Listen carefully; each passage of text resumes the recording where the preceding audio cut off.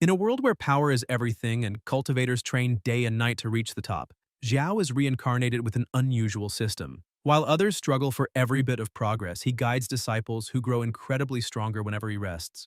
With each moment of peace, his sect becomes stronger. His disciples face enemies, overcome challenges, and raise his name to the heavens. He doesn't need to fight. His role is to lead, observe, and grow alongside them at his own pace.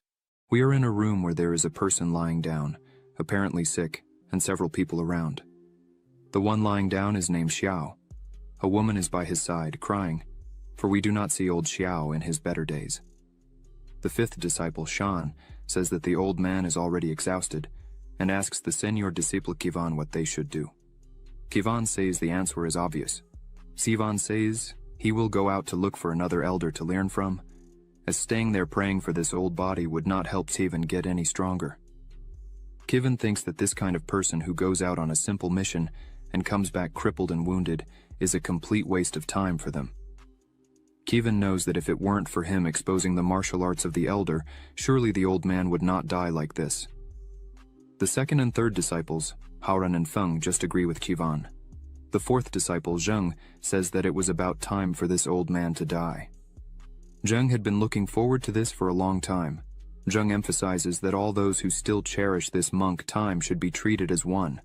The young master would become the disciple of the second elder, who has the highest number of female disciples. The girl who was there listening to all this gets angry at everything and clenches her hand while cursing everyone there. She stands up and shouts at everyone that if it weren't for Xiao, none of them would be able to surpass the cultivation limit and become immortals.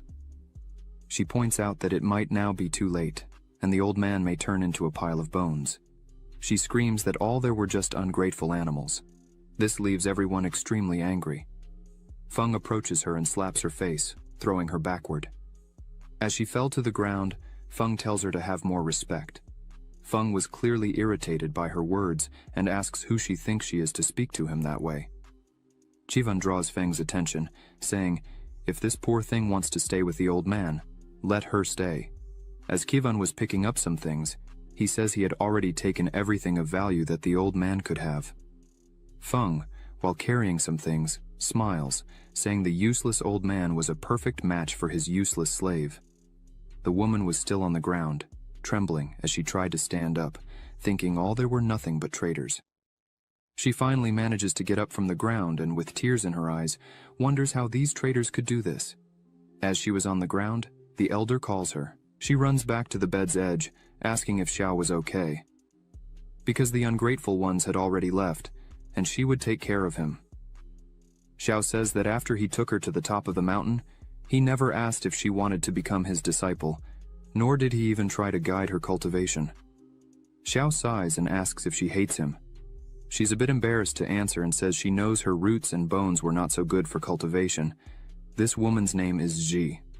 She explains that, in the beginning, Xiao saved her from a slave trader, and for that, Ji has always been deeply grateful.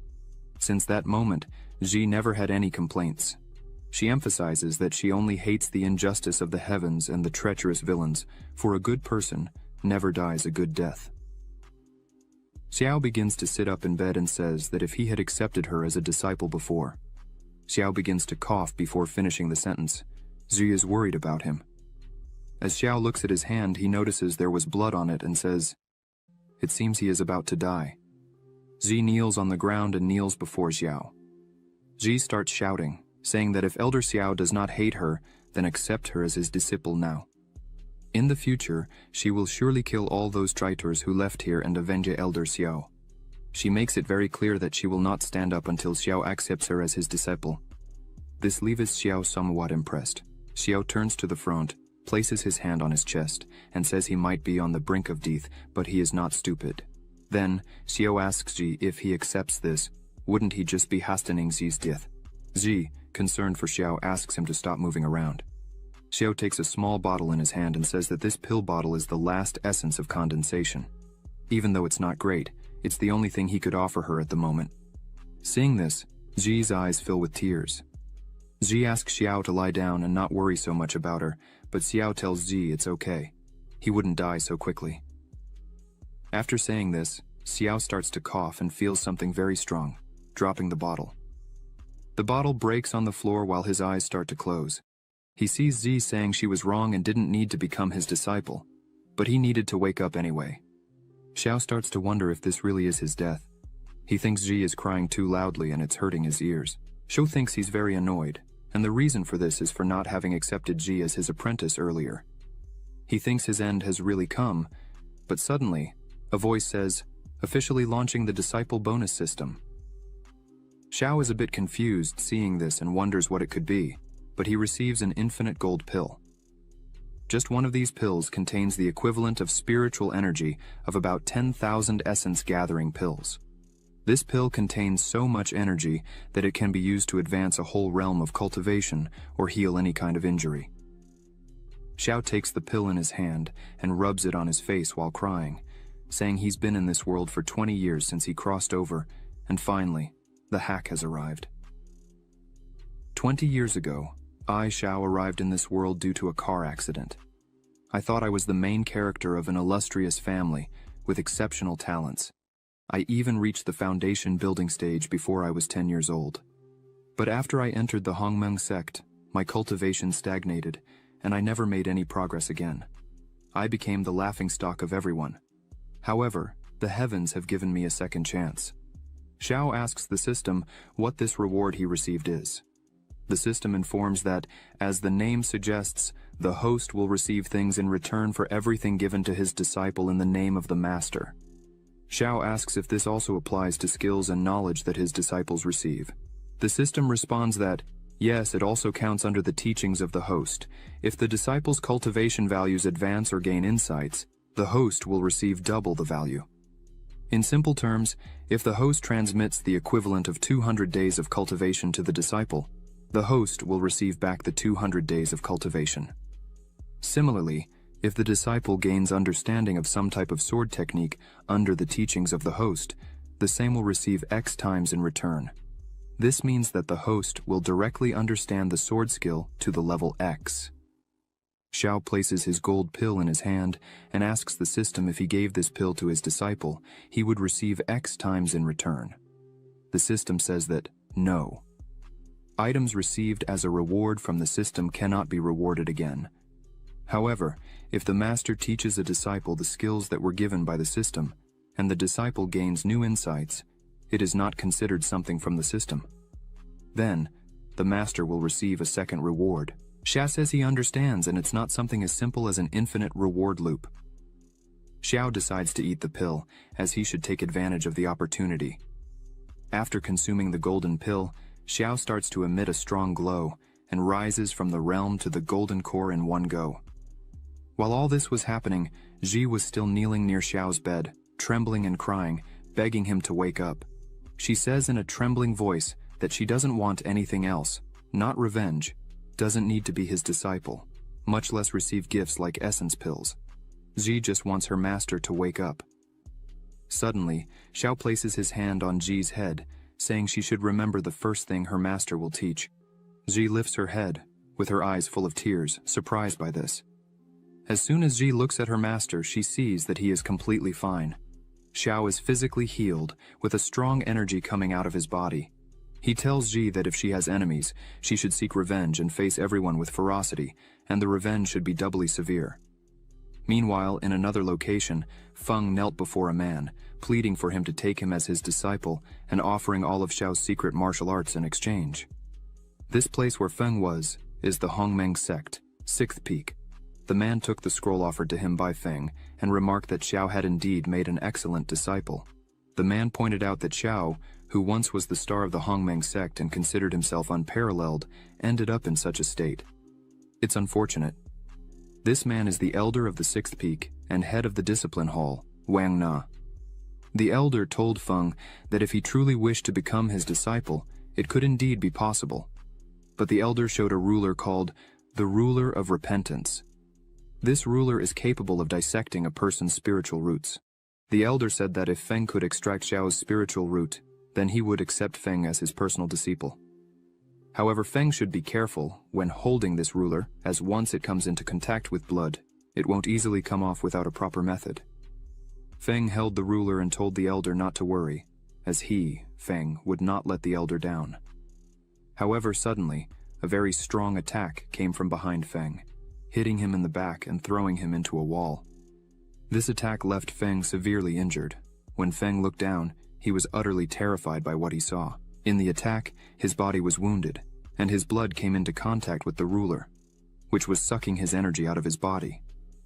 This caused Feng to fall to the ground, screaming in pain and crying in despair. As he lay on the ground, he screamed, saying he couldn't die there as his path to immortality had just begun. Elder Wang Na, confused by all this, asked who could have done this. Looking up, the elder saw Xiao and Ji flying. Xiao looked at Wang Na and said that if he really wanted his spiritual roots, Wang Na should come and get them himself. Wang looked up and apologized to Xiao, saying it was just a joke he was playing on Feng and nothing serious. But, while saying this, Wang was actually wondering how Xiao had such a strong aura, as Feng had said Xiao was on the verge of death. It didn't make any sense. Xiao replied that if that was the case, then all was well. But unfortunately, Xiao wasn't joking. Wang Na. Xiao began to use his magic power and several swords appeared around him. Wang Na, seeing this, was impressed, as this was the Kanglang sword art technique. This reminded Wang Na of something. When I and Xiao entered the Hongmeng sect, Xiao gained the sect master's favor by creating the Kanglang sword art, and received most of the cultivation resources. Luckily, I advanced to the Golden Core realm first, and Xiao became useless. Wang Na created a barrier around himself to defend against Xiao's attack. While Wang Na was inside his barrier, he told Xiao not to be foolish to attack him, as Wang Na had already advanced to the second level of the Golden Core. This meant that Xiao would have no advantage in this attack. As soon as Wang Na finished his sentence, his barrier was easily broken by Xiao's attack. This left Wang Na completely terrified by Xiao's strength. While Wang Na wondered how this could be happening, Xiao, with a slight smile on his face, asked if this was what a person of the second level of the Golden Core could do. Xiao's attack began, and the sword started flying around Wang Na, who was in shock thinking that the power Xiao was demonstrating was of the third level of the Golden Core, or even higher. As Wang Na pondered the power demonstrated by Xiao, one of the swords hit his hand, causing him to scream in pain. Wang Na emerged from the midst of the swords and shouted at Xiao, saying that if he dared to kill Wang Na, the sect would not forgive him for such an act. Xiao quite calmly questioned Wang Na if that could really be true, and highlighted that he was curious to know what the sect would be capable of doing once Wang Na was dead. Xiao turned his attack back to Wang Na, who, with no other option, decided to use a mysterious artifact. Upon using this artifact, a shield rose in front of him, protecting him. Wang Na thought to himself that unfortunately, this artifact only had 3 charges, and this was the last remaining charge. Wang Na considered this a huge loss, as he had intended to use this last charge when he was advancing to the nascent soul stage. Xiao observed this, and thought to himself that Wang Na really did have some tricks up his sleeve. Xiao remarked that it seemed Wang Na had received quite a few gifts over the years. Suddenly, black lightning started to strike everywhere. Wang Na yelled Xiao's name, questioning if he really intended to continue with this.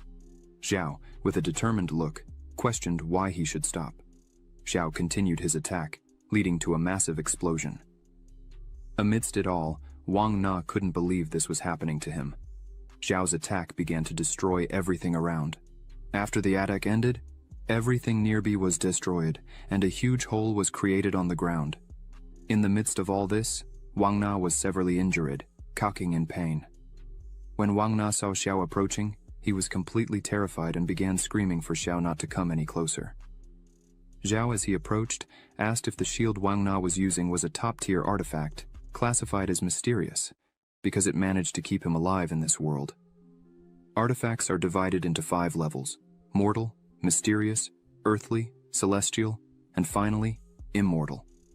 Within each level, there are 4 grades: low, medium, high, and supreme. The shield used by Wang Na was of the mysterious class, high grade. Even within a sect, this would normally be considered a sect-defending treasure. Xiao hadn't expected Wang Na to have such a valuable treasure tucked away. Xiao didn't care much about that. In any case, it was going to end there. Xiao drew his sword and aimed to deliver a finishing blow, but Wang Na created one last barrier around himself and pleaded for Xiao to spare his life. Xiao paused because he heard a voice. This was Zhang He, the leader of the Hongmeng sect. He told Xiao not to act impulsively, as fights among sect members went against the sect rules and could lead to expulsion for both. Xiao turned to the sect leader and laughed, creating a small amount of energy in his hand. Wang Na, seeing Zhang He, thought the gods had given him a glimmer of hope. So he began to beg for help, saying Xiao was beating up everyone there. But in the blink of an eye, Zhang He used his power to strike Wang Na's face, telling him to shut up. Zhang He stated that Wang Na should come to the inquiry pool of the disciplinary hall so they could better analyze and see who truly deserved to be expelled from the sect. Wang Na, severely beaten on the ground, said in a trembling voice that it wasn't necessary. Zhang. He turned to Xiao and congratulated him for breaking through the Golden Core realm after so many tribulations. Xiao thanked Zhang He and said that if he hadn't evolved, he would probably have become someone's target, and his spiritual roots would have been removed. Wang Na shouted that it was a misunderstanding, and he would accept the sect's punishment. However, Wang Na said he hoped Xiao wouldn't use this against him in the future. Xiao crossed his arms and said that, out of respect for the sect leader, he would leave Wang Na alive for now. Xiao, looking back, saw Feng dragging himself on the ground. Xiao pointed out that Feng had committed an even greater crime than Wang Na, as betraying his master and repaying kindness with hostility was unacceptable. Therefore, Feng should be banned from entering the sect, and all his cultivation should be completely extracted. Feng tried to ask for the sect leader's help, but Zhang He simply said it was up to Xiao to handle as he wished. Ji, hearing this, started to run and said there was no need for her master to act. Feng, seeing this, called Ji useless and launched an attack against her. Ji stood completely still as the attack approached. Then, she began to gather magic in her hand and effortlessly defended against Feng's attack. This left Feng completely paralyzed, as Ji had been considered useless until recently. Feng asks when she had learned the Kanglang sword art. Hearing this, Xiao begins to explain that 3 days ago Zhai was sitting. The system pops up with Zhai's specifications. Name, Yan Nu, true identity, disciple, comprehension, 260, root, 15, talent, innate immortal sword. Inactive activation requires reaching the foundation establishment stage to gain recognition from the Lin family's ancestral sword embryo. Xiao thinks to himself how incredible innate immortal sword talent is. Ji asks what an innate immortal sword is. Xiao, with a suspicious look, says it's nothing much, just thinking that Ji might have talents with swords. Xiao says he would look for Feng so Ji couldn't be defenseless. Xiao cuts down a tree with his Kanglang sword art.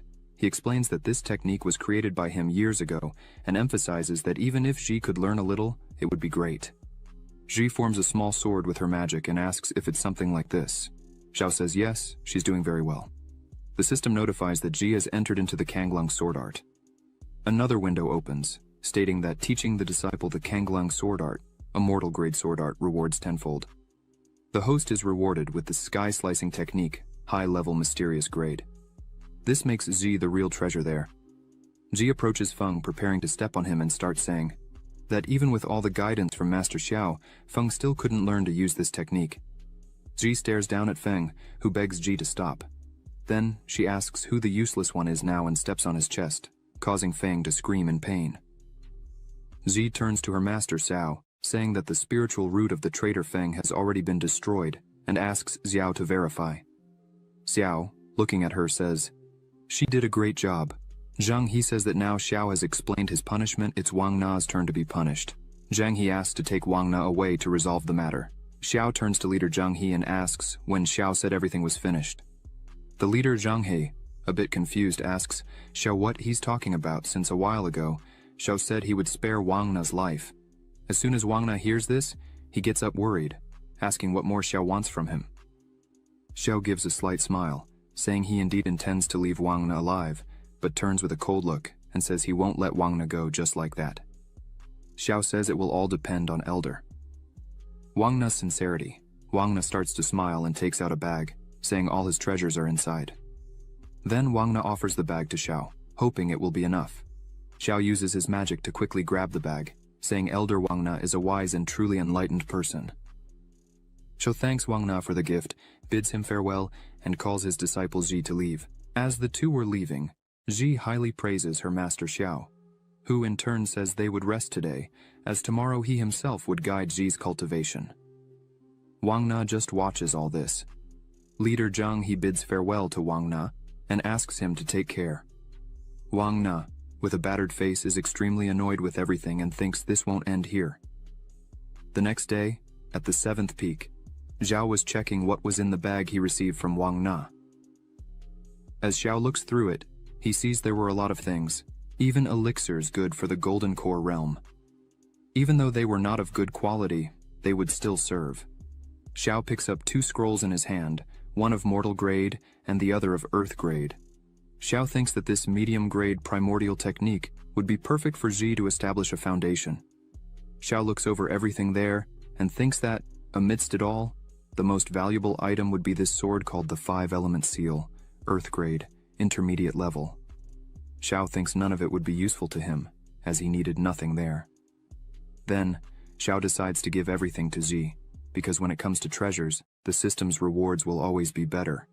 Now that Xiao had looked through almost everything, only one thing remained: a small bag filled with high-level spiritual stones. Xiao thinks Wang Na must have mined a lot in recent days to have all this. Xiao thinks now it's all his, and he's rich. So maybe he'll create a small village one of these days. Ji arrives and knocks on the door, saying Xiao had told her to come in 2 hours for training. She asks if she can come in. Xiao says yes, asks Ji to sit with him. The cultivation realms for practitioners are postnatal, innate, qi refinement, foundation establishment, golden core, nascent soul, separation realm, integration realm, Mahayana realm, transcendental realm. Each realm is divided into 10 minor realms. The postnatal realm strengthens the blood energy to temper muscles, bones, and skin, enhancing physical strength and its quality. The innate realm fills the blood and qi to form internal energy, increasing the power of martial arts and physical defense up to the transcendental realm. Should you reach it, you may ascend to immortality, but this is only a level few have reached. Xiao and Ji sit opposite each other, touching hands. Xiao says he will start by teaching the primordial technique. He asks Ji to focus on comprehending with dedication. Ji agrees, so they begin. While Ji is extremely focused, Xiao is guiding her, telling her what she should do. Xiao says to circulate the qi behind her body a few times to gain understanding. The system window pops up again with the same specifications as before. Xiao sees that Ji only has 15 spiritual roots, so Xiao asks the system what the score of an ordinary person would be. The system shows it's between 50 and 60 points. This explains why Ji easily learns techniques, but when it comes to cultivation, she has a lot of difficulty advancing. Xiao decides he himself will have to force qi for her to refine her essence and marrow. Xiao places his hand near Ji's head, and energy starts to envelop her, passing through her entire body. Ji opens her eye, and now she is at the 10th stage of the postnatal realm. Ji is very worried about Xiao and questions him, asking why he did this, as providing qi directly like this can be extremely costly. It might cause the person to lose cultivation, regress realms, and even injure the provider's body. Xiao places his hand on her head and tells her to be at ease, as her master is very well. The system pops up for Xiao, notifying that he sent 100 days of cultivation to his disciple, and thanks to this, he gained 500 days of cultivation. Xiao, seeing this, thinks he's actually much better off than before. Xiao gives a bag full of riches to Ji, saying all this was a gift from him to her, as before he didn't have much to offer, but now he can provide good things. Ji, seeing this, becomes extremely happy, as she had never received such treatment before. The system shows Xiao gave Ji a 3rd-grade Huan pill and 10 2nd-grade pills. Then, he will receive 15 times this. The system shows he received a 4th-grade Huan pill. Ji thanks her master Xiao again for having saved her life in the past, and now teaching her for the future. She says she will serve him at any time he needs. The system shows again that Xiao gave 17 martial arts to Ji, then received 20 times reward for this. Xiao obtained a celestial grade, supreme-ranked 1,000-mile sword art. Xiao tells Ji not to be so modest with him, as everything that's his is also hers. Xiao asks Ji to train carefully today. After she has managed to absorb this, he will give her more than qi directly for her cultivation. Zi is surprised, as there will be next times. The system shows Xiao gave Ji the martial art 5-element seal, mid-rank earth grade, and for this, he was rewarded 20 times, receiving a gentle wandering sword, supreme rank earth grade. Ji doesn't understand how her master can give her so much qi. So, she tells him to be more careful, as this might be charged, it doesn't seem safe. Xiao smiles, saying he is very well, and if Zi does not believe him, she just has to wait a little, as he will soon go into seclusion for 3 days. Xiao guarantees that he will rise to level 5 of the Golden Core realm. Ji gets excited and says she will protect Xiao while he is cultivating. If anyone comes close, she will take care of it. Xiao tells Ji to be careful and not to stress too much and to practice properly. Ji says it's okay, and will practice right now. Xiao opens the system window to check all his rewards. Xiao takes the Huan pill in his hands and thinks he had heard about it before.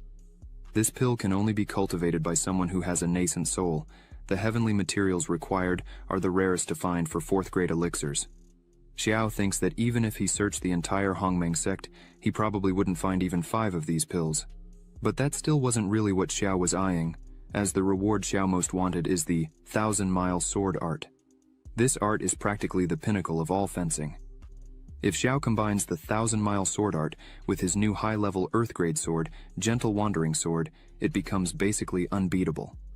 Xiao gets excited about all this and decides to test the real power this combination could have. Xiao sends a small attack at a stone and easily destroys the stone. Xiao is surprised by the 1,000-mile sword art, as this skill emphasizes the way the sword is manipulated. Xiao thinks that if he gathers more swords, or gets more valuable swords, it would be child's play to challenge stronger realms. But that would be for another time, as now Xiao will assimilate the cultivation received from the system. Xiao is quite confident this time. He believes he might reach, or even surpass the 5th stage of the Golden Core.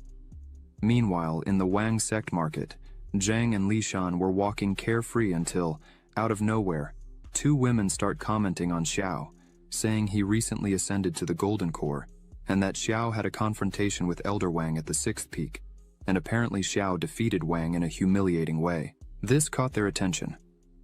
The 2 women highlighted that Xiao was willing to sacrifice his own spiritual roots to assist his disciple. The other woman says that's so perfect and envied people who had a master like that. The 2 were completely in love with Xiao. Li Shan, upon hearing this, starts to think, could Xiao really have been able to help and pass his skills to that Ji? The other 2 women who were with Wang Zheng ask him and Li Shan why they left the 7th peak. Wang Zheng answers the women that everything they were hearing was a lie, as Xiao was a complete idiot who mistreated his students, and that's why they left there. While Wang Zheng and Li Shan were with these women, Lin Haran was just. Watching all this, he starts to think that Xiao, besides having a new disciple, was still able to move to the Golden Core. Not to mention that Elder Wang was not able to defeat him. Lin Haran wonders if this could really be true. So, he decides to see with his own eyes. At the gate of the 7th peak, a man stands in front of Xiao and Ji. This man says he was sent there on behalf of the sect leader Zhang He. This man introduces himself and says he is Ye Chen, the senior disciple of Zhang He. Ye Chen says he came to warn that the great sect competition will be in 100 days, so Xiao should prepare for such an event. Ye Chen looks at Ji and apologizes for what he is about to say, but in Ye Chen's view, Ji is a seemingly weak person. By her talent in the great competition, Ye Chen thinks she will lose and cry over the defeat. Ji gets angry when she hears this, but Xiao steps forward and says that Ye Chen has a somewhat limited view. Ye Chen is a little startled by this. Xiao says that Ji was a person completely without cultivation 3 days ago, and now is already at the 10th stage of the postnatal stage. Xiao asks Ye Chen what he thinks of Ji's rate of evolution, if she really seems irrelevant. Ye Chen is dumbfounded and can't believe what he heard and asks Xiao if he is joking. Xiao says that if Ye Chen doesn't believe him, then Zi is free to show who's boss. Zi obeys immediately and starts to emit flames from her body. Ye Chen, scared seeing this, says that this really is the 10th stage of the postnatal realm, but Ye Chen can't understand how this is possible. Lin Haran, who was hiding and watching all this, is also surprised. Xiao turns back to return to his realm and says that anything is possible. Zhi makes a face proving Ye Chen wrong and saying it served him right. Lin Haoran, still hidden, thinks that a useless person like Zhi could not have risen in such a way with her own talent. Clearly Xiao used his qi to help Zhi. Lin Haoran thinks that the person who directly transfers their qi to another person faces major problems, including in their cultivation. Lin Haoran can't believe Xiao went to such lengths to help Zhi. Then Lin Haoran thinks it would be a good time to extort some things from Xiao. After all this, in the hall of the third peak, Lin Haoran is before Elder Meng Yu, who is asking Lin Haoran if everything he said is true, that Xiao took everything from Wang Na and transmitted the peak of the supreme technique to his disciple. Meng Yu asks if there is anything they can do. Lin Haoran tells Meng Yu that he is the strongest in the sect and should receive the most resources. What Xiao is doing is just squandering the sect's resources. Hearing this, Meng Yu gives permission for Lin Haoran to personally take care of it. Meng Yu emphasizes that if Lin Haoran really manages to defeat Xiao, then he will be accepted as a direct disciple. Lin Haoran thanks him for the opportunity. Meanwhile, in the training room of the 7th peak, Xiao and Zhi are sitting. Xiao asks Zhi if she is ready, as today she will break through to the inner realm and cleanse her meridians. Xiao notes that if everything goes right, in the future, Zhi will be able to cultivate with less effort and more ease. However, for that to happen, she will have to endure very strong pain. Zhi says she is ready and remembers everything Ye Chen said before and promises that as soon as she gets stronger, she will not accept this anymore and everyone will pay attention to her. Xiao sees that although Ye Chen has been spoiled by the sect leader, the encounter between Zhi and Ye Chen was very good. It made her more motivated, and it is this motivation we need. Xiao thinks this really is the moment for Zhi to break through to a higher realm and perform a cleansing on her meridians. Xiao takes a small bag in his hand, and from it takes out a 4th-class meridian cleansing pill. Xiao was able to buy them thanks to the riches he took from Wang Na. Xiao decides to start and prepares to begin the training. As soon as it starts, Zhi tries to concentrate as much as possible. Joy thinks this is more painful than she was thinking, but after the pain passes, Zhi feels as if her whole body becomes lighter. A system window opens, informing that Xiao transferred 200 days of cultivation to Zhi, increasing her aptitude by 70 points as a reward. This was doubled, resulting in 400 days of cultivation and the low-class autumnal water sword technique of Earth rank. Xiao, seeing this, thinks it is finally done. Xiao is very satisfied, as the feeling of gaining something is very good. Now Xiao is at the 6th level of the Golden Core. Zhi finally opens her eyes and feels much better, as she is now at the 1st innate level. Zhi asks if this is a technique to purify the meridians and marrow, and completes asking if now that she has reached the celestial realm, if this was enough to face Ye Chen. A window opens again, showing Zhi's information. Name, Zhenu. True identity. Disciple. Understanding. 260. Aptitude. 85. Talent. Innate body sword. Not activated activation condition. Reach the foundation realm. Obtain recognition of the ancestral sword embryo of the Lin family. Xiao laughs and touches Zhi's face, telling her to be brave and take Ye Chen down. If Zhi defeats Ye Chen, Xiao promises to take her to the World Genius Challenge. Zhi is extremely happy with this, asking if she really can do all this. Suddenly, someone starts knocking on the door, leaving Zhi and Xiao surprised. This person calls for Xiao, saying that one of his disciples had been seriously injured while collecting medicinal herbs for his treatment, and asks Xiao to come outside to take a look. Xiao, already suspicious, decides to follow. As he was leaving, Zhi was just wondering who it could be, and if her master really had other students besides her. As soon as Xiao opens the door, Zhi is surprised to see Lin Haoran lying on the ground. Lin Haoran, with a trembling voice, calls for his master, referring to Xiao, and says that unfortunately, he is still weak because he managed to recover only 1 blood dragon plant, and asks Xiao to take the plant. Zhi screams furiously that Lin Haoran is just a traitor who swore loyalty to the 3rd peak and asks what he is doing there. Lin Haoran, still lying on the ground, tries to explain with a still trembling voice, saying it's just a misunderstanding and the only reason Lin Haoran entered the 3rd peak was to get this life-saving plant for his master. The disciples of the Third Peak's elder Meng Yu say that Lin Haoran almost died to get this plant and doesn't need to speak to him in that way. Meng Yu adds, saying that for 3 consecutive days Lin Haoran had kneeled asking Meng Yu for help, and this moved Meng Yu. Zhi doesn't accept any of these words, saying they are just distorting the truth. It's clear that Lin Haoran betrayed Xiao and is now trying to navigate the situation with this ridiculous act. Xiao asks Zhi to calm down and leave this matter to him. Xiao asks Lin Haoran why he is there if he had already sworn loyalty to the Third Peak's elder. Xiao smiles with a cold expression and asks if Lin Haoran really wants to return to his side. Lin Haoran kneels in front of Xiao, saying he recognizes the weight of his sins, and for having betrayed his master, he is unworthy. However, Lin Haoran begs for forgiveness and asks that Xiao accept this blood dragon herb. The disciples of Meng Yu, watching this scene from afar, start to think that Xiao is very healthy and doesn't need this herb. Another disciple says that Lin Haoran's talent is deteriorating, and if he doesn't get a Class 4 pill, his future in cultivation will be very bleak. The two look at Xiao, saying it's good, he has such a pill in reserve. Because of him, Lin Haoran was harmed. Lin Haoran looks back with a smile on his face, saying that's not true. Xiao, hearing all this, seems to have an idea and says he really was in need of that herb to help his health, and asks Zhi to confirm. She immediately hugs Xiao, saying it's all true. Lately, Xiao has been very weak. The 4 seeing this are shocked. Lin Haoran gets a bit irritated with all this and wonders when Xiao became such a liar. Even though Lin Haoran needs to get this pill by any means, to not be a loser. Lin Haoran goes back to his act and says that Xiao should take this plant and use it, because it wouldn't be right for someone as unworthy as Lin Haoran to continue with such a plant. Xiao, in the blink of an eye, takes the plant from Lin Haoran's hand and goes back to Zhi, saying everything is resolved and they would have chicken stew for dinner. Zhi doesn't understand anything that's happening.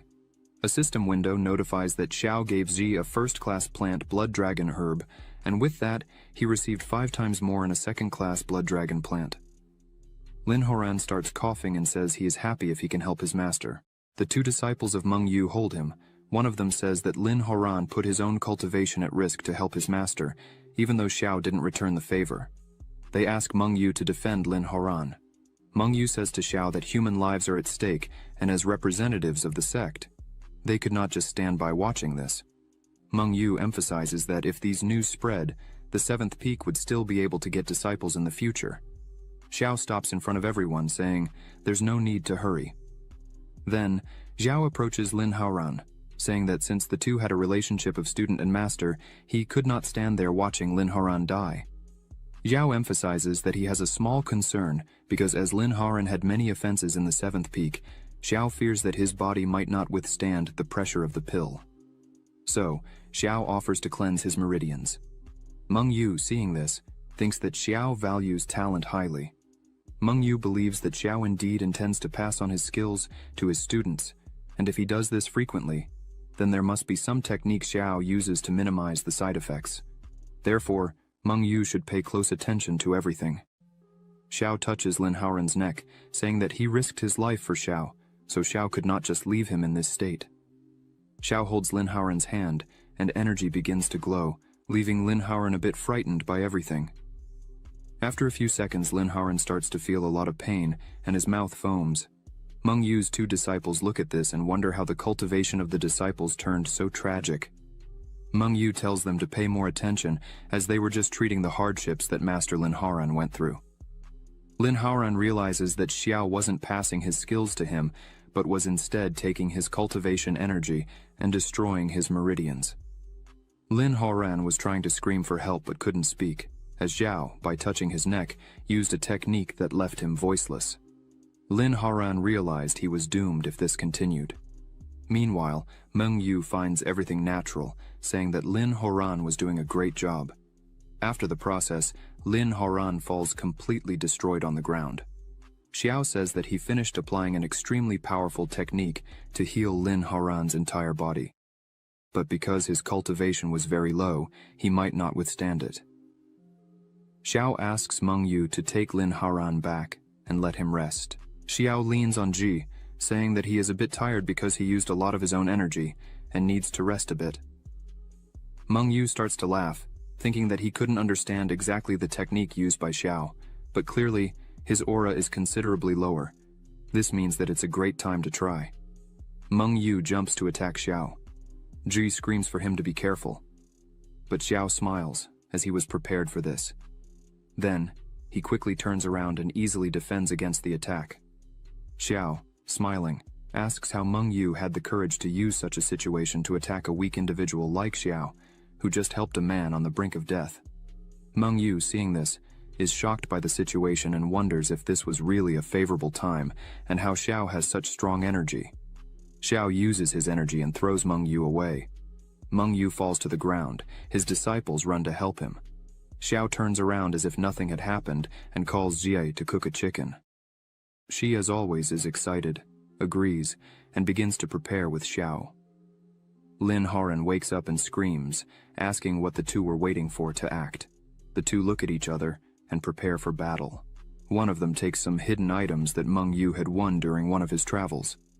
This can be controlled through a special technique. It disappears into the air without leaving any scent, a completely invisible attack. No one was able to counteract this before they came to the 7th peak. Meng Yu gave this to him and made clear how to use it if it came to this point. Then, he launches it towards Xiao. However, Xiao dodges as if it were nothing, making it seem like a joke.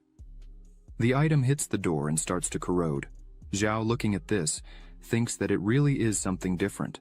However, as soon as he consumed the limitless golden pill, his senses improved greatly, allowing Xiao to perfectly sense killing intent. Otherwise, Xiao could be in serious trouble.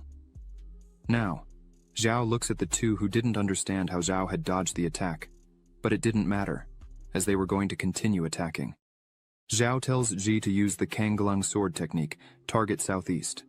Ji summons her sword and prepares for the attack. With a simple movement, she defends against the attack. Ji is astonished by what she did. A system window appears, saying that a reward was given. C. 0 stone. Detected that the disciple, under the guidance of the master, comprehended the intent of the Kanglang sword. First stage, reward tripled. Obtained the Dragon Spirit Armor, Earth category, intermediate class. Xiao looks at Ji and thinks he had expected this. Ji's innate body sword she learned recently, although she is already able to understand the sword intent. Meng Yu's two disciples are completely astonished by this, for even over the nascent soul realm, even the realm gathering separation would not be able to detect this attack. They ask who the hell Zai is. Lin Horan, crawling on the ground, screams that he needs to get out of there quickly. Zai notices this and, looking at Lin Horan, who had betrayed his master and harmed his ancestors, how Lin Horan had the courage to try to harm his master. Now, hearing this, Lin Horan gets scared. Zai jumps with her sword and says it's unforgivable. Lin Horan tries to flee, but Zai's attack hits him with great force. Lin Horan falls completely defeated on the ground, saying with his trembling voice that this could not be happening. One of the disciples tells him not to approach. Master Meng Yu says it will not end like this, for Xiao harmed their companion. The Sect master will not let this pass. The other disciple says they should not fear Ji, for they are in the foundation stage and another in the golden core, and Ji was just in innate cultivation. However, the other disciple points behind Ji, saying they were not seeing what was really there. When they look, Xiao is with a bloodthirsty look. Xiao touches Ji's shoulder, but she tells Xiao not to worry and rest, for she would take care of everything for him. But Xiao says he wanted to teach Ji something, and, with the same look, says that sometimes dying is more convenient than living. The two start to stutter, asking what Xiao was thinking of doing, and ask him not to approach any further. Xiao, while walking directly towards them, asks if they are regretting their actions. Unfortunately, it's too late now. A few hours later, in front of the Sect leader, Xiao reports the whole occurrence, saying that Meng Yu, along with a traitor from the Sect, came to provoke without any reason. And to protect his and his disciples' integrity, Xiao and Ji killed Lin Haoran and crippled the cultivation of 2 disciples from the 3rd peak. With all this, Xiao hopes the Sect leader understands and does not try to punish the 7th peak for it. Leader Zhang, he just looks at all this. Zhang He says that, although the traitor is dead, there may still be remnants. The leader emphasizes that repeatedly violating the Sect rules cannot be forgotten. Several times, Xiao lowers his head and says the leader is correct, and he, Xiao, respectfully follows the sect leader's instructions. Meng Yu stands up and says the leader is being biased towards Xiao, for clearly he is distorting the real facts, talking nonsense. Meng Yu says he went to the 7th peak with good intentions, and Xiao killed one of his disciples, breaking the sect rules, and this should be punished with expulsion. Xiao responds that it was not quite a visit, as he had already taken Lin Haran as one of his disciples. Meng Yu should be responsible for Lin Haran's life and death. Xiao asks what the purpose was in taking him to the 7th peak. Xiao completes saying that visits do not need prior preparations and throws the needles used in the attack. Xiao asks Meng Yu if he thinks he can easily deceive the sect leader like this. Meng Yu, stuttering, tells Xiao not to make false claims like that. Leader Zhang. He slams his hand on his chair, showing he was annoyed with all this. He emphasizes that it really is unusual to see Meng Yu defending the sect rules like this. The leader says that since Meng Yu started all this, they should let Meng Yu set an example by voluntarily losing his cultivation according to the sect rules. Meng Yu, upon hearing this, kneels down again, begging for mercy. Zhang. He stands up and says, "That's enough. This matter would end here. As punishment for Meng Yu's behavior, he should undergo 3 months of physical penance and 1 month of reflection facing the cliff, and there will be no further discussion." Xiao thanks, saying the sect leader is very wise. The guards arrive to take Meng Yu, who is disbelieving to this point. While being taken away, Meng Yu looks at Xiao and says he would take revenge no matter the cost. While all this was happening, Ji was training seriously in the 7th Peak's training hall. Xiao opens the door and asks how Zi's comprehension was going, but as soon as he opens the door, she gets startled and quickly gets up, starting to run around Xiao, apologizing for having acted that way with the traitor. And if the sect leader had applied any punishment, she would take full responsibility. Xiao calms her down, saying that it was nonsense in her head. She wasn't at fault for anything, and she should be more at ease, for Xiao would protect her from everything and everyone. No one would be able to harm her. Xiao touches Ji on the shoulder and tells her to remember these words well. From today onwards, whether it's traitors, gods, Buddhas, emperors, or ministers, if anyone dares to offend Ji or Xiao, he himself would retaliate. All this leaves Ji with a face red from excitement. Xiao says that even if the sky falls, he will still be by Ji's side to protect her. Ji starts to cry and falls to her knees, showing gratitude. Seeing this, Xiao asks what she was doing. Xiao lifts Ji up and asks her to simply say if she wants to say something. Zi says there are some things she feels should not be hidden from Xiao. Zi says her real name is Lin Ji, and she is the daughter of the Lin family, the rulers of the Southwest. Xiao is surprised by this, as the Lin family was a recognized martial arts family in the Southwest. Xiao thinks that 10 years ago something happened, and everyone was annihilated overnight. Ji, with her eyes full of tears, begins to explain that 10 years ago, the Lin family discovered a huge spiritual stone vein on their territory, and this was a great breakthrough. The abundance of spiritual stone resources was enough to establish a power similar to the Hongmeng sect overnight. Ji's father, who was the head of the Lin family at the time, immediately ordered that this matter should not be disclosed, fearing it would attract disaster. However, Ji's uncle, driven by selfish motives, sold this information to the Lu Yun sect because he was dissatisfied with the distribution of mineral resources by Ji's father. Ji's uncle wanted to be the head of the family, and, since they didn't let him do such a thing, then he sold the information wishing that everyone would die, to take advantage of the spiritual mine. The Lu Yun sect murdered more than 100 members of Ji's family. The Lin family survived only under her father's protection. Ji was able to survive by a stroke of luck. When Zi managed to escape from all that, she encountered bandits on the way who robbed her of all her money and sold her to slavers. Zi says fortunately her master Xiao found her, otherwise Ji can't even imagine where she would be at this moment. Hearing this, Xiao burst into tears, saying he had no idea that his disciple's life was so miserable. Now it's clear why Ji hates traitors. Her seriousness is justified. Xiao grabs Ji by the arm, saying they would go down the mountain. Ji asks why they would do that and where they would go. Xiao says Ji begged Xiao to be her master, and out of respect for that, he should avenge everything. Xiao looks into Ji's eyes and smiles, saying that as her master, he would go with her to the Lu Yun sect to avenge everyone with their own hands. Ji starts to cry again upon hearing this. Ji runs and hugs Xiao, saying she just wanted to see him live a peaceful life and, if necessary, she would spend the rest of her life kneeling just to fulfill that. Xiao tries to calm her down, saying she doesn't need to say those words at the moment. They must head for the peak. The future is limitless. Xiao calls Ji to leave, and she agrees.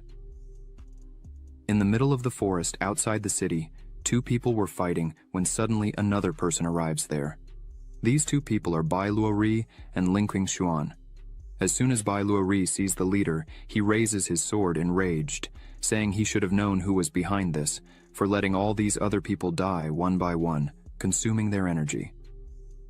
Only this guy is capable of doing such a thing, isn't that right, Zhang Yi? This man is named Zhang Yi. He is from the Sun and Moon Ghost sect. Zhang Yi smiles, saying it's no wonder Bai Luori was a disciple of Fairy Zhu, as Bai Luori was able to kill several men there. Zhang Yi highlights that the green twin swords technique certainly deserves its reputation. Zhang Yi leaps towards the two, declaring that it all ends there. Bai Luori and Linqing Xuan brace for battle, but suddenly, a beam of energy shoots between the three, causing everyone to halt. Zhang Yi turns angrily, questioning who did that. Linqing Xuan and Bai Luori, startled, gaze at the hole created in the stone. Ji appears, frustrated with energy in her hand, lamenting that she unfortunately missed her attack. Xiao, quite calmly, mentions he had warned that Ji's attack was timed too early, which is why she missed. Zhang Yi turns and comments that all this was caused by such a beauty, mockingly asking how she plans to compensate him. Ji dislikes Zhang Yi's tone and declares his arrogance warrants death. Ji advances on Zhang Yi, but with a simple move Zhang Yi disarms Ji, telling her that her master should have advised her against such actions if she's not strong enough. Linqing Xuan and Bai Luori, witnessing this, shout for Ji to be careful, concerned for her, but Ji is entirely focused on her task and tells Zhang Yi that the only thing her master taught her was not to pity fools like Zhang Yi. Then Ji uses her magic and a glow forms behind Zhang Yi, and before he can react, several swords strike him from behind, causing Zhang Yi to scream in pain. Ji takes Zhang Yi's Qiankun bag and brings it to Xiao, noting it contains nothing of great value, just some spiritual stones and elixirs. Xiao suggests she should just keep the bag. Linqing Xuan and Bai Luori approach Ji and Xiao, thanking them for their help. They introduce themselves as students of Elder Zhu Xuan from the Hongmeng sect and inquire about their names. Xiao introduces himself, pleased to meet them, as Elder Xiao of the 7th Peak, and introduces Ji as his student. Linqing Xuan and Bai Luori are surprised to meet Xiao and express their gratitude again.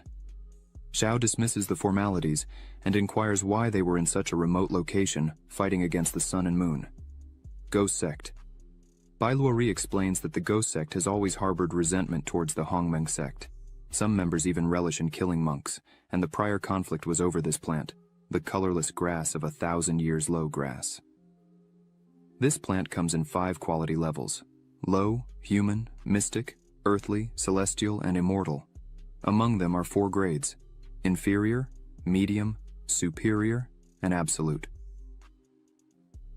Bai Luori mentions that although this plant serves merely as a base for creating foundation stage pills, they are still highly valuable.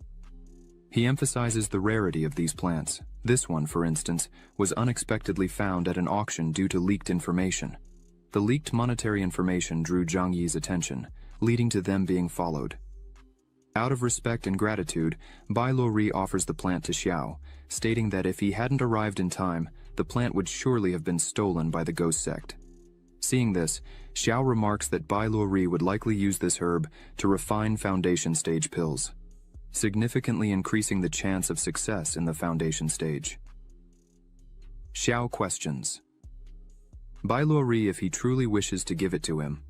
Linqing Xuan and Bai Luori gaze intently at Xiao. Then Bai Luori responds that his master always taught them to be thankful for generosity and always avenge their enemies. With that, Bai Luori pleads for Xiao to accept the herb as a token of gratitude. Xiao agrees to accept, but since they are esteemed students of Elder Zhu, as soon as Xiao refines the pills, he will share them. Bai Luori thanks again and attempts to hand the herb to Xiao, but Xiao looks back and suggests it's a bit early to receive such a gift and calls for everyone's attention, as he intends to teach 3 lessons to all present. Xiao advises that in the future, when they kill someone, they should focus on eradicating the root of the problem and demonstrates by launching a sword with his magic at a tree, slicing it in half. 2 people appear beside the tree that was just cut down. Bai Luori, with a frightened face, yells asking when they hid there. The woman, still crouched, says that he was acting extremely arrogant even though he is at the 1st level of the Golden Core. These 2 are called Bai Yanzi, who is at the 3rd level of the Golden Core, and Qing Yang. She is at the 4th level of the Golden Core.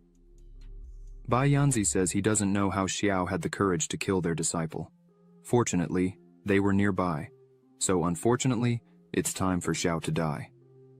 Xiao says he heard about the 2 elders of the Lunar and Solar Phantom Sect a while ago, known as the Yin and Yang deities. Their soul recovery abilities are unmatched, and capturing targets is just a matter of time. It must be you 2, right? Xiu thinks that before leaving the 7th peak, he used techniques to hide his aura. Clearly, these 2 don't have that much discernment. Bai Yanzi looks at Xiao and says that even knowing their reputation, he still does not show fear. This makes Bai Yanzi even more excited for the combat. Bai Yanzi swings his chains trying to hit Xiao, but he easily dodges the first attack. Xiao looks at the trunk of the tree that the chain touched and notices something different. Bai Yanzi creates a kind of whirlwind with his chains, leaving Xiao in the middle of them. Bai Yanzi says that these chains were fused with blood and qi of thousands of people. Even a nascent soul cultivator will be turned into bones if they touch them. Xiu continues to dodge all the chain attacks and thinks that Bai Yanzi's words are very extravagant. As long as he keeps dodging, everything will be fine. But just as Xiao finishes saying these words, he feels something strange and, looking down, sees several magical skeletons coming out of the ground and holding his feet.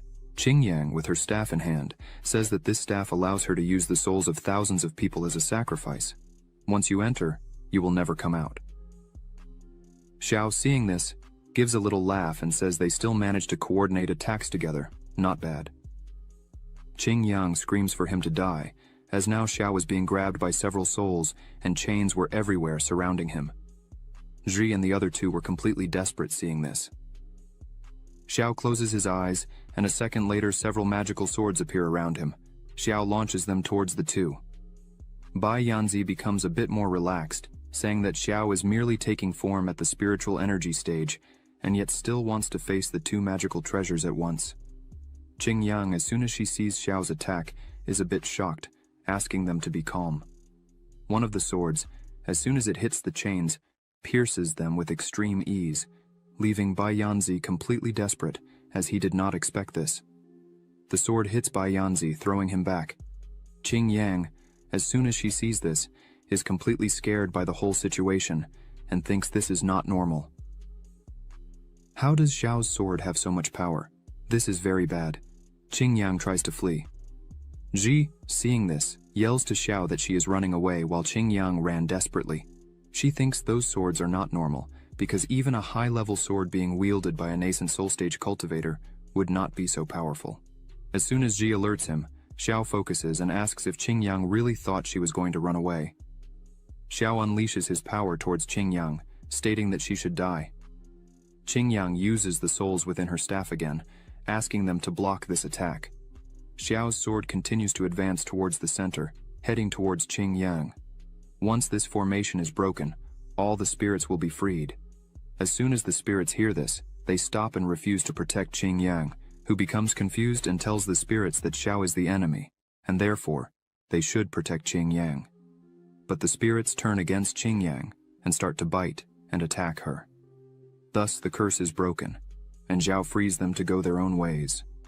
Linking Xuan and Bai Luori are completely amazed by Xiao's immense strength, as the 2 villagers from the Lunar and Solar Ghost Sect were just killed by Elder Xiao with just 2 moves. Linking Xuan thinks that now Xiao might even be in the nascent soul realm. Zhi comes running, all happy, saying that all the treasure from the 2 who were just defeated was there with her. Xiao approaches and smiles, congratulating Zhi and saying she is getting better and better at collecting spoils. Xiao tells Ji that there is a Qiankun bag that belongs to Zhang Yi so Ji could keep it. As soon as Ji hears this, her eyes light up with happiness. Ji, very happy with this, thanks her master Xiao for the gift. Linking Xuan and Bai Luori are agape, seeing that Xiao was giving all the economy of the elders from the lunar and solar ghost sect to Ji, who was just a disciple. Ji was now boasting with 10,000 low-rank spirit stones and many elixirs. Zhai asks her master Xiao how she was going to use all this by herself. Xiao says that he had already given everything to Ji, so she should save and use it very carefully. Xiao thinks it's time to see what the system gave him as a reward. The system notifies that it was detected that the host gave to his apprentice 68,720 low-rank spirit stones, 4,600 intermediate-rank spirit stones, 36 second-stage cores, 16 third-stage flying locust condensed pills, merciless millennium herb, 100 cubic meters Kenkun ring, 250 cubic meters Kenkun bags. The system announces that it was calculating the rewards. After a few seconds, the system shows the rewards, which are a level 4 immortal nourishing pill, a 15,000 cubic meters Kenkun ring, 5 merciless millennium herbs, 2,000 absolute class spirit stones. Xiao is very surprised with all that he has just received. Xiao stops for a moment and smiles, as he had received 2,000 absolute class spirit stones. There are 4 classes of spiritual stones: low, intermediate, superior, and absolute. The exchange value between the higher levels is 1 to 100. This means that Xiao has 2 billion low-class spiritual stones. Xiao celebrates happily, as he just became rich overnight. She goes to Xiao and asks him if she could give these 2 bags to Linking Xuan and Bai Luori, since she already had a Qiankun ring. Bai Luori says they cannot accept it, as it is too valuable. Xiao pats Ji on the head and says that he had given it to her, so Ji could do whatever she wants with all the gifts. Ji smiles and hands the 2 bags to them, asking them to take good care of them. Linking Xuan and Bai Luori cry with happiness, saying that Ji and Xiao were good people. Bai Luori thinks that he is envious of Ji for having such a selfless master. After some time, Xiao and Ji arrive at the Lu Yun city, alchemy room. After entering, there are several people inside focused. Ji asks Xiao what they were doing there. Xiao explains that the ruthless millennium herb they just obtained outside the city can be used to refine foundation creation pills for Ji. To avoid losing the efficacy of the medicine, they would refine the elixir first and then go to the Lu Yun sect. Ji, hearing this, becomes extremely happy with her master. A woman hears the conversation. Her name is Sumuhan. As soon as she hears this conversation, she is surprised because one must be at least at the golden core cultivation level to refine foundation creation pills. Sumuhan, seeing Xiao, thinks he looks too young for such an achievement, but as she takes another look, she sees Xiao cultivating calmly, which impresses her. Suddenly everything explodes. Xiao and Ji are thrown away by the explosion. Ji, embarrassed, asks if Xiao really knows how to make elixirs. Xiao opens his fan and tries to cover his face while responding that he had never made a foundation creation pill before. Sumuhan comes over and says that if they wish to perfect a foundation creation pill, she could help them. Ji gets excited, saying that would be great, but Xiao was a bit suspicious of all this. Sumuhan says that the foundation creation pill requires pouring a large amount of spiritual energy into it, and Xiao would have to do this alone. The other people watching think Sumuhan is teaching for free. It seems she really has a good heart. Xiao, looking at Sumuhan's shirt, sees the symbol indicating she is a second-level alchemist. Xiao is surprised because she seems very young for this. While Sumuhan is focused on the herb in her hand, Xiao thanks her for the help and says he would pay double the market value for the assistance. And so, Sumuhan begins preparing the herb, while Ji and Xiao just watch everything happening. Green and yellow energy begin to spread around the place. Sumuhan takes a bottle and says, "Dan Sung," and the energy starts to enter the bottle. Xiao thanks her, and when he goes to pay, Sumuhan says there's no need, as it was just a favor she did for them. People start to run and scream, saying the auction has started, and there is a terrestrial-level sword in the auction. Sumuhan just watches, surprised by all this. Sumuhan starts to leave the place and says there's no need to pay. Xiao thinks he needs to buy a good weapon for Ji, and there is a terrestrial-level sword in the auction. Xiao thinks that if he can buy everything useful in the auction and give it to Ji, he would earn a fortune in rewards from the system. Then, Xiao calls Ji to follow him to the auction. Ji accepts and is happy, as she has not been to one before. On the second floor of the Tianji building, the auction is happening. In the center there is a person presenting the items. In their hands there is a 1,000-year-old ironwood whip, infused with spiritual energy, embedded with spiritual stones to multiply its power, capable of killing and being upgraded to the Zhuan lower realm. The starting price is 30,000 low-class stones. Z stands up, happy, and shouts, 100,000. The others are very annoyed, as they bid very high on all the items. Normal people can't keep up with all this money. Sumuhan, watching this, just stays silent.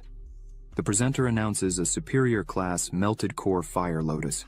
The presenter says that after testing, the quality of this lotus is exceptional, and for this reason, the starting price is 1 million low-class spiritual stones. Sumuhan, all shy, thinks this is her only chance to get the melted core lotus, but Z, not caring about anything, stands up again, all happy, saying she offers 2 million.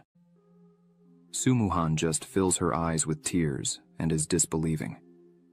The other people say they can't cover that value, and it was over.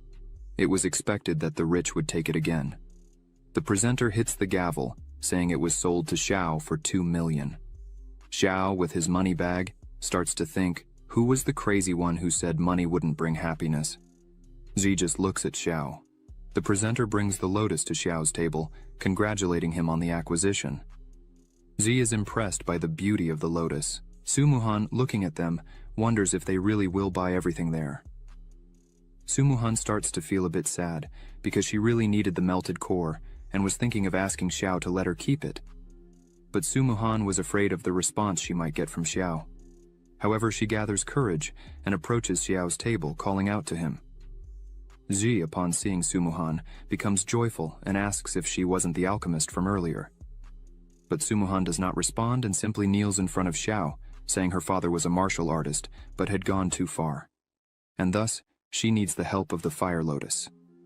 Then, Sumuhan begs Xiao to sell her the fire lotus, emphasizing that she would repay the favor by working hard for Xiao.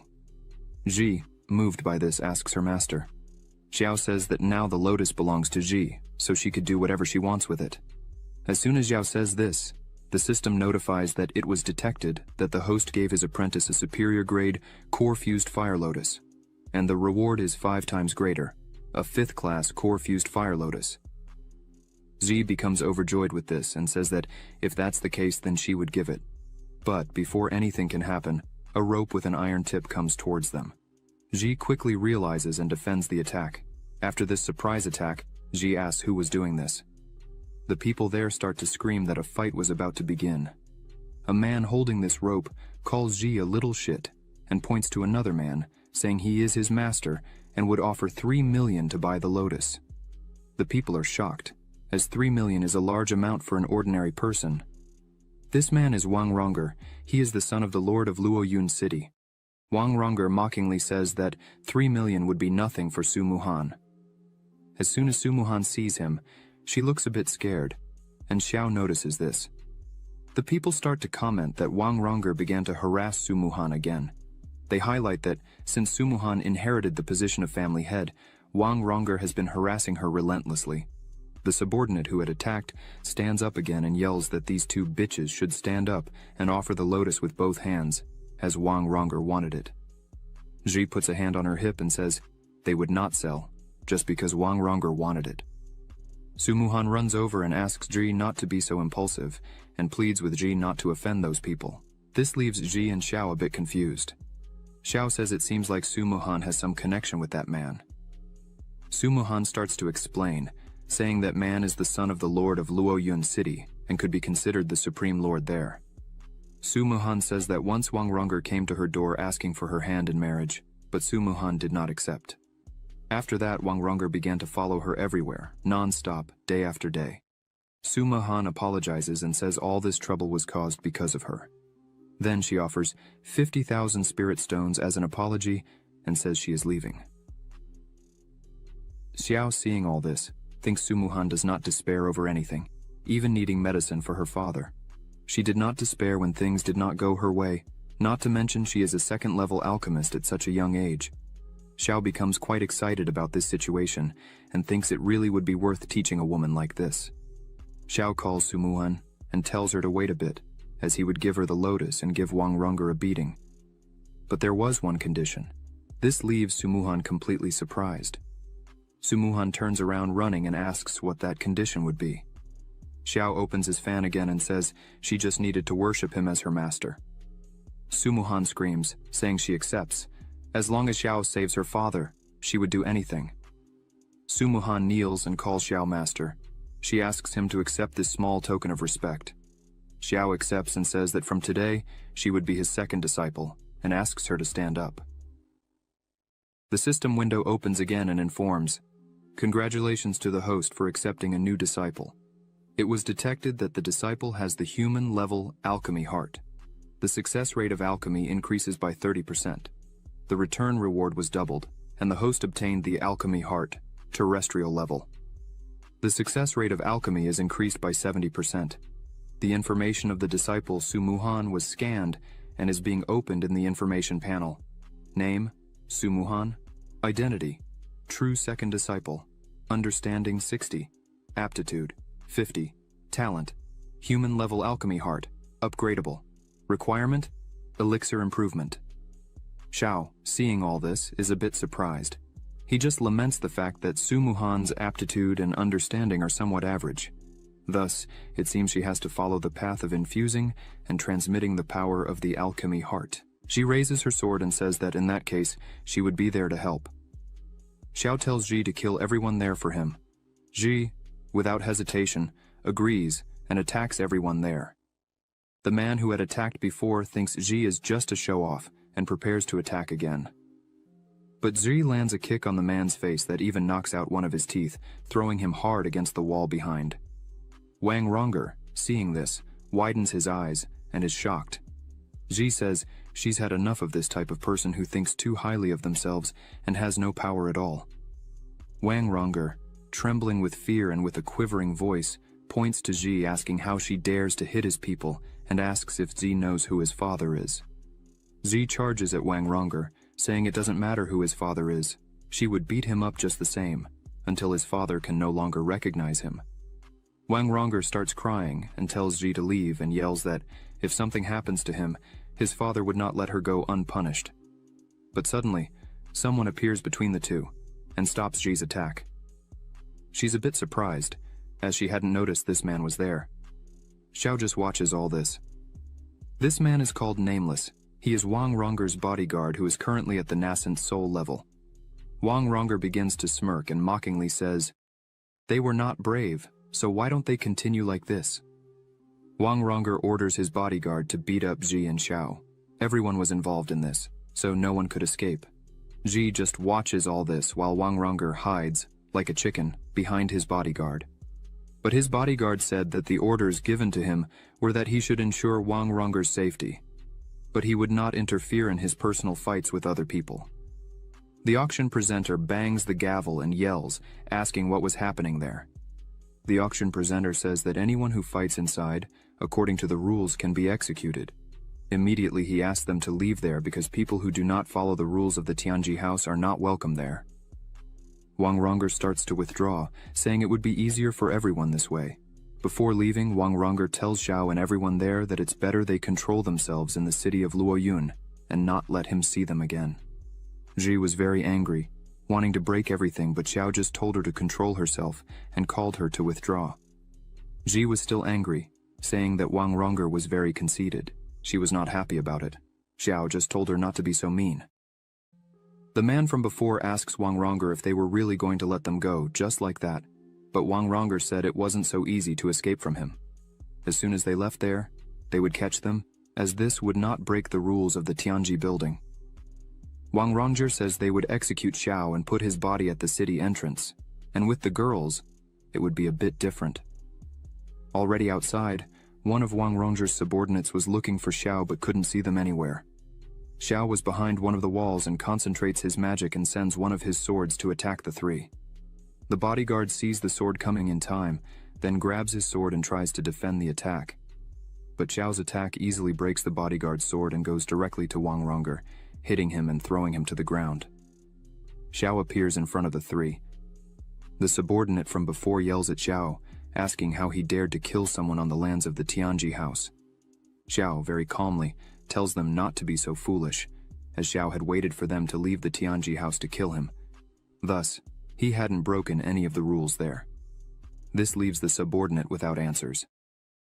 The bodyguard drops the rest of his sword on the ground and says that Wang was authoritarian, idiotic, and annoying, but the bodyguard was paid to protect him, and so he should be loyal to Wang.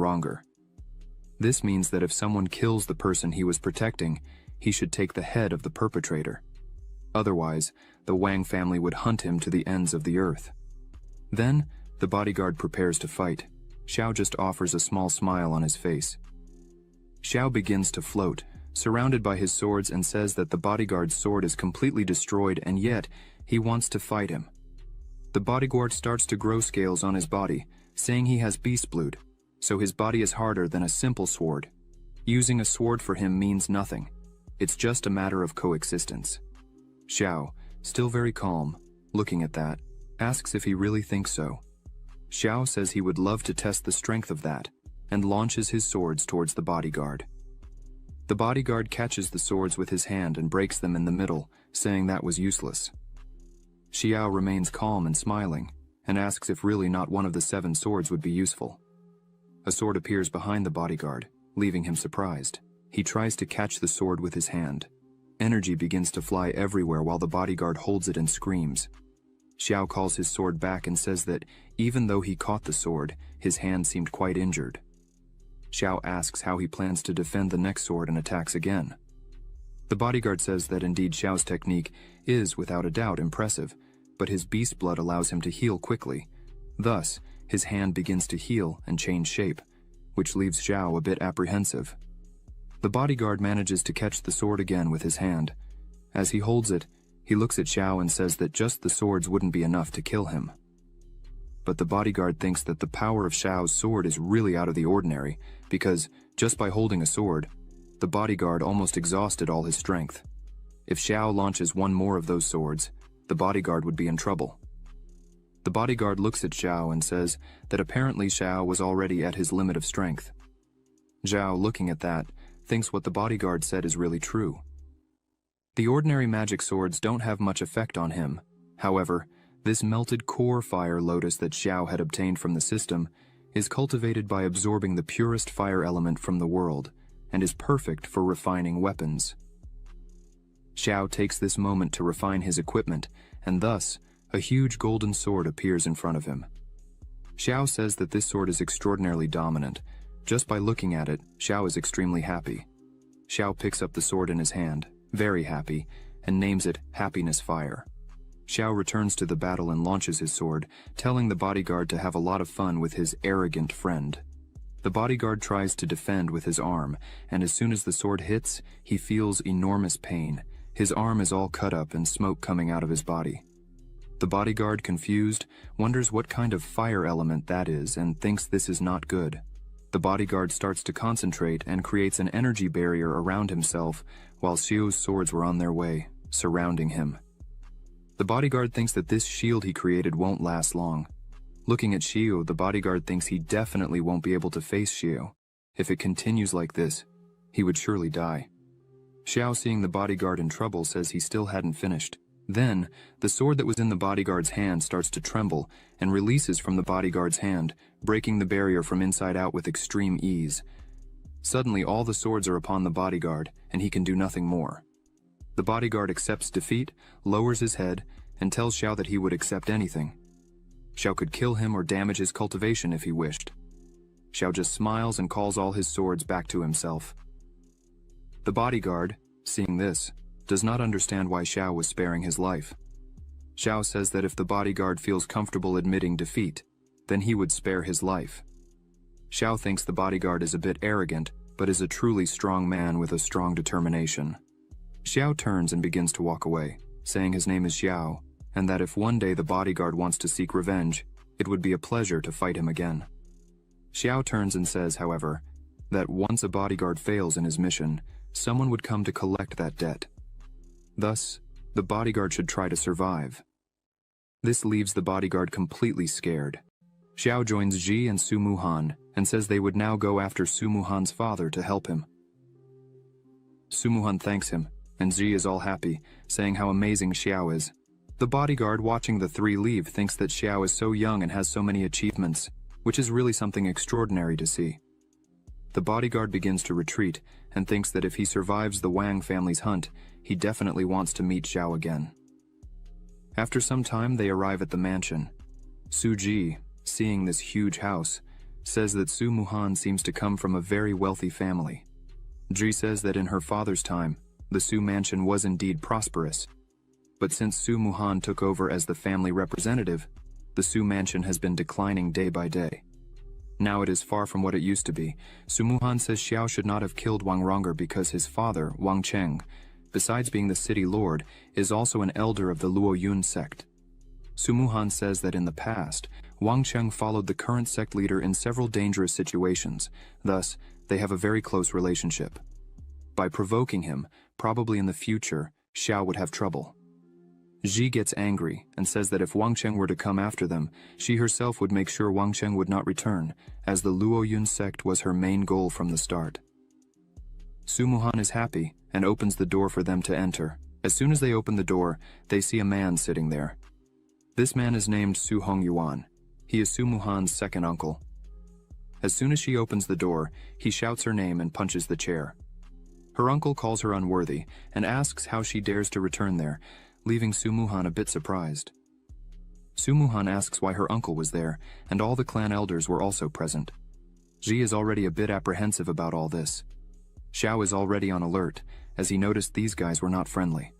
A woman points her finger at Sumuhan, and begins to say that Sumuhan should not even dare to ask that, because if they had not come there, they would never know that the Su family had been sold by Sumuhan herself. This woman is Sumuhan's third aunt, named Su Yuan. She asks Sumuhan how she dared to take advantage of her older brother's great injury to take advantage of the Su family's property in the Celestial Destiny Pavilion. Sumuhan says it's not like that. She did not do this for any profit, but rather to buy the lotus and save her father's life. Her aunt asks where this lotus she claims to have bought is. Sumuhan takes the lotus out of her bag and shows it, saying she was completely happy to have gotten this lotus.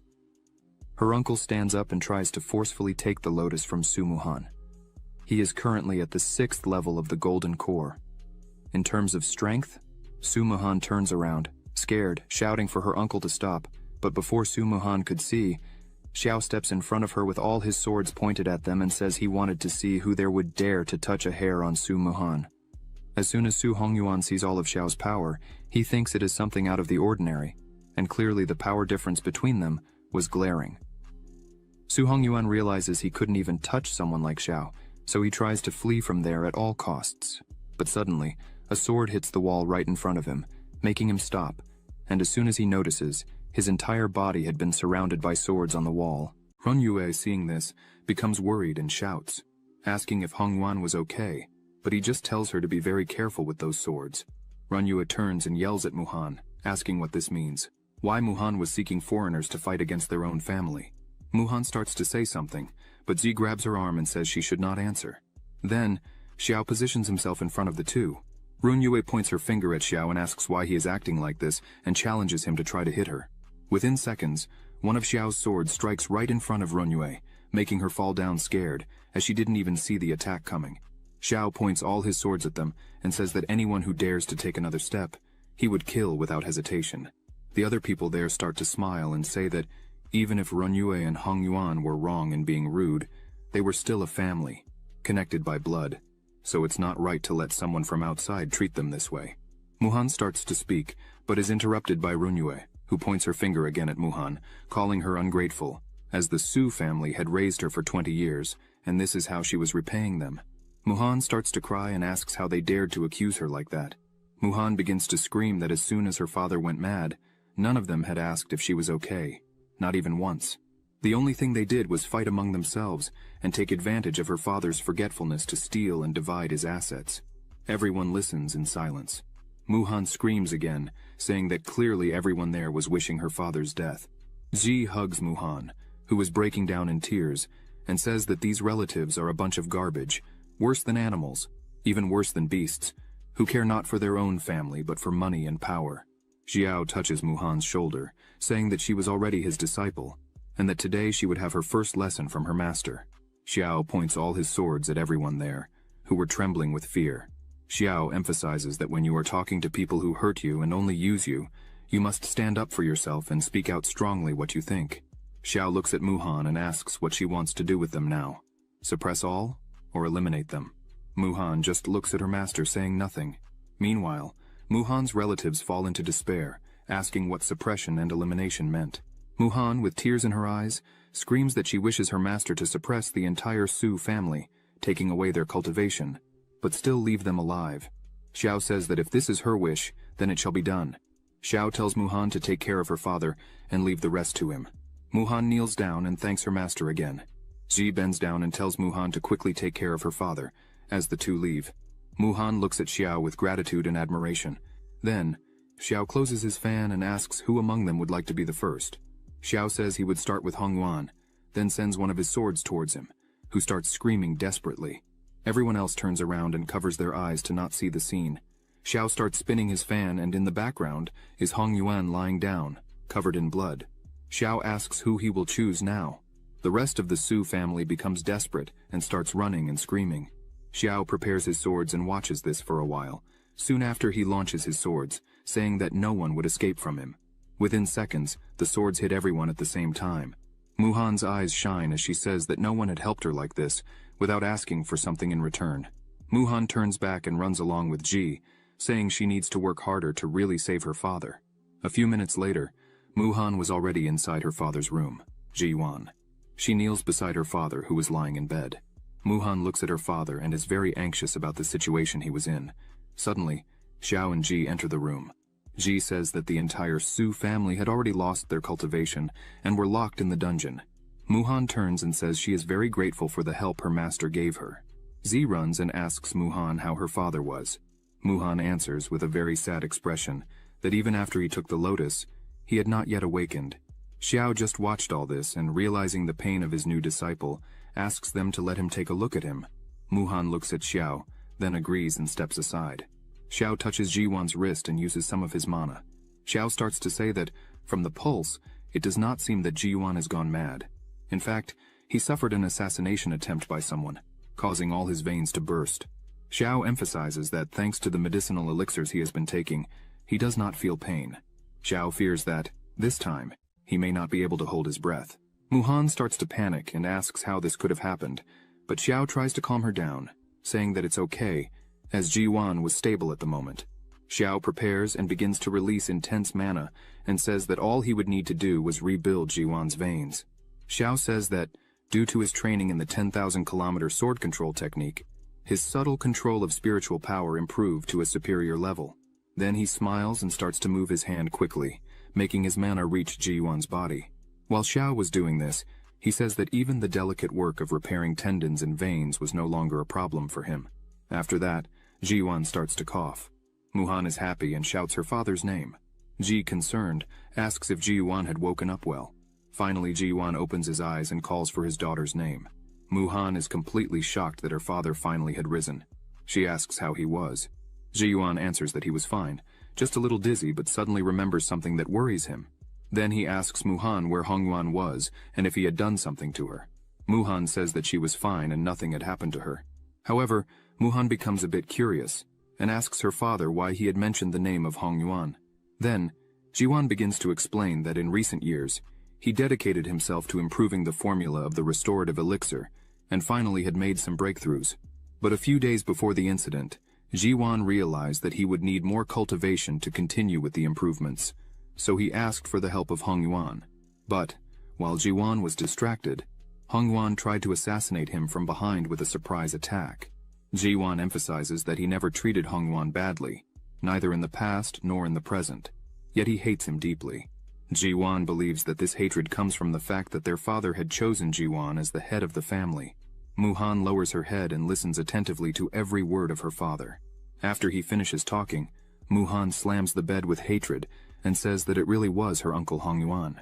Meanwhile, Xiao thought that the restorative elixir that Su Yuan had previously mentioned would probably be a 3rd level elixir, so it would be a good way to improve Muhan's alchemy heart.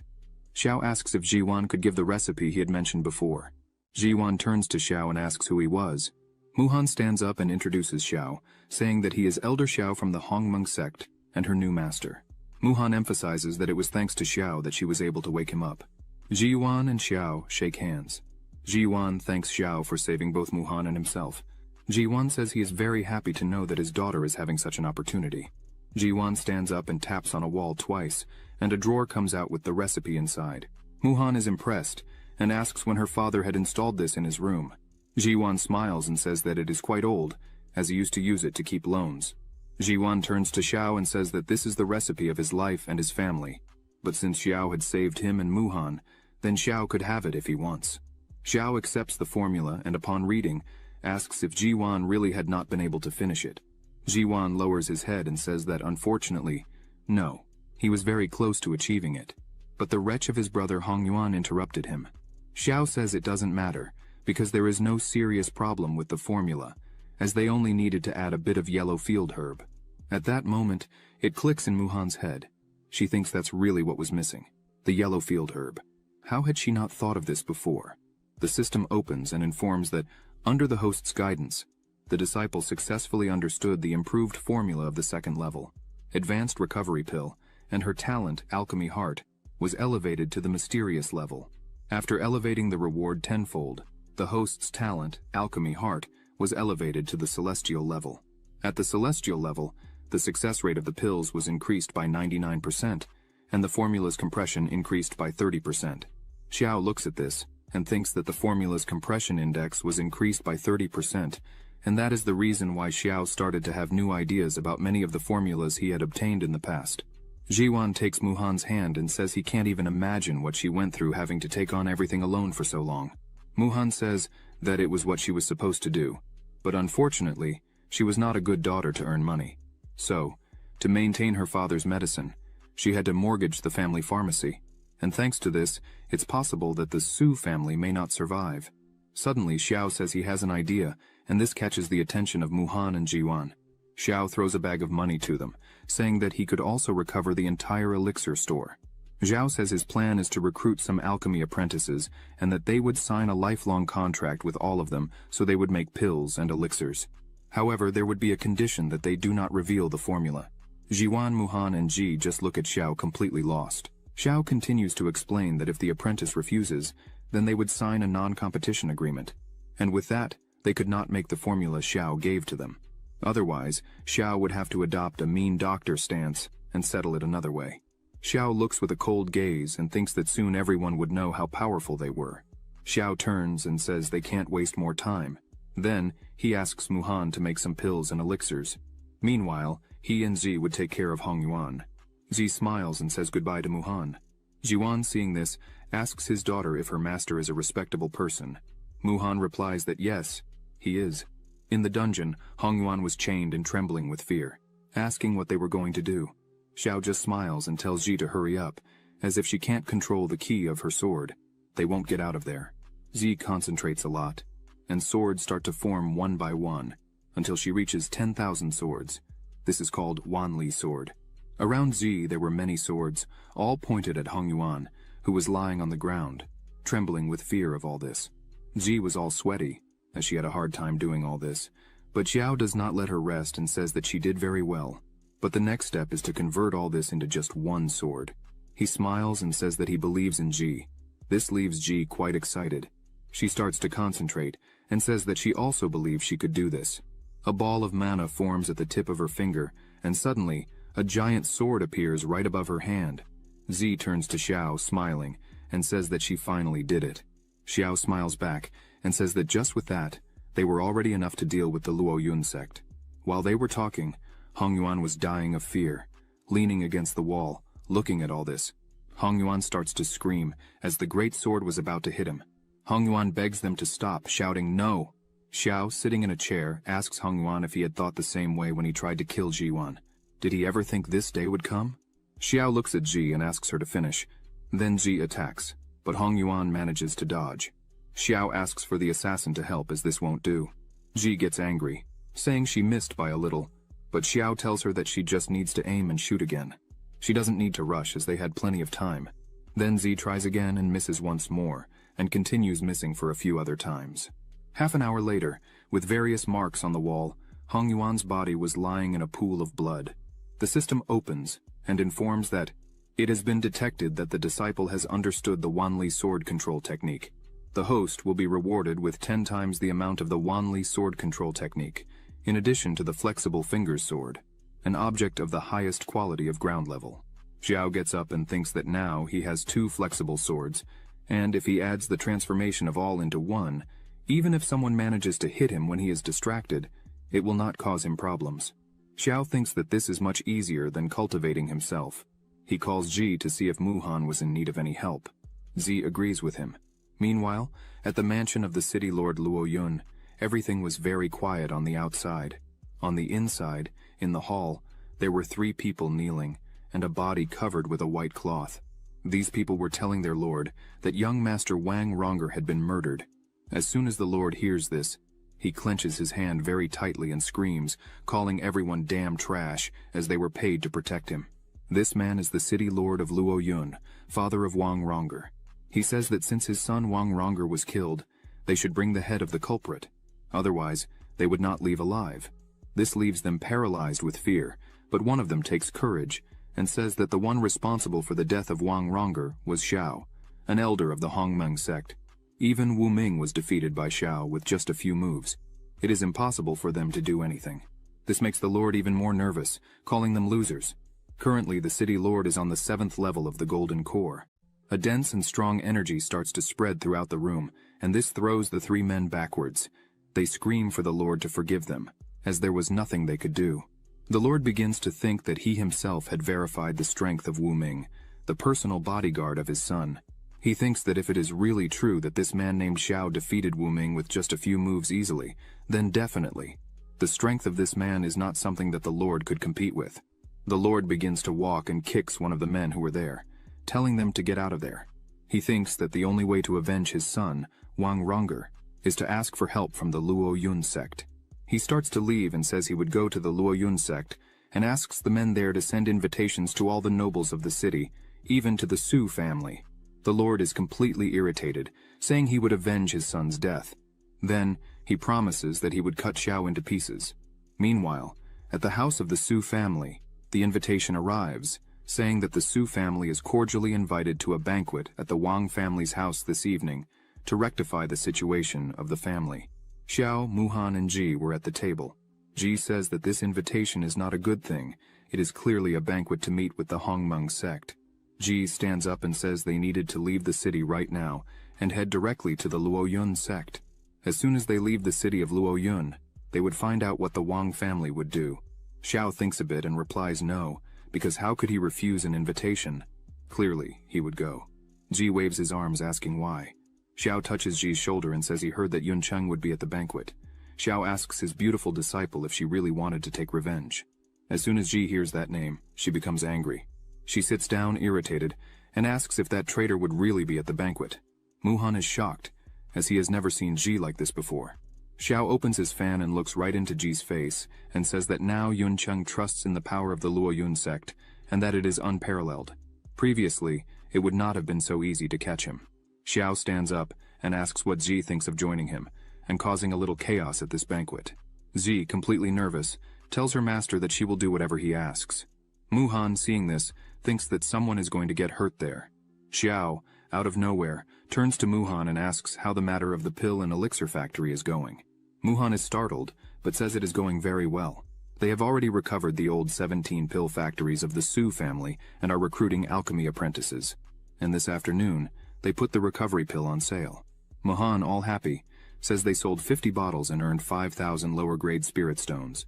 Xiao thinks for a moment and feels that 50 bottles are too few. He asks Sumuhan if she has analyzed the reasons for this.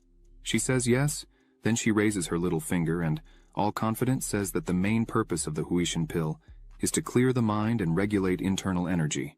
The uses are relatively limited. Besides all this, it is the first day of test sales.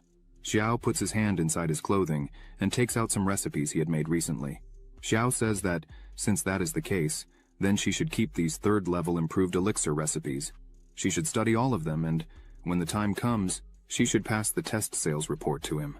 Sumuhan, seeing all these third-level recipes, is completely enchanted. Her eyes even sparkle with happiness. Sumuhan takes the recipes in her hand and begins to read, and starts to laugh to herself, saying that this is an improved golden core pill. The healing effect is at least 10 times more effective than the traditional one, and is enough to protect the life of the user. She believes this would sell very well. While Sumuhan was hugging the recipes her master had given her, Xiao was thinking that he loved money and money loved him. Money is everywhere, comes all the time. Money comes from all parts.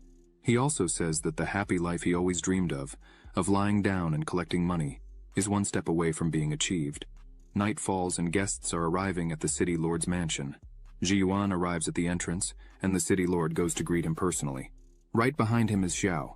The city lord greets him. The city lord says he was worried when he heard that Su Yuan was sick. The lord says that unexpectedly, after Su Yuan recovered from the illness, the Su family's business reached a higher level. Right behind the lord there was a man with red hair, smiling suspiciously. Su Yuan smiles and thanks Lord Chung for his concern. Xiao just looks at everything without saying anything. Chung goes to Xiao and says that he must be the man from the rumors who helped the Su family to recover. The man who took Sumuhan as a disciple, helping her to reach level 3 alchemy. Xiao thanks, saying that Lord Cheng is very kind. As soon as the red-haired man sees Xiao, he wonders why he was there. But then he realizes and imagines that this is a plan, as the city lord personally invited the Golden Core elders from the Lu Yun sect to help. Now, everyone is in guest clothes and waiting for him in the banquet hall, just in order for Master Wang for them to act and kill Xiao. But suddenly, he sees a girl with Xiao, and thinks she looks very much like the girl from that time. But he thinks it is impossible to be the same, since he himself had seen Lin Gu's men throw Ji off the cliff. Chung calls them to enter, as the banquet was about to start. Chung says he heard that Xiao had already conquered the 5th level of the Golden Core at such a young age. Chung stands up and says that, in addition, Xiao has 2 promising disciples in his hand, and a great future ahead of Xiao. The red-haired man agrees and says that the Su family is very lucky to have a person like Xiao being Miss Sumuhan's master. People around think Xiao really is a very talented person. But Xiao starts to laugh a lot and says he feels honored. At this point, Xiao was a little drunk. He turns another glass and says that in fact, there is a misunderstanding about his strength. Because in fact he was only at the 3rd level of the Golden Core, and the only reason it seems like he is at the 5th level of the Golden Core is... Z tries to stop him, but he shows one of his swords, saying that everything is thanks to this sword because he got it, and coincidentally, it is very powerful. He smiles again and says that if it weren't for this sword, he wouldn't dare to come down from the mountain. Sumuhan just looks at it, while Ji asks him to stop and not expose his treasure like that. What does he think he's doing? Chung says it's very kind of Xiao and asks his men to bring the gift, but in reality, Chung thinks he would have to go through a lot of trouble to check who Xiao really was. But apparently, he's just a fool. A chest is carried to the place, catching Xiao's attention, who wonders what it could be. Chung says that he has long admired young Master Xiao, and today he had prepared a particularly generous gift, hoping to become friends with Xiao. As soon as it is opened, there are several spirit stones inside. As soon as Xiao sees all these stones, he runs off with his eyes shining, saying there were so many. Ji tries to stop him, but there's no time. Xiao starts to throw them in the air, hug them, and do everything with the stones, saying they should have bought some things for the sect and other things for themselves, but they ended up spending tens of millions of stones at once. Xiao points out that he was worried about what he would say to the sect when he returned. Then, he thanks Mr. Chung once more, but Chung says that in fact, it is an honor for him to be able to help Mr. Xiao. Chung thinks Xiao was from some secret family with immense wealth, but apparently he's just a sect's errand dog. Chung stands up and says that he heard from all over that Xiao was a great master. Then Chung proposes a fight, his disciple against one of his, just for them to have a little fun. Chung stretches out his hand and asks what Xiao thinks of this, and if he would accept the challenge. Xiao, sitting next to the chest, happy as can be, says there's no problem at all.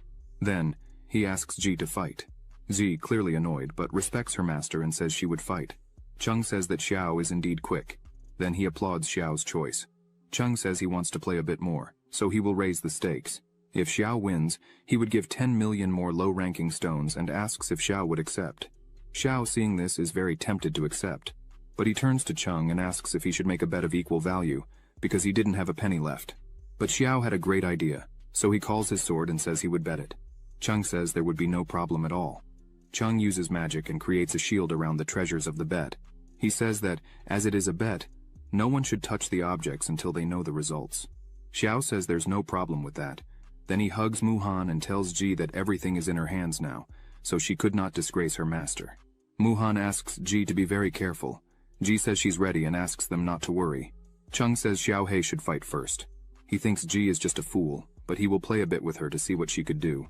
Then he takes his sword and says he's ready. The two face off and the contest begins. Ji starts attacking with her swords. Xiao He slams his sword on the ground to block the attack, but Ji's attack easily breaks Xiao He's sword, leaving him impressed and frightened. Ji stops her attack with 3 swords very close to Xiao He's throat. Then he sighs and admits defeat, and apologizes to his master. Xiao dies of laughter, saying they couldn't even receive a simple attack from his disciple. They are too weak. The others there don't like much what Xiao says and think it's very rude, but they try to overlook it, as Xiao was just a drunk. The man with red hair, who is Yuncheng, looks at this and doesn't like what he sees, thinking he would give just a bit more time to this spoiled brat, because they would see later. Chung says there are no problems. As in a competition there are winners and losers. Chung believes that the guards really said that the master and the disciple were good at sword fighting, but today they are nothing more than that. Xiao runs to the winnings of the bet and starts hugging them, saying that Master Chung really is a man of his word. A great man, because now they were rich. Xiao gets carried away and says he would now bet his sword again, and moreover all his possessions. Chung smiles and thinks that this was really what he was wanting. Then he says that now it is the turn of the ghost voice. She accepts and goes up to Ji. The ghost voice says she is sorry. Chung smiles and thinks that regarding swordsmanship, his niece, who studied in Lu Yun, is unbeatable. Chung is sure he will not lose to that fool's disciple. Then the fight begins, and in seconds, Chung is completely startled by what he is seeing. Ji assembles 1,000 swords into just one, and then she launches her attack again. The ghost voice has no reaction against this, as she has never fought against such a force. She wonders how 1,000 swords became one. As soon as she notices that it is impossible to defend against this, she screams, admitting defeat. The ghost voice falls to her knees on the ground and says that such a young girl already can use such immense power. 1,000 swords into just one. She is really impressed. Ji just sighs and says nothing. Chung says that the victory was for Master Xiao and his disciple, but they notice that, by Ji's appearance, she is close to her limit, as she seems to be very tired. Xiao jumps amid all the money he is winning and starts laughing too much, saying that it is all useless. Even if a god descended on Earth today, it would be useless. Xiao celebrates a lot and asks to bet once more. Yuncheng looks at Xiao and thinks that he is really very happy. Chung says that, for her age, this disciple is a genius for having reached the level of turning 1,000 into one. It seems that Xiao really has a great disciple. Chung says that unfortunately this is just for now. Then a person jumps from behind him towards Zi, hitting her belly, causing Zi to spit blood. As soon as Xiao sees the hit, he notes that this attack is the Lu Yun palm of the Lu Yun sect. Then he quickly jumps and catches Ji in the air. She coughs and apologizes to her master for having fallen. Xiao smiles and says that it's okay. Xiao thinks that they finally pulled their trump card. Sumuhan asks Ji if she was okay, but Zi did not answer as she was very tired. The woman who defeated Ji mocks, saying that it did not take time and she had already lost. This woman is called Liang. She is an elder of the Lu Yun sect. Xiao hands over everything he had, almost crying, while Ji was completely upset back there, being comforted by Sumuhan. Xiao says he could not go back like this, as he had lost everything he had. How would he explain all this to the sect when he returned? Then he points to Chung and asks him to compete with him once more. Chung says he would accept to compete again. However, there was a small problem. Xiao had nothing more to bet, so how would they bet again? Xiao looks coldly and says he would simply bet his life. Some people think this is complete madness, but Yuncheng gets excited as soon as he hears this. Chung just tells Xiao not to expect to stay sober to try not to pay the debt. Chung is thinking that he would love to see what Xiao would manage to do without that sword. Xiao begins to release his power and tells Chung not to worry, as he would not back down from his bet. A huge sword appears behind him. Xiao says that unfortunately he would not lose. A hand begins to form, holding a huge sword. Xiao emphasizes that, as soon as he wins, Mr. Chung, besides returning all his fortune, will also have to pay with his life. Liang is astonished at what she is seeing right in front of her. is a million swords condensed into one. Xiao begins his attack. Liang prepares to try to defend, but her sword is broken like a tree branch. The sword cuts Liang. She screams, "How can there be such extraordinary power in your hands?" While bleeding, Liang does not accept, because her sword was given to her by her master. This sword was strong enough to withstand the entire force of a cultivator in the nascent soul realm. Liang does not understand how Xiao had cut her in half with just one blow and without effort. She looks frightened, and asks where this man with such inexplicable strength came from. Xiao continues his attack, hitting Liang once again, who screams in pain. Cheng is startled by all this. He runs and holds Liang, asking how she was. However, she does not answer. Cheng gets angry. Xiao says that apparently Cheng is also a disciple of the Lu Yun sect. Xiao forms his sword again, and tells Cheng that to learn the Lu Yun palm of the Lu Yun sect, one must have a high status. Cheng just listens to all this. Then Xiao smiles, and says that it would not be unfair to kill Cheng there now. After Cheng saw Liang being humiliated by Xiao, he looked at the other fighters and shouted, asking what they were waiting for to attack. Everyone began to surround Xiao, saying that it was finally their turn to fight. Sumuhan held Ji and stayed close to her father, just watching the fight. Su Yuan was impressed by the number of people ready to defeat Xiao. Meanwhile, in the middle of the hall, Xiao still stood still as everyone advanced towards him. Xiao began to laugh loudly and clap, saying that all the fighters were in the realm of the Golden Core. Finally, Master Cheng had prepared for today. Suddenly, Xiao became serious and stared at everyone, saying that unfortunately, today he could only kill 30 Golden Core cultivators by himself. He stepped on the ground, and a magical circle appeared, and his swords rose. Cheng, seeing Xiao's stance, said that in addition to being an idiot, he was a complete arrogant. There is no one who defeats 30 Golden Core people at once. Cheng said he still had a little help, the shadow of the Lu Yun sword, which he had asked the sect leader before leaving the mountain. He began to invoke it. As soon as Ji saw the sword's shadow, she felt something very strong. Cheng screamed as he launched the sword, which after years of enhancement with the sect master's blood, the power of this celestial level weapon was no longer comparable to ordinary iron. Even if it was just the shadow of the sword, it was enough to kill a nascent soul cultivator. Ji began to feel the energy of the sword, and was absolutely sure that this sword was obviously the embryo of the sword that the Lu Yun sect stole from the Lin family before, the one that was passed down from the ancestors of the Lin family. On the day the Lu Yun sect massacred the Lin family, the sword was refined with the blood of the sacrifices of numerous Lin family members, so that the sword could be tempered and manifest its powers. Z thought that, even after all these years, she could still feel her blood on the sword. Z placed her hand on her chest and lowered her head, feeling dishonored, as they had just called this sword the Lu Yun sword. Sumuhan, worried about Z, asked if she was okay. Xiao, hearing this, began to think that when he began teaching Z, the system showed that one of the conditions for awakening the innate body sword is to reach the foundation realm and obtain recognition from the ancestral king of the Lin family. Cheng launched the sword's shadow with all his strength, saying that today he would show young Master Xiao what it was to have a bit of humility. The sword went quickly straight towards Xiao. However, Xiao remained very calm, as if all this was a joke to him, and simply said that he thanked Mr. Cheng for showing and telling about the embryo. The shadow of the sword was already very close to Xiao's body, who simply called his sword with flexible fingers. Cheng, seeing this, became angry, as he thought that sword had already been taken from Xiao in the previous bets. As soon as he looked at the treasures, he saw that the sword was still there. Then he became even more angry, as Xiao had 2 swords and not just one. Xiao positioned his sword while thinking that the shadow of the Lu Yun sword was so powerful that it was worthy of being a divine weapon of celestial level, even though the flexible fingers sword was just a first-grade terrestrial level sword. The existence of the sword domain is to make the sword stronger in the hand of anyone. Even the best of swords turns into nothing. Xiao yelled and told everyone to experience the true power of the sword domain. Xiao threw his sword forward against the shadow of the sword, and the two collided in the air. But with some ease, the flexible fingers sword began to penetrate the energy of the shadow of the sword, causing a huge explosion. Suddenly, Xiao's sword emerged from the middle of the smoke without a scratch. He opened his fan, and mockingly asked if this was really all they could offer, as it was becoming boring. He had not yet felt a speck of fun. All the cultivators were fallen at his feet, leaving only Cheng holding Liang in his arms. Cheng looks back and wonders how a monster of this level could exist. He needs to escape as fast as possible from there. However, Xiao notices that Cheng wants to run away. He turns around and launches several of his swords, asking if Chung really thinks he could escape. Chung turns back, begging for his life, but it is too late. Xiao finishes off Chung without a second thought, and blood spreads everywhere. Yun Chung starts to get up, trembling from the ground, and as soon as he looks to the side he sees that Chung is dead. This scares him. Suddenly, Xiao and Ji stop right in front of him. Yun Chung falls seated out of fear upon seeing them there. He starts to scream for them not to come any closer and begs for his life.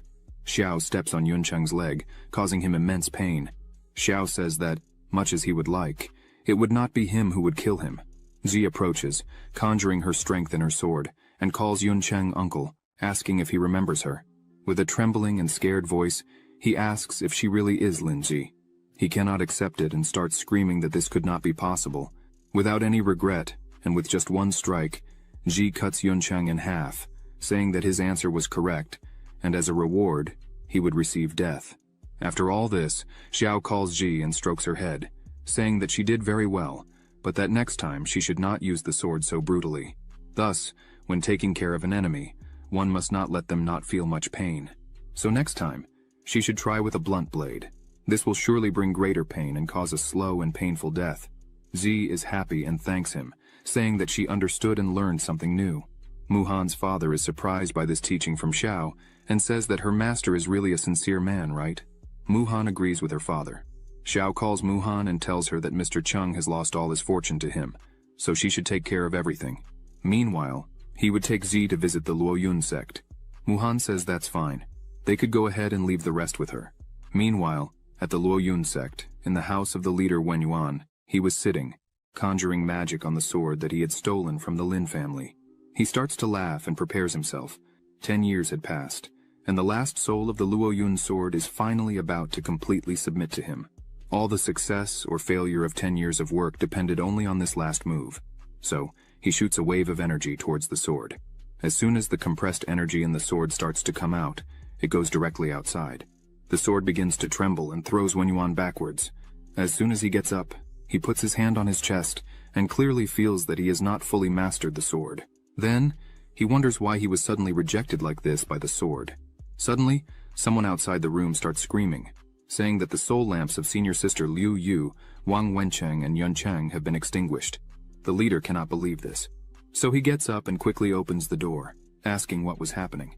Meanwhile, the energy of the sword starts to move, leaving the room, passing through the window, traveling through the whole sect, until it reaches a person who was hiding behind a rock. This person is Ji, who was concentrating on finding the sword. Xiao observes this and comments that the ancestral sword of the Lin family was refined with the essence and blood of the Lin family. Ji had said she could feel the existence of the sword through the blood, and this was the first time Xiao heard this in his entire life. As soon as Ji finishes, Xiao asks what the situation is. Ji smiles and says that she really felt the sword. The people of the Lu Yun sect probably still have not been able to conquer that sword. Ji points out that she has already left her spiritual consciousness in the sword. As soon as she finds it, she would be able to submit it. Xiao says that this is really incredible. Since everything is ready, today they would invade the entire Lu Yun sect at once. As Xiao prepares for this, Wen Yuan is checking the soul candles and is really angry at what he sees. Then he starts to say that all this is Chung's fault. The last time he had been in contact, he had said that his son had been killed by a wandering cultivator. So they had to invite a shadow of the Lu Yun sword to deal with him, and call over 30 golden core elders to accompany him. And even then, in the end, they made a fool of themselves, all being killed by just one man. Wen Yuan turns to the man who was there and asks what was happening, but the man says he still didn't know anything. All he knew is that Elder Chung had invited 30 golden core elders to fight against their enemies, but it seems they were completely annihilated. Wen Yuan punches the table in great anger and says they were a bunch of trash, as there were more than 30 people, in addition to the shadow of the Lu Yun sword, and even then, they were no match for a single person. Wen Yuan turns to the man and yells, asking to set all the formation to the maximum level, gather everything they had, all the guardians, because they didn't know who it was nor what they were plotting. At any moment, they could suffer an attack. On the other side, at the Lu Yun sect, Xiao and Ji were analyzing the situation. Xiao notices that the level of the defensive formation of the mountains was very high. Ji takes her sword and asks if they could break everything. Xiao says yes, they could break the barrier with some ease. However, that would be something very noisy and conspicuous. Xiao points out that until they locate the Lin family's sword, it's easier to go unnoticed. He says he has an idea. Then he explains the whole plan to Ji, who is surprised by the idea. Then they start to put the plan into action. Wen Yuan and other men meet Ji and Xiao. Ji starts to cry and say that this is not good. Elder Yuncheng and Elder Lin have been murdered. Wen Yuan asks Xiao and Ji who they were. Xiao, with all his clothes dirty, says that Ji is the illegitimate daughter of Master Yuncheng and he is her personal bodyguard. Xiao starts to explain that on the night Yuncheng did not return home, he decided to ask some people, and discovered that Yuncheng had been murdered by a mysterious man at the Wang family's house. Wen Yuan, suspicious, releases a small amount of energy that cuts Ji's arm, drawing a bit of her blood. He passes this blood on a destiny letter of Yuncheng. This will reveal if the blood from her origin is the same. As soon as the result comes out, it shows that she really had a connection with Yuncheng. Wen Yuan calms down a bit, but does not lower his guard. He asks them why they were there on the mountain. Xiao bows down and reverences Wen Yuan, saying that they had learned that there was a mysterious man who faced 30 Golden Core elders and massacred all, including the city lord's mansion. They feared that it was a personal enemy of Yuncheng, and therefore they climbed the mountain to seek protection from the Lu Yun sect. Ji starts to talk to Wen Yuan and says that she heard from her father Yuncheng that the sect master had suffered a violent backlash while refining the embryo of the Lin family's sword and has been seeking a way to alleviate the pain. Ji uses her sword to cut her arm and says that the Lin family has an ancestral method for refining swords. The Lin family has been making swords for generations, and the Lin family's blood can naturally tame the souls of swords. She extends her cut arm and emphasizes that this also has a miraculous effect of relieving the wounds caused by the relationship with the sword's soul. Wen Yuan looks at this and thinks that she even knows about the embryo of the Lin family's sword. Wen Yuan steps forward and asks Ji to show now the method she mentioned. He emphasizes that it's better she doesn't try any tricks. Wen Yuan releases his energy and says that if they try anything, they will have to face the consequences. Ji says there is no problem. He could try. Then, her blood starts to come out of her arm and travel through Wen Yuan's body. He closes his eyes and thinks that he can really feel all the internal wounds caused by the Luo Yun sword are really healing. After this, Wen Yuan turns around and invites them to enter. Xiao hugs Ji, and they start to enter. Wen Yuan stays a bit behind and speaks with one of his followers, saying he would decrease the investigation of Elder Cheng's incident and the others while he is away. No one can open the mountain's protection formation. Moreover, he should arrange a place for Xiao and Ji to stay. Xiao looks at this and thinks that this is indeed a real opportunity. During the night, in the training room, Xiao and Ji are sitting, training. A large amount of energy surrounds the two. The focus is for Ji to reach the first level of foundation creation. Xiao transfers 200 days of cultivation to Ji, who manages to break through to the first level of foundation creation. The system opens and notifies that the host has transferred 200 days of cultivation to his disciple, and will be rewarded with 3 times that amount, receiving 600 days of cultivation. Xiao tells Ji that now she has the cultivation level of the first level of foundation creation. As soon as she obtains the Lin family's sword embryo, she will be able to awaken her innate body sword. Ji does not understand anything, and asks what is innate body sword. Xiao smiles and says it's nothing serious. They should proceed with the plan. Then, they leave the room, and, on top of a roof, Xiao asks if Ji really could find the sword. Ji says yes, there is nothing to worry about. Xiao says he trusts her and asks her to lead the way. The two start to move forward. They arrive at one of the houses, and a guard was on watch, but was completely passed out, sleeping. Xiao says it's no problem anymore, as he had lowered his and her aura. No one below the nascent soul realm will be able to sense them there. After closing the door, they finally find the sword. Xiao tells Ji to start refining calmly, as he would protect her from anything. Ji approaches the sword, sits on the ground and starts to conjure her energy, casting it onto the sword. This starts to create a reaction in the sword, and waves of energy begin to come out of it. This hits Ji, who ends up getting hurt. She thinks the sword still retains the spiritual consciousness of the Luo Yun sect leader. With that, the guard wakes up and asks who was there. The man quickly grabs something and breaks it in his hand, which sends a signal to the sky. Xiao gets angry and thinks that it seems impossible to hide the truth. He summons his swords and says that if that's the case, then it's time to make a mess. Meanwhile, Wen Yuan was traveling on top of his sword, and noticing the signal, turns around frightened as someone was attempting to steal his Luo Yun sword. This was clearly an enemy attack. After the signal, quickly several men arrive there and say that Xiao was surrounded. Then they ask who dares to act so recklessly in the Lu Yun sect, and ask for Xiao's name. He then goes outside and says that, unfortunately, today, without his permission, no one would be able to enter this building. Xiao points his fan at everyone there and says they could all fight together if they wished. Xiao sends his swords towards the men there. The men start to create magical circles and ask how Xiao can be so arrogant in front of everyone there.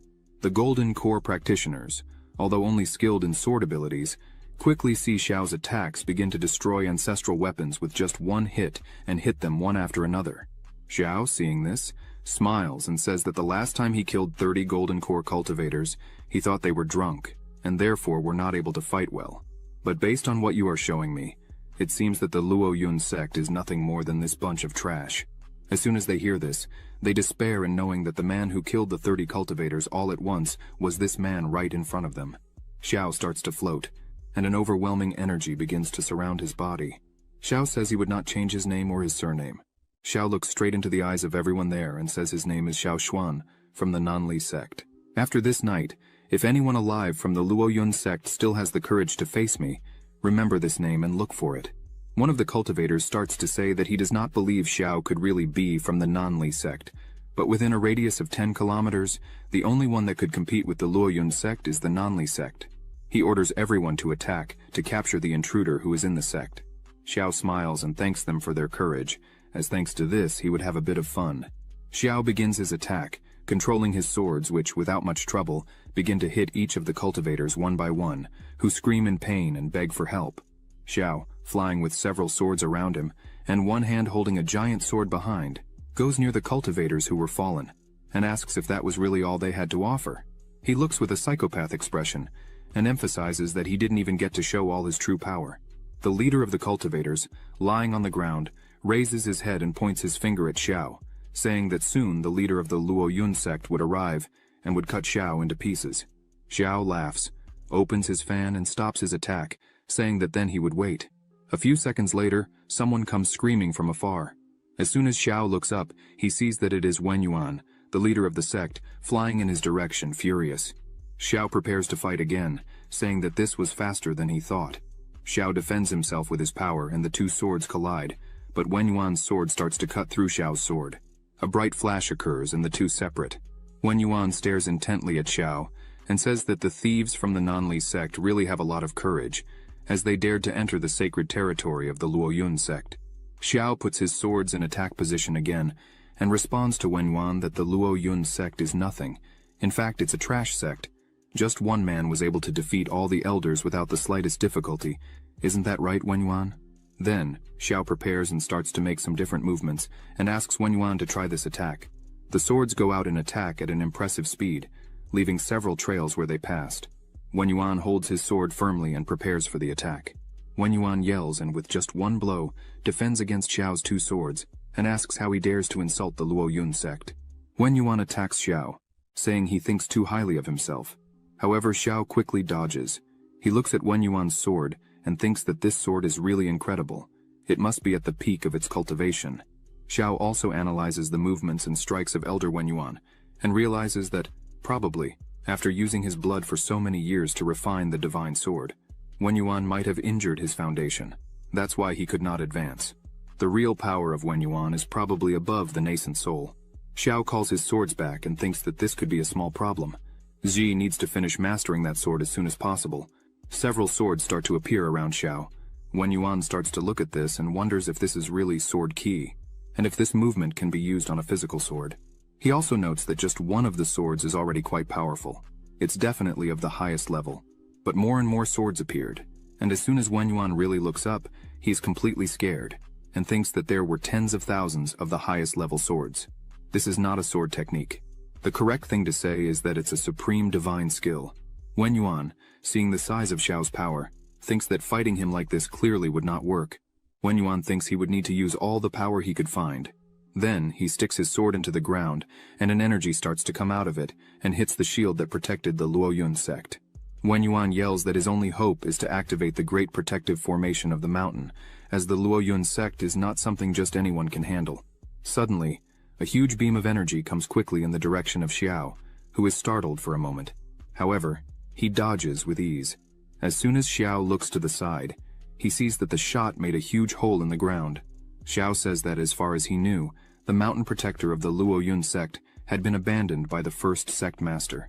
Since then, 100 years had passed, and her power had not diminished in the slightest. He thinks that with this attack, all shadows of the flexible finger swords had completely disappeared. If it had hit him, clearly he would have had a big problem. Thus, he needs to be a bit more careful with this fight. Suddenly a very strong pink energy beam begins to rise to the sky, catching Xiao's attention. As soon as he really sees it, he says that it is finally done. Z was able to master the sword just in time. A system window opens and notifies that the host has assisted his disciple in activating the innate body sword of the terrestrial level. The reward is 10 times greater, being rewarded with the talent of the innate body sword of the celestial level. Xiao closes his eyes, and energy begins to surround his body. He starts to say that this feeling of the power of the innate body sword is truly amazing. He was feeling as if he had acquired an additional understanding of every trace of sword energy that roams between heaven and earth. This sword energy arrives at a constant rate. A lot of energy begins to concentrate in Xiao's body while he is in the air. Wen Yuan gets scared seeing this and wonders if he is really about to make a major breakthrough. Wen Yuan doesn't waste time and starts to conjure his strength, creating several circles with his energy. Another blue energy starts to circulate there. Wen Yuan says he has no more time. He would explode Xiao at that exact moment. Wen Yuan's eyes shining as he yells for Xiao to show his true power and how much he would manage to advance. But out of nowhere, the energy circles that Wen Yuan had created begin to disappear, leaving him scared and confused. He tries to create new circles, but the mountain's protection no longer responds. Wen Yuan wonders why the mountain's protection was no longer under his control. Xiao begins to walk with overwhelming energy coming out of his body, and with a penetrating look, says that Wen Yuan is not a good leader. A great sword begins to form above them, containing overwhelming energy. Xiao, while forming his sword, says that it is more than obvious that the true Lu Yun sword is hidden within the protective formation of mountains of his Lu Yun sect. And yet, he still wants to steal the embryo of the sword that the Lin family had not even refined yet.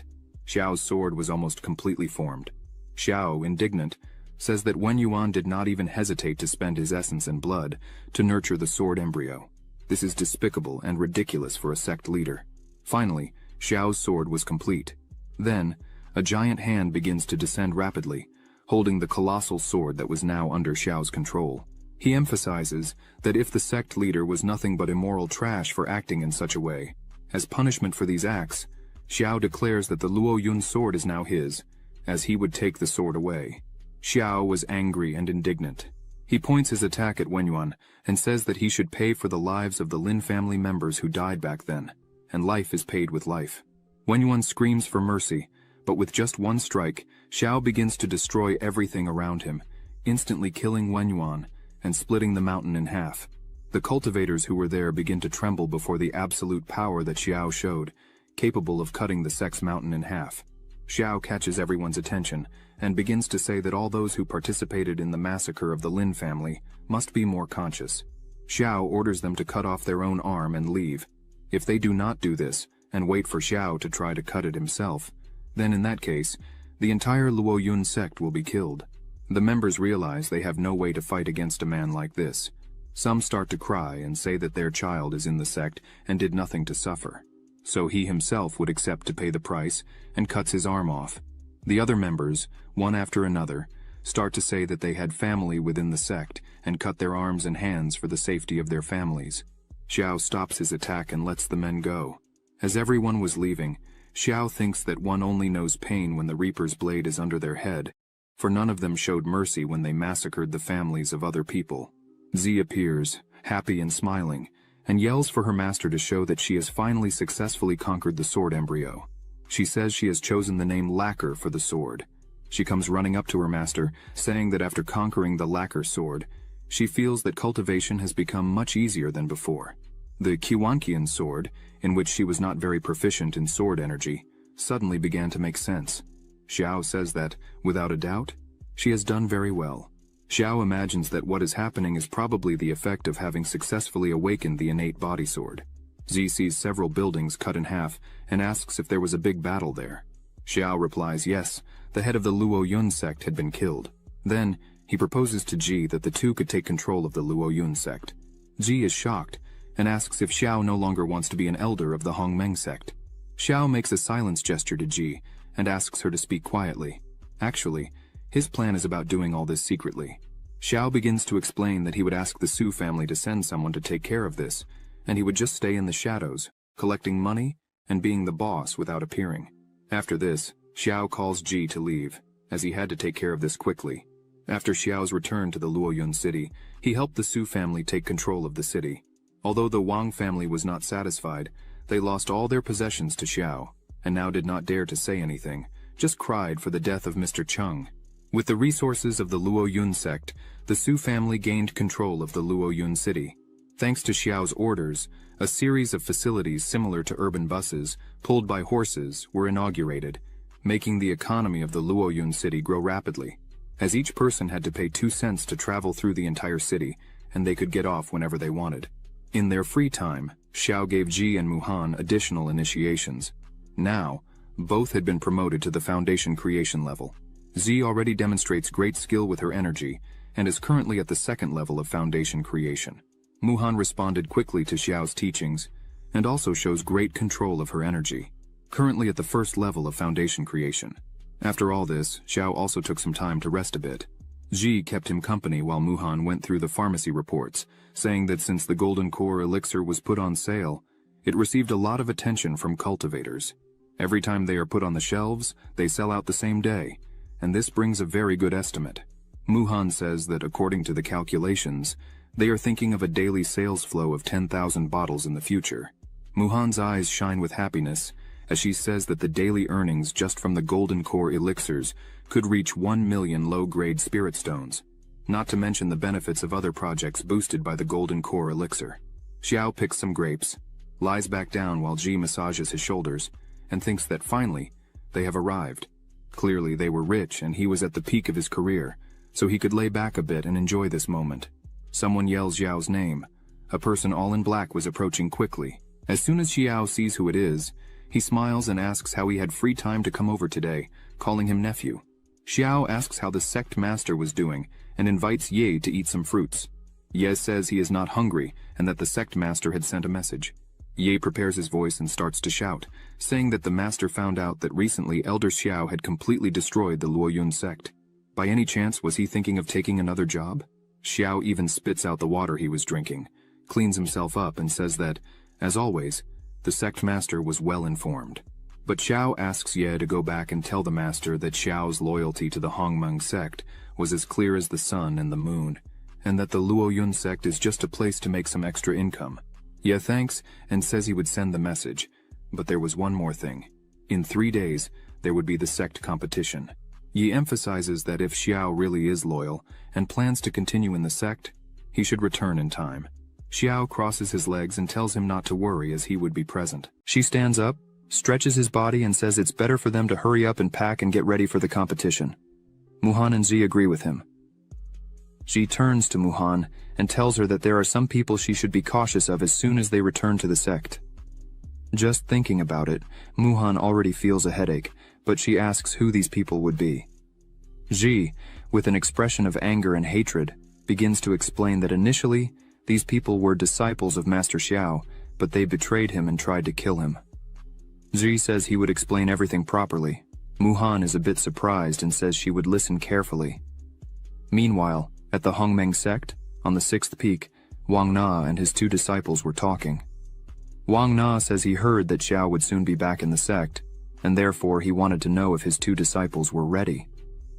One of them says that the set of exercises that Mr. Wang Na passed to them should also combine with the cultivation of the essence and blood of spiritual beasts. He points out that he was feeling that these exercises are very similar to a demonic cultivation method. At that moment, Wang Na attacks his disciple with just his energy, throwing him away, saying that he was nothing but an ungrateful boy, as he knew nothing of the Hongmeng sect's techniques, and yet dared to question his master's teachings. The man stands up and kneels, apologizing, but in reality he was thinking that he didn't want to practice something as diabolical as this. Wang Na asks his other disciple, named Chu Huan. He responds that he followed his master Wang Na's instructions to the letter and managed to advance to the 3rd level.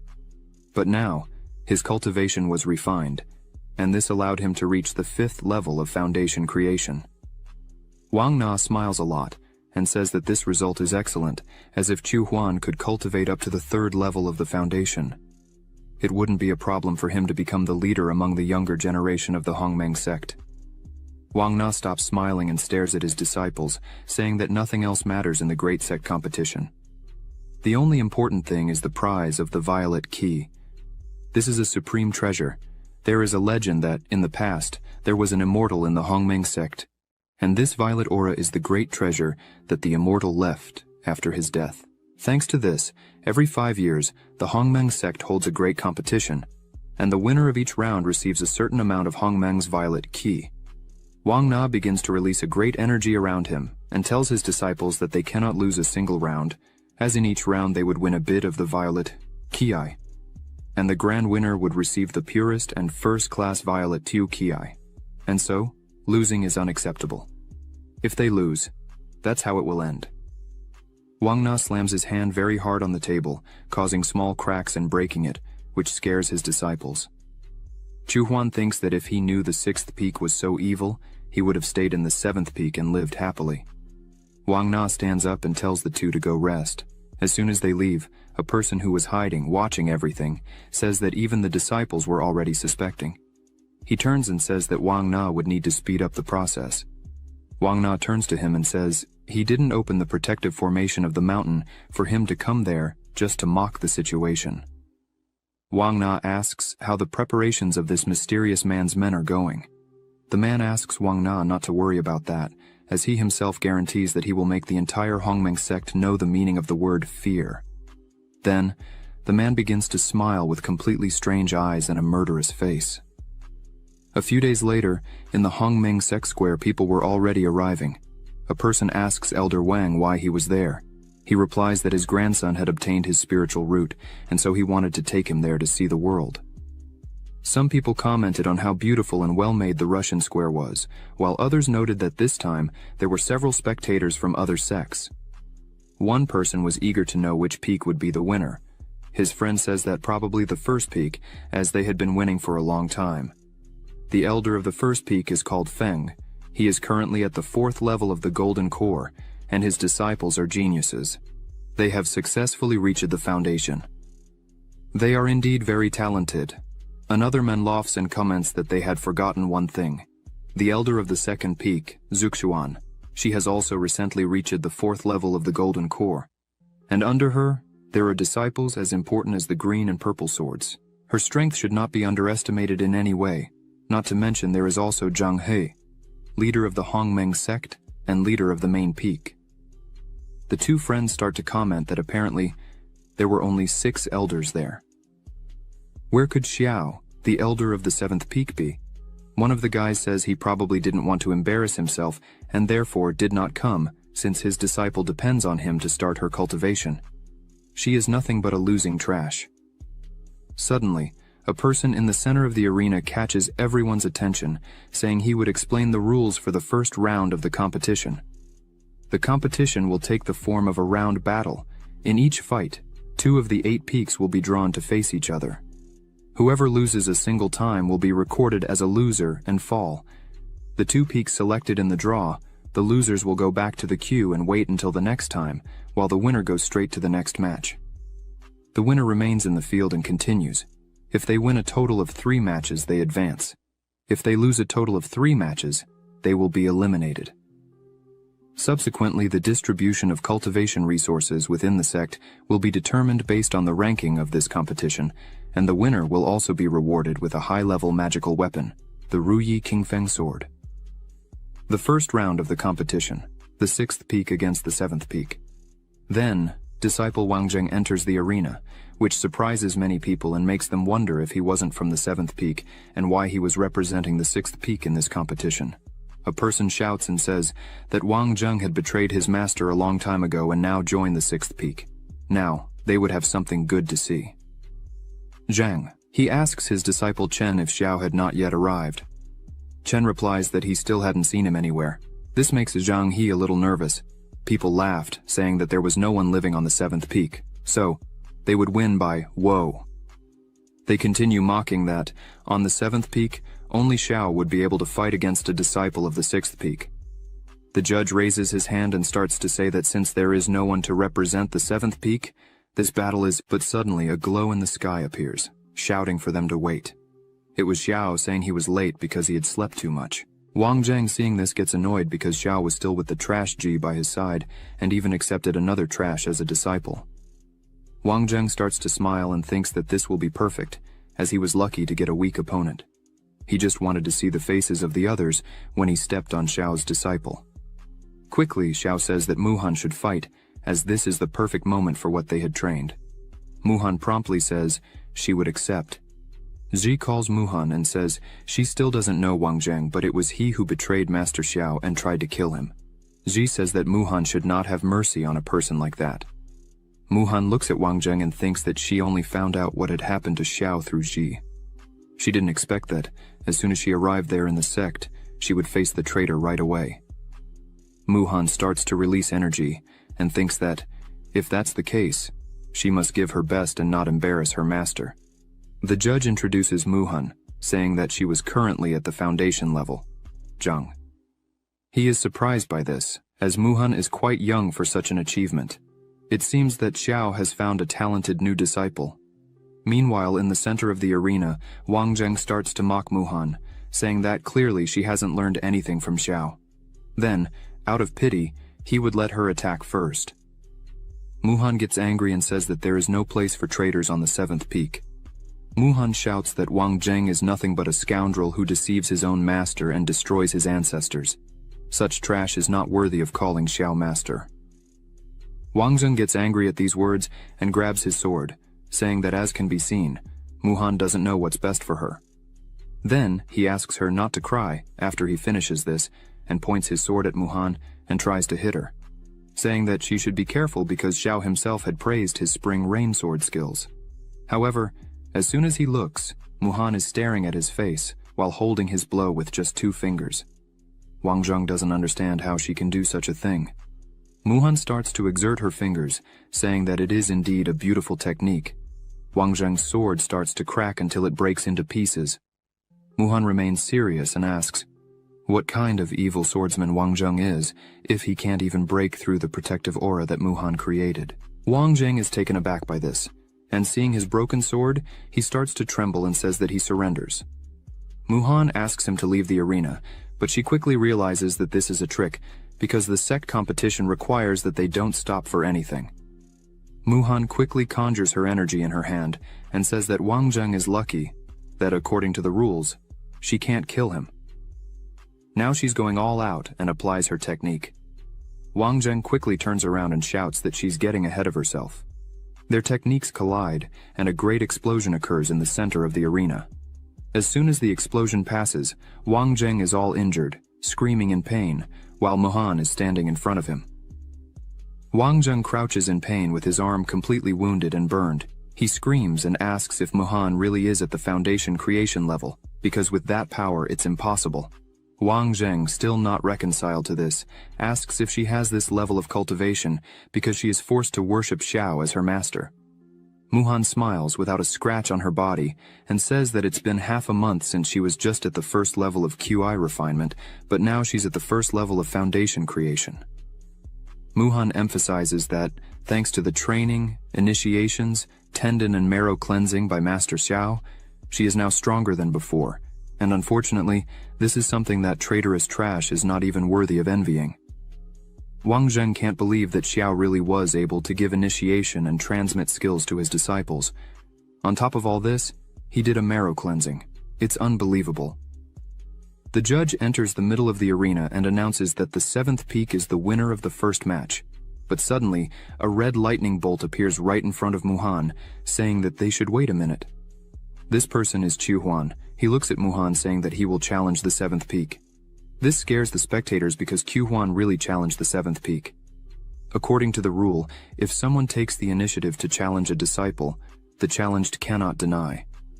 However, the elder can decide which disciple will fight. People continue commenting and asking if there really is anyone on the 7th peak who can face Su Yuan. Most people say no, because in the beginning Su Yuan was small compared to Xiao, but now he is at the 5th level of foundation creation. With this level of cultivation, he could even become an elder of a peak. The judge announces the challenger Su Yuan, who is currently at the 5th level of foundation creation, and asks Elder Xiao to send his disciple to fight. Xiao simply says the name Ji, and she quickly appears in the arena. She shouts that she is ready. Xiao smiles and asks her to be a bit careful while fighting. Su Yuan looks with a very arrogant gaze and asks if slaves were qualified to step into the arena. So she really should be careful while fighting. Xiao smiles and says he meant for Su Yuan to be careful. Quickly, one of Ji's swords was just inches from Su Yuan's face, who is startled by the situation but manages to dodge quickly. However, the sword still manages to wound his face. Xiao starts laughing in the arena and says that Ji should smash everything. She looks at him and says she would follow his orders. Su Yuan, annoyed by all this disrespect, wields his sword and says they don't know what they're talking about. A phoenix appears around him, and flames envelop him, but Ji doesn't move an inch. Wang asks if Su Yuan is using the Faiyan sword technique, which was created by Xiao to adapt to his sword skill. Mengyu replies yes. As soon as Su Yuan defeats his disciple with the sword he himself taught, the expression on Xiao's face will definitely be beautiful to see. Ji, seeing all this show, just laughs and launches one of her swords. Su Yuan wraps himself with his energy and tries to defend himself with his sword while saying that Ji really is brave. But as soon as Ji's attack hits Su Yuan's sword, it breaks it in half, which leaves him completely shocked. He looks at it, wondering what happened there and how it was possible. Ji, still on guard, says it's just the handling of the Feiyan sword. It's not that difficult. For 5 years, Su Yuan trained with Master Xiao and learned only this? Ji says she feels ashamed. She emphasizes that from such a thing, according to the rules, if the sword is cut and the winner is already decided, the other person must leave. However, she can't stand the way Su Yuan thinks he's so superior. So, Ji takes a new sword from her bag and throws it in front of Su Yuan, asking him to try again. He gets annoyed by this, but picks up the sword saying that, "This is really ridiculous. This time his energy is red." Su Yuan gathers all his energy in the sword and jumps to attack Ji while shouting for her to stop being so full of herself. How dare she speak to him like that? Ji dodges the blow with extreme ease and cuts Su Yuan's arm. He falls to the ground on his knees, screaming in pain in his arm. Ji approaches him and says that at the beginning of the fight, he asked who she was. Ji says it's now clear who she really is. Ji looks at him smiling and says that even if he trained for another 100 years and swung 10,000 swords, an idiot like him couldn't even touch her. Su Yuan screams in anger, but Ji starts throwing several swords on the ground, asking him to try as many times as he wants because he will be humiliated every time. This leaves Su Yuan speechless. Ji looks at him again and says that to prove how much he's traitorous trash, she would admit defeat if he could just touch her. Everyone in the audience was shocked by this, because all the swords Ji threw on the ground are Earth-level magic weapons. They couldn't believe that a disciple had such high-class weapons, because the Sect master only has 5 or 6 Earth-level magic weapons. Zhang. He thinks that Xiao has really become very wealthy. Xiao, in the midst of everyone with his legs crossed, says that the life of the wealthy is kind of boring, because it's all so simple. Su Yuan puts his hand on his face and starts laughing a lot. Zuri doesn't understand the reason for the laughter. A strange energy begins to come out of Su Yuan's body. He says he really had heard that Master Xiao had given initiation and transmitted his skills. At first, Su Yuan thought it was just lies, but now that he's seeing it, it's really true. Moreover, he also gave them these magic weapons, right? Everyone is surprised by what's happening. Xiao starts to analyze this better and realizes that Su Yuan's spiritual power was deviating. Su Yuan, with a completely different face, starts to say that Xiao really turned a useless person like her into a genius. He really is willing to spend a lot of money. Su Yuan grabs the sword with a psychopathic face and asks if Ji really thinks he only knows the Faiyan sword technique that Xiao had taught. The energy emanating from Su Yuan takes the form of a dragon. Then, he charges with full force, but Ji dodges again. But this time, he attacks again and very quickly, saying that this technique is of the lowest level among the celestial levels, which Elder Wang Na had given him. Su Yuan again underestimates Ji, saying that she had never touched a sword above the earthly level with the trash of her master Xiao.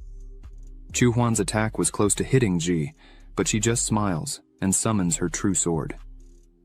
She says she knows the handling of the celestial level, not to mention that she has a celestial level sword. With just one strike, she disarms Su Yuan again, who is impressed by this. Ji emphasizes that she didn't think she would have to use her sword against him, but since he is pathetic and arrogant, with a set of celestial sword techniques, she would let him experience the taste of her sword. Ji sighs, saying that the celestial sword technique Su Yuan had mentioned was just that. He couldn't even use it properly. Not to mention that some people really are completely useless, so they shouldn't blame the sword handling. Ji defeated him again, using the Feiyan technique.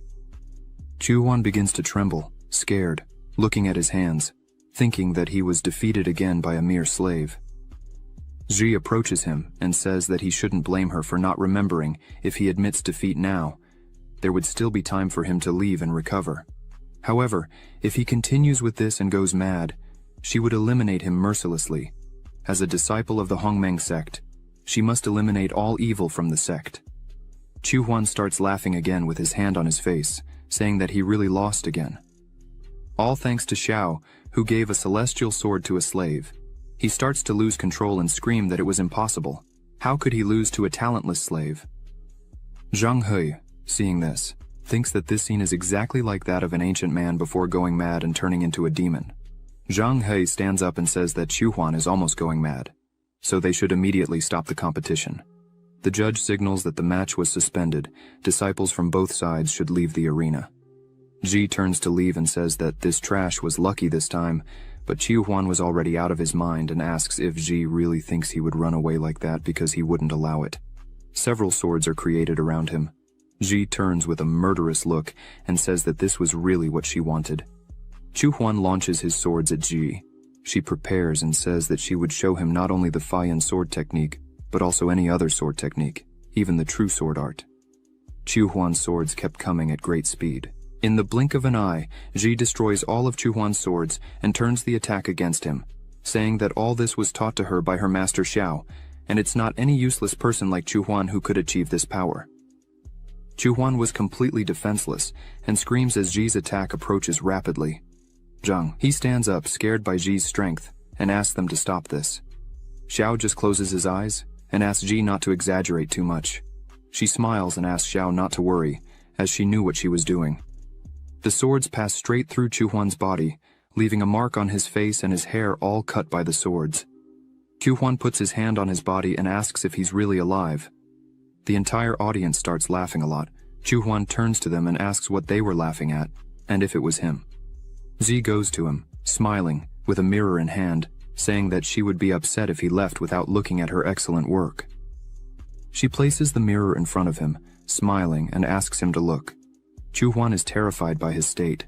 Ji says that her swords contained her spiritual power, so until Su Yuan can really defeat her, neither the hair nor the wounds on his face will return to normal. She turns to leave and tells him that it's better for him to pray to God for a chance to defeat her in this life, and every time he holds his sword, he will have to remember this day for the rest of his miserable life. Ji asks Su Yuan not to delude himself, as he is nothing. He falls to the ground, on his knees, looking at his own hand, thinking about everything that happened. He bows before Ji, accepting defeat. The audience starts commenting again, saying that the power of the seventh peak is truly something completely terrifying. A disciple threw numerous high-quality swords on the ground and still had a celestial-level sword. Sumuhan says that Ji is really scary when she's angry. Xiao smiles and says that this was expected of his disciple, as she had really learned a lot from him. Zhang, he calls his disciple Chen and asks if he still remembers that, many years ago, Zhang He personally expelled a traitor from the sect. Chen says he remembers. Well, he was the brother of the elder of the sixth peak. He heard that he defected from the solar and lunar ghost sect. Chen asks if Zhang He thinks that the sixth peak is helping him. Zhang He says he hopes he is wrong, but he believes so. Then he asks Chen to investigate this situation more closely. Chen bows and says he would immediately. The judge signals again and says that the new matchup drawn is the 7th peak against the main peak. Zhang. He is scared by this. Chen asks his master what he should do now. Zhang he closes his eyes and asks Chen to fight against Ji. At the level she is now, she is probably stronger than many elders of the sect. It will be a great lesson for Chen, a fight against her. Then, he agrees to this and goes straight to the arena. The judge signals for them to start the fight. Ji looks at him with her hand on her waist and says she didn't imagine she would meet him so soon in the first round. Chen starts his sword and says that no matter how strong Ji was, now she should just fight with everything she has. Ji puts her hand on her mouth with a scary smile and asks if he was really sure about that. She starts laughing a lot, then opens her arsenal again and throws numerous magical weapons into the arena. She thanks him for taking good care of her, so she would take good care of him. Chen is scared by all these magical weapons. The spectators can't believe this. Ji climbs on the cannon, crosses her arms, and around her there are 2 shields, several swords. Ji looks at Chen, eager to fight, and calls him to the fight. Chen looks at this with just 1 sword he received as a gift, and that is still of low class. That's all he had. Chen throws his sword on the ground, saying that this crap is no match against all these magical weapons. Chen shouts for Zhang, he to stop Ji, as she was already going too far. Zhang He, sweating coldly, says that by the rules, they don't prohibit the use of magical weapons in competitions. After all, a swordsman needs a sword for a competition. However, this was too much. Ji gets angry, as she could only use 1 at a time, but she agrees and stores everything again and asks Chen to attack her at once. Chen smiles and thanks her for that, then goes all out. While he was in the air, he thinks that if there is really only 1 sword, then he is not afraid, not even of a celestial weapon. Chen thinks he will finish this quickly, as he still needs to complete a mission. Ji smiles and says she would fulfill Chen's request. She creates a shield around her that blocks Chen's attack. She emphasizes that this shield is capable of withstanding the full force of a level 10 innate, so it would be perfect against Chen. He asks Ji to use all her ability and continues attacking her non-stop.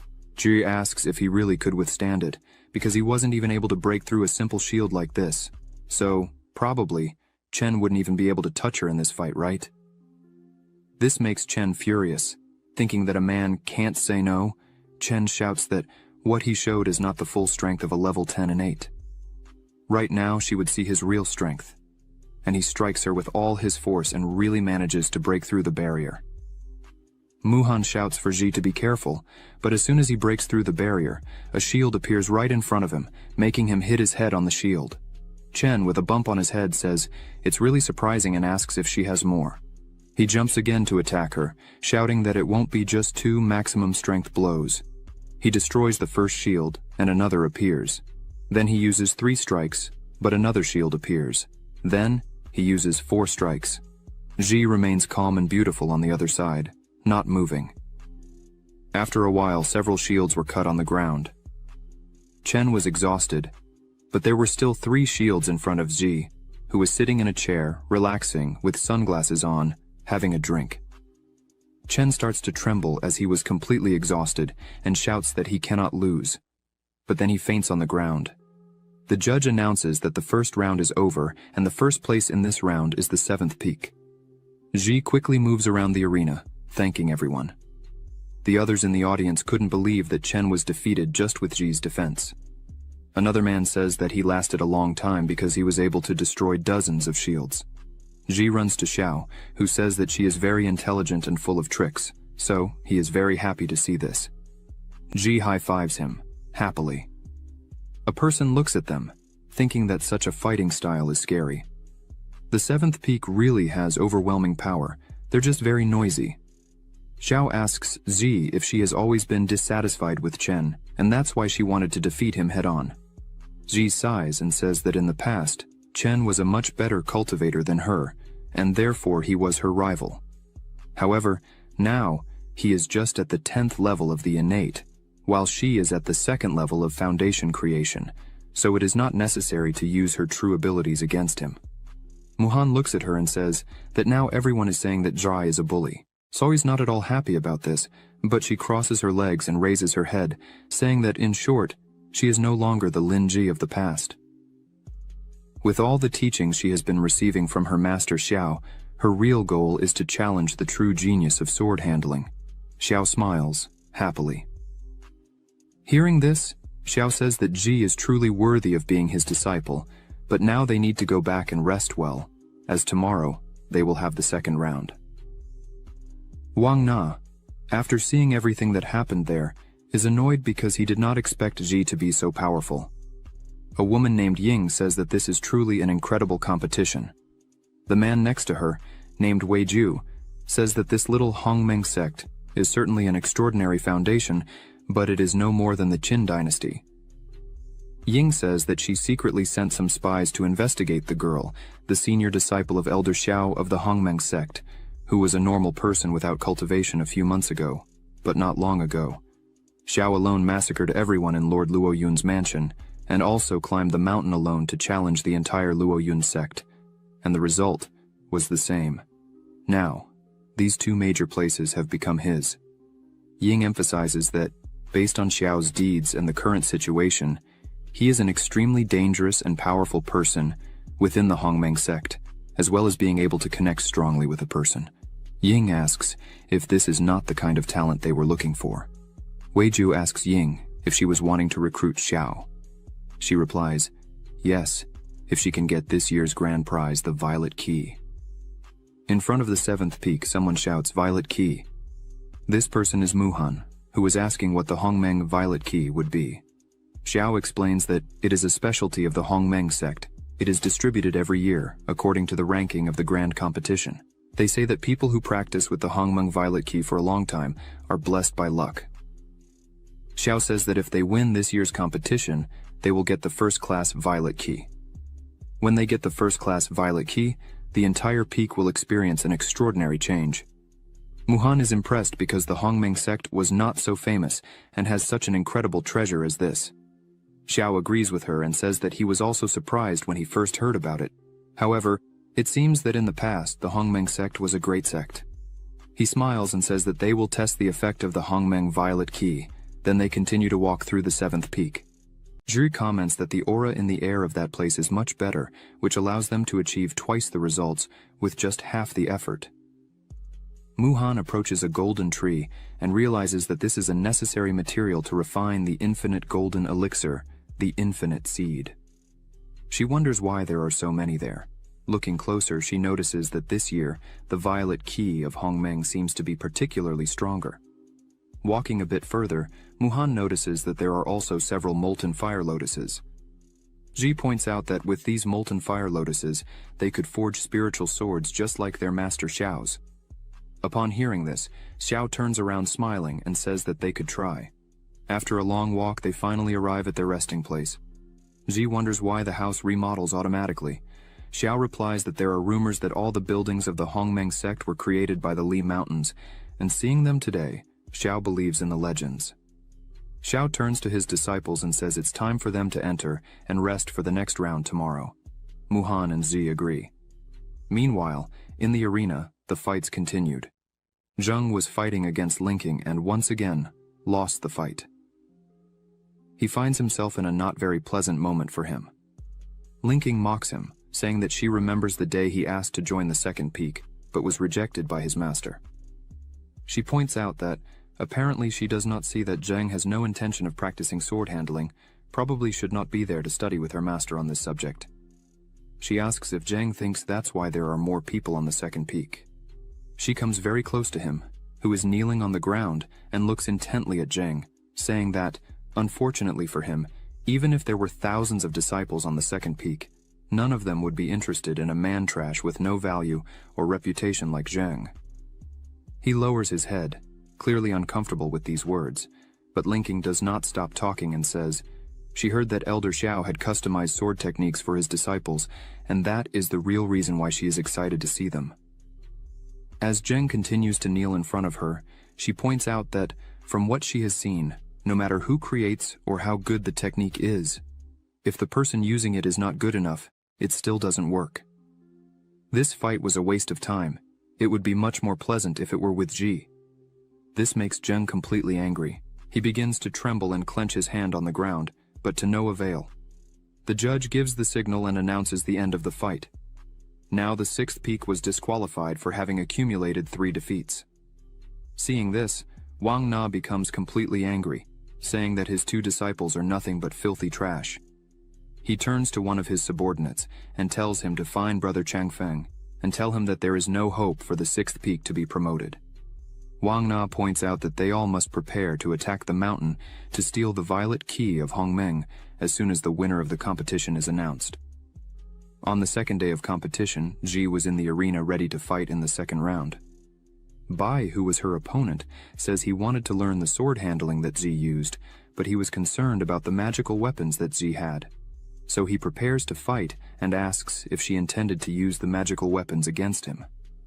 Ji smiles and says she still didn't know. The fight begins and Bai comes at her with everything. Ji remains calm and prepares, because since she was able to recover the lacquer sword, she had a completely different feeling about fencing. After concentrating, Ji uses her innate creation Thunder Heart Step technique with extreme ease. Ji disarms her opponent as if it were nothing. With this Thunder Heart ability, Ji can identify all the weak points of her opponent at any moment during the fight. Bai is completely lost, as he almost didn't see Ji's movement. After that, he thanks her and says that the sword handling that Ji is using is really relentless, it is on a different level, and that's why he accepts defeat. The judge announces the end of the fight and says that the 2nd peak has been defeated, and the last winner is the 7th peak. The women in the audience begin to comment about Elder Xiao, saying that it is really amazing that, even after years in complete silence, he returns to the top in this way. The other one is enchanted by Xiao's beauty and wonders what kind of woman will win Elder Xiao's kindness. Meanwhile, Ji returns to her master's side. Xiao says that her fight was really beautiful to watch and the sword strike was excellent. Ji smiles, happy for the recognition she has been receiving from her master. Suddenly, a woman approaches them and calls Xiao. This woman is Zhuxuan. The 3 are surprised by this beautiful woman. Zhuxuan says that it has been a long time since they last saw each other. She points out that, apparently, Xiao is much better than before. He keeps looking at her and says that she also seems very well, as her aura is much stronger than before. It seems that she has gained a lot in her travels through life.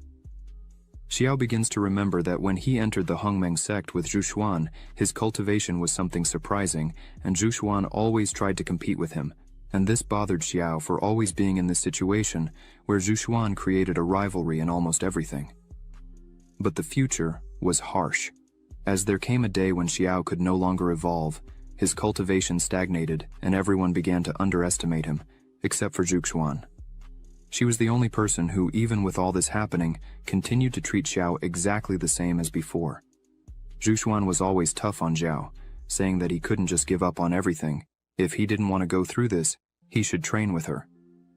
And that's why Xiao is grateful to this day.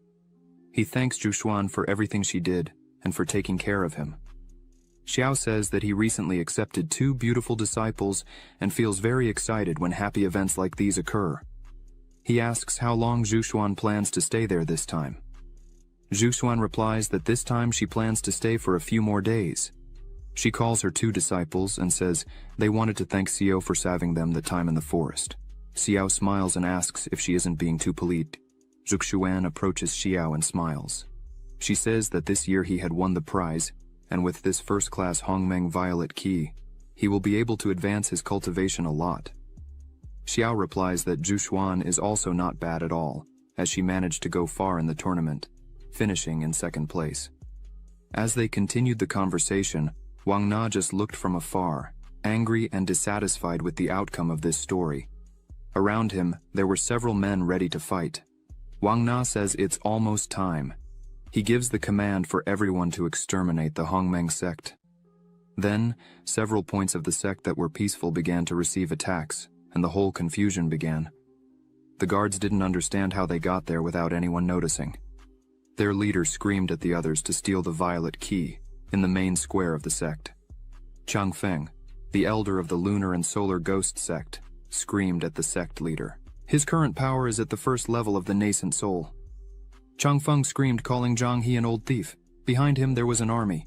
Zhang He, looking at all this, says that Changfeng really is a despicable person, as he had deserted to follow the lunar and solar ghost sect, and now dared to come back to cause trouble. Changfeng smiles and says that now he is at the nascent soul level, while Zhang He still remained at the golden core. Changfeng orders Zhang He to kneel and beg for mercy and apologize for everything he did. Then, tie up Su Yuan and hand her over to him. Changfeng starts to laugh and says that if all this is done, maybe he will leave and let the sect live for a while longer. Zhang He begins to release his power and says that the Hongmeng sect is not a place where he can enter like this and leave when he wants. He begins to conjure the protection formation of the mountain that he had prepared a long time ago for this moment. The energy around the sect begins to move, and this means that it is fully active. Suddenly, the protection begins to attack the invaders, hitting several at once. Changfeng says he had indeed heard stories that there was once a man who reached the immortal level in the Hongmeng sect, and that the power of the mountain protection formation was astonishing. Changfeng emphasizes that today, he can see it with his own eyes and confirm that it is indeed true. Suddenly, he begins to smile and says that, unfortunately, it would end there. The mountain protection begins to break. Zhang, he cannot believe what he is seeing. Everywhere, the protection is beginning to collapse. The sect members start to get scared as they look up and realize that the protection formation has been breached. They wonder what is happening there. Zhang, he turns around in fright as he knows this is not good. Upon further analysis, Zhang He realizes that demonic energy has invaded the first peak, and the main point of the mountain protection formation is focused on the first peak, which has now been corroded by the demonic energy. Zhang He starts to get really worried, as each of their moves was clearly well planned. The lunar and solar ghost sect had thought very well about what they were going to do. Zhang He takes action and mounts his bird, telling all his elders that he would return to the first peak and try to restructure the mountain's protection. Then, he would leave the invaders there for them. Su Yuan and Xiao, side by side, say that he could go without worry, as they would take care of everything. Su Yuan smiles, and says that this reminds her a lot of 10 years ago. Xiao smiles and asks if she was referring to the time when she wanted to go down the mountain to see a play, the one that trapped the master at home with him, and soon was chased all over the mountain by the master's spiritual sword. Su Yuan turns around and says that his skill is still as good as ever. She starts to strike several men at once and says she would go ahead. Su Yuan looks at the invaders and says that if they had the courage to invade the Hongmeng sect, then they also had the courage to face death. She starts to conjure her energy, and again strikes several men at once. Xiao prepares his swords and says that Su Yuan's green and purple swords did very well, so he couldn't fall behind. He begins to attack, causing a lot of damage to all those close to him, defeating numerous men at once. Bai and Linking get excited and say they would join in the fun too. The two start to fight together, and combining their attacks and defenses, manage to cause some kills as well. Sumuhan also prepares for the fight.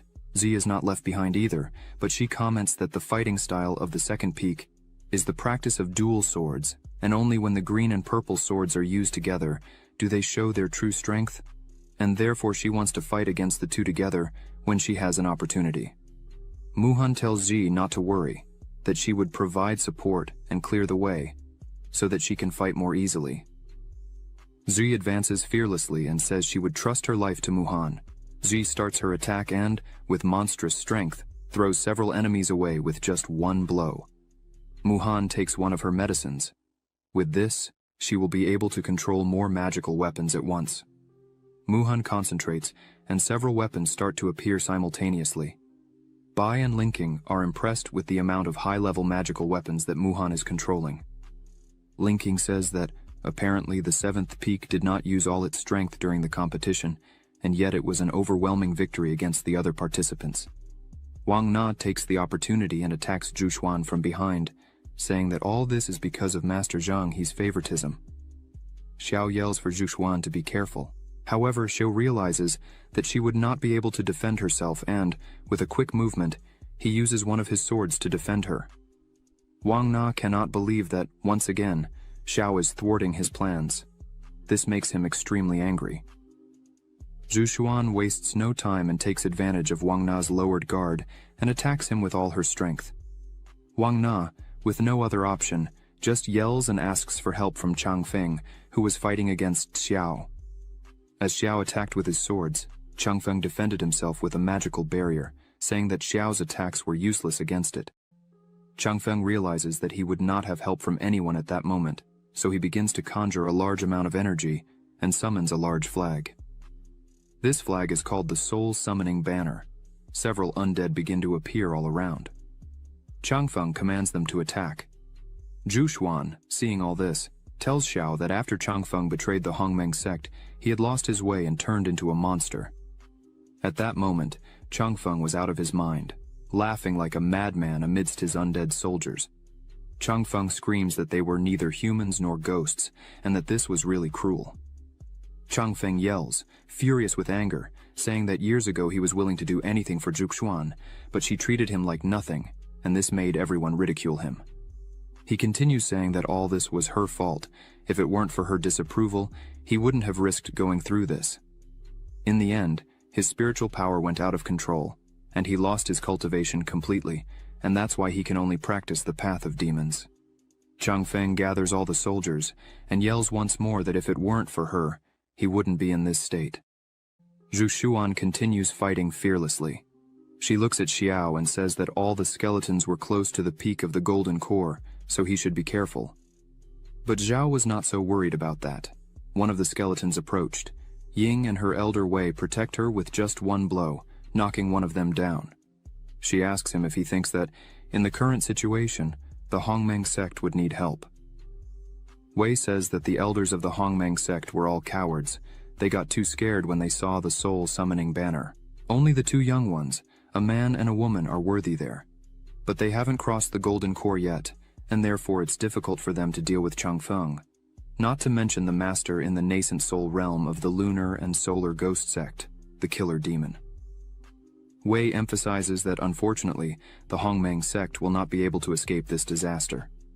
Meanwhile, in the midst of the enemy army, two people were alive and fighting without hesitation. Zhu Xuan and Xiao were side by side. Ying begins to fight against some monsters while thinking that if the Hongmeng sect really cannot get rid of this disaster, they will not be able to help her. But she is impressed with the talent and determination of Xiao and Zhu Xuan. She says that if they can be accepted as her disciples, it would be a beautiful choice. Ying tells Wei that she wants to stay there and wait to see what will happen, and if Xiao or Zhu Xuan are in real danger, they should help immediately. Wei agrees with this and prepares to fight. Zhu Xuan continues fighting and calls her sword, cutting several skeletons at once.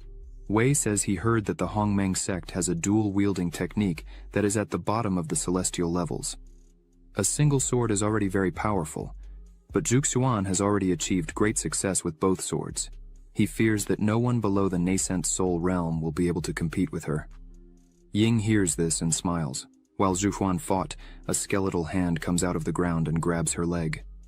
She realizes that the skeleton's hand is poisoned and therefore she cannot move. Several skeletons surround her and use their chains to attack her. They manage to capture her. At that moment, Zhu Xuan is completely vulnerable, as she has no strength to break free or move. Suddenly, a huge skeleton appears behind her. She feels this presence and turns around to see what it was. As soon as she looks, she sees that the skeleton was indeed much larger than the others. Chang Feng says that really, over the years, Zhu Xuan had improved her skills, but unfortunately this is the end for her. The giant skeleton begins to move and raises its hand to grab her. Ying, seeing that Zhu Xuan was in danger, tells Wei that it was time to act. But before they could do anything, someone yells for the monster not to touch Zhu Xuan and cuts it in half with a giant sword, completely destroying it. Zhu Xuan, Ying, and Wei can't believe what they're seeing. Xiao starts to take the fight seriously and unleash his true power. He smiles and says that if this is really the power of the nascent soul, it's ridiculous. Who hasn't killed a couple of nascent souls before? Xiao, holding his sword, smiles and thinks that with the support of the innate body sword, he was able to gain a new understanding of the 10,000 transformed into one movement. Before, he had to rely on the large hand condensed from spiritual energy to strengthen the sword's power, but now he only needs to condense the runes to strengthen it. Chang Feng says that Xiao is too arrogant for such a lucky strike. Chang Feng summons several skeletons and says he will teach what it really means to be a strong guy. All the monsters turn and head towards Xiao, who remains calm and still.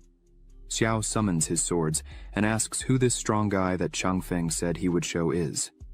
In seconds, Xiao destroys all the skeletons at once, showing the abyss in power between the two. Chang Feng doesn't understand where this power is coming from. Just with the pressure of the energy coming from Xiu's movements, Bai and Linking already feel threatened. Ji creates a barrier and asks Sumuhan to stay behind it, as the energy Xiao is using is dangerous even for those nearby. Wei creates a barrier to protect himself from the pressure, but he can't believe that Xiao defeated hundreds of undead at the golden core level with just one blow. Ying says she has never seen a golden core man with so much power. If they can conquer him, they will surely win the 10,000 Dao Festival. Xiao begins to walk among the remains of the skeletons, asking if that was really all Chang Feng had to offer after causing all this trouble. Xiao says he will give him one last chance. Xiao asks for Su Yuan to be released. Chang Feng doesn't like this, as he realizes that Xiao is very close to Su Yuan. He begins to think that she had rejected him in the past just because of Xiao. This makes him even more angry. Then he starts to say that he will show Su Yuan what happens when you choose the wrong person. The chains around Su Yuan's body begin to tighten more. Xiao yells for him to stop and starts to advance quickly. Xiao cuts all the chains with a stroke of his sword, freeing Su Yuan. This scares Chang Feng. Su Yuan is in a lot of pain. She tries to summon her swords, but she is exhausted. As she falls, Xiao calls her and quickly holds her in the air and asks if she is really okay. The atmosphere between the two becomes pleasant. Su Yuan can't say a word, as all this is incredible to her. After a few seconds, she averts her gaze, embarrassed, and says, "She is fine." Bai says that this time, Xiao got it right. Linkwing is happy, and says she can see from afar that her master is blushing. Sumuhan finds all this beautiful. On the other hand, Ji runs with a broken heart, calling for her master. Xiao, with Su Yuan in his arms, holds his sword with just one of his hands. He calls Chang Feng, and says that his last chance is over, so it's time for death. Zhao, like lightning, moves quickly, piercing Chang Feng's body with his sword, making him scream in pain. Chang Feng starts to feel weaker and weaker and thinks that this can't really be happening to him. After a few seconds, he falls to the ground without any strength. Xiao smiles while holding Su Yuan in his arms. She is speechless with such strength shown. She turns to him and calls him. Xiao puts on a serious face and thinks that this time she must have been impressed with his beauty, but then she asks if it's not time for him to let her go. Xiao is speechless and says yes. As soon as she puts her feet on the ground, she turns around and says that Zhao's movements were really good. She wishes to practice with him when she has time. Xiao smiles and says that this is a unique special ability he just created. Not to mention that it was someone like Chang Feng, who just entered the nascent soul stage. However, even if Xiao meets some deity out there, he is still capable of fighting on equal terms. Ying hears this and wonders if this is really true. If Xiao is indeed capable of fighting against a deity, she turns and asks Wei how much she can trust this. Wei defeats the last monster in front of him and says that the movement Xiao just used should be the 1,000-to-1 transformation of the current sword cultivator. However, from the way he used his spiritual energy to the sword itself, Wei says he was not able to see through it. Ying is impressed by this, as even Wei was not able to see.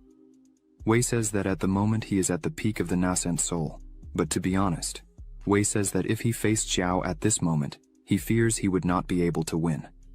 Ying is completely surprised by these words, and starts to imagine Xiao's face while thinking that there is such great talent in their country. The invaders, noticing that Xiao killed their leader in seconds, begin to wonder what they should do now. But now it's too late. Xiao starts to walk towards them with a terrifying aura, asking if they really wanted to run away, if they thought they could enter the Hongmeng sect, do all this and leave like that. The men start to tremble in front of Xiao. They fall to their knees on the ground, throwing away their weapons, saying that they were deceived by their elders. Everyone there was begging for forgiveness and mercy. Xiao stops in front of everyone, along with Su Yuan. The invaders gather in front of them and ask for forgiveness. But before Xiao could say anything, a big explosion happens. Ji and Sumuhan are startled by the noise. Su Yuan realizes that it came from the first peak. She screams that Master Zhang he was in danger, so she should do something, but Xiao yells at her to calm down. She didn't need to run there because they were already there. A person with demonic energy approaches quickly. 2 people arrive there. This person is the leader of the Lunar and Solar Ghost Sect. Call it Old Demon. His power is in the Nasan Sul, 5th level. In his hand was Zhang He. The demon says that they captured their leader and destroyed the mountain protection formation. He asks for the rest of them not to resist and become prisoners at once. That way, they would suffer less. The demon says that if they don't do that, they will have the same fate as their leader, and strikes Zhang He, making him bleed from the mouth and fall unconscious to the ground. This makes everyone completely angry. The invaders who were begging for their lives now celebrated that their leader had arrived to save everyone. The demon turns to them and asks where Changfeng was. One of their disciples says he was killed. The demon doesn't understand and asks how they killed him. The disciple says it's true, he saw it with his own eyes. The demon starts to laugh and says, "That's ridiculous." Even a sect as weak as the Hongmeng sect was still able to kill Changfeng. The demon asks who it was and why he didn't know that there were people at the nascent soul level in the Hongmeng sect. The disciple points to Xiao, saying it was him. Xiao says he doesn't care if it was him or not. The demon looks at Xiao and says he's just a little insect at the 7th level of the Golden Core, and yet dares to be so ignorant between life and death. The demon says that if it was really Xiao who killed Changfeng, he would kneel and lick his feet. Xiao smiles and says he can kneel then. The demon asks what kind of dirty tricks they used to do such a thing. In seconds, Xiao lunges at the demon, hitting him, throwing him several meters back. Xiao says that if he spoke, the demon probably wouldn't believe it, so he prefers to show how he killed Changfeng. The demon lying on the ground says that if that's the case, then it's fine. He gets up, takes his sword, and says he would kill Xiao at that very moment. A huge energy accumulates in the sword and he releases it towards Xiao. The two clash their swords. The pressure caused by this throws the people who were nearby far away. Su Yuan creates a barrier and asks everyone to stay behind it. The invaders are injured just by the pressure of the blows exchanged by the demon and Xiao. From a distance, Ji and Sumuhan watch. Ji begins to analyze that it seems Xiao can clearly see his movements. The Lu Yun sword that Xiao had picked up is a low-class spiritual sword of the celestial level that, if performed with the 10,000 kilometers technique, should be able to reach the power of a mid-class celestial level. Ji realizes that the demon's sword is superior to that, possibly being of the highest class. As the two fought, Ji fears, because now it can really be dangerous. The demon tries to hit Xiao, but he dodges and jumps back and asks for Su Yuan's swords on loan. Xiao uses his power and calls them immediately. He also uses his flexible swords. Ji is impressed seeing that her master is using the 7-star exorcist sword formation technique. At that moment, Xiao was surrounded by a dense and constant aura. His swords were ready and positioned. Xiao looks at the demon and says that no matter what kind of deity he believes himself to be, the outcome is already decided. He would die today.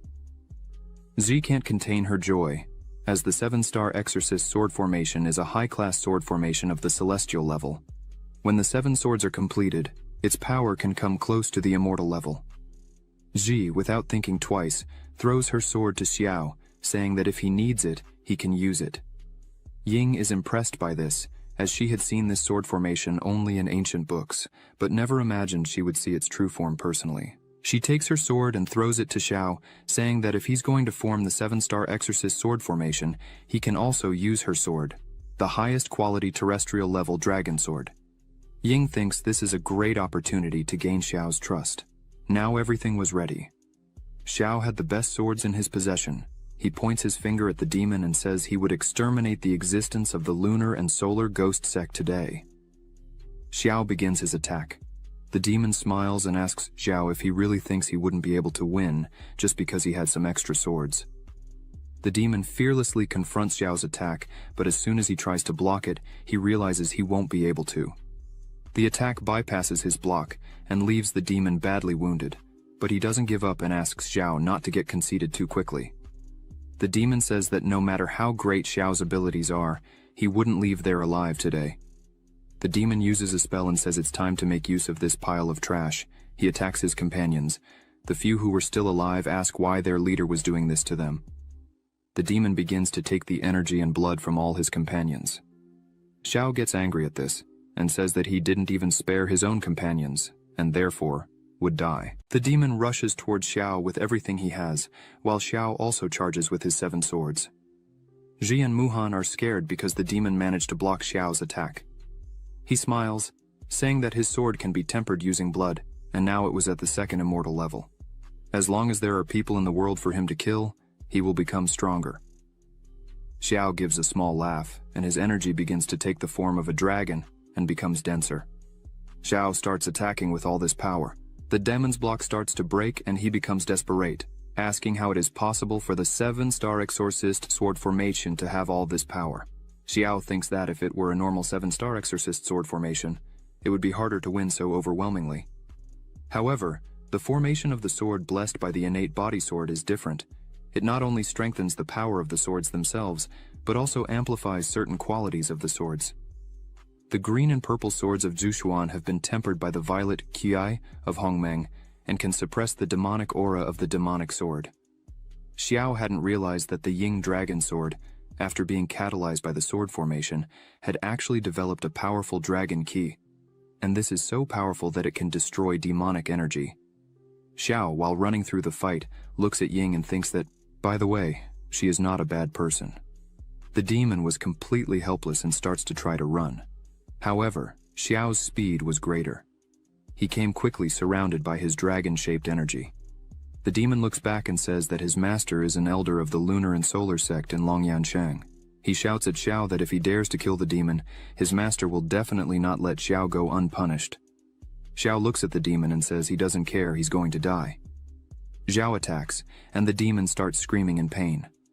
Behind a rock was Wang, the elder of the 6th peak and traitor of the sect. He can't believe that the demon was being defeated by Xiao, who had this overwhelming strength. As soon as Xiao looks, Wang quickly hides behind the rock. Wang puts his hand on his head, desperate, not believing that Xiao was able to kill the demon so easily. Wang starts saying that the Lunar and Solar Sect is a sect that really has the power to govern during the realm of separation.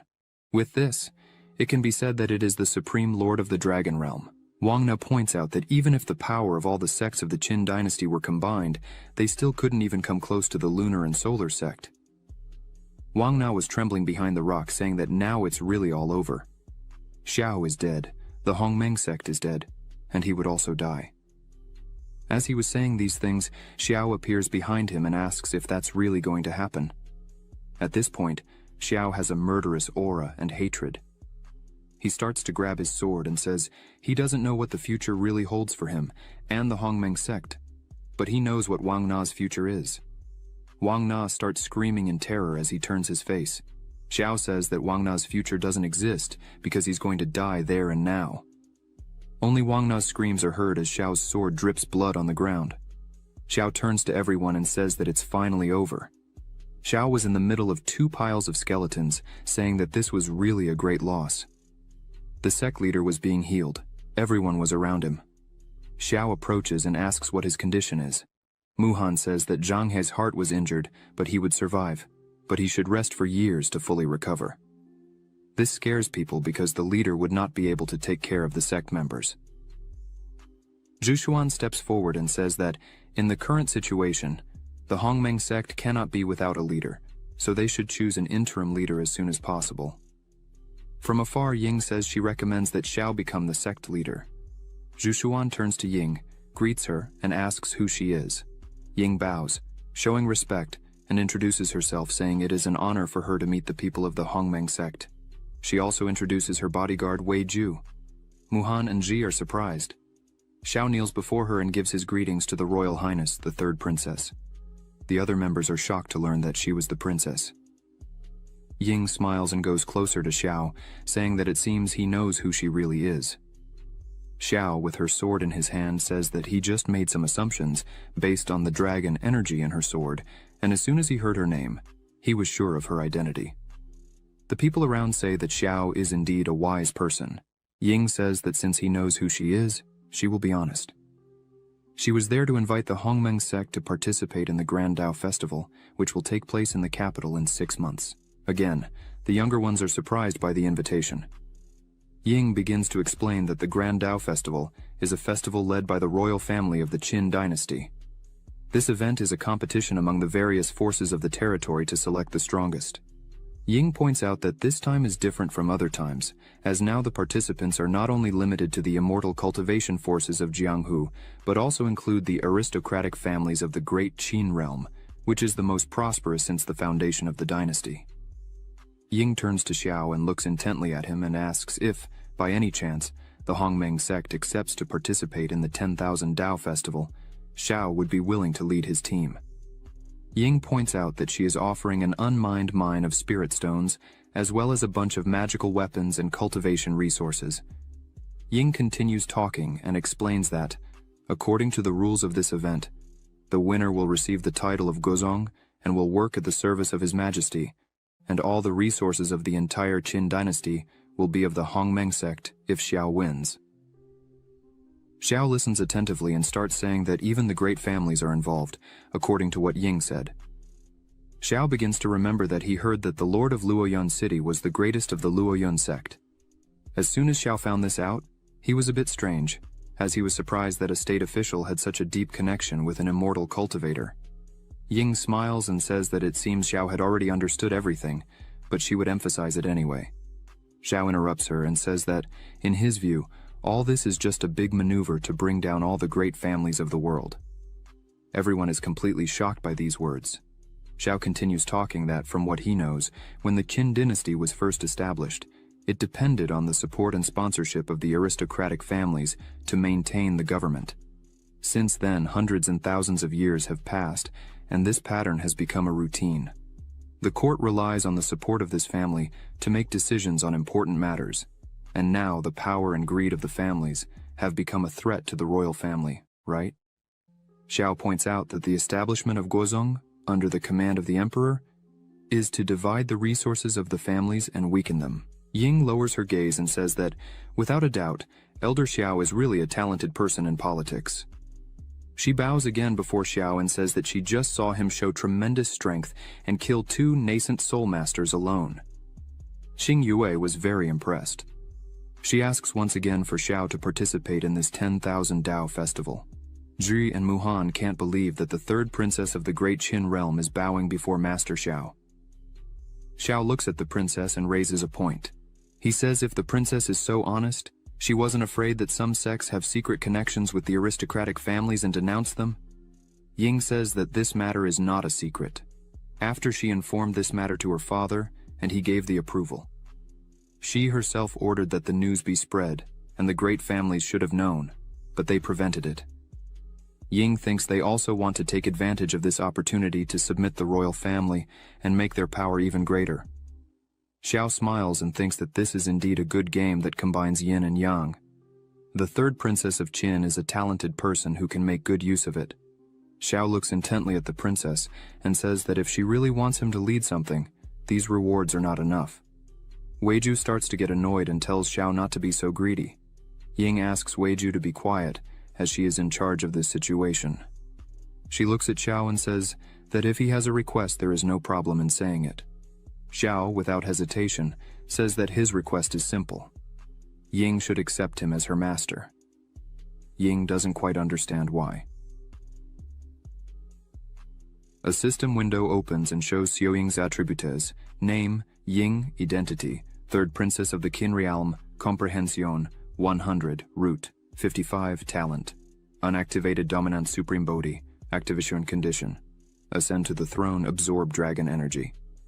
Seeing this, Xiao thinks that the dominant supreme body is something he had seen in an ancient book that said, people who succeed can unite the energy of the world into one, and not only practice with twice the result and half the effort, but also have the blessing of dragon energy that will allow using abilities in a special way. After this proposal that Xiao made, the bodyguard Weiju gets angry and says that this is an outrageous audacity of Xiao and prepares to attack. But again, Ying interrupts him and asks him to wait. Ying goes to Xiao, showing a lot of respect, and asks why he wanted her as his disciple. Xiao smiles and says that the reason is obvious. She is a very smart and talented person. This leaves Ying completely shocked. She asks if he really liked her talent. She begins to remember her childhood. As she grew up, she was the most knowledgeable in martial arts among her brothers and the best in poetry, books, music, and literature. However, even with all this, she was never as good as her brothers in cultivation, and for this reason, her father didn't value her, giving all the love and attention to her brothers while she felt alone. However, she kept trying, but never got the slightest recognition. She looks at Xiao with a look of astonishment, thinking that it was the first time someone said they are interested in her talent.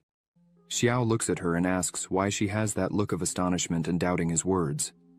Xiao asks if she wants to know the benefits of the seventh peak. Xiao snaps his fingers and calls Ziji, who appears quickly, smiling, saying she was right there. Xiao says he would like to introduce the benefits of the seventh peak to the princess. Ji begins to explain that if the princess joins the seventh peak, not only do we have the guidance of personalized training from Master Xiao, but they also have a third-level alchemist who provides pills at any time. The elixir shop under her name makes a lot of money every day, and the funds are abundant. The princess is impressed with this. Ji emphasizes that the most important thing is that she will have the opportunity to be initiated and trained by Master Xiao himself. No matter how talented she is, if the princess joins the seventh peak, the journey to immortality will have no obstacles. Xiao smiles and confirms that it is all really true. Ying, a little shy, asks if it really doesn't matter what the talent is. Ji smiles and responds, "That's right, it doesn't matter what the talent is." Ji takes the lead again and emphasizes that before she entered the seventh peak, she was just a slave there. And everyone said she was useless with no talent whatsoever for cultivation. But even so, Xiao chose her and welcomed her to the seventh peak. And now, in less than 6 months, she's already at the second level of foundation creation. The other disciples of the Hongmeng sect say it's really true, as before they looked down on her, and some say they didn't even know who she was. However, now she has surpassed all the sect's disciples, and as the princess herself can see in the competition today, Ji was so powerful that she dominates all the pride of the sect. Ying is shocked and thinks that Ji showed all this strength and was a simple slave in the past. Ying asks Xiao what he saw in Ji that made him accept her as his disciple if she was just a slave before. Ji hears these words and becomes worried, thinking that the only reason her master accepted her as a disciple was that she was the only one left when his other disciples left. However, Ji thinks that her master wouldn't say something like that. He will make up a story saying he was attracted to her character. Xiao puts his hand on Ji's shoulder and starts to say that it was because of the talent Ji had. As expected, an elder looks for strong people as his disciples. Ji is paralyzed when she hears this. Xiao looks around and asks if there is anyone present who does not recognize Ji's talent in swordsmanship. Everyone was silent. Xiao turns to the princess and says that, as he said before, he is impressed by her talent. Xiao emphasizes that he fully trusts her and that she will surely become the best in this area. Ying again doubts herself but feels embraced by Xiao's words. She smiles, kneels, and bows at Xiao's feet, calls him master, and asks him to accept her humble reverence. Weiju doesn't like seeing the princess kneeling before someone else. Xiao holds Ying by the shoulders, calls her a disciple, and asks her to stand up. The system window appears for Xiao, congratulating him on successfully recruiting a disciple, and his reward will be tenfold, and will obtain the Yin-Yang 5 Elements Body Technique, a first-level product of its class, and a Hutian spirit. Energy runs through Xiao's arm, and he wonders what this Hutian spirit could be. He feels like this spirit is connected with the flexible finger sword, and from what he is feeling at the moment, now one of them seems to be in sync with Xiao's thoughts. He says he has heard that if a magical weapon is tempered differently, thousands of years can give birth to a sword spirit that can attack and practice independently. He didn't expect this system to have the capability to install one directly inside Xiao. This is really amazing. Weiju starts yelling at the princess, saying she can't accept Xiao as her master. Probably the princess is confused, but Ying just asks him to stop talking and explains that she knows very well what he was going to say, so there is no need to say anything more. Weiju sighs and asks how he would explain this to His Majesty when he returns. Ying yells and says they need to go back to the previous topic. Now that she is a disciple of the Hongmeng sect, she sincerely recommends Elder Xiao as the interim leader of the sect. Su Yuan agrees and says she believes Elder Xiao is the most suitable candidate for this. Ying says that in addition, the Qin royal family will also support Elder Xiao. Suddenly Zhang He gathers his strength and starts to say in a weak voice that, in this case, he would leave the Hongmeng sect in the hands of Elder Xiao. After saying this, Zhang He starts coughing because he is still very weak. Muhan holds him and asks him not to strain himself. Su Yuan starts to name him and says that, as Xiao has met everyone's expectations. Before she finished speaking, Xiao raises his hand smiling and says he has an objection. No one understands what that was. Zhang. He says he is dying. This is the time to hand over the Hongmeng sect to them, the young ones. Don't choose a new interim leader of the Hongmeng sect. Choose a new sect master. Xiao starts to say that he likes to be free and make some enemies from time to time. Now that he has the third princess as a disciple, his identity becomes even more complicated. Acting as both the interim leader of the sect and the sect master is not suitable for him. Xiao takes Su Yuan by the waist and pulls her close to his body, leaving her a little taken aback. Xiao says he would like to recommend Su Yuan, the celestial maiden, to become the new leader of the Hongmeng sect. Bai and Linking are surprised by this and ask if Su Yuan would really accept this. Feng, the elder of the first peak, stands up and says he heard everything Xiao said and completely agrees with all of it. He emphasizes that, as Xiao himself said before, it is not suitable for him to be the master of the third princess and have another status so controversial. Feng says that in the past, when Su Yuan was only 14 years old, she accidentally entered the stone room and read the celestial book of Hongmeng and learned part of her future. Maybe that was God's will. Feng says that according to ancestral teachings, only the sect master can read the celestial book of Hongmeng. Xiao is surprised by this because he didn't know. So he asks what it is. Su Yuan just looks at it and sighs a little and starts to say that Elder Feng's words reminded her. The celestial book of Hongmeng records the future of the Hongmeng sect. Since they can't decide who will replace Zhang He, let the celestial book of Hongmeng decide. She calls Xiao to follow her, but Ying goes to him and says that she and Weiju need to visit other immortal sects, and, for this reason, she needs to leave now. Xiao asks her to wait. He says she just became his disciple and, unfortunately, they didn't have time to prepare her for the learning ceremony. Xiao takes one of his swords and asks Ying to take the sword with her and use it to defend herself. Ying takes the sword and asks why a flexible finger sword. Xiu smiles and says that this sword has a spirit, so it doesn't need to be controlled with sword techniques. It can fight on its own. Ying is impressed that such a small sword is so powerful. Xiao turns and says that the sword is not that strong. Weiju sighs again with jealousy and says that the princess already has him for protection. Why would she need another sword? Xiao hears this and says from afar that this weapon is capable of killing someone in the nascent soul in seconds. Weiju becomes worried and asks if that is true because he is currently in the nascent soul. Ying just laughs at this situation. After some time, Su Yuan and Xiao start to enter a cave. Xiao asks Su Yuan why she brought him there and if it was for him to read the celestial book. Su Yuan places her hand on the door and a great energy starts to come out of there. She starts to say that not long ago, Xiao was gravely injured and near death. But since then, he has made great progress. Not only did he cross the golden core, but he also gained 2 talented disciples. She turns with a more serious face and asks what really happened. Xiao smiles and says it was nothing much. In the past, he just gained an infinite gold pill. He relied on this pill to survive and also to overcome the golden core. Xiao, deep down, wonders if Su Yuan is testing him in some way. Xiao starts to suspect that Su Yuan thinks he was dominated by something. Su Yuan turns to the front and asks if that was really all. The doors open, the two enter, and in the middle of the hall there is a strong energy. In the center of this energy there was an item. Xiao asks what it was. Su Yuan replies that this is the celestial book of the Hongmeng sect. She says that this book was inherited from the first generation of the sect master of Hongmeng, and only the person who can succeed the master can awaken it.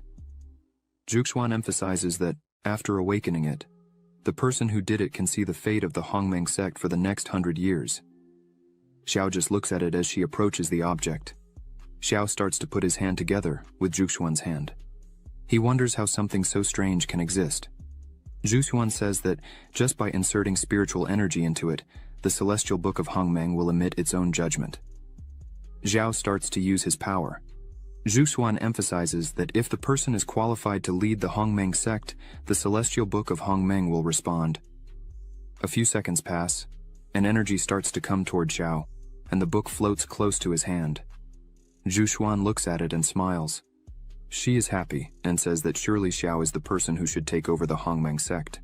Suddenly the book falls back, and they are surprised. Xiao turns smiling and says he had warned that this job is not suitable for him. The celestial book of Hongmeng itself understood that. Xuan just looks at him after that. Xuan puts her hand out to test again. As she did this, she thought that according to what she knew about the celestial book, if the person is really not qualified to lead the Hongmeng sect, the celestial book of Hongmeng would not even move. This makes her think and wonder if the celestial book was taking her desires into account. Suddenly, the book begins to glow in a slightly different way, and simply flies away. Xiao begins to smile when he sees this. Xuan is amazed, and wonders if the celestial book of Hongmeng really recognized her as the sect master. She just wanted to see the future of the sect. She reaches out and the celestial book comes to her hand. Xiao is happy about this and bows, showing respect. He congratulates Xuan, saying that she had been recognized by the celestial book. Xuan takes the book in her hand and thinks that in the past, when she had gone there, the book simply showed her a part of the future and did not cross the barrier directly. She wonders what she should really do now, because as soon as she got the celestial book of Hongmeng, she would become the leader of the sect. Xuan looks at the book in her hand and says it's better for her to look first at what was recorded in the celestial book of Hongmeng. Quickly, she begins to release the magic within the book, causing intense energy. The energy begins to organize and takes the shape of a book, and in it was written, "There, the nobles have been watching the skies and predicting the fate of future generations, and finally calculated that when the Hongmeng sect obtains the status of national sect of the Great Qin dynasty, it will be the day of ascension to power of the Hongmeng sect. At that moment, all the luck will be attracted to stimulate the noble sect." Xiao is impressed, as even the matter of the national sect was calculated. Xiao thinks that the celestial book is really too amazing. However, suddenly, Xuan calls him, saying that the text was changing. This time the book showed that Xiao Xuan, year 1165 of the Qin calendar, joined us on the second peak. This man is the most gifted and talented disciple among all generations of the sect. He was 19 years old when he crossed the realm of foundation creation and became an elder of the seventh peak. He was 20 years old when he remained at the 10th level of foundation creation. He was 25 years old when he was attacked by a group of mercenaries and ended up seriously injured. Xiao looks at this with a fixed gaze and a serious face. He thinks it's a very clear record of the first part of his life, but there's no tracking behind that injury. He wonders if it's because he awakened the system. Xiao starts to think better and realizes that, in fact, it's a very strange world, and that must be why the sect master is so friendly with him. The Hongmeng sect is not as simple as it seems. Xuan turns to Xiao, who was distracted thinking.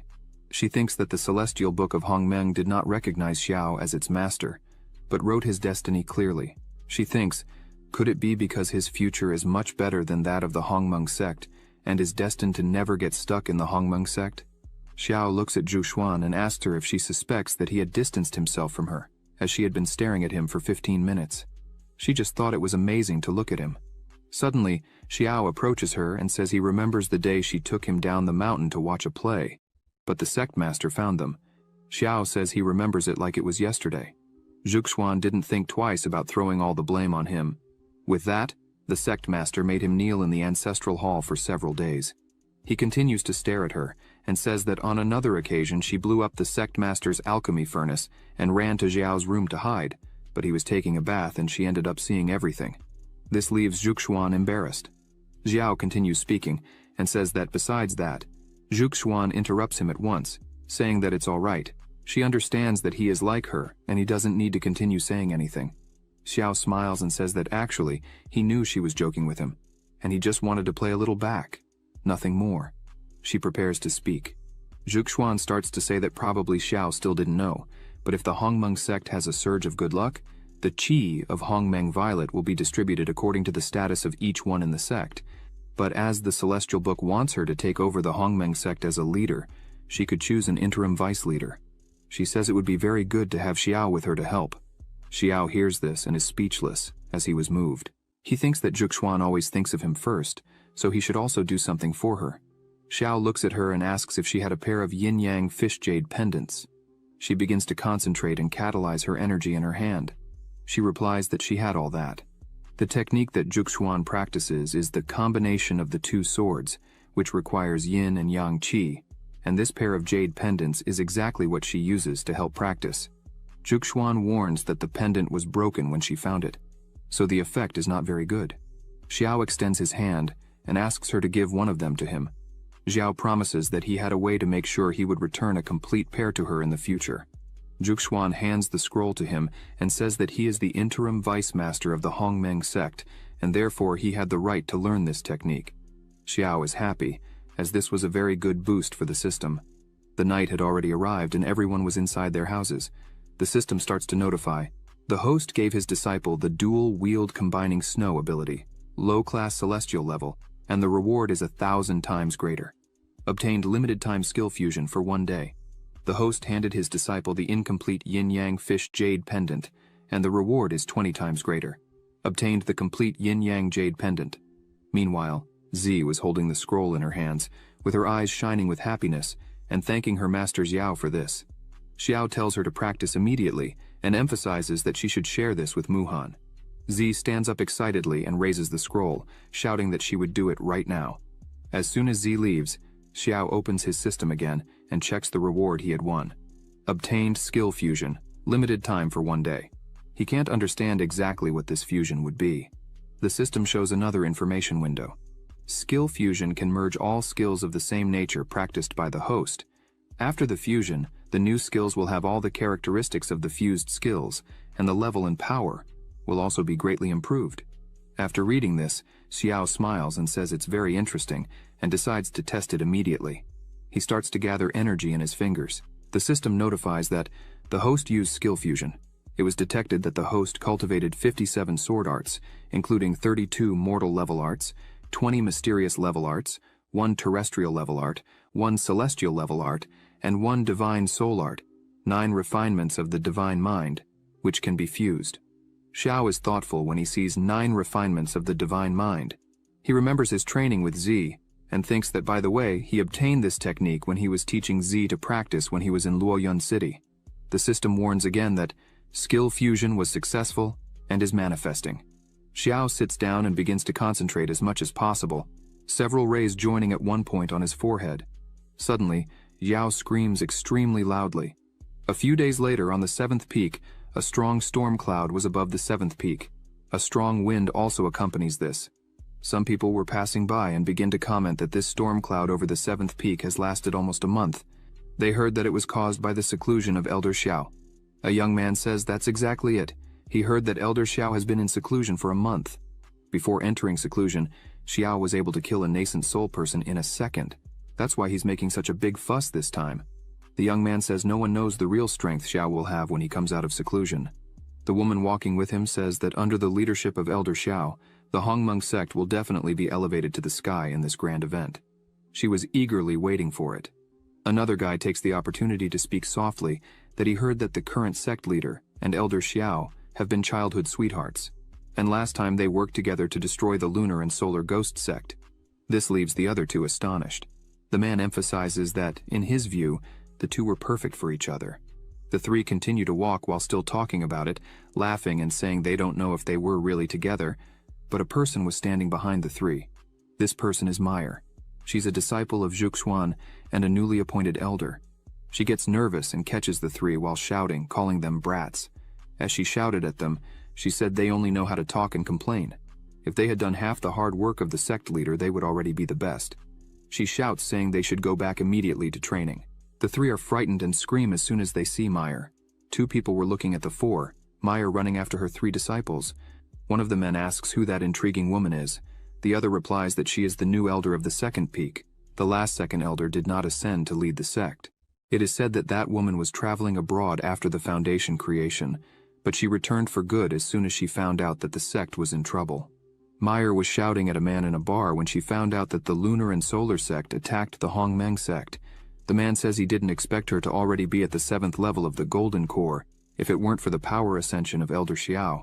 Nowadays she would be the first genius of the Hongmeng sect. But Meyer notices the two men there talking.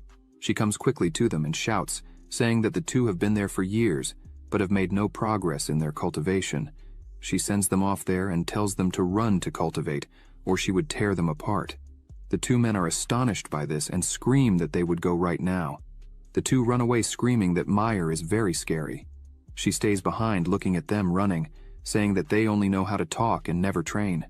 She says that the master and Xiao are childhood friends, but Xiao can't train as fast as the master.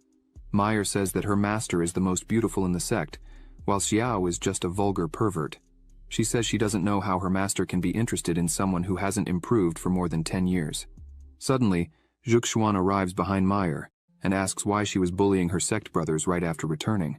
Xuan says that now she has succeeded as the main elder, so why can't she control her temper? Meyer comes running to her master and says that it was all just to protect her because those disciples were not cultivating properly and were talking about Xuan and Elder Xiao behind their backs. Xuan asks what they were saying about her and Xiao behind their backs. Meyer starts to say that everyone was saying that Xuan and Elder Xiao were childhood sweethearts and were made for each other. This leaves Xuan completely embarrassed. Her face turns red and her eyes widen. Meyer gets worried and shouts asking her master why she was turning red. Meyer starts to realize and continues shouting asking if Xuan really liked Xiao. Meyer's world starts to fall apart with this. Xuan just turns away full of shame and asks Meyer to stop talking nonsense. While the two were there talking, a strong and huge lightning bolt falls, hitting the 7th peak. This leaves the two not understanding what was happening. The flash of lightning is so strong that it begins to illuminate the entire sect. People are frightened by this and wonder what it could be.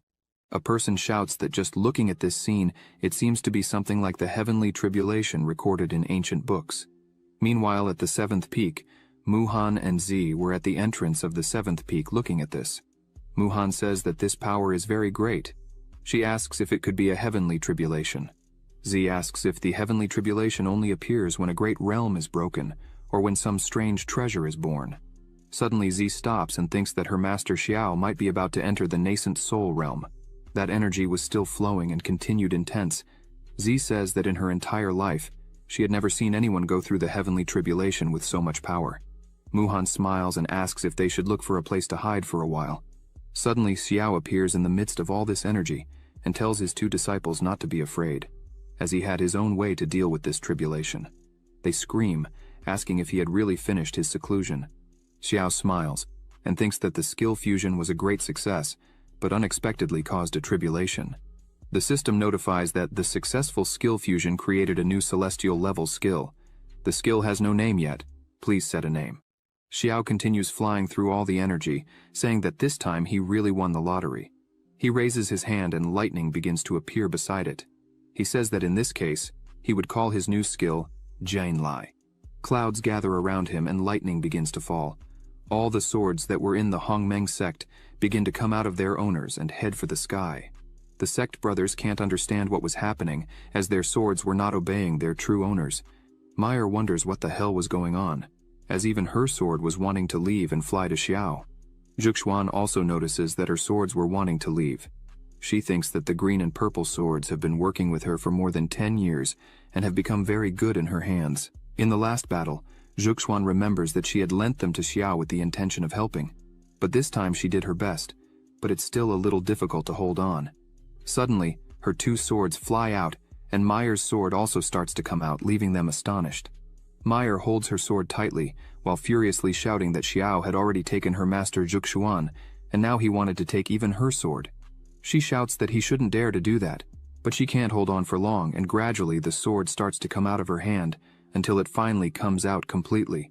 She screams for losing the sword and laments. Xuan looks up and says that this is really amazing. All the swords were going to Xiao. He was concentrating such a huge amount of energy that it was something no one had seen. The glow was enough to be seen from afar. Suddenly, the energy starts to behave strangely. Xiao was in the middle of it all, smiling and saying that he finally arrived just in time. He would test the power of this high-level skill. All the swords covered by energy begin to mix with the energy surrounding Xiao. All the swords begin to point upwards. Suddenly, a huge amount of energy is released, causing a strong glow, destroying pieces of mountains that were nearby and going up to the sky. The clouds that had been there for almost a month were dissipated in seconds. The sect members are completely amazed by such strength, shouting that the clouds were destroyed. Elder Xiao did not cross the nascent soul, but managed to cause such a powerful catastrophe. They wonder if Xiao managed to create a celestial cultivation technique. Everyone starts to celebrate, as the sect master and the elder are extremely strong. With such powerful leaders, the future of the Hongmeng sect will be unlimited. Meyer starts to sweat and says that this is a celestial skill. Zhuxuan says nothing, just looks at Xiao and thinks that he is indeed an enlightened being, completely talented. Xiao returns to the ground, and as soon as he returns to the ground, there are still forces around him. The air circulates, lifting small dust. Xiao looks at his hand and thinks that the celestial level sword is really powerful. He says that with this sword skill, he is sure that he can face even a dual spirituality practitioner. Z comes running, saying that her master is extremely strong. Sumuhan stays a little behind, smiling and congratulating her master, saying that he is really amazing and managed to create such a powerful new skill. The two come to his side. Xiao smiles and calls them to move forward, as it was time for them to prepare for the Dao Festival. Meanwhile, in the palace of the Great Qin Empire, the news had already arrived. A person sitting in front of a table asks if it's really true that an elder of the Hongmeng sect, with the strength of the 8th level of the Golden Core, after killing an entire group of ghost puppets above the Golden Core, also killed an old demon hunter and came out unscathed. The man who was there giving the news says that it's really true. He didn't lie or exaggerate anything. The whole report was exactly what happened. This man who was sitting is the Emperor of Qin. He says that even though the Hongmeng sect has mediocre strength, it has existed for thousands of years, almost at the same time as the foundation of Qin, and seems to have a hidden heritage that is unknown to the outside world. This man who was there reporting everything was Wei Ju. He says that, in addition, in the battle with the Lunar and Solar Ghost sect, Xiao only used an extremely strange and terrifying sword technique. Wei Ju says that maybe Xiao doesn't have other skills. Wei Ju emphasizes that he believes if Xiao really dedicates himself, his strength can be comparable to the nascent soul realm, or even the initial stage to become a true god. The Emperor is amazed by these words. He leans on the table and says it's really amazing and interesting to know that the small Hongmeng sect has produced such a talented and brilliant person. If you think about it from this perspective, not all these small sects are useless. The Emperor places his hands on the table and begins to stand up. He turns and says to Wei Ju that it would be very good if they could really use this power to fight against the great families, as Ying had planned. Wei Ju bows and calls the Emperor, and says that he still has one thing to tell. The Emperor turns and asks what it would be. Wei Ju begins to say that the third Princess Ying asked Xiao to represent the sect in the Great Dao Festival, but for this, she promised to be his disciple. The Emperor slams the table with great force and shouts. Wei Ju lowers his head even further, and says that Xiao's strength is really extraordinary. Even if Wei Ju fought with all his strength, he couldn't win. Wei Ju says that the third princess considered her options and thought that it could be useful for her next plan, so she took the liberty of asking him to be her master. The Emperor doesn't know how to act. He is still not at all happy about this and says that this is all because of the family. They made the princess learn from a charlatan, that's a shame. The Emperor composes himself and says that's all. He asks Wei Ju to tell Princess Ying not to make any announcement about this matter at the moment. The Emperor asks her to wait until the Dao Festival is over to discuss this matter again. The Emperor emphasizes that if something like this happens again in the future, Wei Ju should inform him immediately.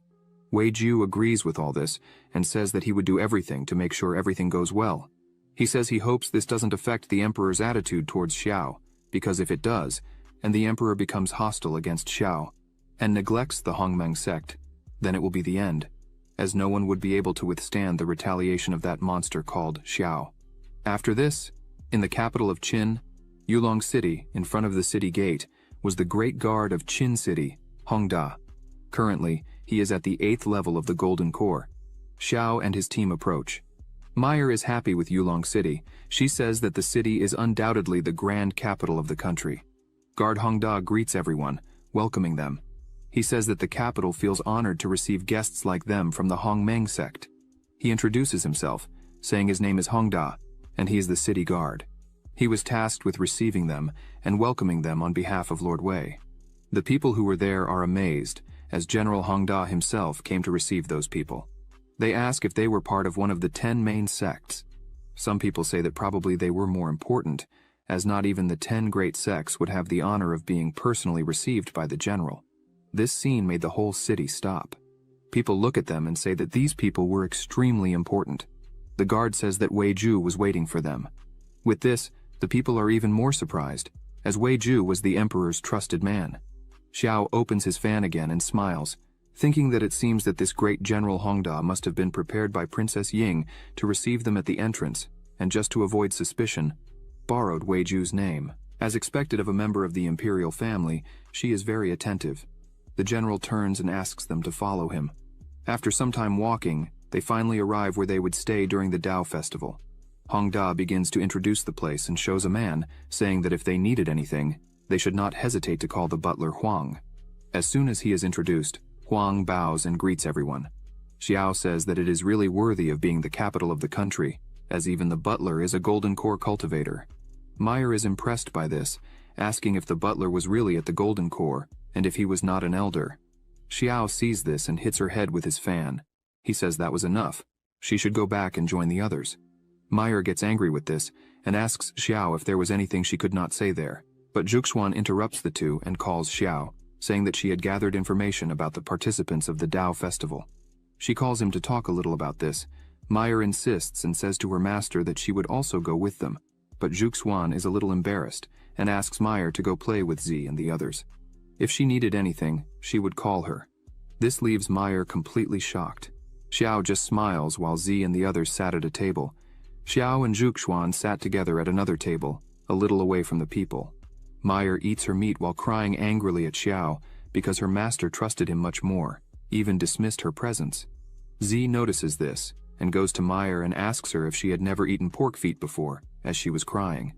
Meyer turns to Z with her red face and a piece of meat in her mouth and says it's none of her business. Meyer stands up and takes the hand of Z and Sumuhan, asking the two to go with her. Meanwhile, Zhuxuan tells Xiao that there were 3 main sects that they needed to be careful of at the Dao Festival. Zhuxuan says that Xiao could take a look at them first, and hands him an item. As soon as Xiao takes the item in his hand, he begins to concentrate and energy starts to circulate around, showing that the first-class Taisu sect, like the Hongmeng sect, has a history of thousands of years, and has produced several powerful nascent soul cultivators, and in addition, it has hundreds of golden core cultivators. The leaders of the second and third sects, Changsheng and the Wanfeng sect, also have nascent soul cultivators under their command, and even though they were founded later, they have deep roots. Zhuxuan begins to say that in the great families, information is even scarcer. They only know that the first 3 families, Qin, Wang, and Lin, have more than one powerful nascent soul among their members. The others are completely unknown. Xiao turns to her and thanks her for all the help she was giving him.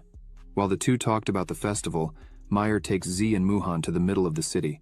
She begins to eat angrily, saying that all this was Xiao's fault. As they walked around, Meyer hears a woman asking 2 men not to dirty their hands. She says to them that if they really wanted to buy the demon tiger, they only needed 1,000 low-class spirit stones. Otherwise, they didn't need to waste more time there. The woman was visibly scared, while the 2 men looked at her smiling. Meyer was still eating with Sumuhan. The two turned to the direction of this commotion. Meyer starts to get a little uncomfortable with this and calls the 2 to go there and see what was happening. The men were still bothering the woman. One man says she should be more sensible. He looks at her with a strange expression and says that whenever she is willing to follow them back to their home and spend a night, they would be willing to pay not only 1,000 low-level spiritual stones, but also 1,000 mid-level spiritual stones. This man is named Deng Xiu. One of his subordinates grabs her hand and says that as long as she obeys her master, her father won't have to work hard hunting. She starts screaming, scared, asking for help. Another man laughs and tells the woman not to waste her energy, as no one in Qin would dare to interfere, as they were from the kingdom of Liangyan. Hearing that they were from the kingdom of Longyan, some people get scared. People start running from there. The woman yells at them to take their filthy hands off her. A whip comes their way. A man steps in front to protect his master. However, the whip hits him in the face, making him spit blood. His master is shocked by this. He quickly turns around and shouts, asking who was there and how they dared to disturb the good deeds he was doing. Meyer steps forward and says it was she who dared to do this, and that they should let the woman return to her home immediately. Behind her were Zi and Muhan, angry at what they were seeing right in front of them. Deng Shu looks at them and says that they also have a rare beauty. He makes a proposal to them, saying that if they went with him as concubines, he would leave the girl alone. Zi starts to get angry and yells that he was disgusting. However, Muhan tries to calm her, and says that the man is an envoy from the kingdom of Longyan. She should not offend him so easily. The men nearby shout that it's no wonder Deng Shu is so arrogant in the great kingdom of Qin, as an envoy from any superior kingdom can be like the king of Qin. Muhan begins to explain that sects, families, and countries are divided into 9 levels, with the first level being the most respected, and each level is as different as the sky. The kingdom of Longyan is a 5th-level country, surrounded by 7 6th-level countries, which are equivalent to the great kingdom of Qin. All are vassals of the kingdom of Longyan and must pay homage to the kingdom of Longyan every year.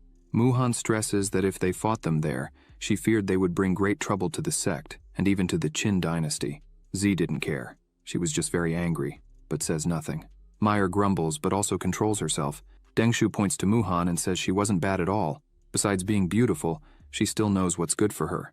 Deng Shu looks at them and says he's changed his mind. Now he wanted all 3 as slaves. Otherwise, when he returned to his kingdom, he would say that hospitality in Qin was not good, and that would bring trouble for them. Suddenly, Princess Ying appears and asks if that's really the case. She asks the envoy what Qin failed in its hospitality. She emphasizes that, from what it seems, everyone was courteous to him, and just because he bullied the people of the great kingdom of Qin on the street, he should be executed for his crime. Deng Shu scoffs at her, saying she, the princess of the kingdom of Qin, was so majestic that he would remember perfectly what he heard, and when he returned, he would ask the king who really should be beheaded. Princess Ying holds her sword, and with a serious look, she asks if that's really how the kingdom wants to declare war on Qin. Deng Shu asks if she really wanted to fight, as if anyone did any damage to him while he didn't die, he would return that damage to Qin 1,000 times worse in the future. He steps forward, showing himself, and tells them to hurry up, and asks why the princess was so afraid to do anything. The princess prepares to attack, but Deng Shu approaches and says that if he is not happy, then Qin will not be either. He says that if she and these 3 women went to his house that night, knelt down and were very obedient, then he would forget what he saw there.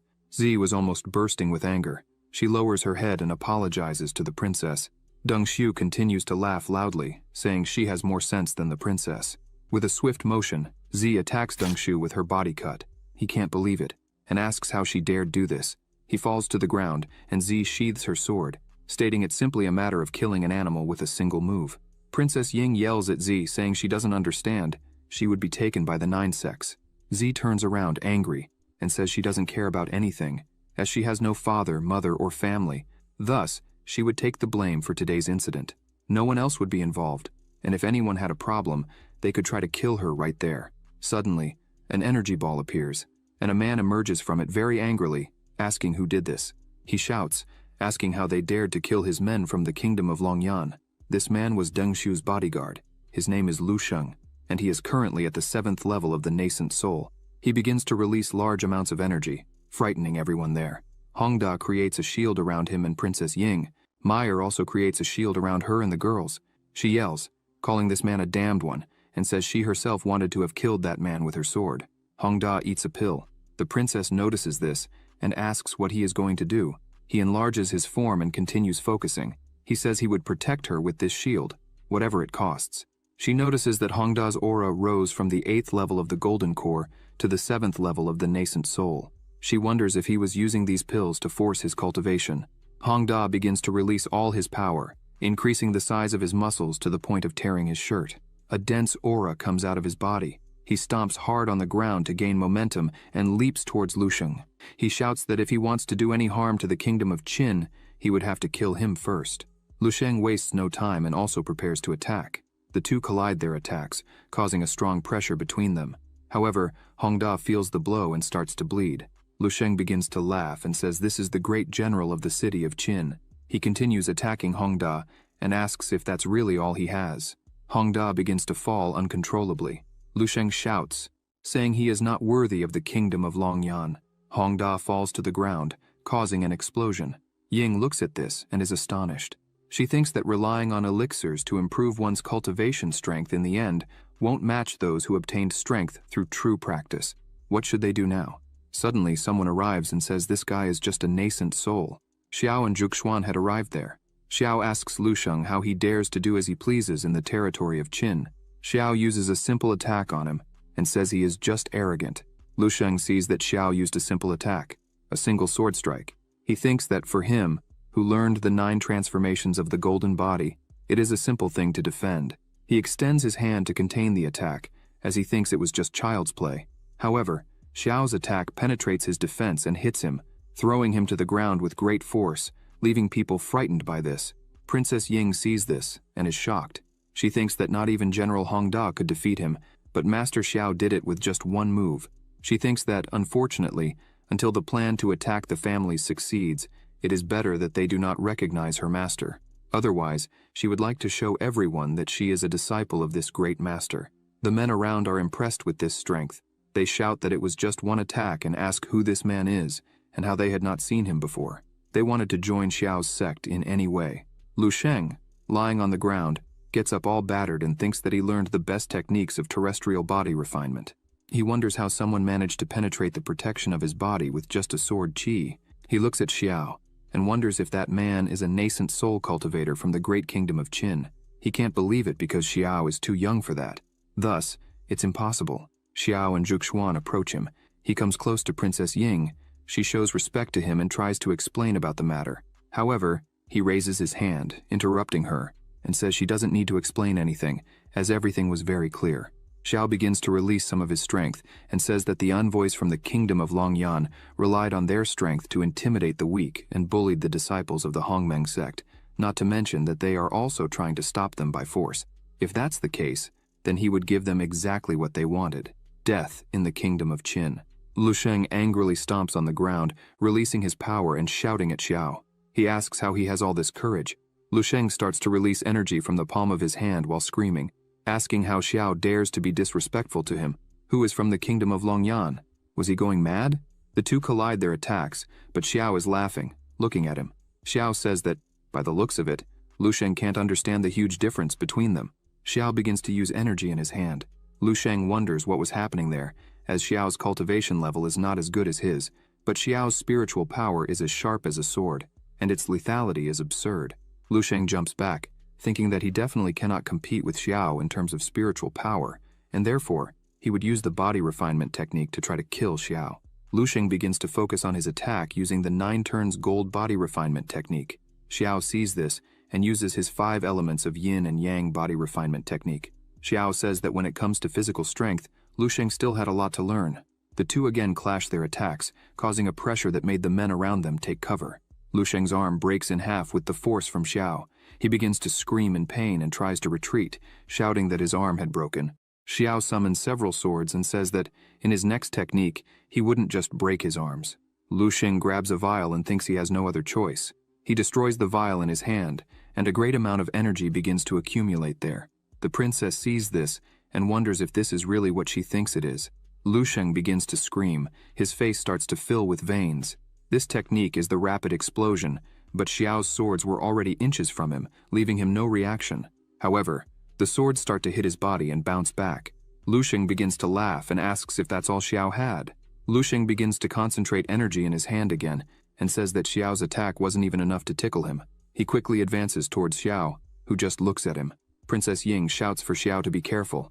Xiao looks at him while holding one of his swords and begins to release a bit more of his power. Xiao begins to think that Lu Sheng's power has multiplied. He wonders why this happened, but this is the most Lu Sheng can do. Xiao uses his sword, striking where Lu Sheng was, making him quickly retreat. Lu Sheng is shocked because Xiao used the energy of the sword again, but this time even stronger than the first. Hong Da creates his barrier again. Lu Sheng's screams are heard, and his blood flies everywhere, falling on the barrier created by Hong Da. He thinks that the Hongmeng sect and Xiao, he had never heard of this man before, capable of killing a nascent soul without any effort, is truly frightening. Hong Da thinks that fortunately, when Princess Ying asked him to help them get to know the city, he didn't treat them with disdain. Hong Da thinks it's shameful for him to be like this in front of the princess, but his armor is full of spiritual energy, so at least he can protect the princess. Xiao continues to think about the reason for the sudden increase in Lu Sheng's aura. As things calm down, Princess Ying approaches her master Xiao and says that things have gone much further than she thought, and therefore, she asks all members of the Hongmeng sect to leave the imperial capital. She says it's better for them to move to another country to avoid being the center of attention from this incident. Xiao approaches the princess and says that if they leave, she would become the blamed party for this matter. And, if the Longyan kingdom were to come to the Qin kingdom and direct their wrath at her, how would she face them? The princess is left without an answer to this question.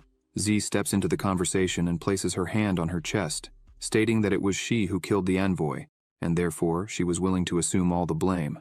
The princess leans on Z's shoulder and says that she, with great altruism, put her life at risk for justice. If they allow her to be exposed to danger, would they not be discouraging all honorable hearts in the world in the future?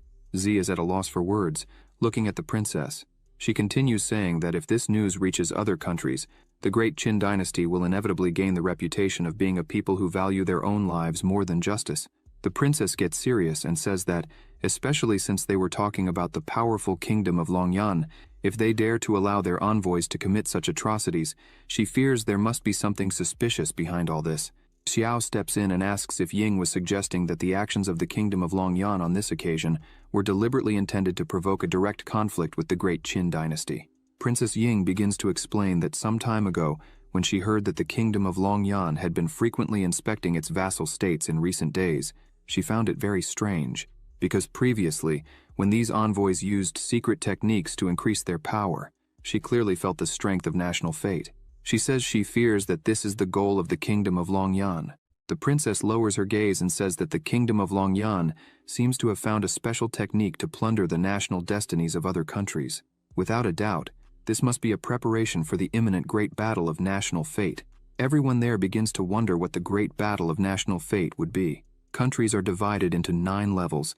Levels 7 and 8 are small and common countries, such as kingdoms, the dynasty, the divine realm, the small country, the holy dynasty. Above them, there is the divine realm, the kingdom of Longyan. The 6th level consists of dynasties, like the Qin dynasty, the immortal palace, the palace of the divine realm, the palace of the sacred pilgrimage, and the supreme palace. The great battle of national fate was initiated by the immortal palace not long ago. The kingdom of Longyan went to war with the superior kingdom of Qingwei, which caused a great stirring of its life force. After that, they began to send emissaries to the surrounding vassal states to carry out inspections. Ying begins to say that, in the great battle of national fate, the defeated country must surrender all its subordinate states. At first, she thought the kingdom of Longyan was gathering forces with the intention of fighting to the end, with no possibility of escape. However, now it seems they want to preemptively take the national fate of the vassal states to minimize their losses. Ying says that clearly, Dengxiu committed these bad actions on purpose, seeking trouble simply to find an excuse to cause difficulties for the great Qin dynasty. Meanwhile, at the Qin imperial palace, some people were meeting with the emperor. Leading them is the envoy from the kingdom of Longyan, Deng Yang, who is Dengxiu's father. He says they were there by order of the crown prince to take the 3rd princess to the kingdom of Longyan as his servant. One of the servants of the king of Qin shouts, pointing at the ambassador Deng Yang, and asks if he was really trying to humiliate them. Deng Yang starts to laugh, and asks him who he thinks he is to speak in such a manner. As in the Qin kingdom, his status as an envoy from the kingdom of Longyan is equal to that of the king of Qin.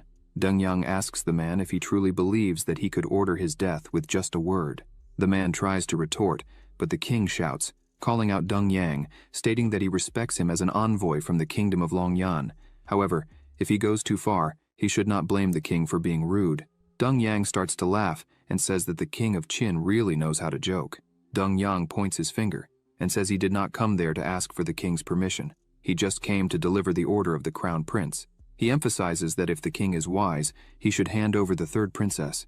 If not, however, someone arrives shouting that something bad was happening. The man yells that the 3rd princess and people from the Hongmeng sect killed Dengxiu on the street. Moreover, the bodyguard Lu Sheng was also killed by them, which shocks everyone there. 2 people arrive with Dengxiu's body screaming that it's true, as this is his body. Deng Yang becomes very angry. The king of Qin looks at this and wonders who the Hongmeng sect is. He remembers that Xiao was there, whom Wei Ju had mentioned. The king wonders if Xiao really managed to kill a nascent soul person, being just a golden core person himself. Deng Yang sighs deeply and demands a good explanation from the king of Qin. Otherwise, Deng Yang shouts that he would chop the third princess into pieces. He unleashes his power, which takes the form of a hand and moves toward the king, but one of his subordinates steps in front of the attack, stopping it. The man asks Deng Yang how he dares try to harm his majesty. This man is Zhenglao. His strength level is the nascent soul. The king of Qin is angered by this.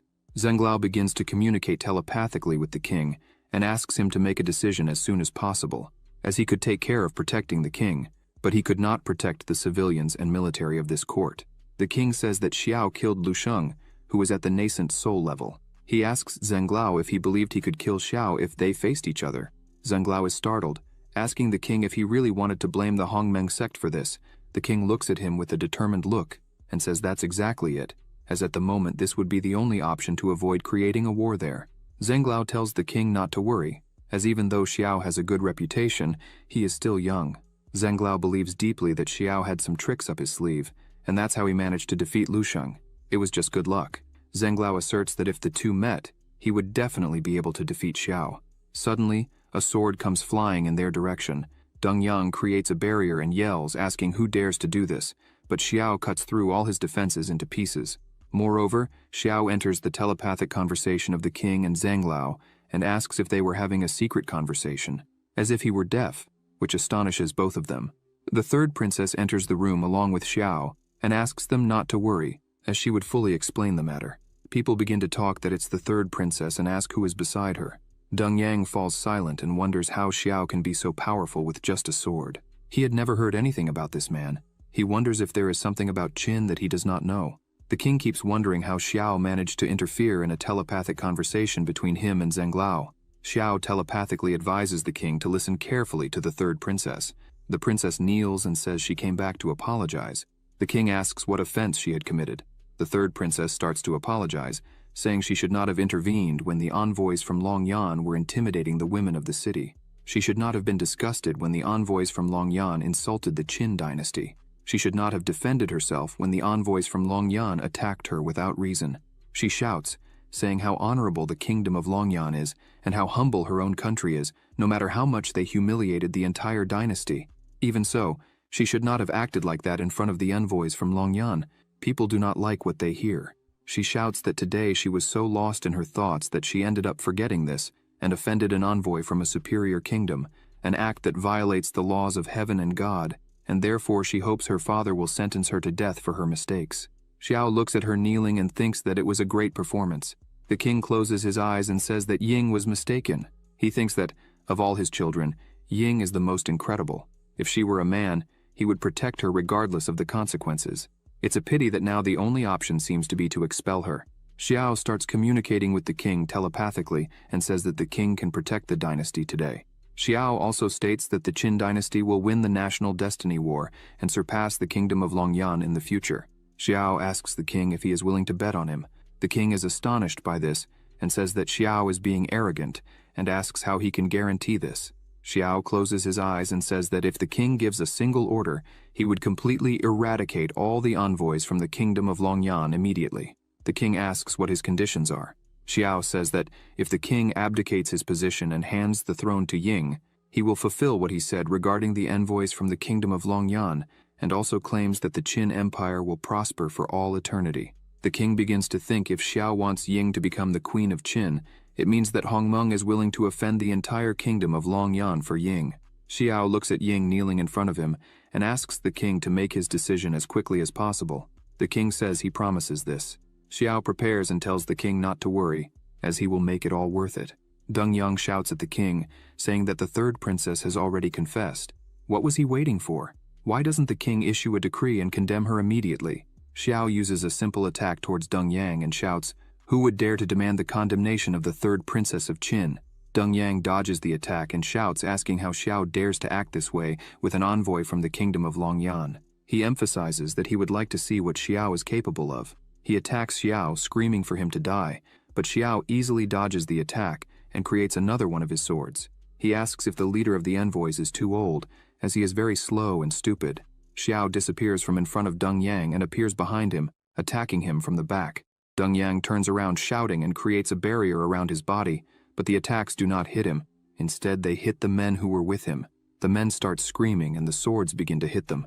Deng Yang turns around, not understanding what was happening.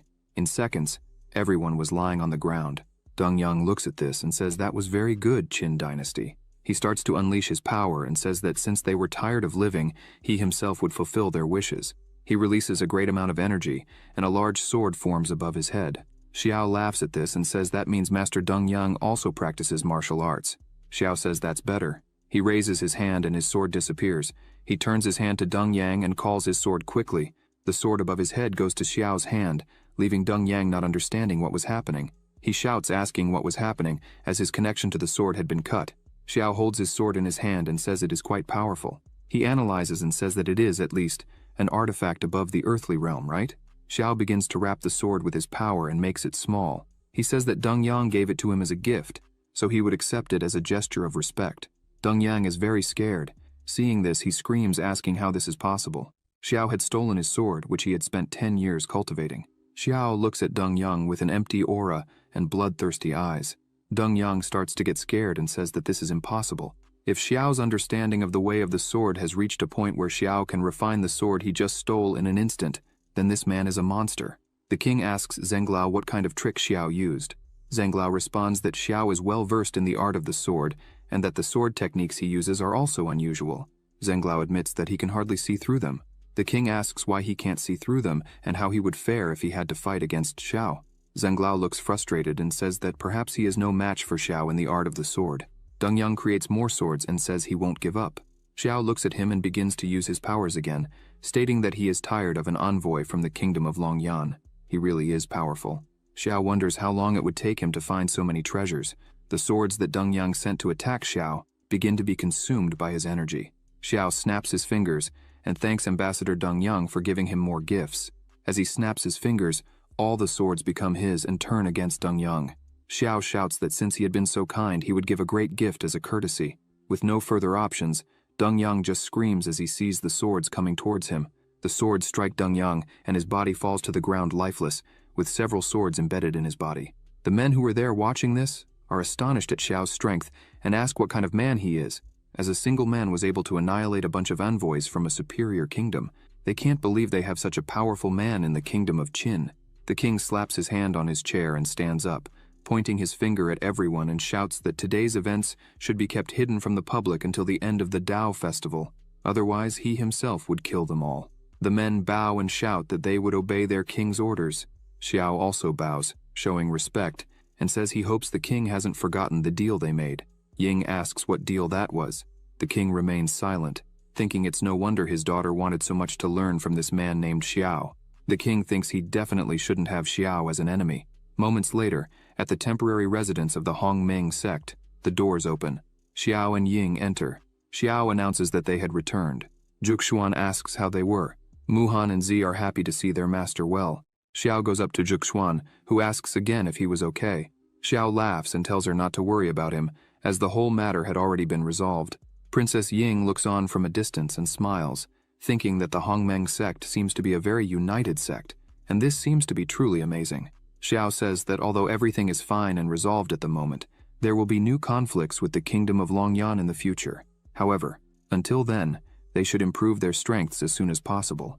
Xiao calls Juxuan and places something in her hand. He says he had promised her that he would give her a complete one.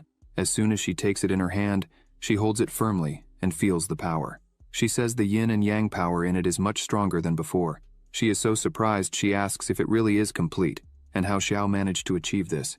Xiao laughs at this and says it's a small trick, hardly worth telling.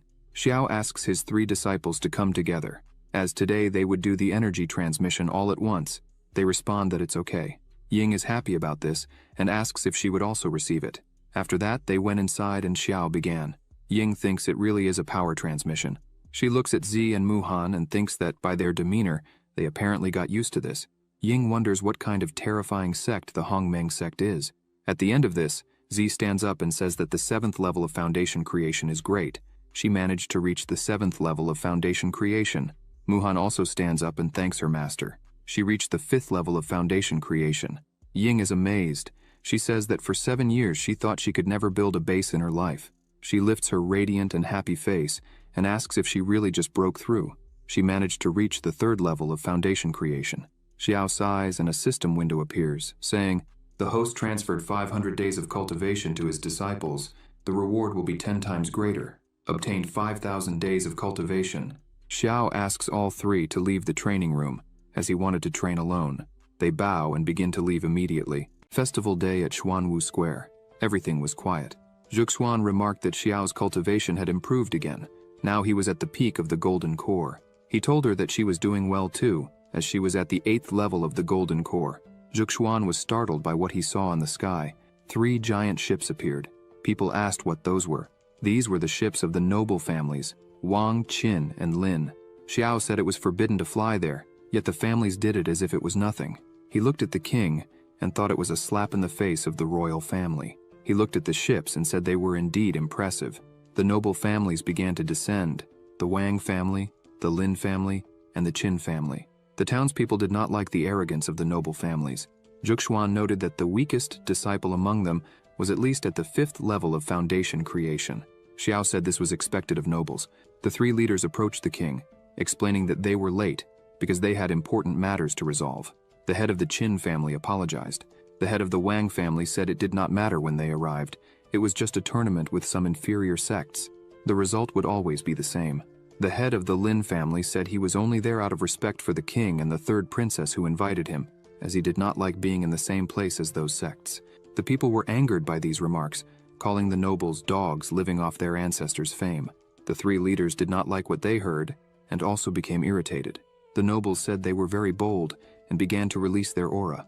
The people started to feel sick from the pressure caused by the nobles. Zhuxuan said they were arrogant and pompous, and Xiao agreed. The king asked everyone to be quiet and announced that they would begin. Wei Ju announced that the grand meeting of the 10,000 sects would start. Energy began to form. The magic circle formed, and he explained that the tournament would be divided into 2 rounds.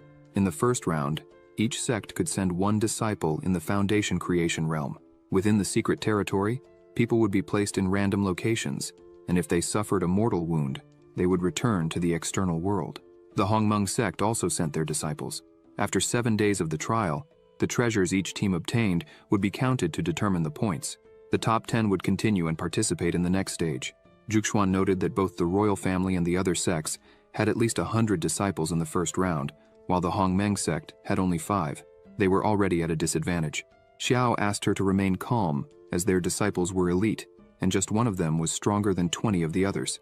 They changed the magic circle. Xiao said the sky mirror had been installed, and now they could see them fight. They finally arrived in the secret territory. One of them asked what they should do now. Z looked at the map and shouted that she had found it. She said she felt strong energy waves ahead. There were probably high-level treasures there, and the terrain was favorable to them, so she wanted to stay there. Z emphasized that they had only 5 people, so if they separated, they could not handle the 100 people from the other teams. She said they needed to find an area with many treasures and catch people off guard when they went there. That way, they could take all the treasures for themselves. Sumuhan agreed. The rest of the team had doubts and asked if they could defeat and rob the others since they were only 5. Sumuhan raised her hand to speak. She said they had several magical artifacts and recovery pills. With that, one of them could become an army. They still had doubts, asking if they could use all that, and if others would not think poorly of them for robbing others. Z said that if they got first place, their masters would be happy. She told them not to doubt themselves and just to act. Elsewhere, a team found the Tianjin flower. They said this flower was a supreme-grade earth-healing medicine. Just with this, they could be among the top 10. One of them asked how no one had found something like this after an entire day. Another said that there was probably a guardian, and the people who found it were weak and fled. However, for them, it was nothing. Z smiled like a madwoman and thought that another group had taken the bait. She asked if everyone was ready, and they said yes. They used a magical artifact that was as bright as the sun. Sumuhan asked if that was all. The group that found the flower had their vision compromised. Linkwing shouted that it was their turn now. Bai activated the immobilization formation. The people were trapped, unable to move. Z began the attack. Sumuhan also joined the attack. Various attacks began to hit the people there, who screamed in pain and were defeated. The two high-fived. Z said they had another perfect fight. Ye thought that in the future, he could not offend either of them. Linkwing said she and Bai would do the cleanup, and when they returned, they would collect the spoils.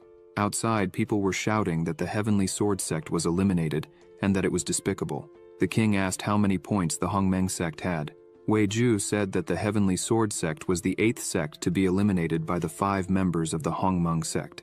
He said this would put the Hongmeng sect in first place, with double the points of the Qin family, which was in second place. The king said the Hongmeng sect was fascinating. Meyer asked Xiao what he was teaching his disciples. He smiled and asked if they weren't amazing. The head of the Qin family said no one cared if they used these tricks, as they were a low-level sect. In the second round, they would die. Suddenly, more people were eliminated. People noticed it was the Lin family and asked who had the strength to eliminate them in such a manner. They looked and saw that the arrows in their bodies were from the Hongmeng sect. They shouted that the Hongmeng sect had eliminated the Lin family. The audience started to laugh, saying that they were arrogant, and in the end, they were eliminated in the first round by a small sect with only 5 members. This was a disgrace to the noble family. The family leader shouted that this was insolence. He began to release a frightening aura, making everyone quiet. He went to the king and said the Hongmeng sect was using dirty tricks, and he wanted them disqualified. Meyer started to shout and told him to shut up because the Lin family had 100 members and still lost. Now he wanted to use his influence to intimidate them. Xiao just laughed at this. The king thought that the tricks used were effective against the forces of the Jianghu world, but the children of the great noble families had items that warned them about it, yet they were still caught. Wei Ju called the king and told him something. The king began to laugh. He said that the Lin family patriarch accused the Hongmeng sect of cheating, so the Lin family should explain exactly what happened inside. They started to stutter. Wei Ju pointed his hand at them and said the king asked what happened there, so they should speak up. Suddenly, more people were eliminated. Z was beating everyone. A great pressure was felt by all, making them scared. The Lin family members said they noticed there were few people in one place and went there to rob them, but they did not imagine that the 5 had strength beyond normal, especially the woman in pink who controlled swords. They screamed, saying she was a monster. The king asked if the Lin family patriarch heard that. His disciples could not defeat another sect, and he wanted to cause trouble because of it. The king shouted, saying they called themselves great nobles with their noses in the air, but now they were humiliated by a small sect with 5 members. It was a shame. The Lin family patriarch remained silent. The other 2 patriarchs started to laugh at him, saying it was a disgrace to lose to a team of 5 people. Suddenly more people were thrown out. They looked and said it was the Qin family, and from the arrows and swords, they were once again eliminated by the Hongmeng sect. The patriarch of the Wang family began to laugh and asked the head of the Qin family what he was saying. The head of the Qin family became irritated and said they were useless. The king asked the head of the Qin family if he was not going to ask to eliminate the Hongmeng sect as well. He jumped and landed in front of his disciples. He yelled at one of them, asking what happened inside and why they came out like that. The disciples said they did their best. He explained that they saw the conflict between the Hongmeng sect and the Qin family and tried to take advantage of it to steal the flower. But the Hongmeng sect had already anticipated this and set a trap. The patriarch threw him to the ground, calling them trash. The patriarch of the Wang family smiled, saying there was no doubt they would be the champions. People shouted that more people were eliminated, and it seemed to be from the Immortality sect. The patriarch said that couldn't be. All were thrown out. 2 people were fighting. The leader punched one of them on the head, told them to stop fighting, and asked why they were eliminated. The disciple, confused, asked if they were already eliminated. The leader asked how idiotic he could be not to realize he was dead. While they argued, the Taikshu and Wanfeng sects were also eliminated. Thus, only the Hongmeng sect remained. They were transported outside. Ye asked why they came out. Linkwing asked if they had won. The leader of the Wang family was still angry about the embarrassment he faced. The members of the Wanfeng sect apologized to their leader, called John Feng. He said it didn't matter. He was happy they did their best. The members of the Taikshu sect also apologized to their leader, called Chong. He said it was okay. The reason they were there was to gain experience. Zhuxuan asked how so many people were eliminated at once and if anyone was hurt. Xiao asked Zi to explain what happened. She explained that after they eliminated the Qin family, they were surrounded by the Wang family. She asked Sumuhan to leave with the others while she stayed to deal with everyone. Zi said that Master Wang offered her a fair duel, one-on-one. After he lost, Wang ordered everyone to attack her, but she had already prepared the 7-star Juzian sword formation. During the fight, she noticed the Immortal Sect was waiting to attack, so she attacked them all at once. The Immortal Sect thought the attack came from the Wang family, so they started fighting each other, allowing Z to hide. Z said that while watching, she saw the Wanfeng and Taishu sects arriving too, so she saw the opportunity to defeat them all at once. Xiao said she used the resources perfectly. She was indeed his first disciple. She smiled and said she was happy with the praise. The leader of the Wang family was still angry with his disciples. The patriarch of the Qin family thought the Hongmeng sect was nothing special, but they were very smart. The king said the Hongmeng sect was not ordinary. He laughed and said seeing the three great families with those faces was priceless. Weiju stood up and said he would announce the winner of the first round. He shouted that the Hongmeng sect won without contest. Weiju said that only the Hongmeng sect came out victorious, so the others would be ranked according to their points. Tomorrow, the top 10 sects would each send 3 high-ranking members for a royal battle until only one sect remained capable of fighting. Xiao said it was time to go back and celebrate. The head of the Qin family attacked Xiao, thinking they were not worthy of such pride, and he would teach them a lesson. Xiao noticed a sword energy coming. He used a technique called sword heart illumination. He thought that when it came to the way of the sword, there was nothing in this world that could defeat him. He easily defended himself. The head of the Qin family was infuriated by this. Jianfeng and Chong noticed this. Jianfeng thought that this move had already reached something beyond the way of the sword. He wondered if there really was a person who understood the sword heart illumination. Chong thinks the Hongmeng sect is truly quite surprising. Z asks what that was. Xiao says it was nothing special. Chong thinks this event will be something exciting. As night falls, in the king's chamber, he asks if everything has been verified. Weiju says everything is set, with guards surrounding the 3 great families, ensuring nothing goes unnoticed. He mentions that Zhenglao is outside the capital with the national mirror. If anything happens, he'll arrive immediately. Now they just need to wait for Xiao to defeat everyone and bring glory. Weiju asks for forgiveness, but inquires if the king is really going to hand over the throne to the 3rd princess. The king says that Xiao possesses strengths no one can explain, and that's why they will proceed. Once the event is over, he will abdicate and pass the throne to the 3rd princess. The king says that if Xiao can defeat the great families, and Ying can take the throne without problems, it will be great. However, if he can't, they are also prepared. The king asks Zhenglao to stay ready in case something happens. Weiju says it's a wise choice, and informs that Zhenglao has other matters to report. He says Zhenglao detected a powerful individual heading towards the capital. The king is alarmed by this. He says he is tired, and will just observe. Besides, they have a great protective barrier, and Zhenglao's help. A red light appears over the capital. A man concentrates a strong energy, and says the seals of the Qin Imperial City barrier are something he remembers well. He had expected this. This man is Yafan. He starts using his magic and says the memories of his past life are his greatest advantage. He easily breaks the barrier and laughs, saying it had been a long time since he was there. He says that in his past life he had a spiritual body with divine consciousness, allowing him to enter and exit anywhere without issue. Some people were running, saying the secret realm was stolen. He watched everything from afar, laughing. Yafan says his cultivation increased rapidly, and he gained the favor of many noble ladies, including Empress Ying of the Qin dynasty, who had the national fortune. However, he realized that when he was about to ascend to an immortal emperor, his cultivation was still insufficient. He should have cultivated through multiple paths simultaneously but failed, and ended up dying. But the heavens gave him another chance, and he was reborn. This time, he will achieve his goal. He thinks that this time, he will enter the Imperial Star secret realm of the Qin dynasty.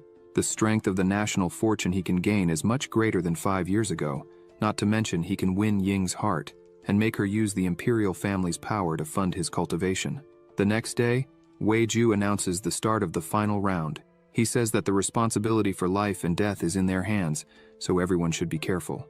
The winner will receive the national title, gain support from the Qin dynasty's imperial family, and be able to serve the imperial family. The first team was formed by the 3 patriarchs, followed by the immortal, Taishu, and Wanfeng sects, and lastly, the Hongmeng sect, followed by the other participants. Yafan watched everything from afar. He wondered if Ying hadn't become queen yet. He thought it would be great to be close to Ying these days. He remembered that when Ying was about to ascend the throne, she was obstructed by the residual soul of the god of war, the country's founder. He thought that if he appeared in time and saved her like a hero, he could establish a good connection with Ying. Weiju announced that the tournament had begun. Everyone prepared. People shouted that everyone joined forces to attack the Hongmeng sect. Jianfeng asked Chong why he was joining the others, as that wasn't like him. Chong said he thought the same about Jianfeng. Chong said that the last time they fought together, Jianfeng was in the second stage of the nascent soul. Years had passed, and he was still in the same place. Jianfeng said he stopped everything to learn the way of the sword, but he couldn't understand the sword heart illumination. When he learned the celestial level sword intent, he thought he was a genius. He says he's been stuck on the sword heart for years, and finally realized that humans have limits. Chong says that if that's the case, why doesn't he seek a master to guide him? He says that Jianfeng saw Xiao's move earlier. If Jianfeng can use some tricks to make Xiao teach it to him, he would certainly do well. Chong prepares to fight, and says he has no desire for the national title, and for their friendship, he can help Jianfeng achieve it. Jianfeng shouts for them to wait. A yellow energy was destroying everything and everyone in front of them. The two were paralyzed by what they saw. Around the leader of the Qin family, everyone was lying on the ground. Xiao walked forward and said that if this was all the power they had, then the Hongmeng sect would win once again. Zhuxuan said that Xiao continued to be reckless. Meyer said he was not doing badly. The spectators wondered what had happened. Instantly, one person defeated almost all the high-level opponents. Weiju announced that the immortal sect, the Wang family and the Lin family were disqualified all at once. Yafan looked at this and thought that in his past life, he had never heard of the Hongmeng sect. The leader of the Qin family used an exclusive body refinement technique of his family, the Throne Beast seal. He advanced and shouted for Xiao to guide him. Xiao looked at this and used the 5 elements yin-yang body refinement art. He said he had little experience with this and wanted to find someone to advise him. Xiao easily defended the leader's attack, who was shocked, saying Xiao's hand strength was terrifying. Xiao looked at him and asked if that was really all. Xiao told him to retreat and threw him away. He said that the leader's body strength did not compare to the strength of someone he had met before. The leader of the Qin family lay on the ground, furious. The Qin family members were frightened. They said the Qin family patriarch was no match for young Xiao of the Hongmeng sect. Xiao turned to Chong and Jianfeng and asked what they wanted to do. Jianfeng bowed and introduced himself, saying he had been stuck on the sword heart for years, and today he asked Xiao to be his master. The spectators went wild hearing this. Xiao had defeated everyone alone, and the leader of the Wanfeng sect was asking for his guidance. Xiao said that was fine with him. However, Jianfeng would have 2 options. The first was to become his disciple. People said this was unacceptable, as Jianfeng was the master of the Immortal Slayer sword technique and unstoppable. He was a god of the great Qin dynasty. Xiao said the second option was for Jianfeng to defeat Chong. Zhuxuan lowered her head and said Xiao's jokes were still the same.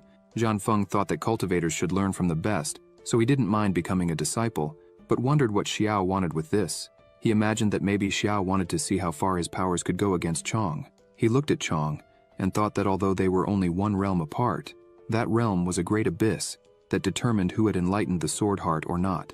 He thought Chong was also a sword cultivator and could advance in other ways, but he could not. Jianfeng prepared and apologized to his friend. He activated his Immortal Slayer sword technique and asked Chong to fight. Chong told him that in the end, it would not be as he thought. Z looked at this and thought that this was the flexible finger sword her master used.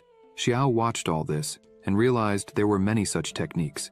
He thought that the flexible finger sword system's reward was not what it seemed. The two began to fight. The spectators were excited about this because the venerable Chong facing the strongest swordsman was a match whose outcome they couldn't predict. Chong said his demon subjugator seal could enhance his body when he attacked and protect him when he retreated. He thought Jianfeng's sword still lacked experience, as they couldn't even penetrate his body-protecting qi. Chong attacked Jianfeng, hitting him hard, and advanced for another strike, throwing Jianfeng away. Xiao looked at Chong and thought he was indeed interesting. Jianfeng began to say that he had expected this. Without the sword heart illumination, facing a complete cultivator like Chong wouldn't work, as he would always find his weaknesses. He stood up and said he conceded defeat. Chong said that, unfortunately, he couldn't help anymore. Xiao said he accepted Jianfeng as his disciple, so fighting in his disciple's place was something a master should do. Xiao began to release a bit of his power while thinking he wanted to test Chong's strength. Jianfeng asked Xiao what he meant. Xiao looked at him and asked if the first option was still on the table. In fact, he should change the way he spoke to him now. Jianfeng smiled. He bowed and said, "Since the master is present, this disciple bows before you." Chong released his strength and said that Xiao had refined power, so he would fight with everything he had. He advanced, but Xiao defended with one hand. The brilliance of the attack made it difficult for people to see. They shouted that this was a high-level battle. Jianfeng watched the fight and said that after understanding the sword heart illumination, the situation is different. The sword illumination can also be called the Dao heart illumination. Before illumination, cultivators judge their opponent's attacks with their 5 senses. After illumination, they use the Dao in high-level battles. This small difference can, by a narrow margin, determine the outcome. Jian Feng thought he needed to advance to this realm as soon as possible. Chong began to release more of his power. He retreated a bit and said he didn't expect Xiao's body strength to be so strong. He said his seal could also enhance his body. Chong attacked confidently this time, but Xiao defended again with one hand and smiled, saying he was happy. Normally he won before he could use his body refinement, but this time he could use it freely. Chong was startled, thinking that Xiao defended his full-strength blow as if it was nothing. Xiao thanked him for this moment and began to accumulate a frightening energy in his hand. Chong thought he couldn't take this blow, as Xiao's strength was beyond comprehension. Xiao attacked. Chong raised his defense to the maximum, thinking he needed to be careful with every move. However, a single attack from Xiao easily broke his defense. Chong couldn't believe it. People couldn't believe it either. The demon subjugator seal, which even Master Jian Feng at full strength couldn't scratch, was destroyed with just one blow from Xiao. Xiao prepared another attack and said that if Chong didn't have any more techniques, this would end now. Xiao struck again, sending Chong flying several meters away. Chong hit the wall hard. People shouted that the strongest cultivator was defeated. The king couldn't believe it. Even Chong was defeated by Xiao. People said that Xiao really won the battle. Having such strength at his age made him a genius. Jian Feng thought that Xiao was able to take Chong's strongest blow, which showed that his strength was superior. His level of heart illumination was higher, and his reactions were faster. Chong got to his knees. He stood up, thanked for the fight, and conceded defeat. Yafan was impressed, and thought that if even Chong couldn't defeat Xiao, the immortal Slayer sword god in the future would be a very dominant figure who controls the fields he specializes in. He wondered why he had never heard Xiao's name before. Xiao thanked him, saying it was a good fight. Chong left with back pain, saying that the new generation had surpassed his. He was already old. Xiao told the king that there was no one else there who could fight him, so he asked the king to declare them the strongest in the great Qin dynasty. The king thought that Xiao's strength was terrifying, so everything would be fine with these people taking care of everything. Ying could maintain the country firmly. The king stood up, smiling, and said that the Qin dynasty had produced exceptional talents, and since no one had any objections, he declared that from today, the Hongmeng sect would be the principal sect of the great Qin dynasty. He asked if anyone opposed this. The people shouted that the king was wise, while the aristocrats just looked on. They lowered their heads and said that the king was wise. The king sits down and announces that he will abdicate in favor of the third princess Ying. In the presence of everyone, he will write her name on the imperial monument. Everyone is shocked by this. The aristocrats plead with the king not to do this. Suddenly Ying arrives, asking why he couldn't do that. She looks at them, thinking she expected they wouldn't accept it. They say there has never been a woman who took the throne. And besides, the princess's cultivation level is low. If another country attacked them, how would they defend themselves? Ying becomes angry, thinking they were using her cultivation level to justify this. Yafan sits and says that it seems, in this life, Ying is not as powerful as in the past, and will be prevented from ascending the throne. He starts to laugh, and thinks that if he interfered now and suppressed the ministers, maybe he could. However, someone interrupts him, saying that as a disciple of the honorary master of the national sect of the great Qin dynasty, Ying can assume the throne. Xiao becomes irritated and starts to release his power, telling Ying not to worry because he would take care of everything. Several swords cover the entire space. Xiao says that anyone who opposes will be killed by him, and anyone dissatisfied will be convinced. People are shocked to learn that the third princess is Xiao's disciple. Ying is delighted by her master's leadership. He touches her head and asks her to proceed and take what is rightfully hers. Ying says that everyone recognizes the status of the Hongmeng sect. She asks why, as a member of the sect, she couldn't assume the throne. She asks if it is because their clans have already made secret pacts with the first and second princes. The aristocrats are startled by this. One of them shouts at the king, saying they can't do this. The Hongmeng sect is the national sect today, but in the future, they could betray. And at that moment, how would the third princess act? Ying becomes angry. Her father asks her to calm down. The king says that if they can't reach an agreement, then the great monument will decide. The towers begin to shine, and people are shocked by this. Zhuxuan thinks that every emperor of the Qin dynasty has had their name engraved on the imperial monument. It is imbued with spiritual energy, and when a person's name is engraved there, they can take advantage of the national fortune. She thinks that Ying had everything planned. She will take advantage of the overwhelming advantage over the 100 families today. They will support the ascension of the third princess to the throne once and for all. Ying walks up to the monument and thinks that today, as the princess, she must have her name engraved on the monument at all costs. She places her hand on the monument. A great energy is released, causing strong pressure on the princess. Yafan advances quickly, saying that now is the exact moment. Xiao notices this. Yafan thinks that Xiao stole the entire scene for himself, but he shouldn't worry about that. Besides the imperial family's background, only spiritual bodies with divine consciousness can enter the imperial monument space. He rushes in, thinking he could help the princess now. Inside the imperial monument space, Ying begins to walk and wonders where she is. The statue behind her starts to exude a dense aura. She wonders if there really is a secret space inside the imperial monument. The statue looks at her and shouts, "How dare you?" Ying is startled. She turns asking who it is. The statue says, "A mere woman. How dare you covet the supreme throne and offend imperial majesty? It is a sin worthy of death." She is frightened and thinks she is now in big trouble. This is the founding general who protected the Qin dynasty during the country's foundation.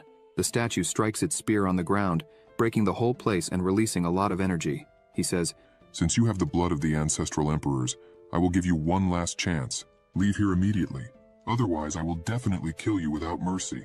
She is scared and thinks that her father, the king, never mentioned such a trial when touching the monument. Perhaps because she is a woman, the statue appeared to stop her. She wonders why she couldn't become an empress. Ying remembers that it was she who dealt with the noble families, she who traveled through all the immortal sects and families, gaining everyone's support, not to mention the support of her master Xiao. Ying draws her sword and says that the throne belongs to her, and that it was ordained by the heavens. She draws her sword and asks how a mere wandering spirit dares to question her. Ying asks if he still believes he can stop her, for that is an absurd thought. The statue dodges her attack and says that she is insolent for doing so. He begins to attack her while shouting that he will have to do something since she wouldn't leave. The two begin exchanging blows, and as the fight progresses, a red energy starts to approach them. It was Yafan who looks at all this and wonders if this was the space of the monument, for it was all incredible. He watches Ying's fight and says it's time to put his plan into action. The fight between the two becomes increasingly intense. The sword that Xiao had given to Ying senses something and begins to fly on its own. Ying is a little scared by this, wondering why it started acting on its own, and if it had sensed some danger. The sword heads towards the statue, which also can't understand anything and asks what is happening. The sword breaks the statue's weapon, leaving it impressed. Ying thinks that her master was truly right. He was helping her ascend to the throne. Suddenly, Yafan arrives, shouting at the statue, asking how it dares to touch Ying, saying it would have to go through him first. Ying looks at him, wondering who he could be. Yafan advances without hesitation. The statue sees the fire of consciousness in Yafan's hand. As soon as the statue receives the first blow, it thinks that his attacks burn directly its residual spirit, and it can't fight against that. Yafan continues attacking, saying he would let the statue taste its own power. The statue tries to step on him, saying that he has a spiritual body with a divine consciousness, hence why he managed to get there. Yafan continues attacking and asks if that's right, a spirit from the void-destroying earth. Yafan says he had already noticed that the statue was prepared to fight a spirit with divine consciousness. The statue asks Yafan if he really thought it would stay there for 1,000 years without preparing for such a thing. While the two are fighting and arguing, Ying takes advantage and attacks again with the sword that Xiao had given her. The statue notices this and raises its arm, saying it's a small sword so it would have no effect. However, the sword pierces through the statue with great force.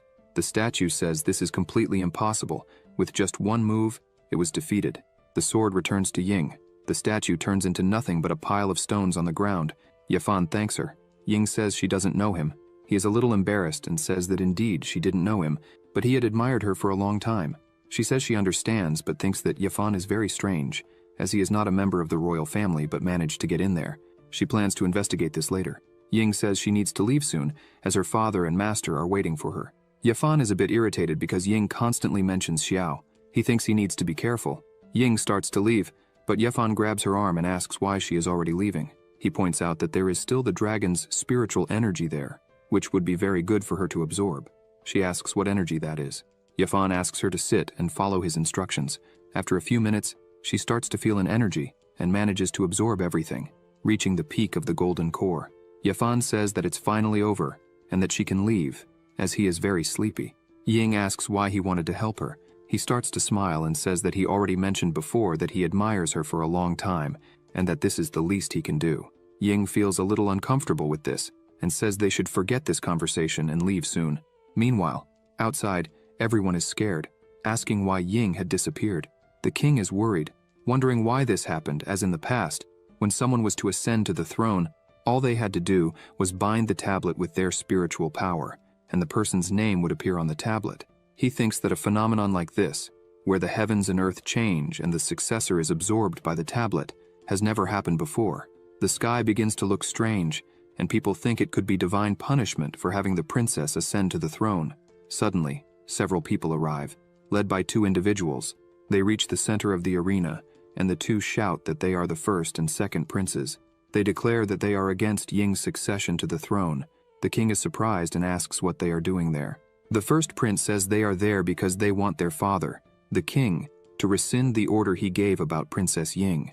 He claims that the heavens are showing that the third princess is not worthy of ascending the throne. The crowd is frightened, shouting that the sky suddenly covered with dark clouds, and they wonder if it is truly divine punishment.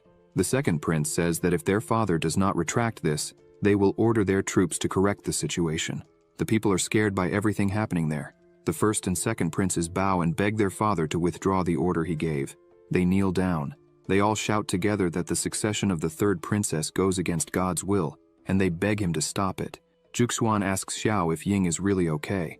He says she doesn't need to worry about anything because she is not only fine, but has also gained a great opportunity. He smiles because he was looking at his system, which said, "Information. The host helped Ying ascend to the throne and successfully activated her special supreme dominant physique, Earth grade. Received 1,000 times better reward. Will receive the Hutian physique, Earth grade. Introduction, Hutian chaotic body, special Earth grade body. Your spiritual energy absorption speed multiplies by 10. Can practice and integrate various exercises to improve your physique. After passing the celestial realm, you will be able to absorb the energy of the origin of chaos to grow and condense the innate chaotic physique." Xiao thinks he already imagined that the supreme dominant body would be extraordinarily strong, but he didn't expect it to be this strong. He says that the third princess will arrive soon.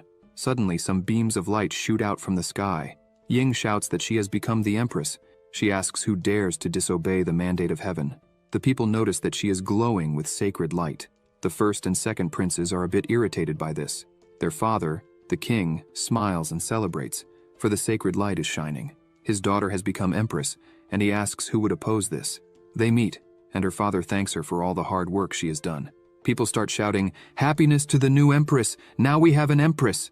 Everyone bows to her, shouting that the Qin dynasty will last for generations and wishing the empress a long life. The first prince is irritated by this and thinks that if it is this way, if his father is so cruel, then they are not to blame for what will happen. He throws something up. Wei Ju notices this and wonders if it is a teleportation array. A giant magic circle appears in the arena. The first prince says they have been in contact with the Longyan kingdom and that 100,000 soldiers are waiting outside the city. Several soldiers appear there. The first prince says this is enough to destroy this place completely. The king is enraged and asks how his son dares to ally with foreign enemies. The king says it is a disgrace for the kingdom to have a prince like him. Wei Ju leaps from the tower. He shouts that he will not let the teleportation array open. However, a barrier prevents him from reaching the array. He looks to the side and sees that Wang and Lin are betraying the kingdom. They say that since they have reached this point, now they will have to kill everyone there. Xiao begins to unleash his power and asks if they really intend to kill them all. Several swords start to appear beside him. Xiao asks if the two of them really think they can pull off such a feat. The two are frightened by this. Xiao's swords begin to strike the magic shield repeatedly. The shield starts to break because the attacks are too strong and continuous. Wang starts to get scared. Lin says it's now or never. He wouldn't lose to someone like Xiao, who came out of nowhere. Xiao begins attacking everyone there, leaving the first and second princes terrified of his overwhelming power. Wei Ju asks the king if he needs Zhang to return to help. The king replies that no, it seems Xiao will handle everything. What Zhang needs to do is guard the city. Xiao, crazed for battle, advances smiling against everyone at once. With a single move, he hits several enemies. The first prince shouts, asking who this man is who is annihilating everyone there. The second prince tells his brother to run as fast as he can. Xiao looks at them with blood in his eyes and asks if they now think of running. He attacks them both together. Another of his swords strikes the array. Wang sees that things have gone terribly wrong. The array begins to change, and a lot of energy starts to move around it. The frightened people ask what that is. Wang says that fortunately, there was time for the array to be activated. 100,000 elite soldiers would appear there. The soldiers begin to be teleported, but they are already defeated. Lin and Wang watch this in shock. They ask how they were defeated. One of the soldiers says they don't know exactly what happened. A giant golden hand fell from the sky, and they couldn't resist. He thinks this action offended the heavens. Wang and Lin think the golden hand is the old Zong's ability. Xiao holds his sword and asks if they have finished saying their last words. Before they can respond, he attacks the two, making them cough up blood. In the end, Xiao leaps and stands atop the fallen bodies on the ground. He looks at the king and says the rebellion is over. Xiao smiles and says they can continue with the succession ceremony. He turns to everyone and shouts, asking what they are waiting for. They should salute the new empress. The people look at each other, kneel, and begin to salute the new empress. Ying steps forward and says that from today, she declares that the hereditary system of the nobility will be abolished, and all the titles of the old families and their decorations will be revoked. The members of the families are shocked by this, but bow their heads and agree. A few days later, Meier asks Xiao and Zhuxuan when they are going to return home, as she has nothing to do there. Zhuxuan says it's almost time. Suddenly, John Feng opens the door, and Xiao says he has finally appeared. John Feng kneels before Xiao and greets him. A system window opens, showing John Feng's specifications. Information, name, John Feng, identity, 4th true disciple, comprehension, 300, root, 300, talent, none. Xiao thinks that it's true that disciples with a special physique are not everywhere, but there will always be luck, and nothing can decide what the future holds. Xiao tells John Feng that they are master and student, so there's no need to be so formal. However, since it's John Feng's first time here, he can't be so stingy as a master. Xiao touches John Feng's forehead and says he will transfer some techniques for him to learn and then teach him more calmly later. John Feng starts shouting, wondering how many techniques Xiao is giving him. From what he noticed, there are more than 50 techniques, and among them, the lowest grade is Earth level. He thinks this is more than his sect of the 10,000 peaks has accumulated over the years. The system appears saying, Notification. We detected that the host gave his disciple a total of 57 secret technique books. Doubling your reward, you obtained 1 use of skill fusion. John Feng looks at Xiao, wondering what kind of monster he has as a master. Xiao says it's time to visit his 3rd disciple. Several people are walking down the street. One of them shouts that Her Majesty has arrived. Ying descends, accompanied by Wei Ju and Chong. Xiao greets Her Majesty. She bows and also greets her master. Xiao says they don't need to do this all the time, and that if she has something important to say, she should just say it. She asks if he remembers the National Destiny Conference she had mentioned. Ying says that the Longyan Kingdom is stealing their vassal states and is about to start a war. She explains that although the plan has been exposed, once the Qin dynasty falls, it would be difficult to escape the outcome of being manipulated by others. She suggests that the best course of action is to participate in the national games and make Xiao's name even greater. Even so, the Longyan Kingdom would not be easily convinced. Xiao asks what the rules of the game are. Ying begins to explain that following the experience of previous years, representatives are usually sent. Each country sends 5 people, all of whom must be at least at the nascent soul stage. He asks for the names she has chosen so far. Chong smiles and says that he is one of the chosen ones, and that's why he came to invite his friend Jian Feng to join him. Jian Feng says that now it makes sense why Chong had been eyeing him since the beginning of the Dao Festival. Chong smiles and says that's right. Jian Feng turns to Xiao and says that he now belongs to the Hongmeng sect and will do whatever his master commands. Xiao says they will try to obtain a consultative status from the Superior Kingdom, just for fun. He asks Ying if she wants to become the Empress of the Superior Kingdom. Everyone is shocked by what Xiao has just said. Chong shouts, asking if Xiao really said that. He explains that Her Majesty simply asked them to do everything possible, but she didn't say the goal was to become a great nation. Ying says that it's difficult for Qin to obtain 5 nascent souls, let alone become the most important one. However, if her master believes in her, she feels confident she can do it. She shouts that she wants not only to become the Empress of the Kingdom, but also the Empress of the Immortal Court, and she asks her master for help in achieving this. Xiao mentions that they have set a small goal. Qin will become a great country. Yafan, observing this, thinks that the Hongmeng sect is quite lively and wonders if he could be a part of it. Ying notices him and asks what he is doing there. He responds that he counted on his fingers and it seems they will need him too. Yafan adds that, According to his calculations, they need more nascent souls for the national destiny war. He asks what she thinks about his participation. Currently, Yafan is at the 5th level of nascent soul. Wei Ju senses something unusual. He informs Ying that this man is the same one Zhenglao saw in the Haochen mirror a few days ago. She thinks that this man is indeed remarkable. Ying calls everyone and introduces Yafan, stating that he was the one who helped her when she challenged the imperial monument, and that, since he is interested, he will join them. Ying asks her master what he thinks about this. Xiao recalls that this is the person Ying mentioned had helped her by warning about the dragon's energy. Yafan smiles and asks the protagonist if he is Ying's master. Yafan explains that 5 years ago, Ying saved his hometown, which is why he came to Qin to admire her, but he didn't expect to encounter this situation. The two greet each other, but Xiao thinks that he came alone to watch the Dao Festival and somehow ended up in the mysterious space and now wants to participate in the national games. The protagonist looks at him and thinks that he is a reincarnated person like himself. Yafan wonders what secrets Xiao has.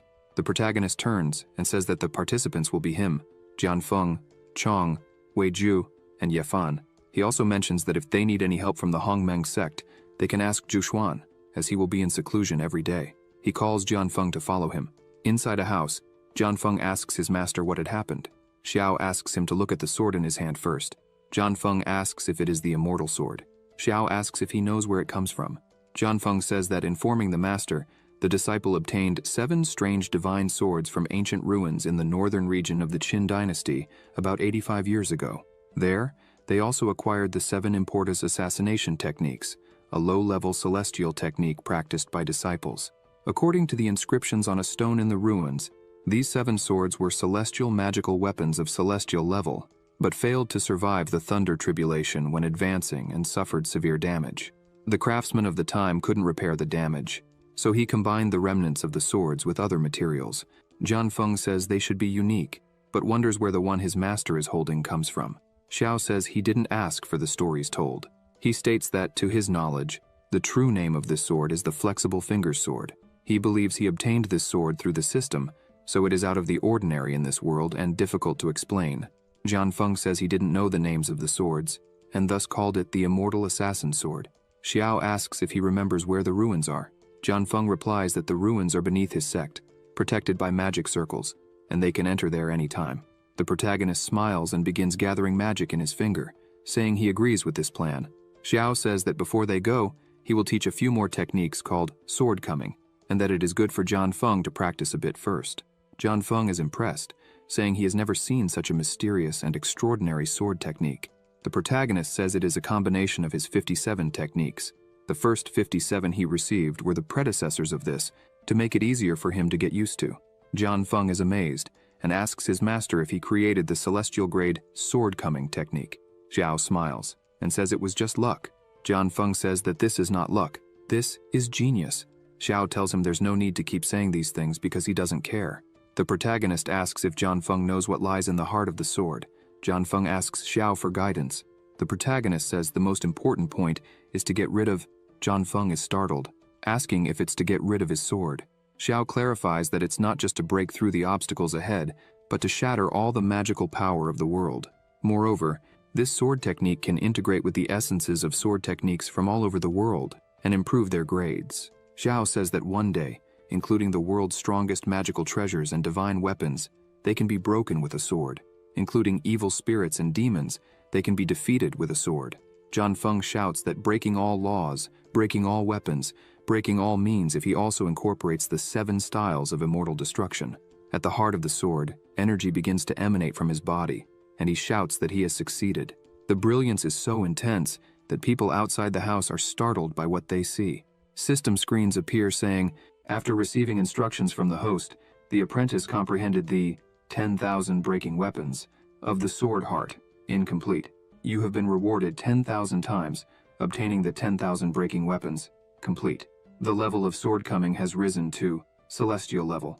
With the help of the host, the apprentice has reached the 3rd level of nascent soul and received a reward 5 times greater, 100 days of cultivation.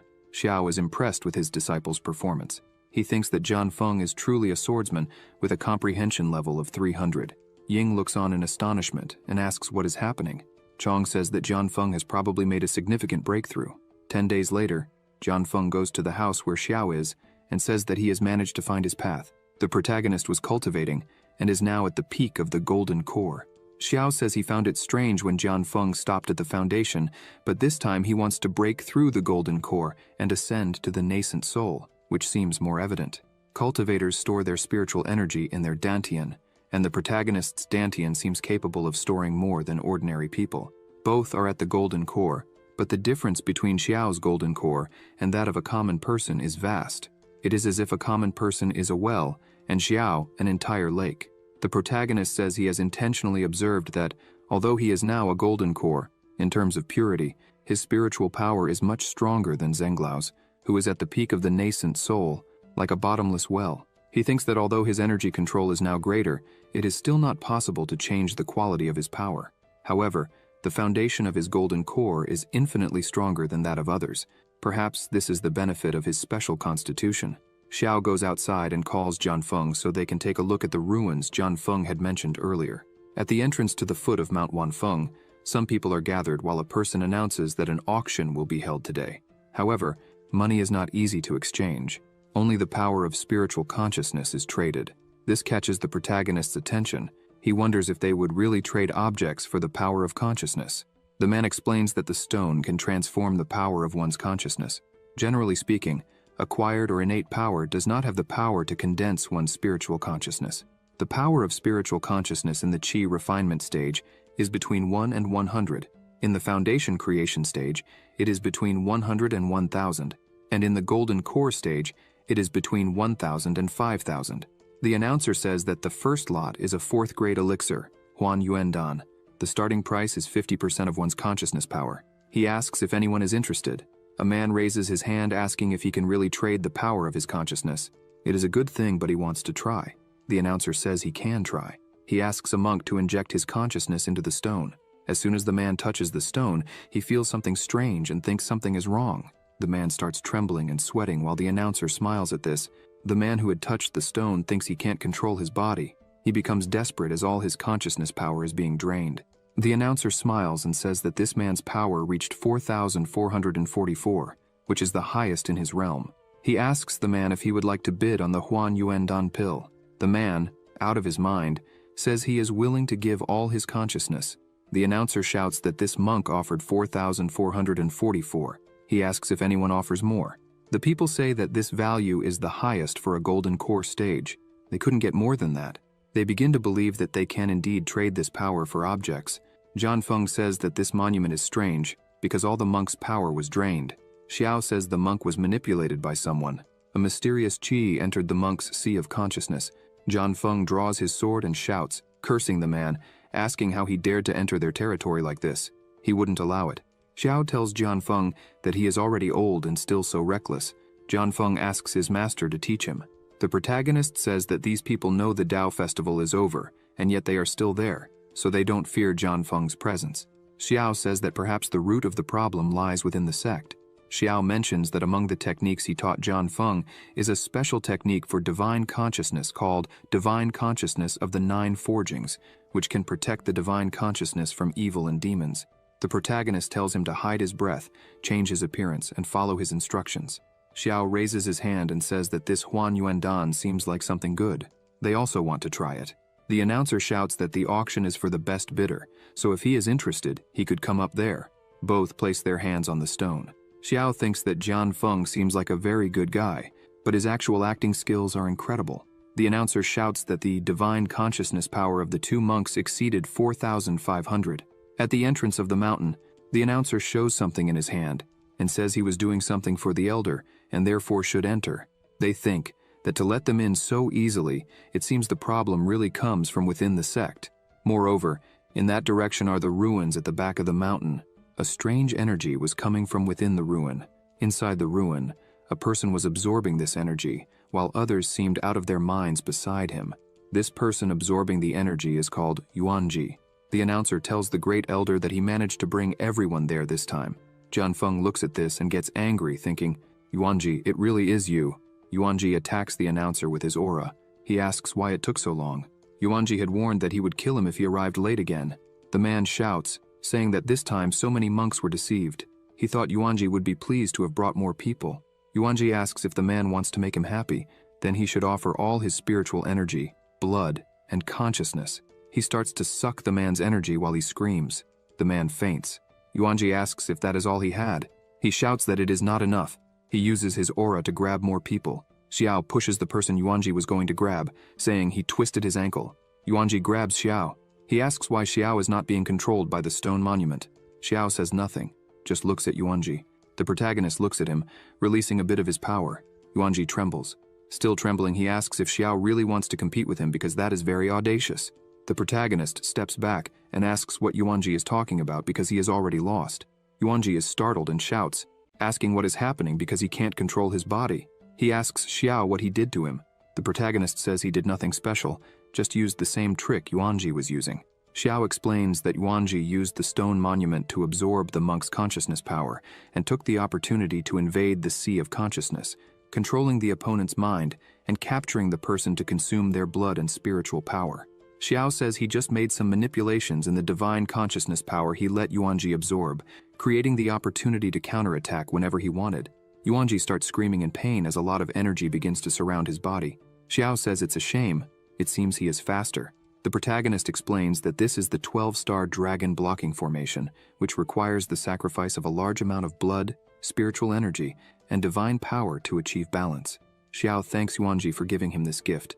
A strong amount of energy starts to surround the place. The ruin begins to tremble and break apart. John Feng exclaims that the ground is falling.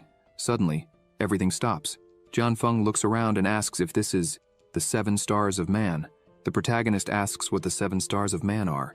John Feng starts to explain that, according to legend, in ancient times immortals and gods were side by side, and among them was a supreme ruler called Su Yuan. He ruled over the flooded lands and all the races of the heavens, a true emperor of the laws.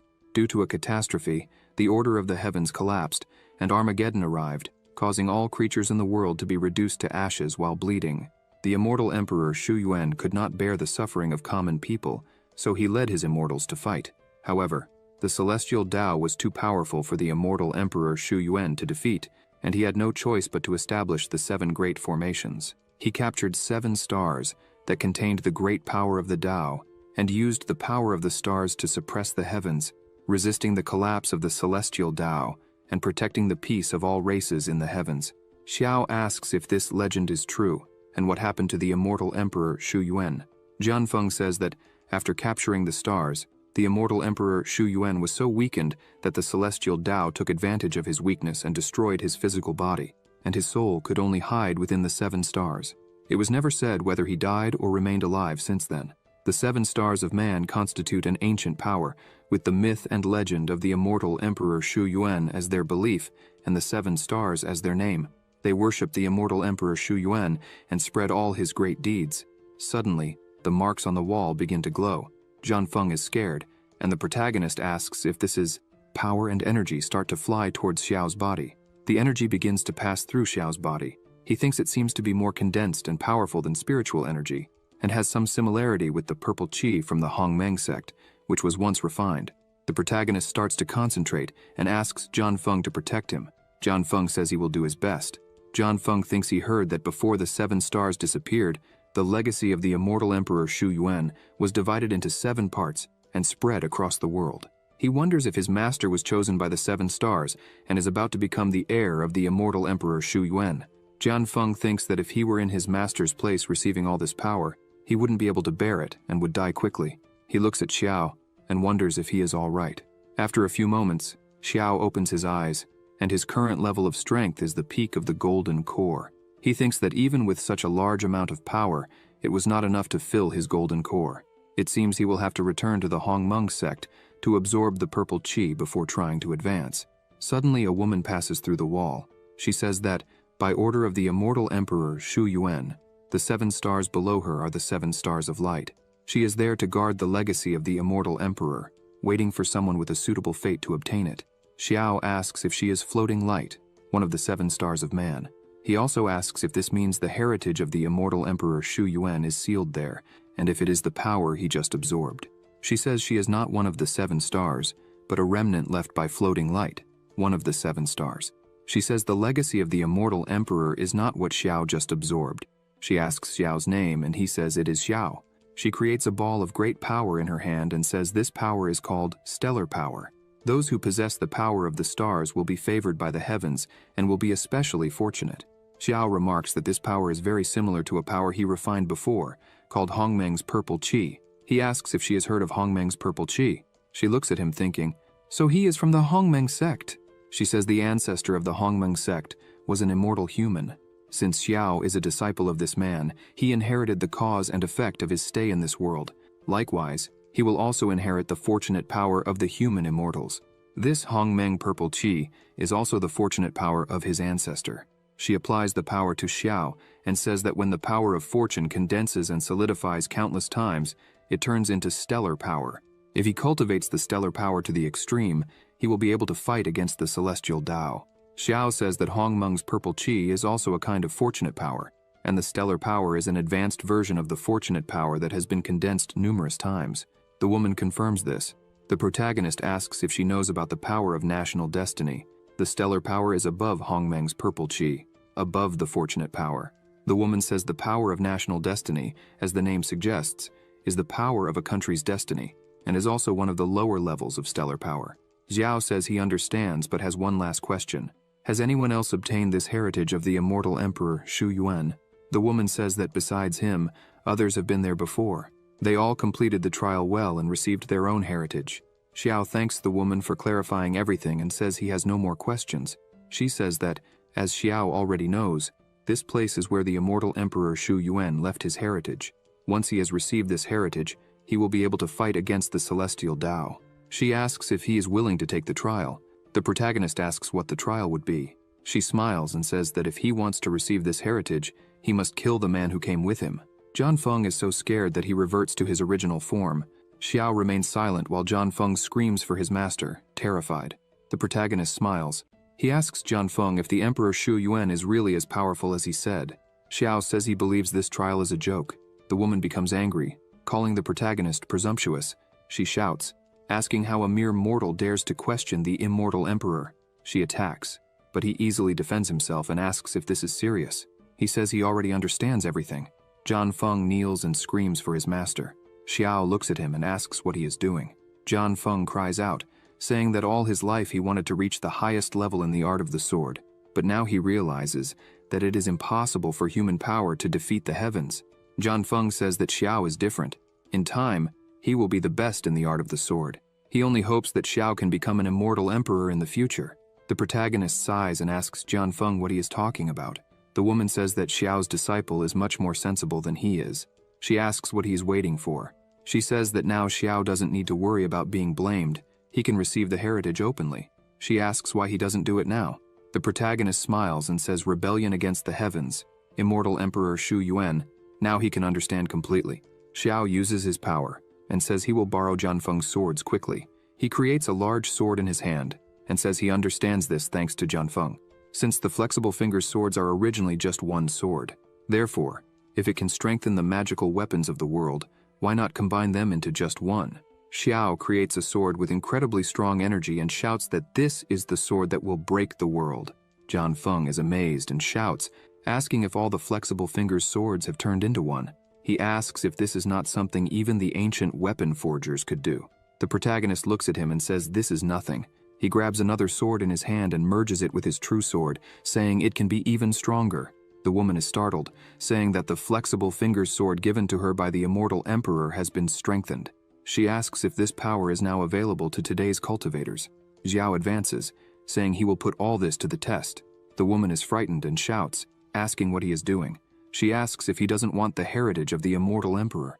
The protagonist asks her how it is possible that the immortal emperor Su Yuan, who fought against the celestial Dao to protect the races of the heavens, would set such a trial. The only solution he thinks is simply breaking their customs without scruples. He strikes the woman. The woman begins to emit a strong amount of energy and explodes with just one strike. Xiao says that if he is not mistaken, he could consider this a way to end the false legacy of the immortal emperor. Yuanji screams for his master. Beside them, a book with a lot of energy appears. The book opens, and John Feng shouts, saying that this is the technique cultivated by the legendary immortal emperor Su Yuan. The protagonist approaches the book, and the energy begins to enter his head. He says that unfortunately, there are 7 chapters in the 7 Stars Sutra, but this is only the first, the chapter of tenebrous light, which can support his cultivation, but it is not enough to reach the first level of the separation realm. If he wants to cultivate to the first level, he needs to find the remaining 6 chapters. However, the chapter of tenebrous light also contains the location of the next chapter of Kaiyang, which is located in the Longyan Kingdom. He thinks it will be easy to find. It is also written in the chapter of tenebrous light that anyone who decides to kill their companions in the ruins can obtain part of the heritage, but will not be able to find the whereabouts of the other relics. Xiao thinks that until the true heir appears, the relic will remain sealed. From what he has noticed, the men who arrived there before him chose to kill their companions. The protagonist is a bit confused, thinking he does not know what the intentions of the immortal Emperor Su Yuan were in leaving this kind of heritage. Jianfeng congratulates Xiao for receiving the legacy of the immortal emperor and the complete flexible fingersword. Now, he has a new powerful weapon. The protagonist asks Jianfeng to extend his hands.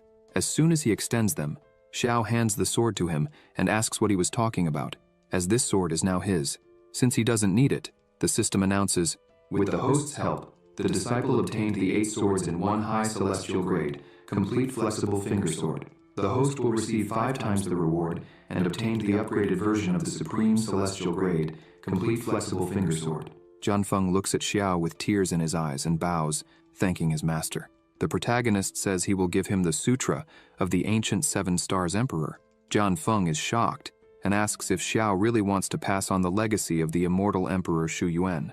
After Xiao transmits the knowledge, Jianfeng begins to meditate while the system opens again, saying, It has been detected that the host taught the disciple the Sutra of the Ancient 7 Stars Emperor, Chapter of the Dark Light. The reward is doubled, and the host will receive the Scripture of the Ancient 7 Stars Emperor, Chapter Haiyang. The protagonist is happy with this reward, as the Kaiyang chapter is very good. He begins to summon a sword, thinking he would take a good look at it, as it is said to surpass even the immortal emperor's magic weapon. Jianfeng opens his eyes and asks Xiao if the sword he is holding is also a flexible fingersword. While Jianfeng holds the sword the protagonist gave him, he asks Xiao how it is possible that he has 2 complete flexible fingerswords. The protagonist's sword turns into energy and transforms into a fan. Xiao looks at him and says he already told him not to ask questions about the world. Jianfeng is so surprised by what Xiao is doing that he shouts he wants to become a fan of his master.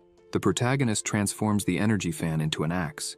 Xiao says that the axe he is holding is as strong as a celestial grade weapon and that it's not bad at all. Now he can do whatever he wants with it, as he sees fit.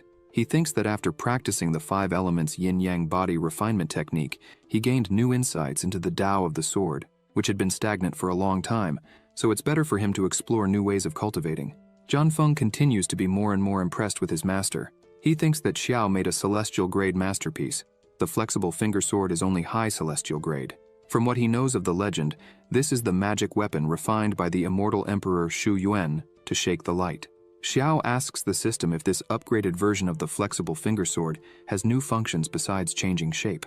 The system says, By merging weapons containing the power of the stars, it is possible to evolve the sword's level. The protagonist is happy to know that this is a divine weapon that can evolve. He says this sword is much more powerful than the complete flexible fingersword, so he will call it Wushuang. He makes a movement with the fan, releasing a good amount of energy, and says they should get those people out of there.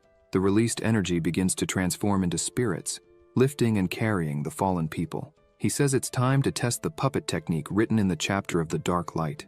After getting everyone out of the cave, they went to Wangfeng Mountain Square. Several people were lying on the ground. Jianfeng informs Xiao that these people suffered damage after losing some of their consciousness power. Jianfeng emphasizes that if they leave these people alone, in the future, they may end up going mad. The protagonist begins to release his power and says he just learned several routes for the movement of spiritual energy and asks Jianfeng what he thinks. He says he will try too. Jianfeng begins to concentrate and releases a large amount of energy around him. After a while, he notices what this technique is and shouts at his master, asking if that ability is not the heaven and earth demon devouring technique used by Kui Wu Wu. He asks what the protagonist wants with that kind of magical power. Xiao smiles and says it's to reverse the technique and save Jianfeng's disciples and grandchildren. The system announces, Through the host's teaching, the disciple learned the incomplete heaven and earth demon devouring technique. The host will receive a reward 7 times greater and obtained the complete heaven and earth demon devouring technique. Xiao begins to concentrate and releases his power into Yuanji. The protagonist thinks that this magical power can not only absorb other people's spiritual power, but also control their minds, which is quite practical. All the spiritual power that was stolen from the people starts to come out of Yuanji's mouth and return to its rightful owners. The people begin to get up, still a bit dazed. They were scared, but besides having their powers back, they were stronger than before. Jianfeng asks Xiao what he did to those people. The protagonist says that when he returned their consciousness power, he also purified them, since some of Jianfeng's disciples had a weak foundation, so he decided to take care of them. Jianfeng is completely amazed by his master's feat. The people start shouting that their master, Jianfeng, saved them and even made them stronger than before. Xiao turns around, saying he would leave the rest to him, and that once he finished handling things, they would go back home. Jianfeng watches Xiao, who walked away too quickly, and wonders if this is how a master acts. After all this, they begin to return to the Hongmeng sect. As soon as Jianfeng sees the sect, he is astonished and asks what happened, as the place looked different and luxurious. Compared to his own sect, Hongmeng seemed like a remote and poor place. The protagonist laughs at this and says it wasn't like that before, but they arrived at the right time. He descends and says they were expecting them. As soon as he arrives, Z starts shouting that her master has returned.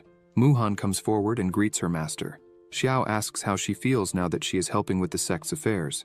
Zhu Xuan Xiao starts to say they are doing a great job there, and that she was thinking of appointing Z as the master of the 7th peak, and giving Sumuhan a separate Dan peak to recruit new disciples who hope to use the Dan to enter the Dao. Xiao holds Zhu Xuan Xiao by the shoulders, looking directly into her eyes, making her embarrassed. He asks if she is serious, because it seems he has a problematic person taking care of them these days.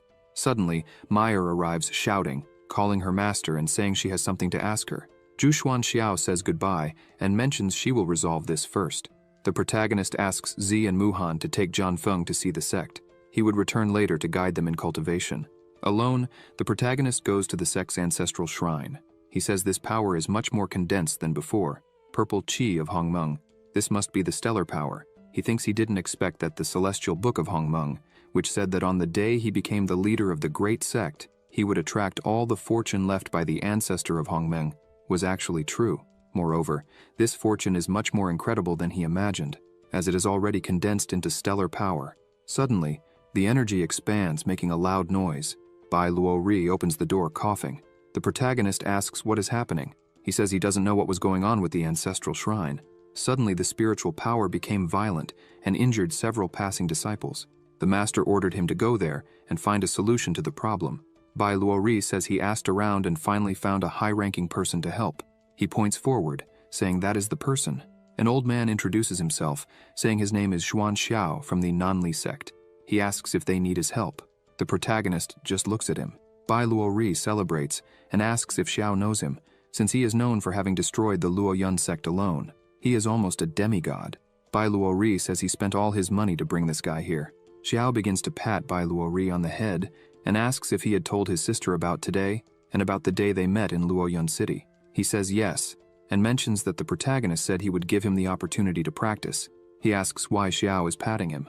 The protagonist says it's nothing, he just thinks Bai Luo is cute. Xuan Xiao bangs his staff on the ground and yells at the two of them, asking if they know how valuable his time is, and yet they are standing there chatting. Bai Luo is startled by this. He apologizes and shows the way.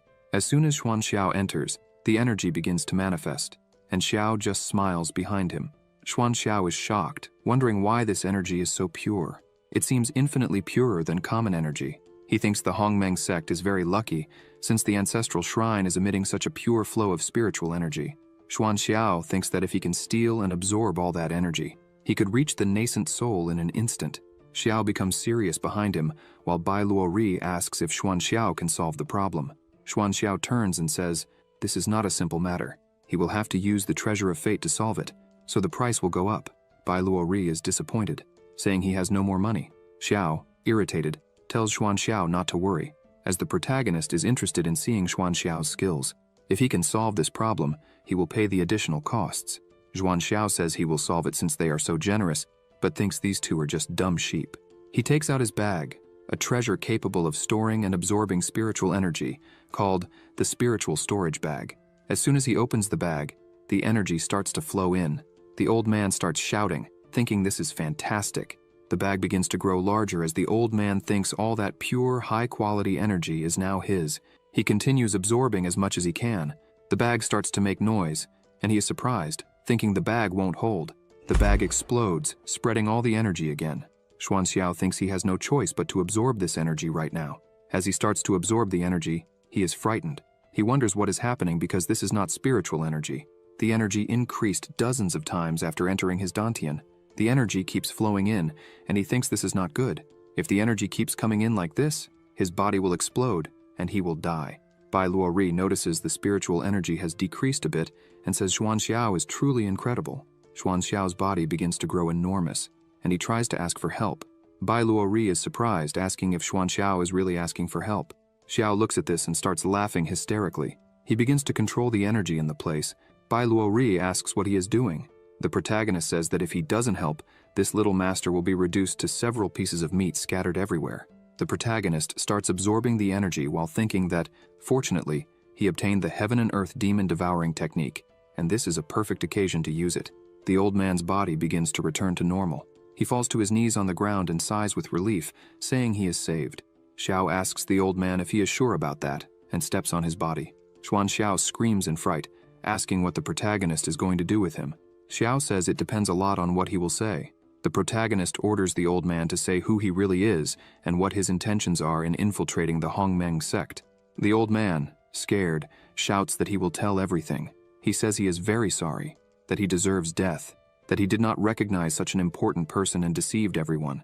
In fact, his name is not Xiao from the Nanli sect. His real name is Zhang San. He says he used the protagonist's name to deceive people and get money all over the country. Bai Luori is shocked by this. The protagonist transforms his fan into a knife and asks if that is all he has to say. And to make up for the deception, he will just cut off one of Zhang San's legs. The old man falls into despair and says he is being sincere, offering all his belongings as an apology and calling the protagonist an immortal master. Suddenly, someone arrives and calls Xiao. It is Xuan, who says that if he does this, what would he do if her disciple became corrupted? Xiao takes the old man's belongings and says that Xuan is a bit mistaken, that he was just punishing villains and eliminating evil. Besides, she sent him there as soon as he returned. He asks if it wasn't to set a good example for Bai Luori. She replies that she sent him there to absorb the energy from that place, not for what he said. The protagonist smiles and asks if she is serious. He uses his energy, transforming it into a rope. Xiao says he will take the man away, so Bai Luori doesn't need to worry anymore. The old man starts shouting that he was wrong and begs for forgiveness. Xuan says that this is an opportunity that appears after the explosion of the Hongmeng sect's fortune. She emphasizes that she has already absorbed her part and that all the rest belongs to Xiao. He immediately sits down and says that in that case, he will not refuse. She starts to leave the place while Bai Luori runs after her, asking why she didn't absorb everything if she knew what it was and why she sent him to guard that place. She stops and thinks that the fortunate power is much stronger than spiritual energy, but if a cultivator cannot absorb it, it is a waste. Previously, when she used the purple chi of Hongmeng to temper the green-purple twin swords, it took an entire year. When the protagonist left the capital of the Qin dynasty, he had another great breakthrough. Now she could master the fortunate power almost effortlessly. She turns to Bai Luori and says that everyone has their own opportunity. She thinks she needs to hurry, otherwise Xiao will leave her behind. First peek. Night falls, and the sky is behaving strangely. A lightning bolt begins to fall towards the house. That house starts to emit a gigantic amount of energy. It was Xiao meditating. He thinks this is the 10th lightning bolt of the tribulation. He opens his eyes, saying that the tribulation from breaking through the golden core to advance to the nascent soul has finally arrived. It is not easy to fill this bottomless abyss of his dantian. Break through to the nascent soul realm. From the golden core is a process every cultivator should experience before advancing to the nascent soul realm. During this process, the transformation of the golden core attracts the tribulation of heaven and earth. To form the nascent soul, one must first absorb the power of the lightning tribulation that descends. It can be said that the power of the lightning tribulation is also a kind of fortuitous power. Generally, the power of the thunder tribulation is proportional to the strength of the golden core. The stronger the golden core becomes, the stronger the lightning tribulation attracted to break through the golden core and advance to the nascent soul. Xiao says that the cultivator Chongling was called the strongest cultivator for withstanding 5 tribulation bolts when advancing to the nascent soul. The protagonist says that if that is the case, then it wouldn't be a big deal if he proclaimed himself the strongest nascent soul cultivator. Another lightning bolt forms in the sky. Xiao looks at it and thinks that this is the 10th tribulation bolt. Historically, no one has faced the 10th bolt, so that should be enough. However, another bolt forms, this time in the shape of a dragon. The protagonist shouts, asking if it would really continue. He smiles and says he never thought he would advance to the nascent soul with more than 10 bolts. The protagonist begins to prepare to absorb another bolt. He says he is too impatient. Outside, Jianfeng and Zhuxuan are impressed by what they're seeing.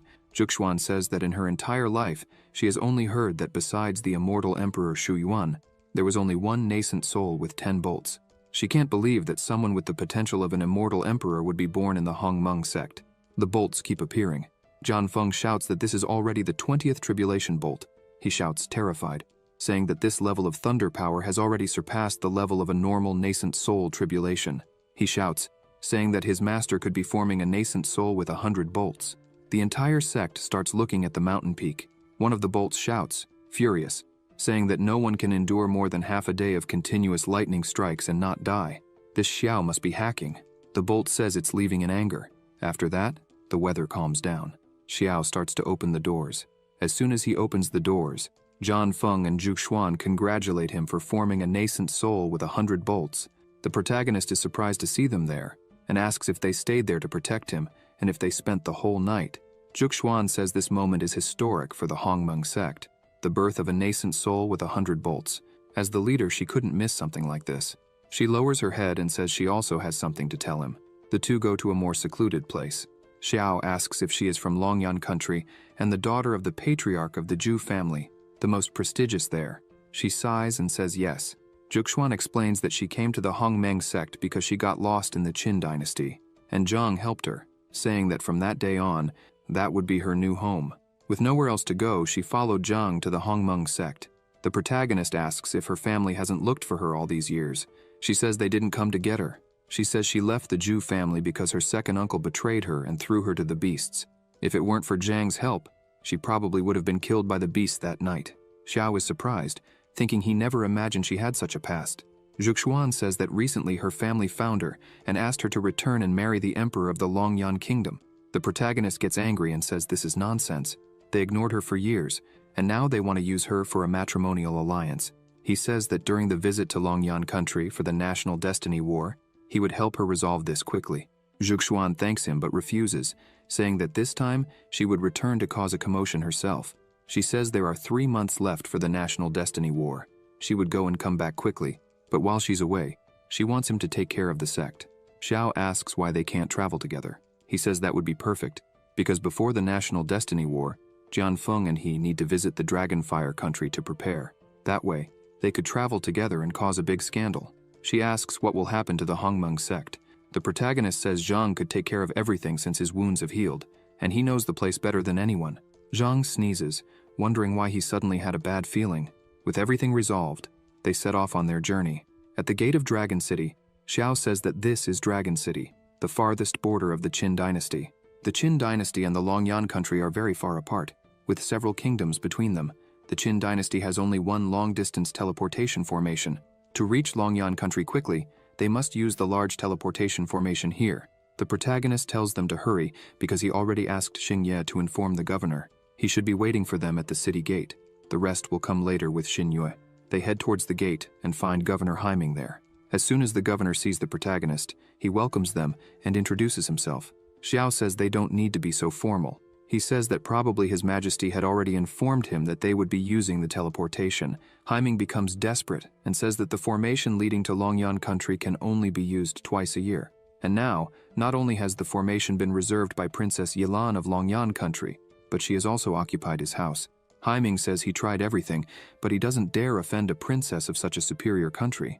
Xiao asks why she did this and if she has any urgent matter. The protagonist also asks if he told her they had an important matter to handle there. Haiming says the princess claimed she was tired of traveling on the flying boat and wanted to use the formation. He says he tried to inform her of the protagonist's participation in the National Destiny War, But the princess said, being a 6th-rank kingdom, even participating or not, they would only waste resources. It's better not to go. The protagonist gets irritated and says he wants to meet her now. He heads to the governor's mansion, but there is a barrier and a guard. Ying tries to talk to him to let them in. However, the guard tells the governor to leave, saying that the princess is not available for visits at this time. Xiao intervenes and says they have important matters to discuss with the princess, so he should step aside. The guard starts laughing and asks if they are from Qin, saying that the princess mentioned the dogs of Qin are not welcome here. Ying says that as soon as the princess arrived, she placed a barrier around the residence. Therefore, he cannot enter without her permission. So, it's better if they leave. However, the protagonist is furious. He places his hand on the barrier, effortlessly pushing his fingers through. With a bit of force, he creates a sword and says the princess of Longyuan country is a true idiot. The guard is scared and asks what he is doing. Ying is also worried, thinking it was a defense formation given to the princess by the emperor of Longyuan. It can't be broken so easily. If the protagonist angers the princess, everything will be ruined. With a simple strike, the protagonist shatters the barrier. Neither the guard nor the governor could believe he broke the barrier so easily. The guard runs off, shouting that he needs to warn the princess. The protagonist says that in broad daylight, the princess is locked inside. He is worried, so he needs to enter and see if she is okay. A whip cracks on a girl's back. This woman is named Wang. Princess Yilan is beating the woman, telling her to hurry up and shouting what she is doing there if she can't pull a carriage. The guard arrives, shouting, "Princess!" She hits him with the whip, asking who gave him permission to speak. The protagonist is already there, witnessing everything. They say the princess is too abusive. She continues whipping the woman, ordering her to pull the carriage. Xiao looks at the carriage and thinks it's made of solid gold and must weigh around 10,000 catties. Not even a golden core practitioner could move it. And this girl doesn't seem to have any cultivation, but can move the carriage with her physical strength. The princess hits the woman again, yelling at her and asking why she hasn't kneeled yet for her to dismount. The woman screams in pain. She gets on all fours on the ground, saying that the slave obeys the princess's orders. Yilan steps on the girl's back forcefully and says that this is a good girl who knows her place. This is how a slave should behave. The girl, in great pain, agrees. Yilan starts shouting, asking what the guards were waiting for. The scum from Qin have rebelled. They must be arrested. The guards begin to run and surround everyone there. The governor shouts, saying this isn't right, and tells the princess she is mistaken. The national master truly has important matters to discuss. Yilan mocks, asking if the national master is this first-level nascent soul. Apparently the great Qin has fallen to this level. Any cat or dog can be a national master. Ying is terrified. He turns to the protagonist and shouts that they are screwed, that everything is over, and asks what they should do. Xiao says it's obvious what he will do. He starts releasing his power again and leaps, advancing on all the guards. He asks how the noble Princess Yilan can torture her subordinates and speak rudely about the Qin dynasty. He passes through all the guards like lightning. A second later, they all fall. Xiao stops in front of the princess with the sword at her forehead, saying that now is the time to save the day. The princess is frightened by his strength. The protagonist asks how she dares to do this, and orders whatever is inside her to leave the princess's body immediately. Yilan asks how the protagonist dares to point a sword at her. He says he is there to protect her. Yilan asks what he wants. Xiao says he just planted a seal in the princess's mind, if she can't guess what he intends. Xiao approaches the princess and says he will let her experience this seal. She pushes the protagonist's sword away and shouts, asking if he wants to intimidate her. Yilan says she wants to see if he has the courage to make a move against her today. She curses him and kicks her slave, ordering her to run and tell all the soldiers that no one can enter Longyuan City anymore. Xiao gets irritated, cursing the princess as stubborn. He says it looks like he will have to use his heaven-devouring and earth demon technique to exorcise the demons from the princess. The seal takes effect and causes unbearable pain in the princess, making her scream. She falls to her knees in front of the protagonist. Trembling in pain, she says her head is exploding and hurting too much. Xiao says that if he wanted, he could destroy the consciousness of this body right now. He places the sword at the princess's throat and says it would be a pity. If he does this, not only will the monsters be destroyed, but the princess will also become an empty shell. He smiles and asks if she now understands what he wants. She says she understands and will do whatever he wants. He turns and says it's better to resolve this peacefully. After all, he is still a person who loves peace. In great pain, the princess thinks that sooner or later, she will cut him into pieces. She shouts at Wang, asking why she isn't helping her up. When she looks back, she doesn't see her slave. In front of the protagonist, Wushuang kneels and begs him to accept her as a disciple. Yilan is shocked to see this. Juxuan and Jianfeng also don't understand. Trembling in pain and crying, Wushuang shouts that she doesn't want to be bullied anymore and asks him to accept her as his disciple. He asks her why he should accept her as a disciple. She says she can lift up to 100,000 caddies, and ordinary beasts are nothing to her. 100,000 caddies are equivalent to 60.5 tons. Wushuang says that if he doesn't want to accept her as a disciple, he can accept her as a servant. Jianfeng is shocked and thinks that 100,000 pounds is a lot, considering that the Tai Shu sect, led by Taoist Chongling, specializes in physical training. He thinks he has never heard Chongling praise his disciples even once. If his disciples, at the foundation building stage, can have arm strength of up to 100,000 kilograms, they would already be extraordinary talents. Yet this slave girl hasn't even truly started practicing and already possesses such strength. Xiao looks at her and says that if this is the case, then she will follow him as an official disciple, and they will see how she develops before making a final decision. Wushuang begins to smile for the first time and thanks the protagonist for this.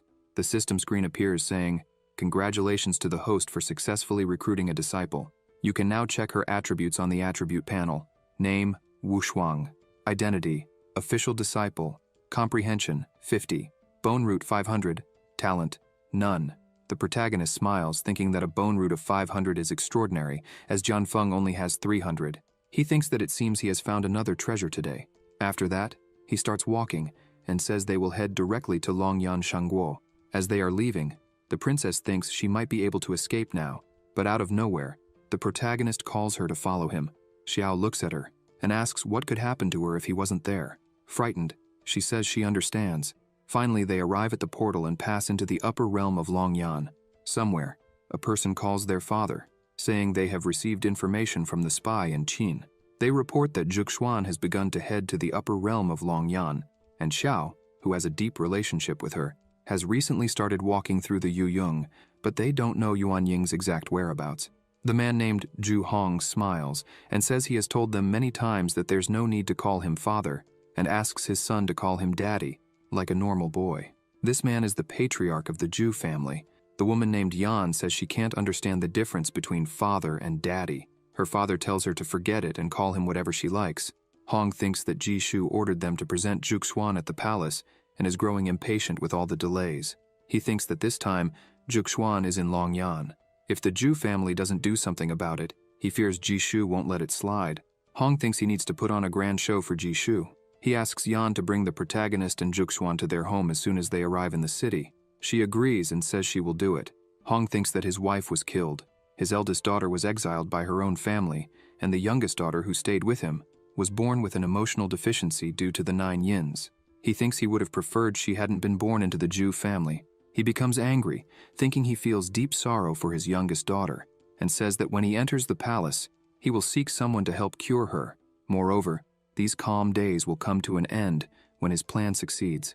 The elders of the Zhu family, with their hidden motives, and the arrogant old fox on the throne will all die. In this way, he and his daughter will be reunited in the capital of Longyan Shangguo. Inside the emperor's chamber, some people were kneeling. One of them says that His Majesty has just received secret information. This man is Longyan, a secret guardian dressed in black. He reports that Lord Sima Ren of the Qingke Shangguo realm has sent an army of 300,000 men to their border, hoping to continue the war from a year ago when the War of the Nations ended.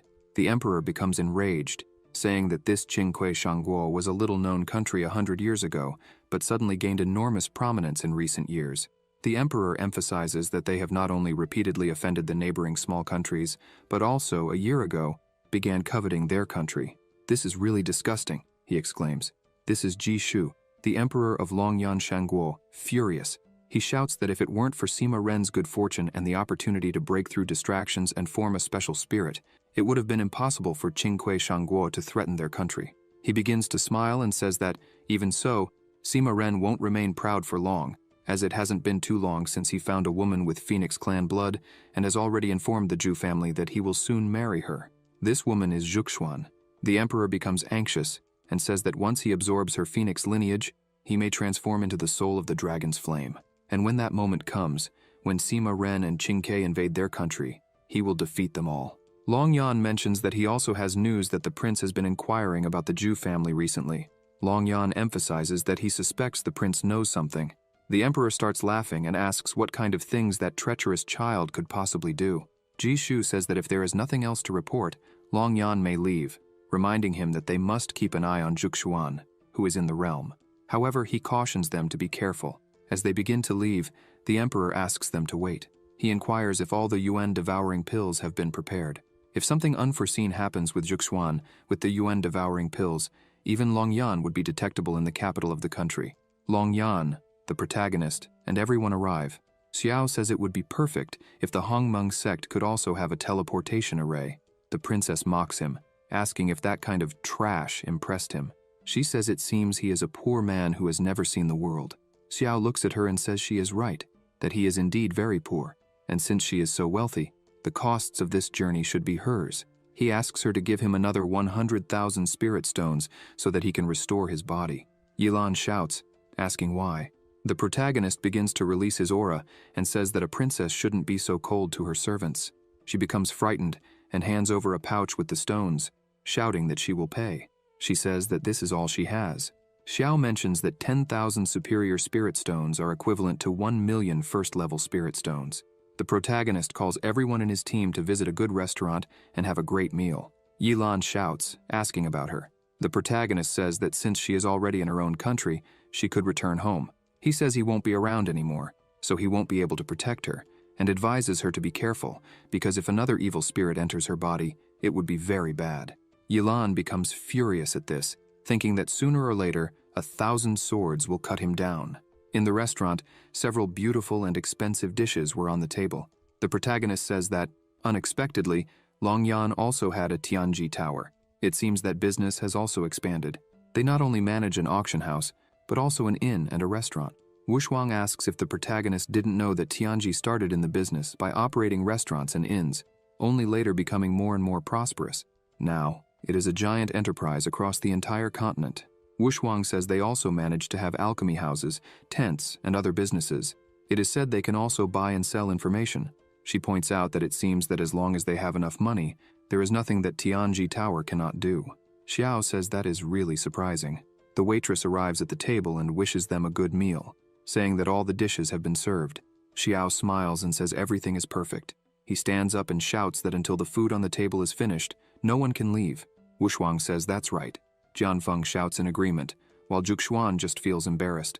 Jianfeng begins to eat and says that Xiao is a man of his word. If he said they can't leave the table until they finish, then they need to eat everything. Wang keeps looking at him and agrees, while eating a little bit of everything. Xuan offers her a drink and says that as soon as they finish eating, she will take Wang to buy new clothes. Xuan says that now that she is Xiao's disciple, she is part of the sect, so she can't be without proper clothing. Wang smiles, delighted with all this kindness, and thanks them for everything. Xuan starts coughing, saying, "Not him." Xiao offers her some vegetables, saying that she also needs to eat some greens. A man at the table next to them looks at Xuan, thinking that she is. He gets irritated and says that he has finally found Xuan. Sometime later they had finished eating, and everyone except Xuan was feeling sick from eating so much. Suddenly the table begins to glow, and the protagonist asks why Tianji Tower keeps placing magic circles on the table. The food reappears and he wonders if it's some kind of automatic refill. Wang explains that this is the special magic formation system of Tianji House. She says that not only can the food be automatically replenished, but even the walls of private rooms are soundproofed. In the past, when she followed the princess, she saw Yilan use the guard formation on the wall, and it was said that the attack from the guard formation could kill someone from the divine separation realm in seconds. She says she doesn't know how powerful the owner of Tianji building is. Xiao thinks to himself that if his sect could have such a formation, it would be incredible. Suddenly, a noise is heard, and dust starts to rise. Everyone looks in that direction. The man stomps his foot in front of everyone and says that he has finally found Xuan. The protagonist asks who this woman is that he's talking about. Xuan begins to think that it's been years since she last heard that name, and from what she's heard, she is now the strongest among the younger generation of Long Yan, probably living quite a good life. The man continues, irritated and shouting, asking if she's going to keep pretending not to recognize him. He curses her and cuts the table in half. The man says he's been chasing her his entire life, and she's never looked his way, and now she's sitting here eating with a handsome guy. He attacks the protagonist, saying that if he kills the man she's dating right in front of her, maybe she'll change her mind a little. an explosion occurs. The man is startled because the protagonist blocked his attack with a fan. Xiao says they are in Tianji House, and it was the man who started the trouble, while he was just defending himself. The man turns around and asks since when that person had been standing there. The woman's name is Zhuge Lin. She smiles and says that guests are welcome, but if the guest doesn't want to dirty their hands, she can take care of it. The protagonist tells Lin that she doesn't need to worry about it, and with a simple move, he throws the man far away. The man flies a few meters and falls to the ground unconscious. Xiao asks if he was breaking any of Lin's rules. She starts gathering energy in her hand and thanks Xiao for what he did. From that energy, two spirits emerge and start dragging the completely unconscious man outside. Meanwhile, Lin smiles and says that she is the person in charge of Tianji Tower and introduces herself. Lin emphasizes that the guard at Tianji Tower was inappropriate and disturbed their meal, so everything will be on her. The protagonist sees that power and wonders if it might be stellar power. The protagonist creates a spell and asks the woman to wait a moment. He says he's very interested in the magic circle of Tianji Tower and wants to know if she's willing to make a deal. The protagonist says that he noticed that the people of Tianji Tower can also master the starlight puppet technique, recorded in the Yao Guang chapter, so she should recognize what he is showing. As soon as she looks at it, Lin is surprised and wonders if it really is the Kaiyang that she thinks it is. She thinks the protagonist might be the one who also obtained the inheritance of the immortal emperor, Su Yuan. She clasps her hands and bows before the protagonist, asking him to follow her. He looks at his group and asks them to wait a little. The two go to a room, and Lin says she hasn't yet asked for the name of her guest. She admits she's very curious to know what he wants to trade for the magic circle of Tianji Tower. The protagonist says she can call him Xiao. As Lin pours water, the protagonist starts writing on the table, saying that he noticed she also masters the use of stellar power. Therefore, she should understand the meaning of those words. She looks at it and thinks that if the protagonist truly knows the whereabouts of the Kaiyang ruins, then she calls the protagonist and asks how she could confirm that the location of the Kaiyang ruins is authentic. He looks at her and says that she must also know that in the chapter, The Light Flows, one can only practice up to the divine separation stage, and to progress further, a new inheritance is required. Lin agrees with this. Xiao mentions that he has heard of an elixir that can help a person break through the divine separation stage, and if Tianji Tower helps him obtain this elixir, he will show her the way. Lin asks what the protagonist's current cultivation level is. He responds that he is at the first level of the nascent soul. She says that the protagonist has found the right person because the divine separation elixir, which is difficult to find in the entire world, is easy for Tianji. However, she warns that if anyone dares to mess with the tower, it wouldn't matter if they were at the second level of the nascent soul or even if they were an immortal. The tower would hunt them down to the ends of the earth. Xiao says that he is already aware of the tower's capabilities and emphasizes that he came there with sincerity so that she can feel more at ease. Lin comments that this matter still needs to be passed on to the owner of everything, who in this case is her adoptive father, Zhuge Qingyun. She asks the protagonist to wait for a moment. As for the protagonist's companions, she assures him that they will be well received in their rooms so they can rest. Xiao says that it looks like he'll be putting her to work at Tianji Building, in the Longyan Shangguo establishment. Inside the host's room, Qingyun asks if she was saying that someone found the exact coordinates of the Kaiyang ruins. Lin replies yes, and adds that she has already sent someone to investigate the details. She discovered that Xiao became famous in Daqin last year, and less than a month ago, defeated the elders of other sects at the Grand 10,000 Daos ceremony, becoming a great imperial master. Qingyun does not express anything positive in his eyes. He comments that the protagonist is only from Qin and is not even an imperial master. He says that if he wanted to, the emperor of Qin would come here in person and he could crush him to death. Qingyun states that it would be as easy as crushing an ant. Lin then asks what he means by that. Qingyun orders her to get rid of the protagonist as soon as they get what they want. If others find out about the immortal Emperor Su Yuan's inheritance, a war will undoubtedly occur. They must ensure that Xiao keeps this secret. With no other options, she agrees with him. 10 years ago, Lin was in a cave. Qingyun appeared there, and she asked where her sister was, who was not with him. Qingyun said that she wouldn't be back for a while, leaving her scared. 10 years ago, she saw her sister who was following Qingyun in search of the Yaoguang ruins, and who never returned. Qingyun says that when they go to the ruins, she must follow him with her head down.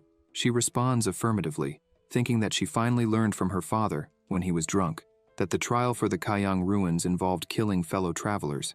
Now she finally has her chance. After this conversation, she meets with the protagonist and says that she has already spoken with her father, and that the matter has been resolved.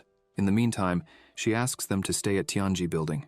She emphasizes that she has already arranged for the soul separation elixir to be prepared, and will also ask someone to deliver it to the protagonist's room. A woman informs them that the lodging is ready and asks Xiao to follow her. Lin keeps thinking that the protagonist was able to become a great master of the Qin dynasty and even supported an unprecedented empress to ascend the throne. His strength is probably not at the first level of the nascent soul. She thinks that if it's him. Suddenly, she asks Xiao to stay a little longer. Meanwhile, his group was sitting at a table. Jianfeng comments that the master has been away all afternoon, and moreover, Wang said she would go look for him, but she hasn't returned either. Xuan stands up and says she will ask someone from the tower. Suddenly, another man arrives, shouting Zhu Yan's name, saying he knew she was there and demanding that she come out immediately. His shout was so powerful that the tiles and vases began to shatter, leaving both of them startled. She looks at the damage and thinks that with such power, this person must have cultivation above the nascent soul. She asks who was causing the commotion. People say that this is Ancestor Wanji of Qingque, an expert at the divine separation level. As soon as they step outside, Wang is being held by two people. Jianfeng asks who they are. The people around start shouting that the person in front of Wanjian is Jianfeng, the immortal sword god of Qin. They begin to wonder how these people know each other. The woman calls Zhu Yan and Jianfeng from Qin. Wanjian smiles and says that she has finally appeared. He strikes his sword on the ground and begins to release his power, telling Zhu Yan that his disciple is mad because of her, and that if she agreed to what he wanted, there would be no consequences. However, she humiliated him. Xuan says that he came for the wrong reasons, emphasizing that there is no Zhu Yan there, and that she has no idea who his disciple is. Wanjian shouts, saying that she is lying because he has witnesses, pointing out that his disciple came in there after her, and shortly after left covered in blood, and yet she wants him to believe it wasn't her.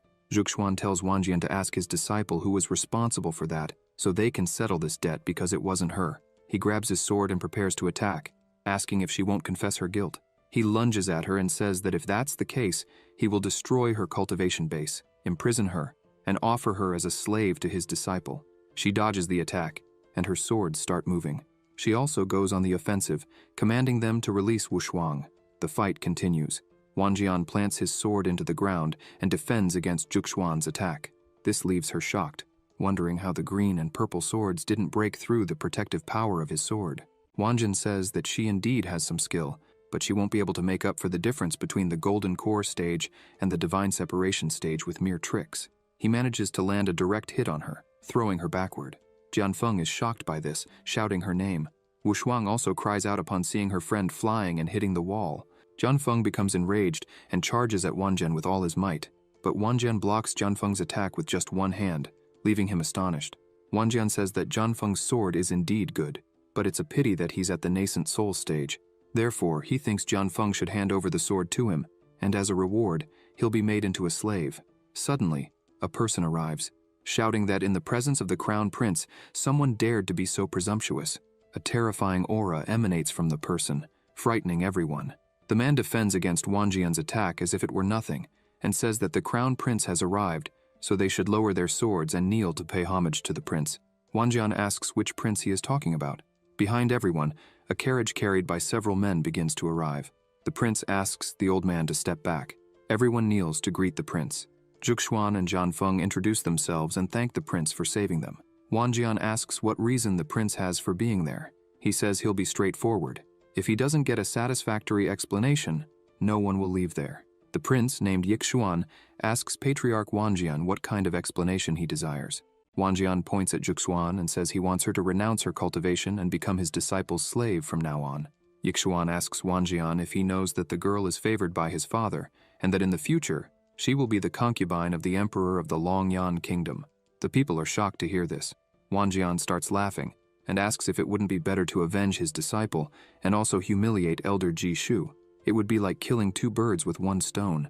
The old man gets angry, but Yixuan just laughs.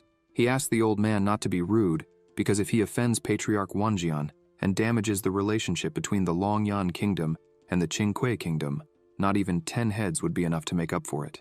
Yixuan approaches Xuan and says that this situation is truly a shame for him. As a prince, it wouldn't be good for him to rashly offend a strong man from Qingque. He smiles and says that if she is willing to marry him, the story would change because she would become the crown princess of the kingdom. The humiliation of the crown princess would justify his actions, allowing him to act without issues in the future. He asks her what she thinks. The people become even more frightened, realizing that even the prince is interested in her. Su Yuan thinks that it seems even the crown prince of Longyuan did not come to rescue her sincerely. He only came to take advantage of the situation. She reflects that maybe, if she tries hard enough. However, someone suddenly yells for everyone to wait. The protagonist appears behind Wanjian, filled with anger, and tries to strike him, destroying the ground. However, Wanjian manages to dodge. Xiao comments that the visitors from Qingque are indeed strong. The protagonist looks at Wanjian, who now has a cut on his arm, and remarks that if he was able to dodge the protagonist's sword, he must be a special person. Wanjian's disciples ask who that person is who missed his strike, yet still thinks so highly of himself. Wanjian looks at his arm, thinking that while the protagonist's aura is only at the first level of the nascent soul, his sword is extremely powerful. He reflects that despite his physical body being strong, his skin and flesh were cut open by the light of the protagonist's sword. Wanjian begins to gather energy, realizing that he needs to take this very seriously now, or he might die. Xiao says that if Wanjian offends him, as the leader of the Hongmeng sect, he can choose to lose either his arm or his head. Wanjian grabs the protagonist's sword and tells him not to be so arrogant. The sword begins to emit lightning, causing Wanjian to scream in pain and let go of the sword. The protagonist doesn't stop attacking, saying that it seems Wanjian has already chosen what he wants to lose. Wanjian becomes desperate, shouting for the protagonist to wait and not kill him, as he is a servant of the Qingque kingdom. If he dies, the Qingque kingdom might go to war with the Longyuan kingdom. Wanjian, terrified, says he is willing to lose one of his arms and begs the protagonist to be merciful. The people can't believe that Ancestor Wanjian has surrendered. This man is a powerful master of the divine stage. Xiao stops his attack and orders Wanjian to make his choice now. Wanjian focuses energy in his hand and aims at his arm, thinking that at this point, with the Hongmeng sect, he can get out of this. He cuts off one of his arms and leaves, full of anger. Yixuan looks at the protagonist and wonders where this guy came from, considering even Ancestor Wanjian couldn't be his match. The prince thanks the protagonist for helping with the situation and asks his name. The protagonist says he can call him Xiao, but emphasizes that there's no need for thanks since it was a matter of the Hongmeng sect. Even so, he mentions that they wanted to apologize to the crown prince, acknowledging that it's very difficult for the prince to do something against that thief from Qingque. Yixuan thinks the protagonist really has a sharp tongue. The prince calls his group to leave. Xiao goes to Zhuxuan and asks if she's okay. She says yes and asks why his aura was so strong. He responds that he made a deal with Tianjilu, obtaining the complete formation set from Tianjilu and resources from Tianji Tower, and now he has successfully ascended to the distraction stage. The protagonist thinks that it's just as expected from the world-famous Tianji Tower. In less than a day, they managed to arrange the divine separation pill. Zhan Feng can't believe it and asks if he really heard separation, and if the protagonist hadn't just broken through to the nascent soul, how he has already advanced to the separation stage. Xiao comments that the Longyuan kingdom is indeed as strong as the clouds. He heard that among those who participated in the national war, there were powerful people in the divine separation realm, and that's why he needs to hurry. Xiao concludes by saying that he will leave tomorrow night, and that when he returns, they will visit the Zhu family. During the night, outside the imperial mausoleum of Longyuan, the protagonist and the others are gathered. The protagonist comments that it is a dark and windy night, perfect for doing bad things. However, he arrived a little late, so they couldn't take too long. Qingyun calls out to the protagonist and greets him. The princess remarks that it is truly inhumane to call someone so late to enter the imperial mausoleum. The protagonist replies that if she doesn't like the timing, she could go back home and rest.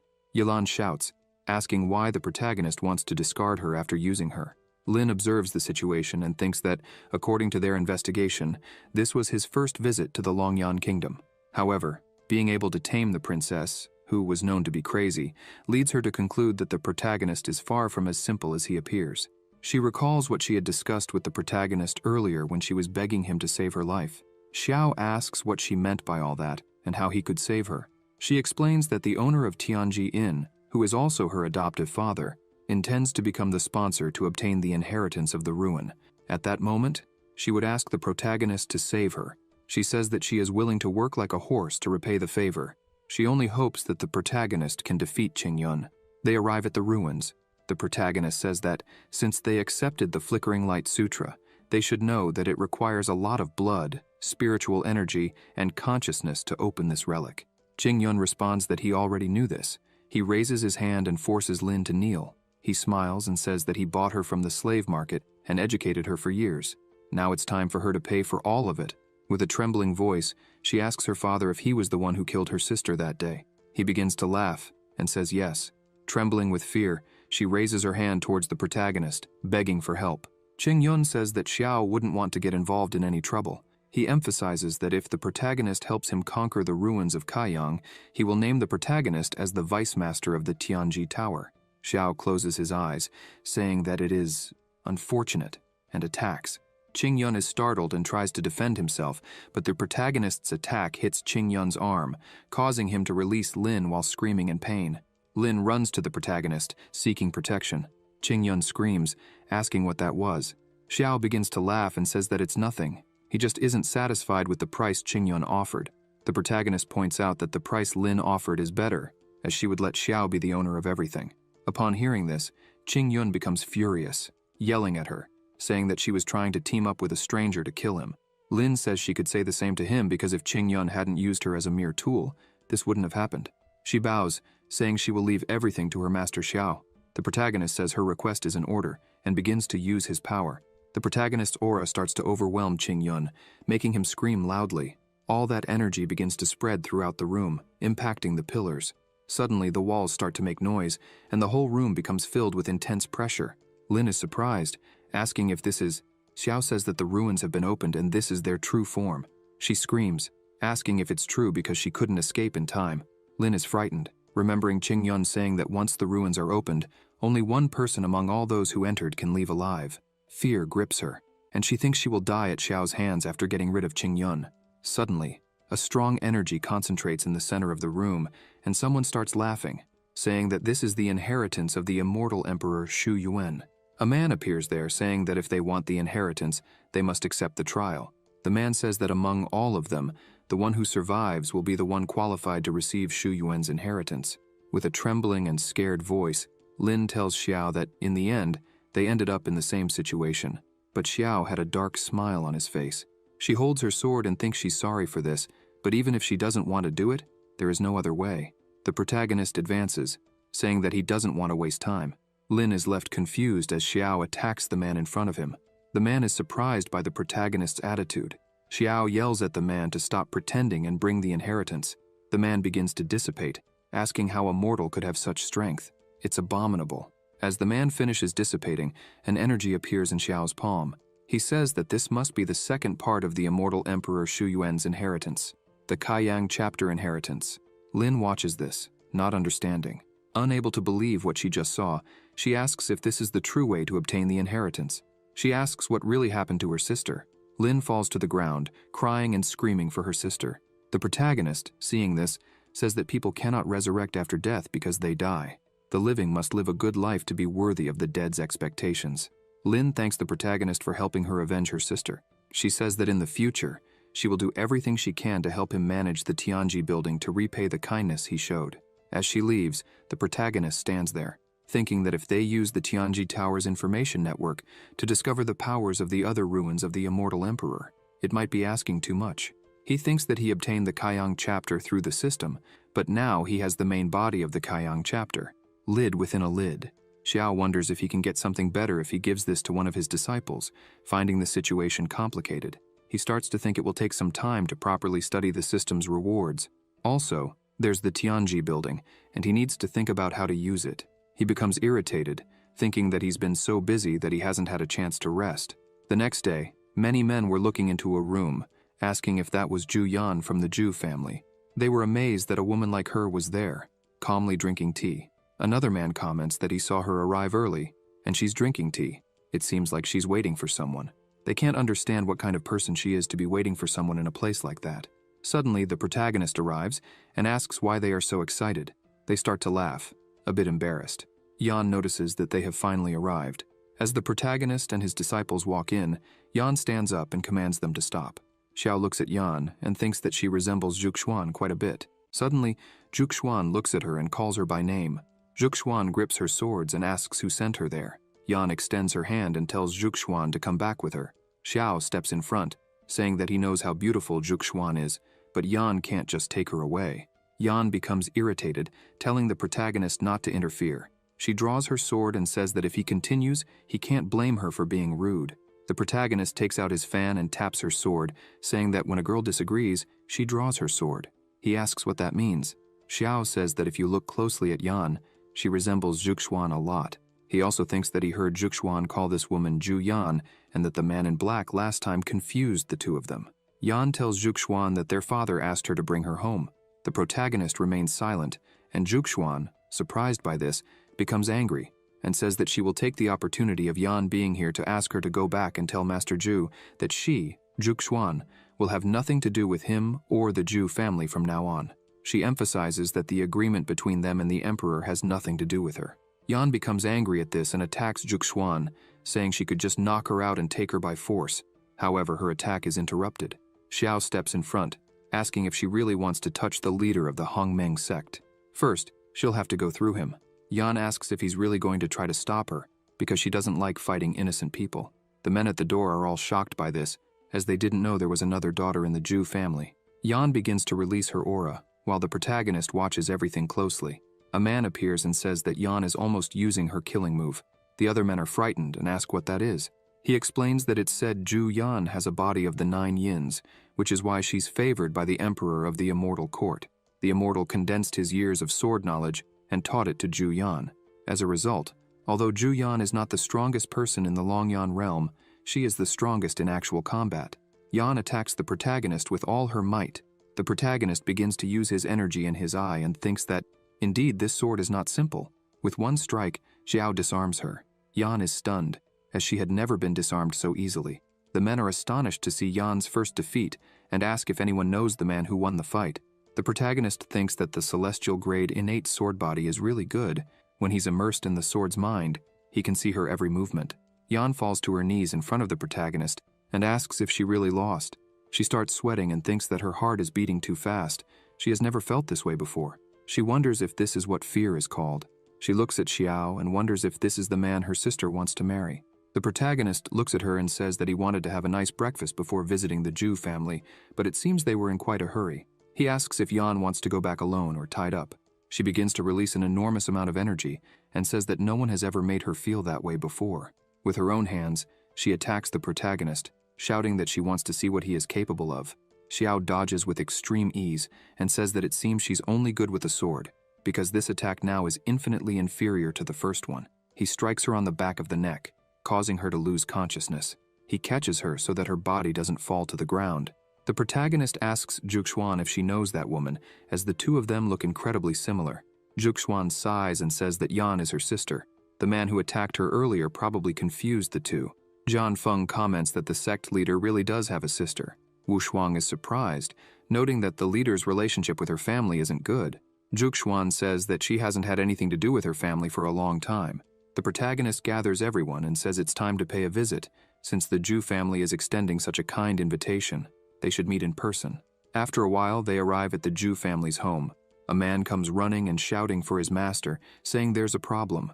Hong asks what's going on and why there's such a commotion. The man says that someone has been knocking down all the doors and entering. Hong is surprised by this. The man explains that a woman who looks like Zhuxuan entered with 2 men and a girl. The young man shouts that all the guards were sent to stop them, but they were defeated in seconds.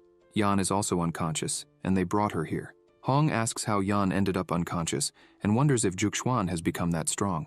He thinks that, in all these years with the Hongmeng sect, Zhuxuan has made great progress. The man continues to shout, telling Hong to think quickly about what to do, as they would be arriving soon. Hong orders the young man to run and ask Chief Meng to meet them first. Suddenly, Xiao begins pounding on the door and forcefully opens it, sending the guards flying. He looks at Hong and says that the owner of the house extends an invitation to them, but keeps the doors locked. That's complicated. Hong is confused and asks who in the family invited the protagonist and if he has no manners. Xiao asks if the reinforcements haven't arrived yet, and that's why Hong wants to talk about manners.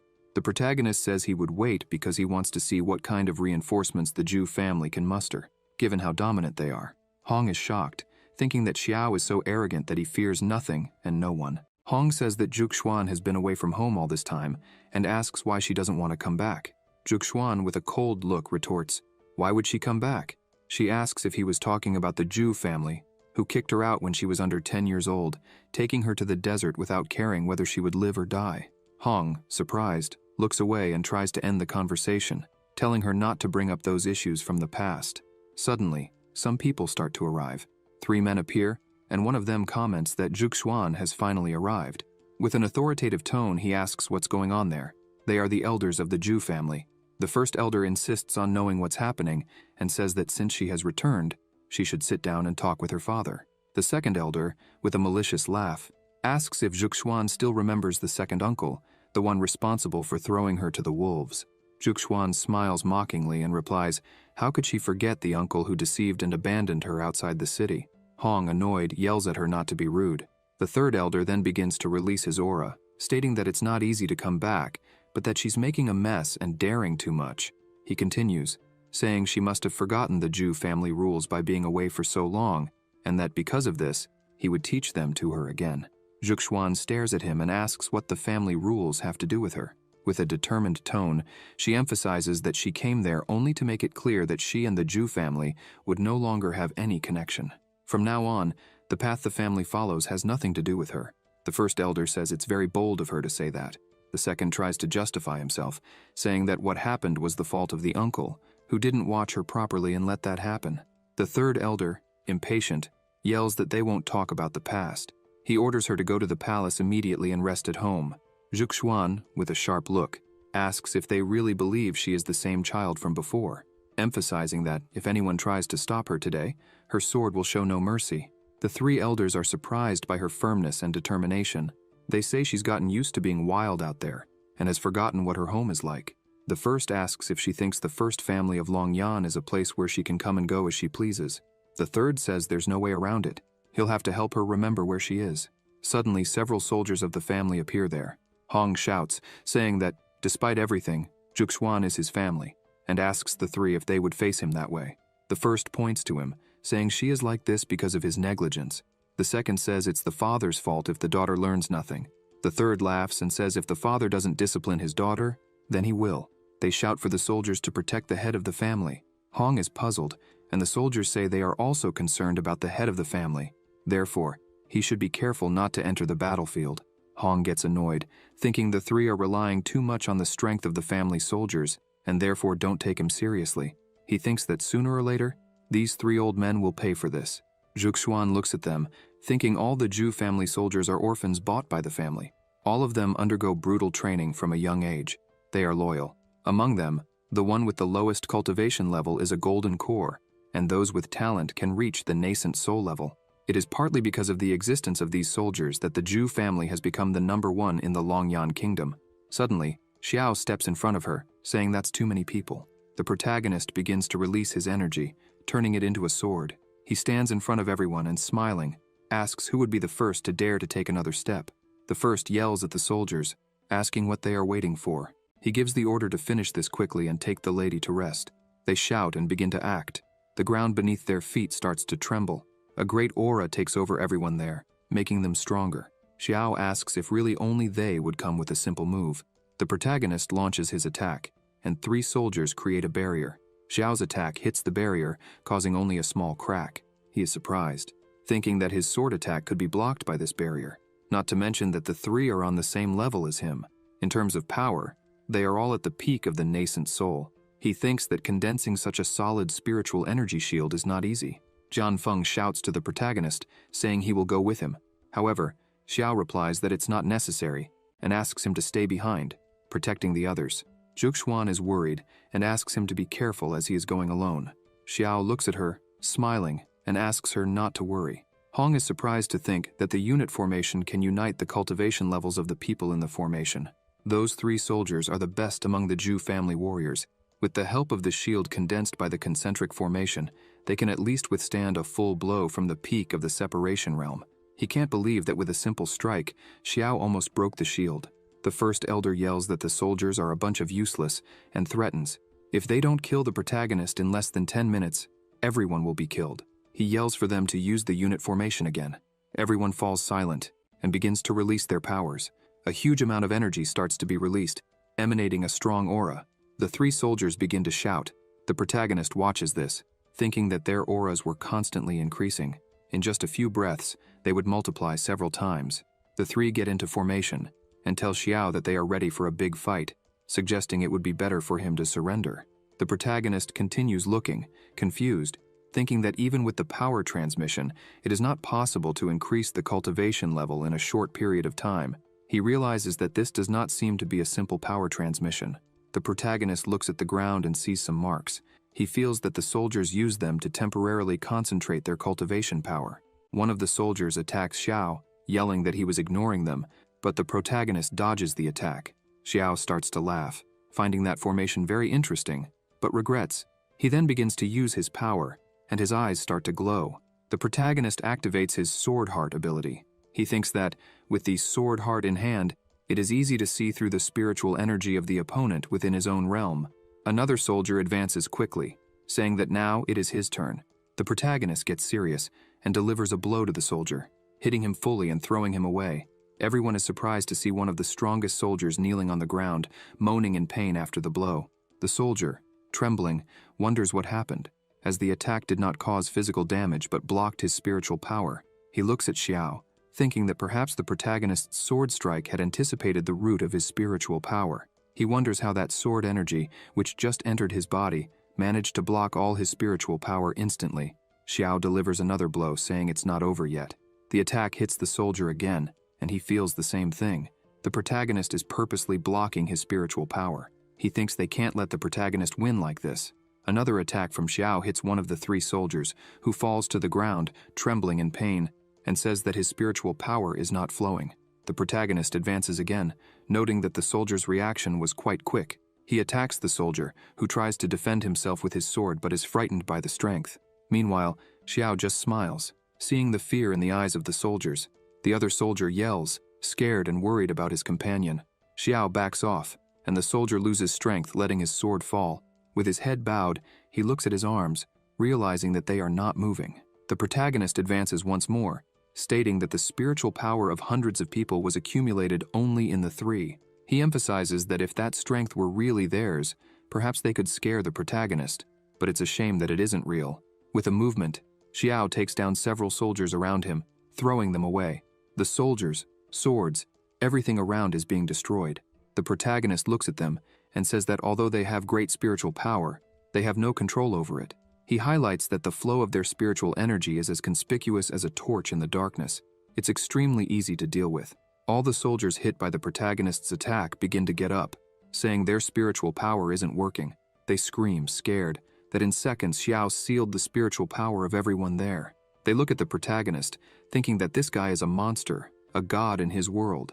With a serious face, Xiao says that now everyone is vulnerable. Hong is shocked, thinking about the impressive amount of strength the protagonist has. In front of the soldiers fallen on the ground, the protagonist asks who else wants to try to fight with him. The soldiers, trembling, begin to scream in fear as they realize the abyss between their powers. Suddenly, the first elder starts to speak. He says that if the protagonist can defeat their unit formation with just one blow, then he must apologize for the ignorance at the beginning.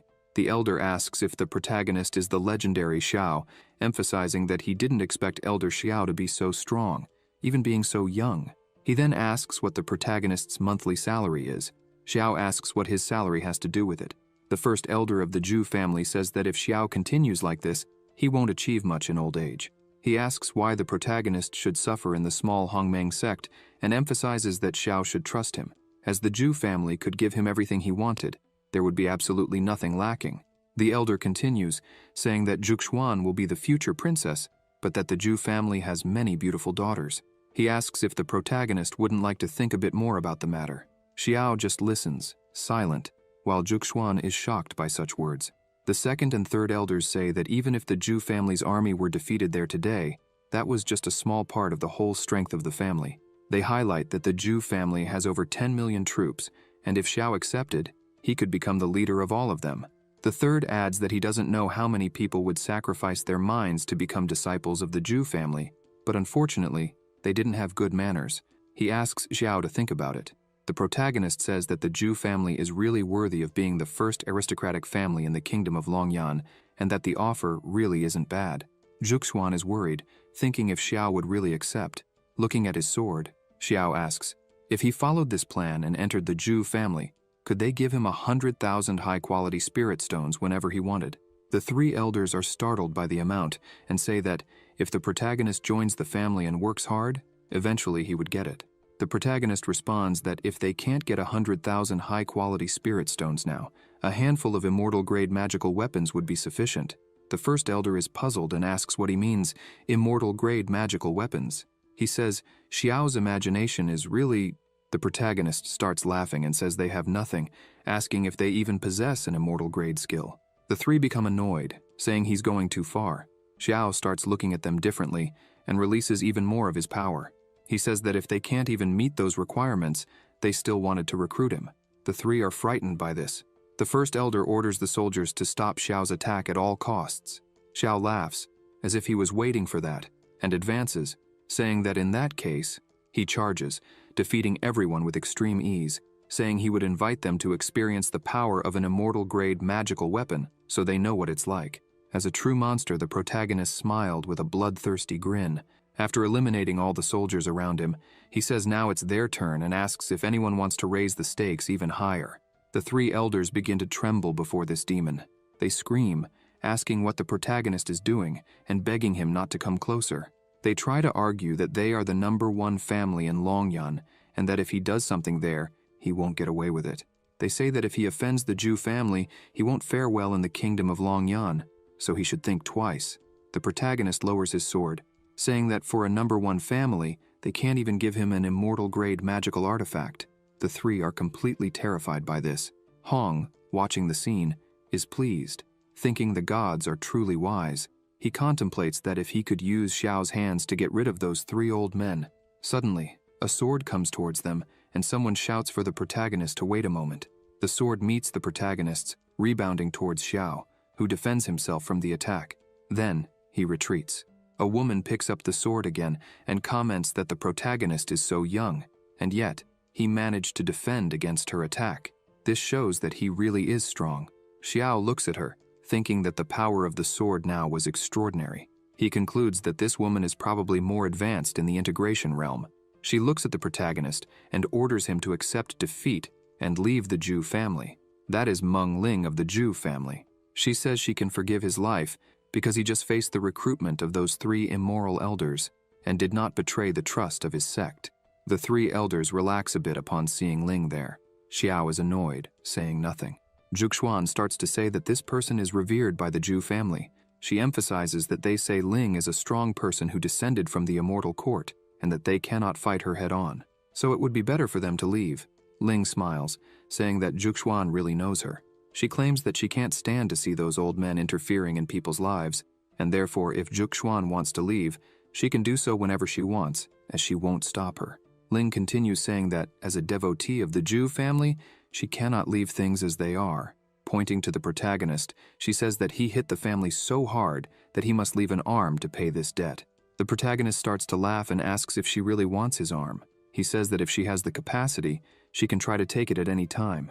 Juxuan is frightened by this, but the protagonist asks her to relax, saying he knows exactly what he's doing. Nonetheless, Juxuan cannot stay calm, thinking that Ling is an immortal at the integration stage. She wonders if everything will really be okay. Ling starts to attack, shouting that if Xiao is so eager for death, she will help him. The protagonist enters combat mode and says he would like some good tips from her. He starts to use his stellar power, and the two collide their attacks in the air as soon as the swords touch. Ling is surprised, scared, and wonders why Xiao's sword is so strong. Xiao smiles, thinking that the stellar power is really extraordinary. With just a bit of it, he can already compete with cultivators at the integration stage. Xiao's power is so great that it breaks Ling's sword. She screams, not understanding what's happening, barely dodging the attack. She thinks that the power shown by the protagonist does not look at all like that of a soul separation cultivator. She looks at him, considering that if it's just spiritual power, the capacity of his Dantian is really different from ordinary people. But is that all? She turns around, concentrating a great energy in her hand, and attacks him, thinking that the power he used just now doesn't seem like ordinary spiritual power. The two use the power of qi, causing a massive pressure that frightens people around. Ling is thrown away, and the protagonist comments that this is how things are for a human immortal. He takes Zhuxuan's hand, saying she has said all she wanted and that therefore they will no longer disturb. He starts to walk away, smiling, and calls Zhuxuan to leave with him. He also calls the other two to accompany them. Wushuang asks him to wait.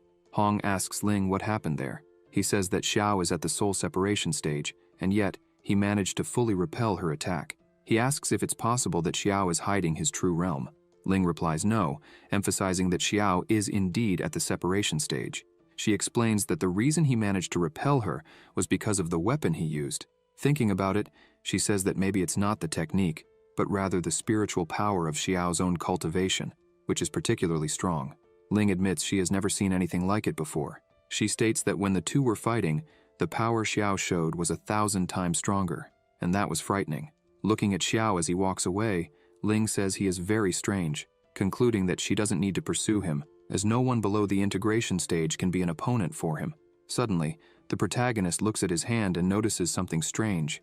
Zhuxuan looks at him and asks if he is injured. The first elder, annoyed, yells, asking how they could let him leave like that. How would they explain this to Her Majesty? Ling says she won't do anything, emphasizing that the elder could take the sword and kill her if he wanted. With no other choice, they decide that the best thing is to think long-term. Hong says he will inform Her Majesty that Zhuxuan was bewitched by the Hongmeng sect and threatened with death, and therefore refused to submit. He says that this way, Her Majesty will understand their side. Hong begins to laugh, thinking that the protagonist just did him a big favor. As soon as they return home, Zhuxuan closes the door, while Wushuang is impressed with the strength of her new master. She says he was amazing with all those moves and asks if he could teach her when he has time. Jianfeng explains to her that her current foundation is unstable, so she cannot learn whatever she wants. He emphasizes that their master has deep skills and talents. Suddenly the protagonist feels pain, and everyone gets scared. His hand was covered in blood. Zhuxuan goes up to him and says he is injured. The protagonist responds that it's nothing serious, just a minor injury. However, she doesn't listen and tells him to lie down in bed and rest, as he is hurt. Xiao begins to laugh, saying he didn't need all that.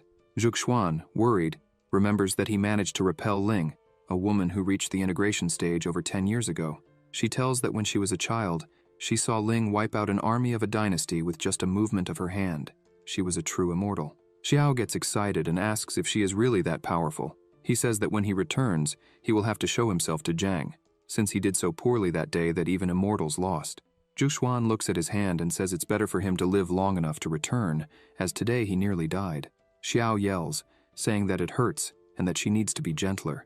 Smiling, he asks her not to worry so much, as from now on he will be more sensible. He emphasizes that, even if it's just the power of one movement, he's sure that will make Ling back off. He comments that that woman probably hasn't met a match in years. The protagonist then says that when someone harbors hatred for those who are not on the same level, they definitely wait to see what will happen. He looks at his hand, thinking that although he has exhausted the stellar power he accumulated for days, it wasn't a great loss. Through the window, an origami enters. Everyone is surprised by this. Zhuxuan asks if this isn't the communication talisman that Ye likes to use. She picks up the origami and says something must have happened. As soon as she holds it, the message is sent directly to her mind. She announces that the ancestral hall of the sect has problems again, and that Ye asked her to return immediately.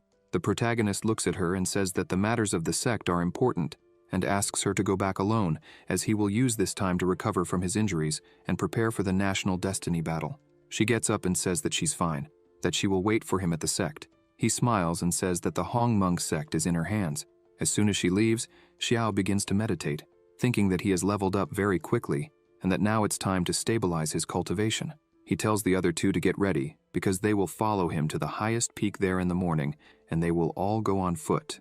Wushuang gets all excited, celebrating that she will learn something new, as she is very strong.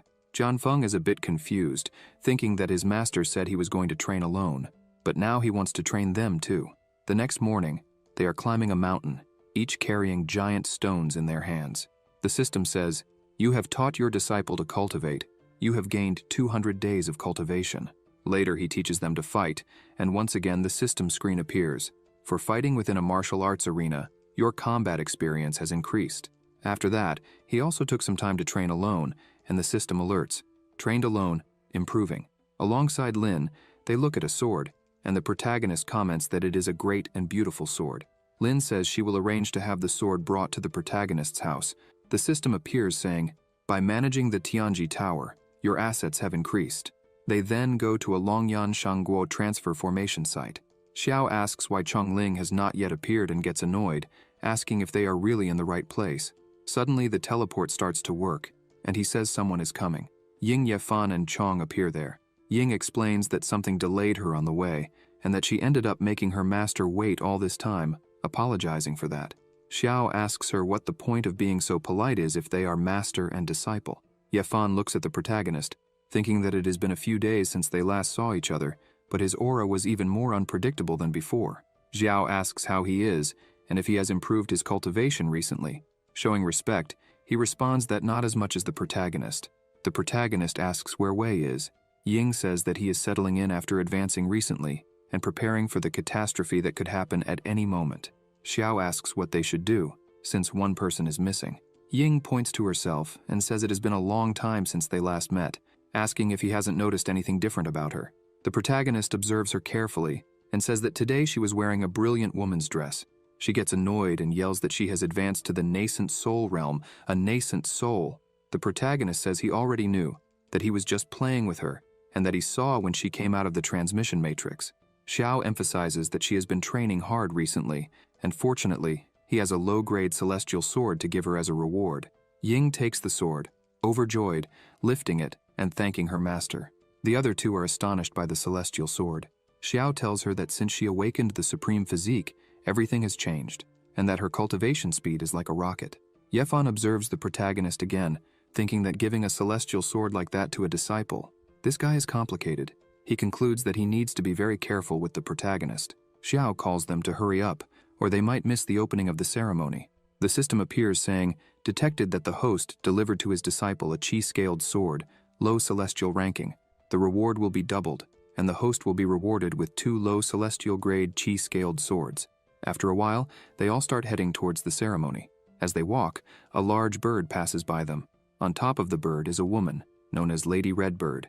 Wang points and asks what that was. Chong answers that it's the Redbird, the divine beast of Lady Redbird. Wang, confused, asks what a divine beast is. Ying explains that it is said that some monsters gradually purified their bloodline as they practiced, and in the end, managed to cultivate the true form of ancient beasts. The last time she saw a beast like that was during the War of the Nations. Since the collapse of the Celestial Order, nothing in that world has crossed the fusion realm and ascended to immortality. Therefore, there is a significant difference between the great powers of the integration realm and those below this realm. That is why immortals created their own immortal courts, to distinguish themselves from mortals. Ying points out that the tradition of the true Lord Qinglong presiding over the national fortune battle continued for 100 years, but this time, they suddenly changed the name to Redbird. She asks if something bad happened in the immortal court. Yafan looks at the bird, thinking that he and Zhu Xiao would meet again in this life. He recalls that in his past life, he accidentally broke space at the Imperial Monument and met Ying. She discovered that he had a spiritual body and invited him to participate in the battle of national destiny. In the battle, they pushed him to the limit and forced him to reveal his trump card in front of everyone, the ancient mantra. The ancient mantra is the mantra of the celestial path, passed down from generation to generation by spiritual beings. Now, only the fragments remain. He managed to gather the 9 letters and, thus, can communicate with the celestial Dao, becoming the spokesperson of the celestial Dao. The immortal court awaits this. In his past life, he was pursued by the immortal court and had no means to exchange the 3 letters of truth that were under the protection of the Redbird. He remembers her saying that it was really an ancient mantra and ordering him to stay by her side.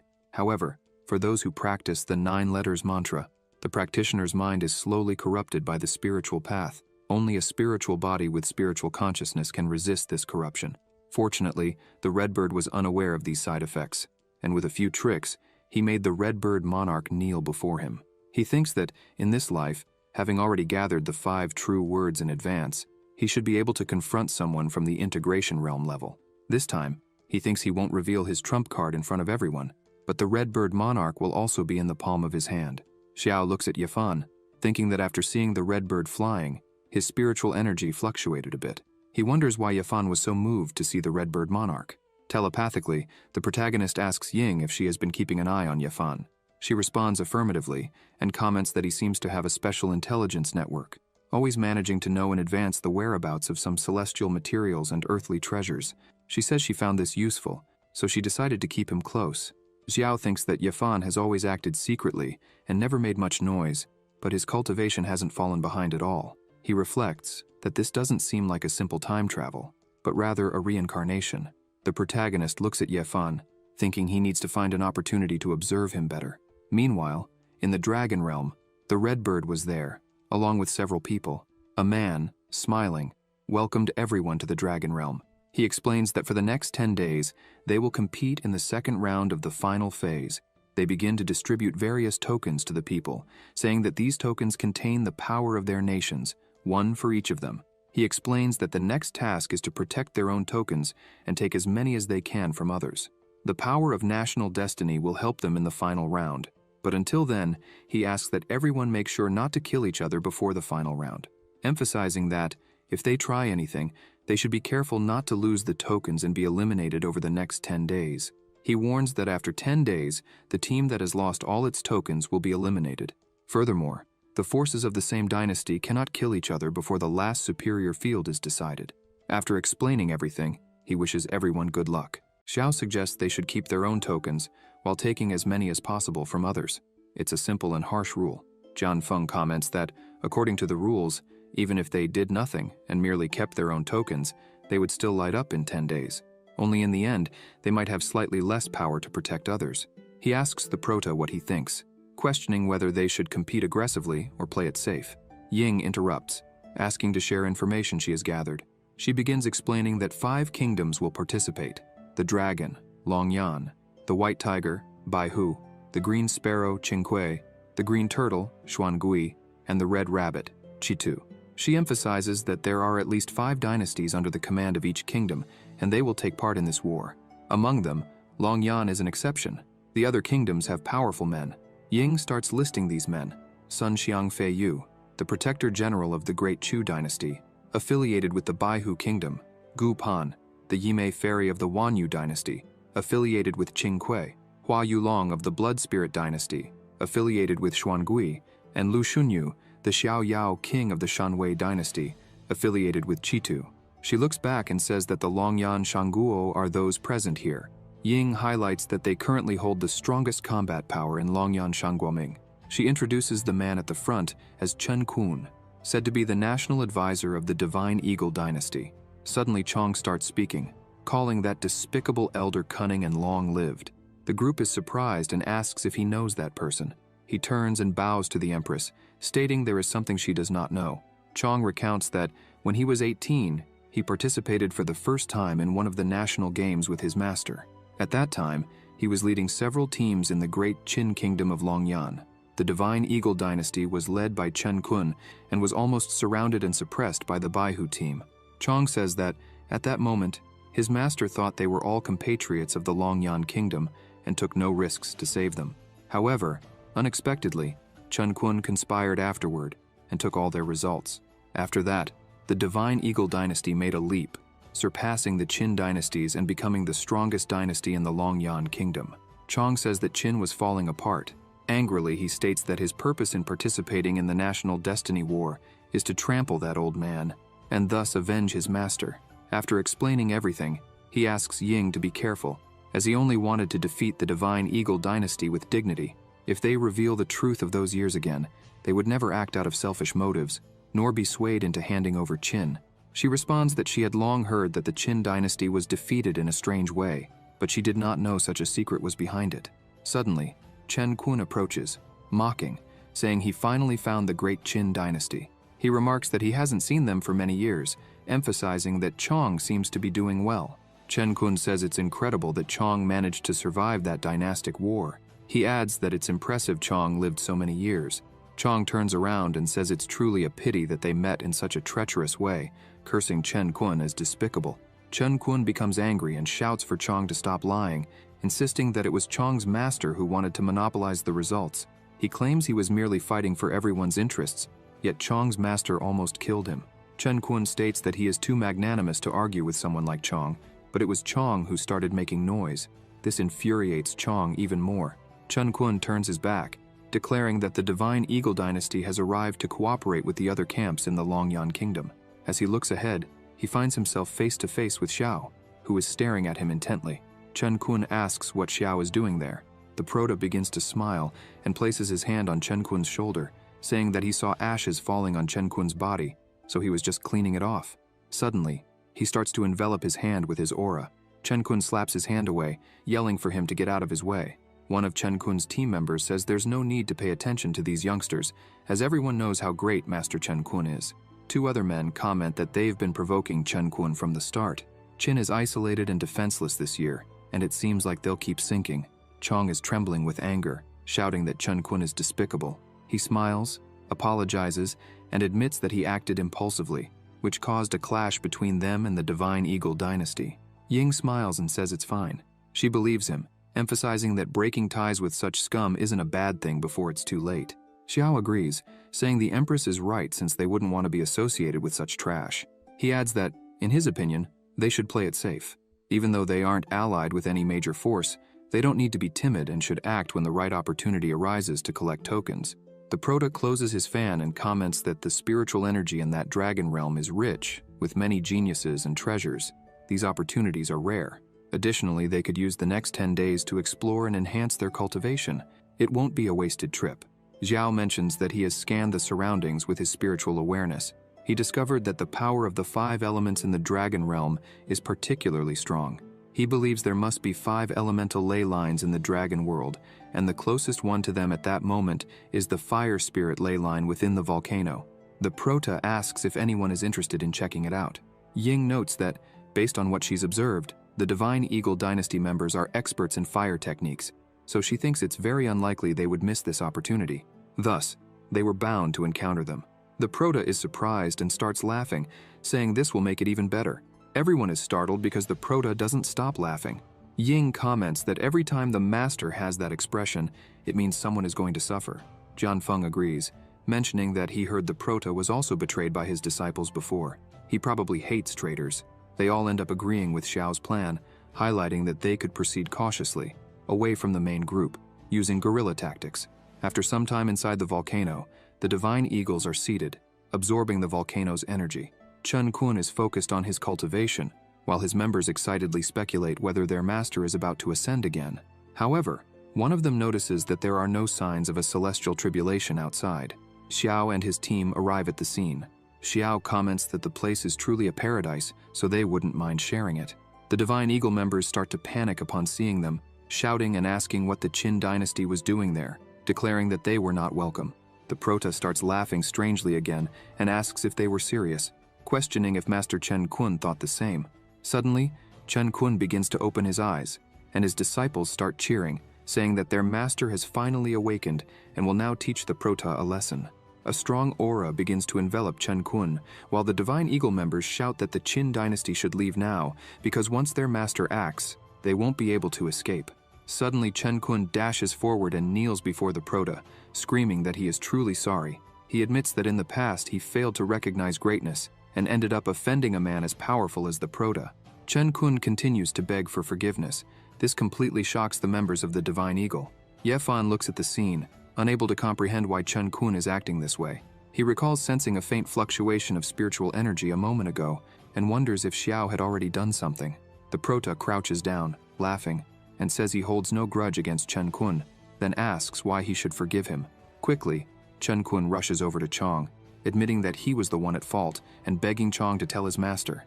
Acknowledging that he was blind and worse than trash, he begins hitting himself, saying it's all his own fault for betraying Chong's master and spreading lies about him. Therefore, he's worthless and deserves death. The members of the Divine Eagle can't believe their master is doing this. Chong, enraged, says that since Chen Kun surrendered willingly, he can't be blamed for being aggressive. Chong punches Chen Kun in the face, sending him backward. The others begin to feel fear as Chong shouts that he's wanted to beat up that piece of trash for a long time. Smiling with a murderous aura around him, Xiao asks if anyone else has anything to say, as they would like to start cultivating if no one else speaks up. The men begin trembling, saying they have nothing to say, and that the Prota is in charge here. Xiao orders everyone to make room for them to pass. As they walk, he smiles, remarking that it's nice when everyone behaves. He begins absorbing the energy, assuring the men that they don't need to worry since he isn't unscrupulous, noting that this spiritual vein belongs to everyone, so he won't interrupt anyone's cultivation. The Prota says he'll just take a large portion and leave the rest for them. The men are completely bewildered by this, wondering why he would take only a portion and leave the rest, and why he wouldn't attack them. Xiao states that the Qin dynasty is peaceful. The men start crying and thank the Prota, saying they never imagined that the famous Xiao would be so generous and fair. After absorbing a substantial amount of energy, they start to leave. Chong gives Chen Kun one last hit, spitting on him, and says that hitting him anymore would just dirty his hands. Ying asks her master if they really aren't going to take any more, but the Prota just looks back and laughs again in that same way. As they leave the cave, everything starts to shake, and the cave begins to collapse. The men inside start to panic, shouting and wondering why an earthquake would happen so suddenly. But one of them says it's not an earthquake. He explains that the Earth's energy veins have been damaged. They question how this could happen so suddenly, and how the veins got damaged. Another man says it was probably Xiao. He absorbed all the energy in there, and now the veins are crumbling. They grab Chen Kun and shout for everyone to run as fast as possible. Outside, they all hear a loud noise. Looking back, they see the divine eagles flying out of the cave. Zhan Feng is shocked, exclaiming that the entire cave is collapsing. He wonders if they'll be penalized for this. Ying starts laughing, saying no, emphasizing that they were several kilometers away when the cave collapsed, so what would they have to do with it? The Prota laughs, agreeing with her. Zhan Feng watches them, thinking that this behavior is exactly what he'd expect from Xiao, like master, like student. Yafan observes the Prota, thinking that draining nearly all the energy from the veins in an instant isn't something just anyone can do. He wonders how many more secrets Xiao keeps with him. The Prota calls for his sword, saying they'll now go hunt other cultivators from other factions, as he wants to see what valuables they might have. They begin to follow the divine eagles, who quickly approach another group. As they arrive, the leader of the group, known as the Crystal Water Kingdom, asks Chen Kun how the preparations are going and where the items are. The divine eagles try to hide their situation, but the leader shouts, asking what happened and where the items are. He begins to explain that earlier, his brother was injured by the icy chill of a beast from the lake depths. Chen Kun had said that if he absorbed the firepower from the volcano, he could heal the leader's brother. Frustrated, the man says they gave all their spiritual stones and artifacts, and now the eagles took everything and came back empty-handed from the volcano. Angered, he and his group released their auras, asking if the eagles were thinking of escaping. The eagles start shouting that they weren't trying to flee, they just had no other choice, emphasizing that it was all the Qin dynasty's fault. While they argue, Xiao appears, saying he just heard that someone was injured by an icy cold attack. Smiling once again, he shows a flask, saying it contains the power of spiritual fire, and asks if anyone needs it. The members of the Crystal Water Kingdom start smiling, confirming that it indeed contains spiritual fire energy. The Eagle members become furious, accusing the Prota of having the audacity to appear before them again. They insist to the Crystal Water leader that it was the Prota who turned Master Chen Kun into a fool, and that they shouldn't trust him. But the leader, irritated, asks if they really expect him to trust the Eagles, who had previously been relied upon but failed to deliver the firepower they had promised. After this heated exchange, they turn to the Prota and bow, showing respect. The leader explains that one of their allies urgently needs the power of fire to survive and asks how much the Prota wants for it. The leader adds that they are currently poor and can barely afford food, but he assures Xiao not to worry because they represent the Crystal Water Kingdom, emphasizing that they are people of honor who would never take something without paying. He promises a generous reward later. Xiao tosses the flask to them, saying they don't need to speak that way with him since they are all part of the Blazing Fire Kingdom's faction and should help one another. He questions why he would want a reward. They receive the flask with tears in their eyes, saying those words were truly comforting, noting that the Prota is indeed a genuinely good man. They glance at the eagles and comment that he is completely different from those fake nobles of the Divine Eagle Kingdom, who talk big in critical moments, but return empty-handed. The eagle members protest, saying it's unfair to call them fake nobles, as they had their reasons. The leader invites the Prota to enter the cave, assuring him that if they ever needed help, he shouldn't hesitate to ask, emphasizing that from this day forward, Xiao would be the benefactor of the Crystal Water Kingdom. The Prota nods, thanking him for his kindness. Before entering, Xiao warns the Crystal Water leader that the Divine Eagle Kingdom had committed treachery and caused the death of their leader during the National Destiny Games a few years ago. The Prota adds that his companion, Chong, can confirm this story. The Divine Eagles become furious. Chong laughs, saying he feels relieved and assures Xiao that if he ever needs anything, he only has to ask, as the Taisu sect owes him a favor. After entering, the Prota approaches a man lying on the ground and begins to examine him. He notes that the man's pulse is indeed quite irregular. As he uncorks the flask, the firepower begins to be released. He decides to start with the fire energy, which quickly spreads throughout the man's body. The man starts to regain consciousness. The leader, overjoyed, holds his brother, exclaiming that he's awake. He explains to his brother that he had sent him on a mission to investigate the power of the water spirit near the lake. The leader emphasizes that there shouldn't have been any powerful demonic beasts in the rising dragon kingdom. Confused, he asks his brother how he ended up in such a state. The younger brother begins to explain that he entered the lake and found the source of the water spirit's power, which turned out to be a water spirit fungus. However, when he tried to collect the energy, a giant serpent appeared and started attacking him. The serpent emitted an intense cold with extraordinary power. They fought, but in the end he was injured and defeated. Xiao listens to the entire story, intrigued. Suddenly, the injured man begins to scream in pain as the cold that afflicted him earlier starts to return, covering a large portion of his body once more. The Prota approaches and tells the leader that perhaps his brother wasn't injured by a demonic beast. He suggests it seems more like he was afflicted by a poisonous curse intertwined with cold energy. The Prota explains that simply expelling the cold would only treat the symptoms, not the root cause. He states they need to find a way to break the curse. The leader, alarmed, asks Xiao if there's any way to break it. The Prota replies that, unfortunately, he's not an expert in poisons, noting that he can identify them but cannot dispel them. Xiao, however, mentions that there's always a universal solution to such problems. With a crazed look in his eyes, he says they just need to kill whoever cast it. Xiao adds that he's somewhat interested in collecting the power of the 5 elements, which could help locate the person responsible for the curse. As the Prota is about to leave, the leader calls out to him.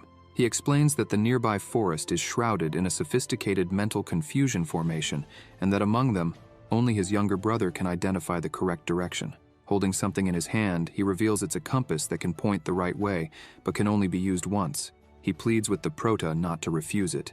Xiao accepts it, commenting that it's a very valuable item. Before leaving the cave, Ying asks what they plan to do. The Prota instructs everyone to stay put, saying he'll go alone. Smiling to himself, he thinks that this national destiny battle is perfect for him, as the battlefield is filled with dense elemental energies, ideal for practicing his yin-yang 5 elements body refinement technique.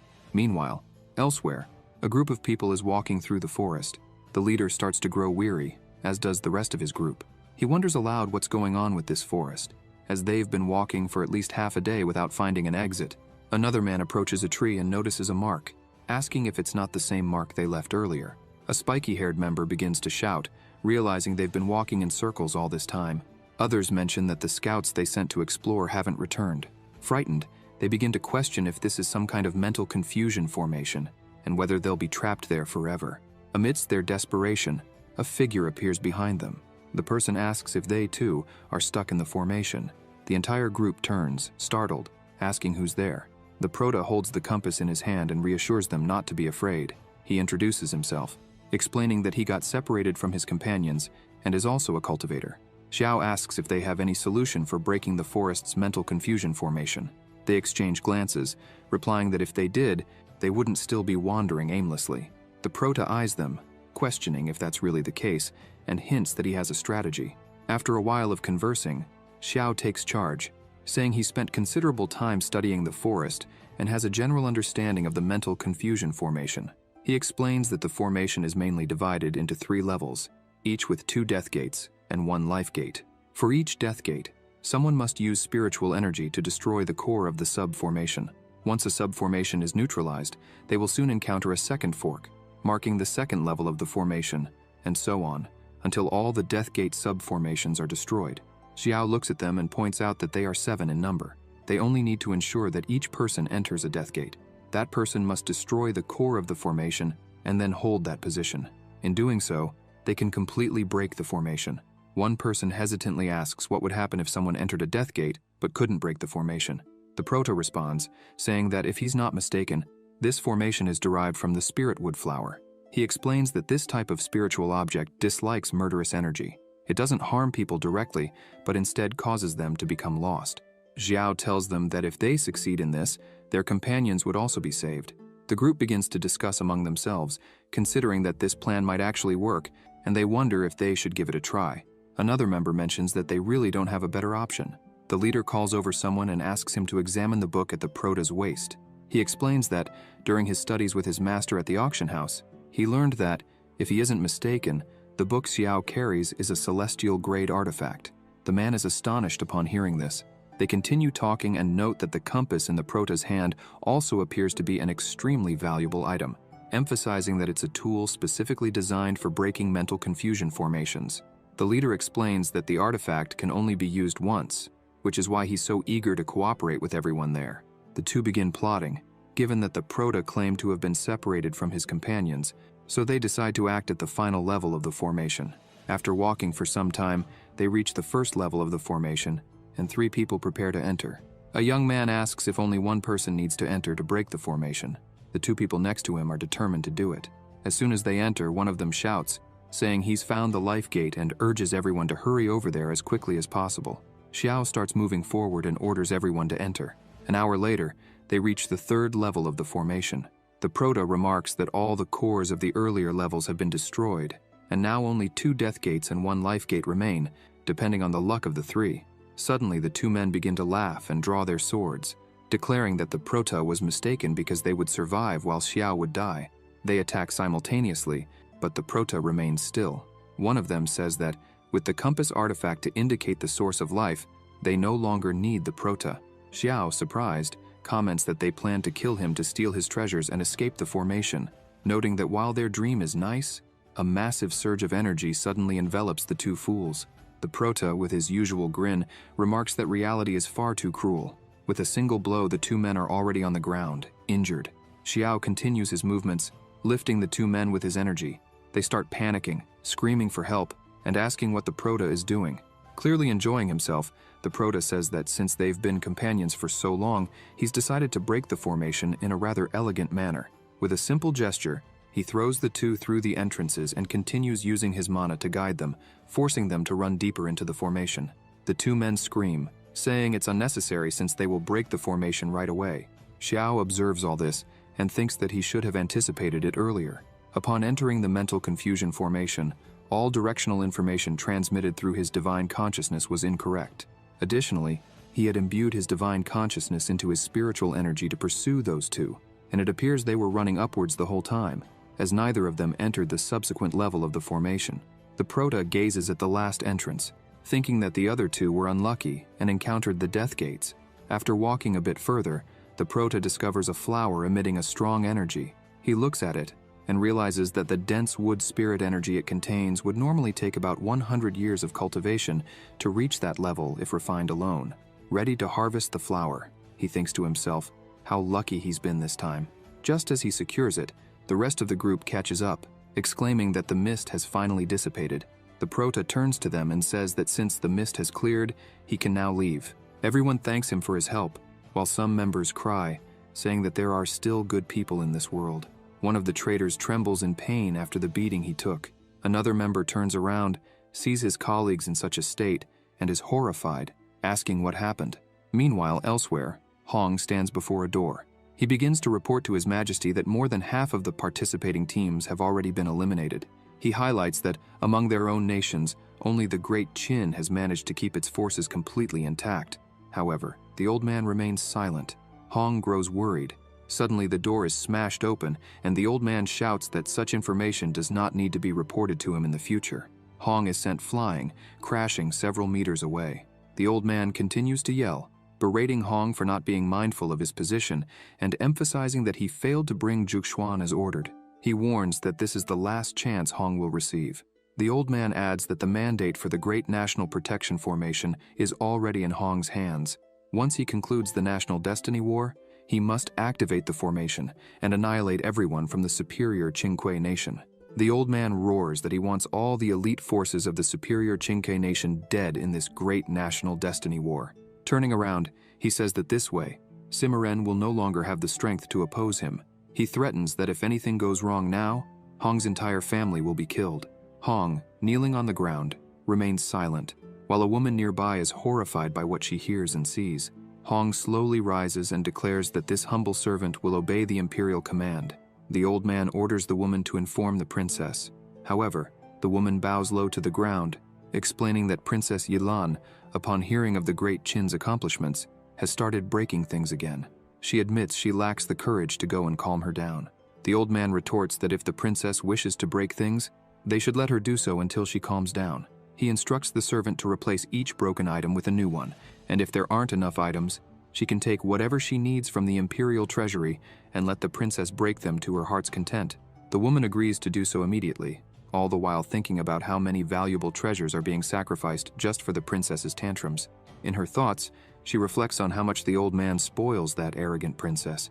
Meanwhile, back in the trial, Xiao stands by a lake, remarking that from a distance, he can sense a strong water energy. He's certain the source is deeper down. As he continues to observe the lake, he notes that there seem to be at least 8 peak nascent soul level auras surrounding the area. He comments that only a few managed to escape the illusion formation. Without hesitation, he dives into the lake, planning to first conceal his aura and investigate the situation. The deeper he goes, the denser the energy becomes. The prota reflects that it seems the information he received was accurate. The source of the water energy is likely at the bottom of the lake. After swimming for a while, he finds something on a rock and wonders if that might be it. Xiao stops near a flower and questions why there's no spiritual beast guarding such a treasure. However, behind him, a giant serpent is lurking. The serpent attacks fiercely, catching the prota off guard. He quickly turns around to block the initial strike. As he holds back the serpent's attack, he's surprised, sensing something strange. If he focuses closely, the aura of the serpent feels oddly familiar. He suddenly recalls that this aura matches that of a guard who worked for the governor's son in the city of Lu Yun. The prota is puzzled, wondering how that aura could be coming from this serpent's body. The serpent lunges to bite him again, but the prota manages to distance himself while questioning whether Wu Ming had been devoured by the serpent. He starts to laugh, thinking there's no way Wu Ming could have turned into this serpent. Summoning his swords, he commands them to attack. Multiple swords strike the serpent's body, causing it to scream in pain as it's bombarded by the relentless assault. Meanwhile, on the surface of the lake, some people were advancing cautiously. The old man remarked that someone had disturbed the great serpent, and the young woman, agreeing with him, stated that she had felt it too. At the bottom of the lake, Xiao noticed that something or someone was approaching, while the serpent began to move away from him. He started gathering energy, considering that if he pursued the creature, he would have to face the cultivators around the lake, which would be risky. Therefore, he decided to observe from a distance to understand how the conflict would unfold. Suddenly, the great serpent emerged on the surface, furious, and charged ferociously toward the group that was there. Yu Long, the ghost flower king of the Xiling dynasty, shouted, questioning how that beast could have gone mad so suddenly, as he had not finished preparing the formation. Qipan, the Yimei fairy of the Wan Yue dynasty, asked what they should do in the situation. Lu Shunyu, the wandering king of the Shangwei dynasty, dismissed the creature, calling it insignificant, and pointed out that Qipan should contain it, as the serpent's master would soon intervene. The expansionist general, Xiang Fei Yu of the Chu dynasty, seemed excited, stating that he could finally act freely, as hunting giant beasts was something that amused him. He struck the serpent forcefully, calling it to battle. The impact of his attack was so intense that it broke the creature's scales. Sensing an opening, Qipan began preparing to strike, believing it was the perfect moment. Suddenly, ghostly skulls began appearing around everyone. Xiang destroyed one with a punch, but to his surprise, 2 more appeared in its place. He wondered what it was, while Yulong laughed, saying that it had been more than 10 years since he had used that technique. The king advanced with determination, declaring that he would subjugate the creature at any cost. Xiao observed everything from a distance, surprised to recognize the hidden presences. He never imagined that the 4 powerful masters of the Great War of National Fate would be gathered there. Still, he remained alert, reflecting that a mere serpent would not be enough to bring together such formidable figures. Something greater was at stake. Sensing a powerful presence at the bottom of the lake, Xiao began looking around, and suddenly, something passed by him with incredible speed. Intrigued, he thought it could be the spirit of water. Soon, other things began entering a mysterious hole at the bottom of the lake. Determined to investigate, Xiao dove deeper into the waters and encountered something astonishing. A powerful presence was before him, but he couldn't identify exactly what it was. At that moment, a dragon aura appeared beside him, startling him. The dragon attacked ferociously, but Xiao managed to defend with his sword. He thought that the aura was extremely strong and that any other cultivator would have already succumbed. Xiao began laughing as he realized that the serpent earlier was just a distraction, a divided body to deceive the opponents. The true purpose was to protect the embryo of a hidden dragon. He lamented the dragon's misfortune of crossing his path. With a sword strike, Xiao dissipated the dragon's aura and turned his attention back to the embryo. He thought that if the embryo was capable of generating such a powerful aura, then the dragon was of the highest level. Recalling how the blood of some demonic beasts evolves to the point of abandoning their bodies and condensing an ancestral pure blood body, Xiao realized that if that embryo grew, it would become a divine beast of ancestral blood. He remembered the time he saw the true immortal phoenix riding a divine beast through the realms. Impressed, he decided he also wanted something like that. Placing his hand on the embryo, Xiao pondered whether he should change the dragon's consciousness first or plant a control mark, preferring the latter option as he preferred obedient creatures. At that moment, the dragon began to speak, admitting that he had not expected to be defeated, but that this was truly his fate. Xiao recognized the voice and asked if it belonged to the guard who worked for Wang in the city government mansion.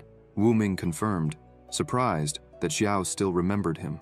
When Xiao asked how he had ended up like this, Wu Ming explained that he had always had the blood of an extraordinary beast. He had worked in the mansion to obtain the gallbladder of the seven-colored serpent, which would help him cultivate into a dragon. However, after being defeated by Xiao, he realized it was not yet the right time to transform. Thus, Wu Ming went to a new dynasty, became a guard of the royal family, and, thanks to the power of water, cultivated himself until he reached that point. He says that he didn't expect to find the protagonist there, but if he meets his end at Xiao's hands, then there is nothing to complain about. For that reason, Wu Ming asks the protagonist to do what he must. Xiao smiles and thinks that this guy has always been stubborn, and that's why he has an admirable personality. The protagonist responds that Wu Ming only wants an end, but that's not what Xiao desires. The guard asks what he is talking about, since Wu Ming never liked to follow rules. The protagonist begins to apply a technique, saying that he wants to take him as a disciple and, in doing so, tame him. The system appears, congratulating the protagonist for gaining a new disciple. In addition to obtaining the extraordinary beast lineage, the lineage of the celestial divine dragon, as a reward multiplied by 1, the protagonist gains both lineages. He begins to absorb that power and is surprised by the density of the power of destiny. Xiao says that, with this power, Wu Ming will soon be able to transform into a dragon. The dragon thanks the protagonist for all of this. Xiao thinks that beasts are stronger than humans, and this extraordinary beast lineage he acquired will further strengthen his physique, making his body cultivation easier. Outside the lake, the serpent had been defeated. Lu Yun looks at Qipan and says that she is a disgrace, having been wounded by such a weak beast. Yu Long was angry, saying that Lu Yun had grown even stronger, even after so many years without seeing each other. Noticing a terrifying presence, he is surprised, and a dragon emerges from the lake. Yu Long is confused, questioning whether the beast really managed to form its dragon body. The other two are also stunned to see it. Yu Long can't believe the beast had hidden its true body all this time while cultivating its dragon form. He had been planning to end the dragon before it could transform, but now the dragon had achieved its full form, and, by purifying its blood even further, it had become a true, 5-clawed golden dragon. Without thinking twice, Yu Long advances, as he cannot let that beast escape. Xiang continues laughing, even more excited to see a real dragon. Lu Yun starts coughing, and his disciple asks if he is all right. He thinks that his poisonous insects need to be frequently nourished with high-energy treasures, otherwise they will turn against him.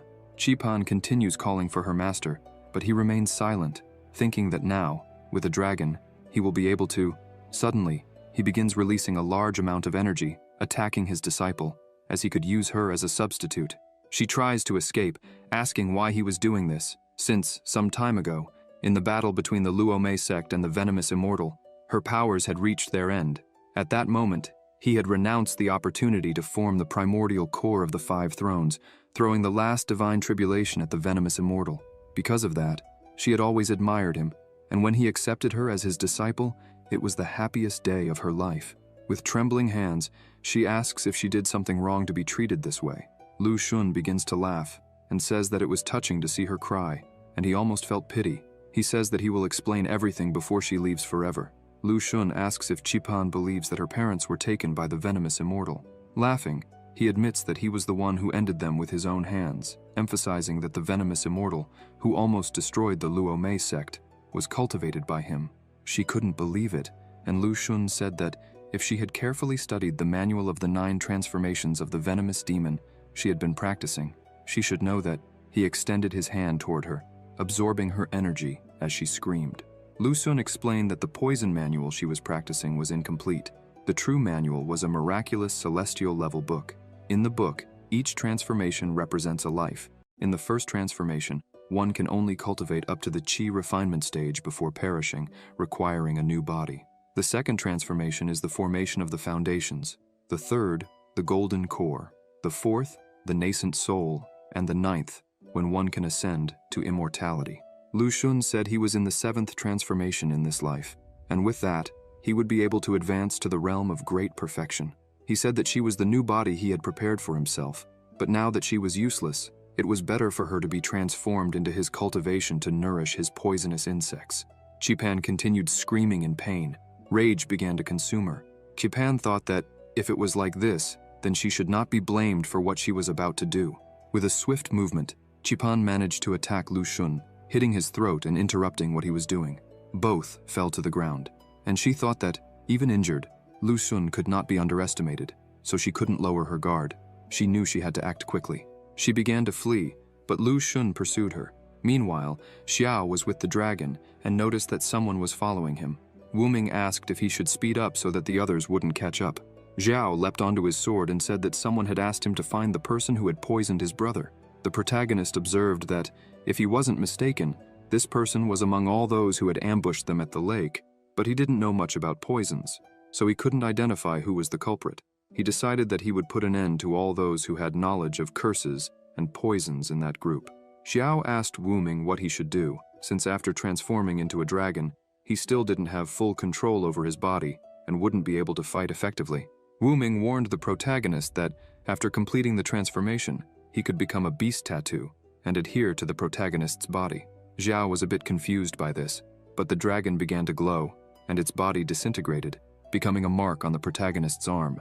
Wu Ming explained that, when in this form, he could enhance his master's physical strength. The protagonist felt his strength increasing considerably, about 40%. With everything ready, he looked back and said that it was time to face the enemies who were following him. Meanwhile, Lu Yun was behind Qipan, shouting, asking how far she could run. She kept fleeing but knew that if she didn't do something soon, he would catch up. Then, she began thinking of a strategy. Suddenly, the skulls started chasing her. Qipan was startled and wondered where all that had come from. Then, Xiao's swords were thrown, easily destroying the skulls. Qipan watched, astonished. In front of her, the protagonist was surrounded by his swords, asking if the Great Ghost King, as everyone called him, could do only that, since the formation he had used was useless. Qipan remained surprised by Xiao's strength and questioned who this person was who had so easily defeated Yulong's ghost formation. Lu Yun took advantage of the moment when she lowered her guard to attack, saying that it seemed she had plenty of time to witness the spectacle. Qipan managed to dodge the attack, thinking she couldn't continue like this. She needed to find a way to get rid of this madman. She then decided to go toward the protagonist, risking everything. She began gathering energy carefully in her hand, knowing that this was her last chance. They both turned, confused, and Yulong asked where that thief had come from. Qipan attacked, thinking of apologizing, but she was desperate. Yulong easily defended the attack, telling her not to be naive, as even if her master were there, it wouldn't be enough to harm him with poison, since he had prepared for a long time and was now immune to all poisons. Qipan asks if he's serious, and tells him not to make too many moves, as it might make things worse. Yulong begins to feel something strange and, upon looking at his arm, sees that it's all bruised. He asks what that is. Xiao manages to hold one of the needles and thinks that it looks like some kind of worm, but he can't penetrate the defense of the star power. Qipan says that when it comes to poison, she really can't compare to Lu Yun. However, with worms, the story is different. Not even 10 Lu Yuns together would be a match for her. Yulong begins to feel intense pain in his body as the worms begin to spread throughout him. Qipan orders him to submit to her will. Lu Yun, who was already nearby, asks where she thinks she's going. Qipan looks at him and says she's not running away. She orders Yulong to attack his master, and he goes without hesitation. Lu Yun is confused by this behavior, and the two begin a fierce battle. Qipan watches the fight between them, thinking that Yulong is also a bad person, as he sacrificed tens of thousands of civilian lives to form his magical weapon. Because of this, she believes she's eliminating a public plague. She becomes so distracted by her thoughts that she forgets there's someone else there. When she turns, she sees Xiao at her side, holding her arm. She is startled and asks how he wasn't controlled by the worms. The protagonist replies that her move wasn't a good one, because if Yulong were fighting normally, he might have defeated Lu Xun, but by being controlled by her, who knows little about his techniques, it puts her in a difficult position. Xiao continues, saying that, in addition, controlling someone's mind and manipulating them to fight this way means Yulong won't be able to use all of his power.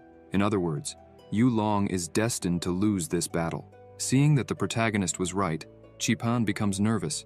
She screams, telling Xiao to let go of her arm or else she would be a little rude. Qipan is desperate, thinking she needs to use this time to escape. She attacks the protagonist, but he simply places his arm in front and all the needles break like sticks. This leaves her stunned. The protagonist asks her not to be in such a hurry, as her tricks can't hurt him. Qipan asks what he wants from her. Xiao looks at her and says that, from what he understands, she and Lu Xun are master and disciple, so why were they trying to hurt each other? She asks what that matters to him. The protagonist points out that he's interested in the worm technique she used. If she teaches him how to use it, he'll take care of the old man quickly. She is shocked by this proposal. However, Qipan still can't believe it and asks if only he would be able to do it. Xiao asks if she doesn't believe him. The protagonist says that, if that's the case, he'll have to show her. Xiao shoots one of his swords toward the old man, who is easily winning the fight. Lu Xun notices the attack and creates a shield in front of him. The sword strikes the shield and begins to crack it. The old man starts wondering what that is, as the condensed light sword didn't disperse, and the poison can't enter it at all. Also, the shield won't be able to withstand the attack. Lu Xun stops attacking Yulong, thinking that he has no choice but to gather the poison to protect his vital parts. Taking advantage of this, Yulong attacks the old man, landing a blow on his back. However, that attack barely affected Lu Xun, who counters, throwing Yulong away and telling him to stay out of it. Even in pain, Yulong is prepared to continue fighting, but Qipan says it's better for him not to push himself any further, and asks him to retreat and tend to his wounds. She thinks that her master's poison wasn't able to corrode the energy sword. Japan remembers that the old man's poison was able to corrode even a spiritual shield of a cultivator at the Union stage.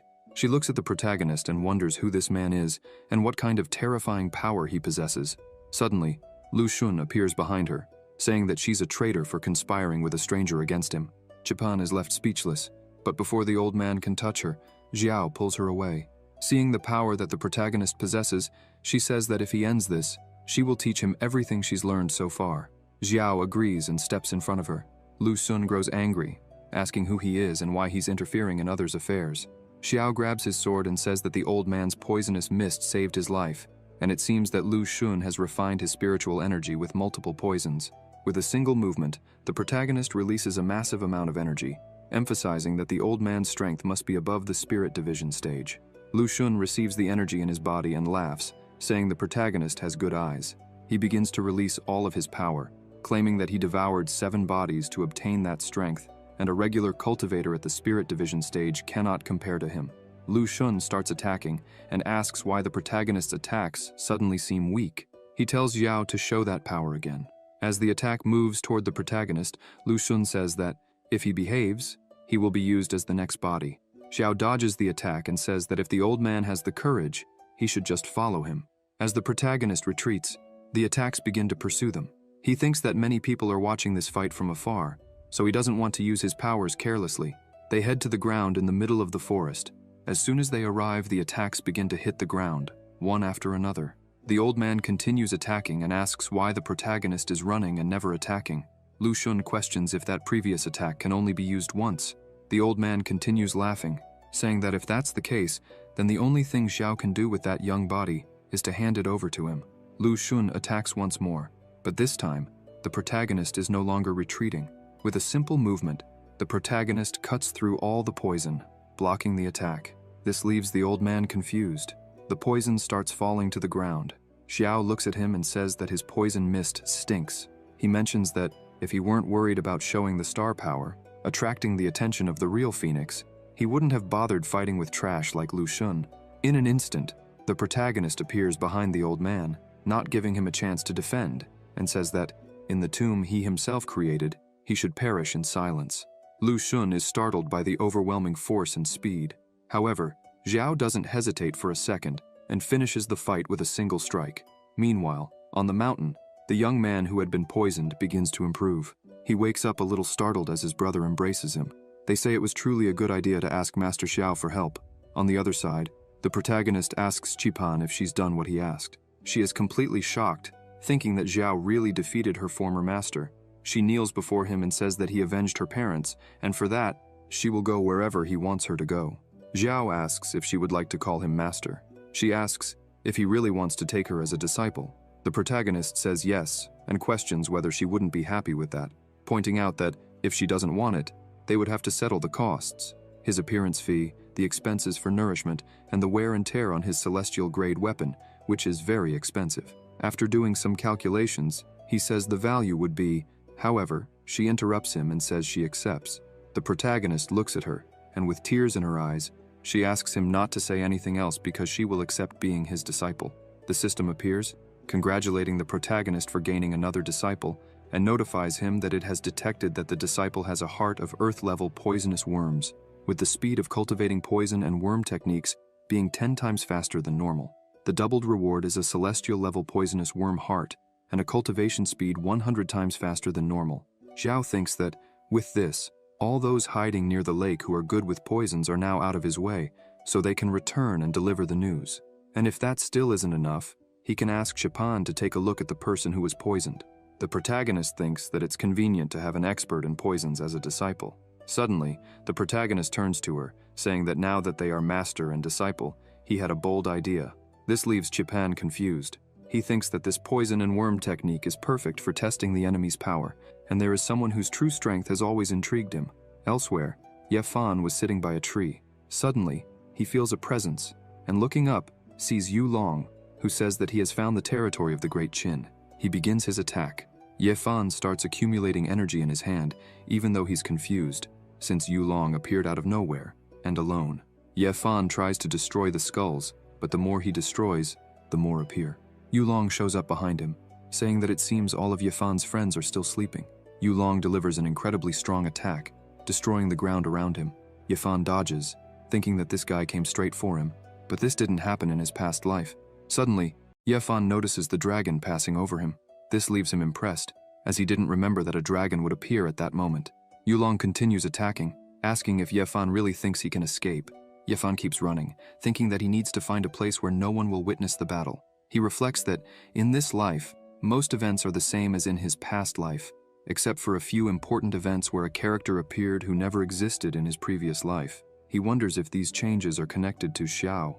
Meanwhile, aboard the dragon, Qipan asks the protagonist if he doesn't think Yafan is a bit weak and questions why her master is so concerned about him. She says that if Yafan really is a nuisance, she can take care of him herself. The protagonist replies that soon she will see the reason.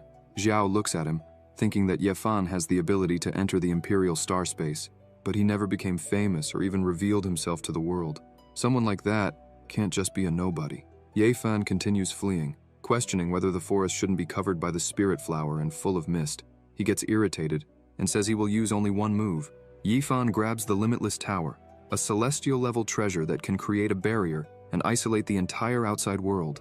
This should be enough to prevent the true Phoenix Lady from seeing or hearing them. The barrier is raised. Yu Long enters the barrier. Yafan says that now they can fight at will, and no one will see, even though he doesn't know who's aiming at him. He smiles and says that Yu Long will regret it. Yafan says break. Yu Long starts to feel a tremendous pressure, and a force begins to crush him into the ground. He tries to resist, but is continuously pushed down. Qipan says that the connection with Yu Long has been severed, and she notices that the worm was destroyed. It seems Lu Yun met the same fate. Yafan really is strong. Xiao calls Qipan to leave, but she's confused and asks if they won't finish off Yafan. The protagonist responds that if they end him now, it wouldn't serve any purpose. Qipan is even more confused, while Xiao thinks he needs to understand what Yafan really wants, so he decides to stay close to Ying. Elsewhere, the true Phoenix watches as the battle for the national destiny becomes more exciting, as a divine beast has appeared, and she has also uncovered the secrets of the Luomei sect. It seems Xiao is involved in both situations. She also mentions that she has heard of the 9 Transformations Venomous Demon Manual, which is in the Celestial Court, and that there is a venomous immortal who practices this technique. She reflects on the fact that, after the 9 transformations, to reach immortality, the power of this immortal is far superior to that of anyone else. The Phoenix thinks that despite this, the protagonist, who is only in the early stage of the Spirit Division realm, managed to eliminate Yu Long without a single scratch. Unfortunately, she couldn't see exactly what happened because of the poisonous mist. The Phoenix also finds Yafan's performance impressive, as he has always been mediocre but suddenly defeated Yu Long with ease. She starts to think that maybe she could introduce them to the Celestial Court, but deep down, she believes it would be better to use these two for her own benefit. Sometime later, near the camp of the Qin dynasty, Xiao says that for now, they would separate. If they met within the Longtan realm, each of them would fight at their own risk. Once they left the Longtan realm, they would perform the master-disciple ritual. Ying approaches the protagonist and says that during his absence, they followed his orders and stayed there. She points out that many people entered unintentionally, but they eliminated all of them. She shows the insignias they collected and crosses her fingers, thinking that Xiao would be surprised by the number they gathered. Xiao hands her a few insignias, saying that he also collected some along the way, and with that, they should have enough to pass.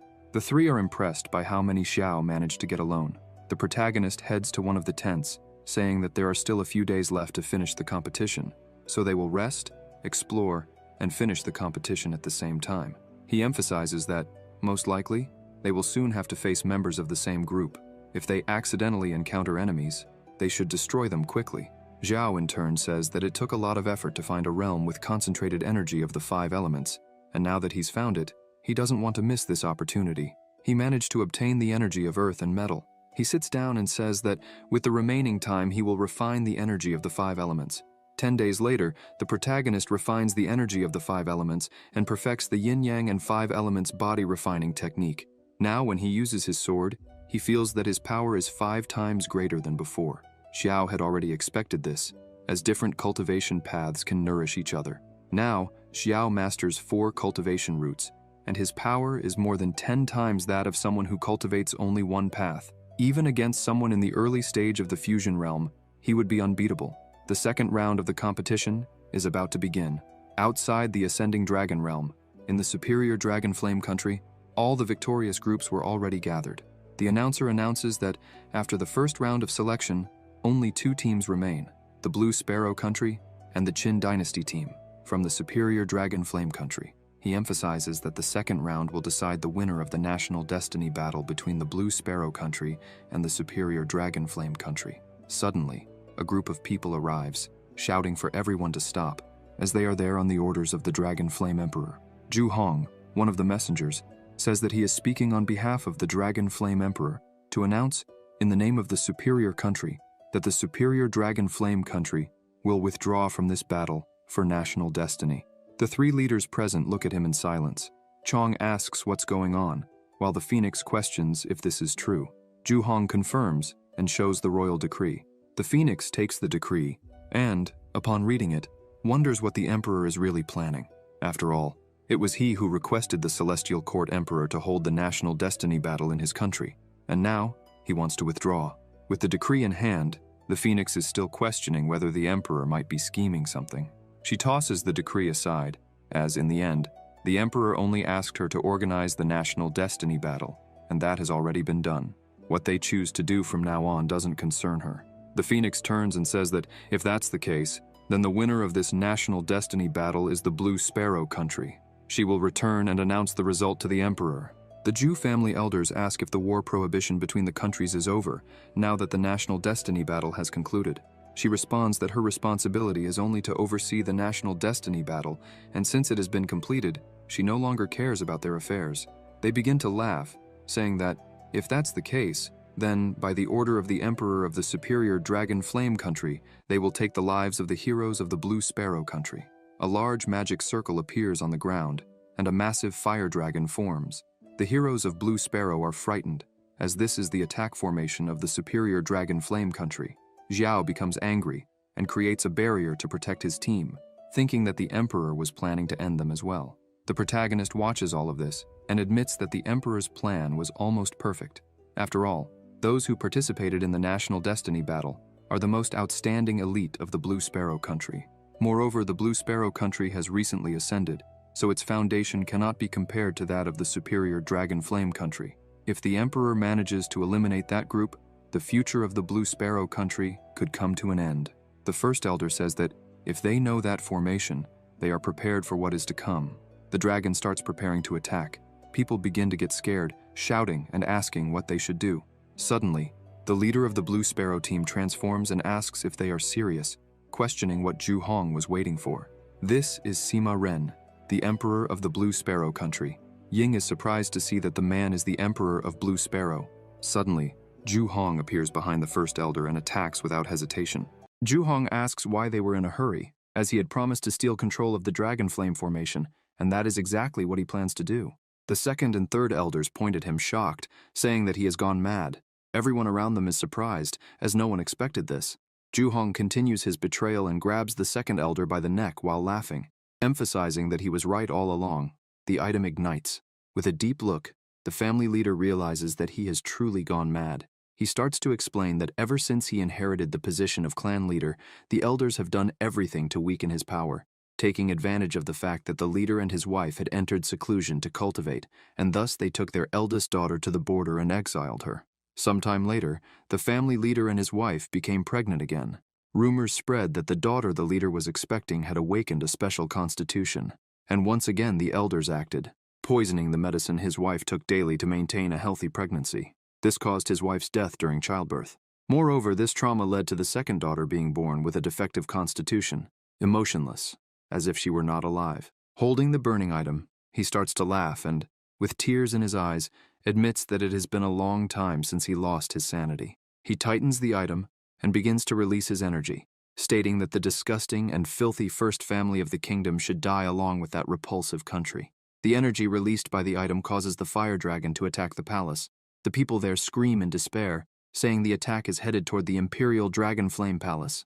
Zhu Hong continues to tighten the second elder's neck. Seeing this, the third elder collapses in fear. He points at the family leader, accusing him of treason and stating that this crime condemns the family for 9 generations, executing all their relatives. Zhu Hong throws the elder aside and shouts that, if the emperor's dog is still alive, he should execute the new generations. The leader then says he should thank him for cleaning up that messy house. The attack continues toward the palace, and people begin to panic as Zhu Hong says it's a pity that he, an old man, is about to die. However, an even greater energy holds the attack and shouts at the leader, praising him for his courage. The ground where they protested begins to crack, and his companions are startled, asking why the ground is breaking apart. Xiao notices a powerful spiritual presence has appeared. He watches the emperor move and thinks that he stood still and silent all this time, allowing the superior country of the Blue Sparrow to humiliate him. The protagonist continues watching the emperor approach with fury, wondering if, by any chance, he had ascended to human immortality some time ago. Jishu continues to approach with rage in his eyes. However, Zhu Hong is not intimidated and questions the old despicable man what he served, as he had hidden all that strength. With the same item in his hand, he starts laughing, saying that today he will make the emperor and his entire country disappear together. Another attack heads toward the hand holding the fire dragon. The attack hits the energy forming and causes the hand to dissipate. The fire dragon breaks free and turns to attack the emperor. He continues to advance. Sima is impressed and asks the people if anyone there could have imagined this day would come. He starts advancing with everything, asking Jishu to watch carefully as his country falls. The ground continues to crack, and energy begins to pour out of the cracks. People notice and start to question why there's a chaotic flow of spiritual energy. Xiao begins to protect his team once again while thinking that 2 high-level experts are here, drawing almost all the surrounding spiritual energy. This is why the spiritual energy of the place began to imbalance and become chaotic. The protagonist continues analyzing around him and thinks that this was a real arena, specially reinforced by formation masters, and it should be able to withstand a full attack from someone above the spirit division. A battle for the nation's destiny, revealing 2 experts of that level, is truly unexpected. The dragon was about to complete its attack as Sima took advantage of the situation, pointing his weapon at the emperor and telling him that he should meet his end now, emphasizing that he would take good care of the dragon flame country in his place. Jishu places a pill in his mouth and says that this is more surprising than he expected. However, unfortunately, he was prepared and bites the pill. The overwhelming power begins to take over his body, causing him to scream in pain. Horns grow on his head, scales appear on his arm. In the midst of the transformation, both the dragon and Sima continue their attacks. The fire dragon behaves strangely. Zhu Hong notices this and thinks that the formation's order has been broken. Jianfeng watches in awe and asks what is happening. Xiao thinks he can feel the presence of the dragon clan's bloodline, but he only senses this because the system has given him a bit of the dragon's bloodline.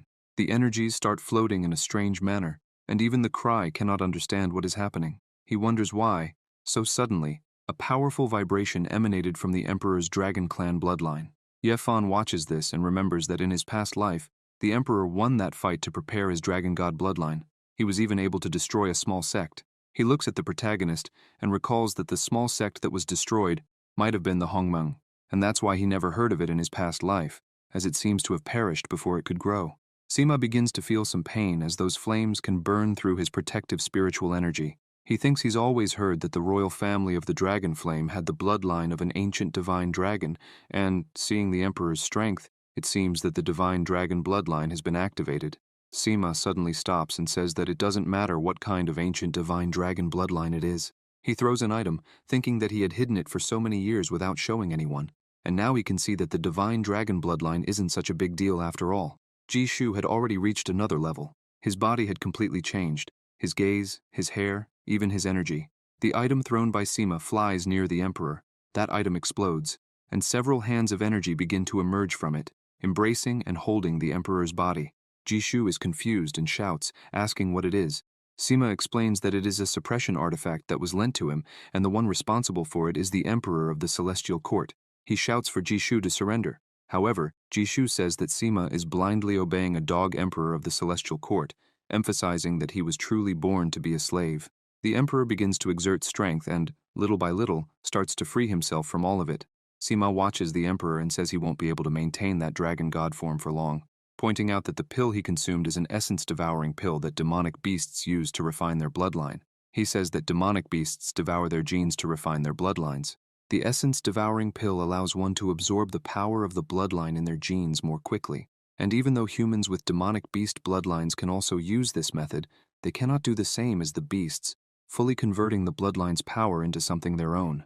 They can only temporarily steal the bloodline's power from others to increase their strength. Because of this, Sima asserts that the Emperor won't be able to maintain that form for much longer. The Emperor starts to laugh and says that Sima guessed part of it right. A portal begins to open in front of him.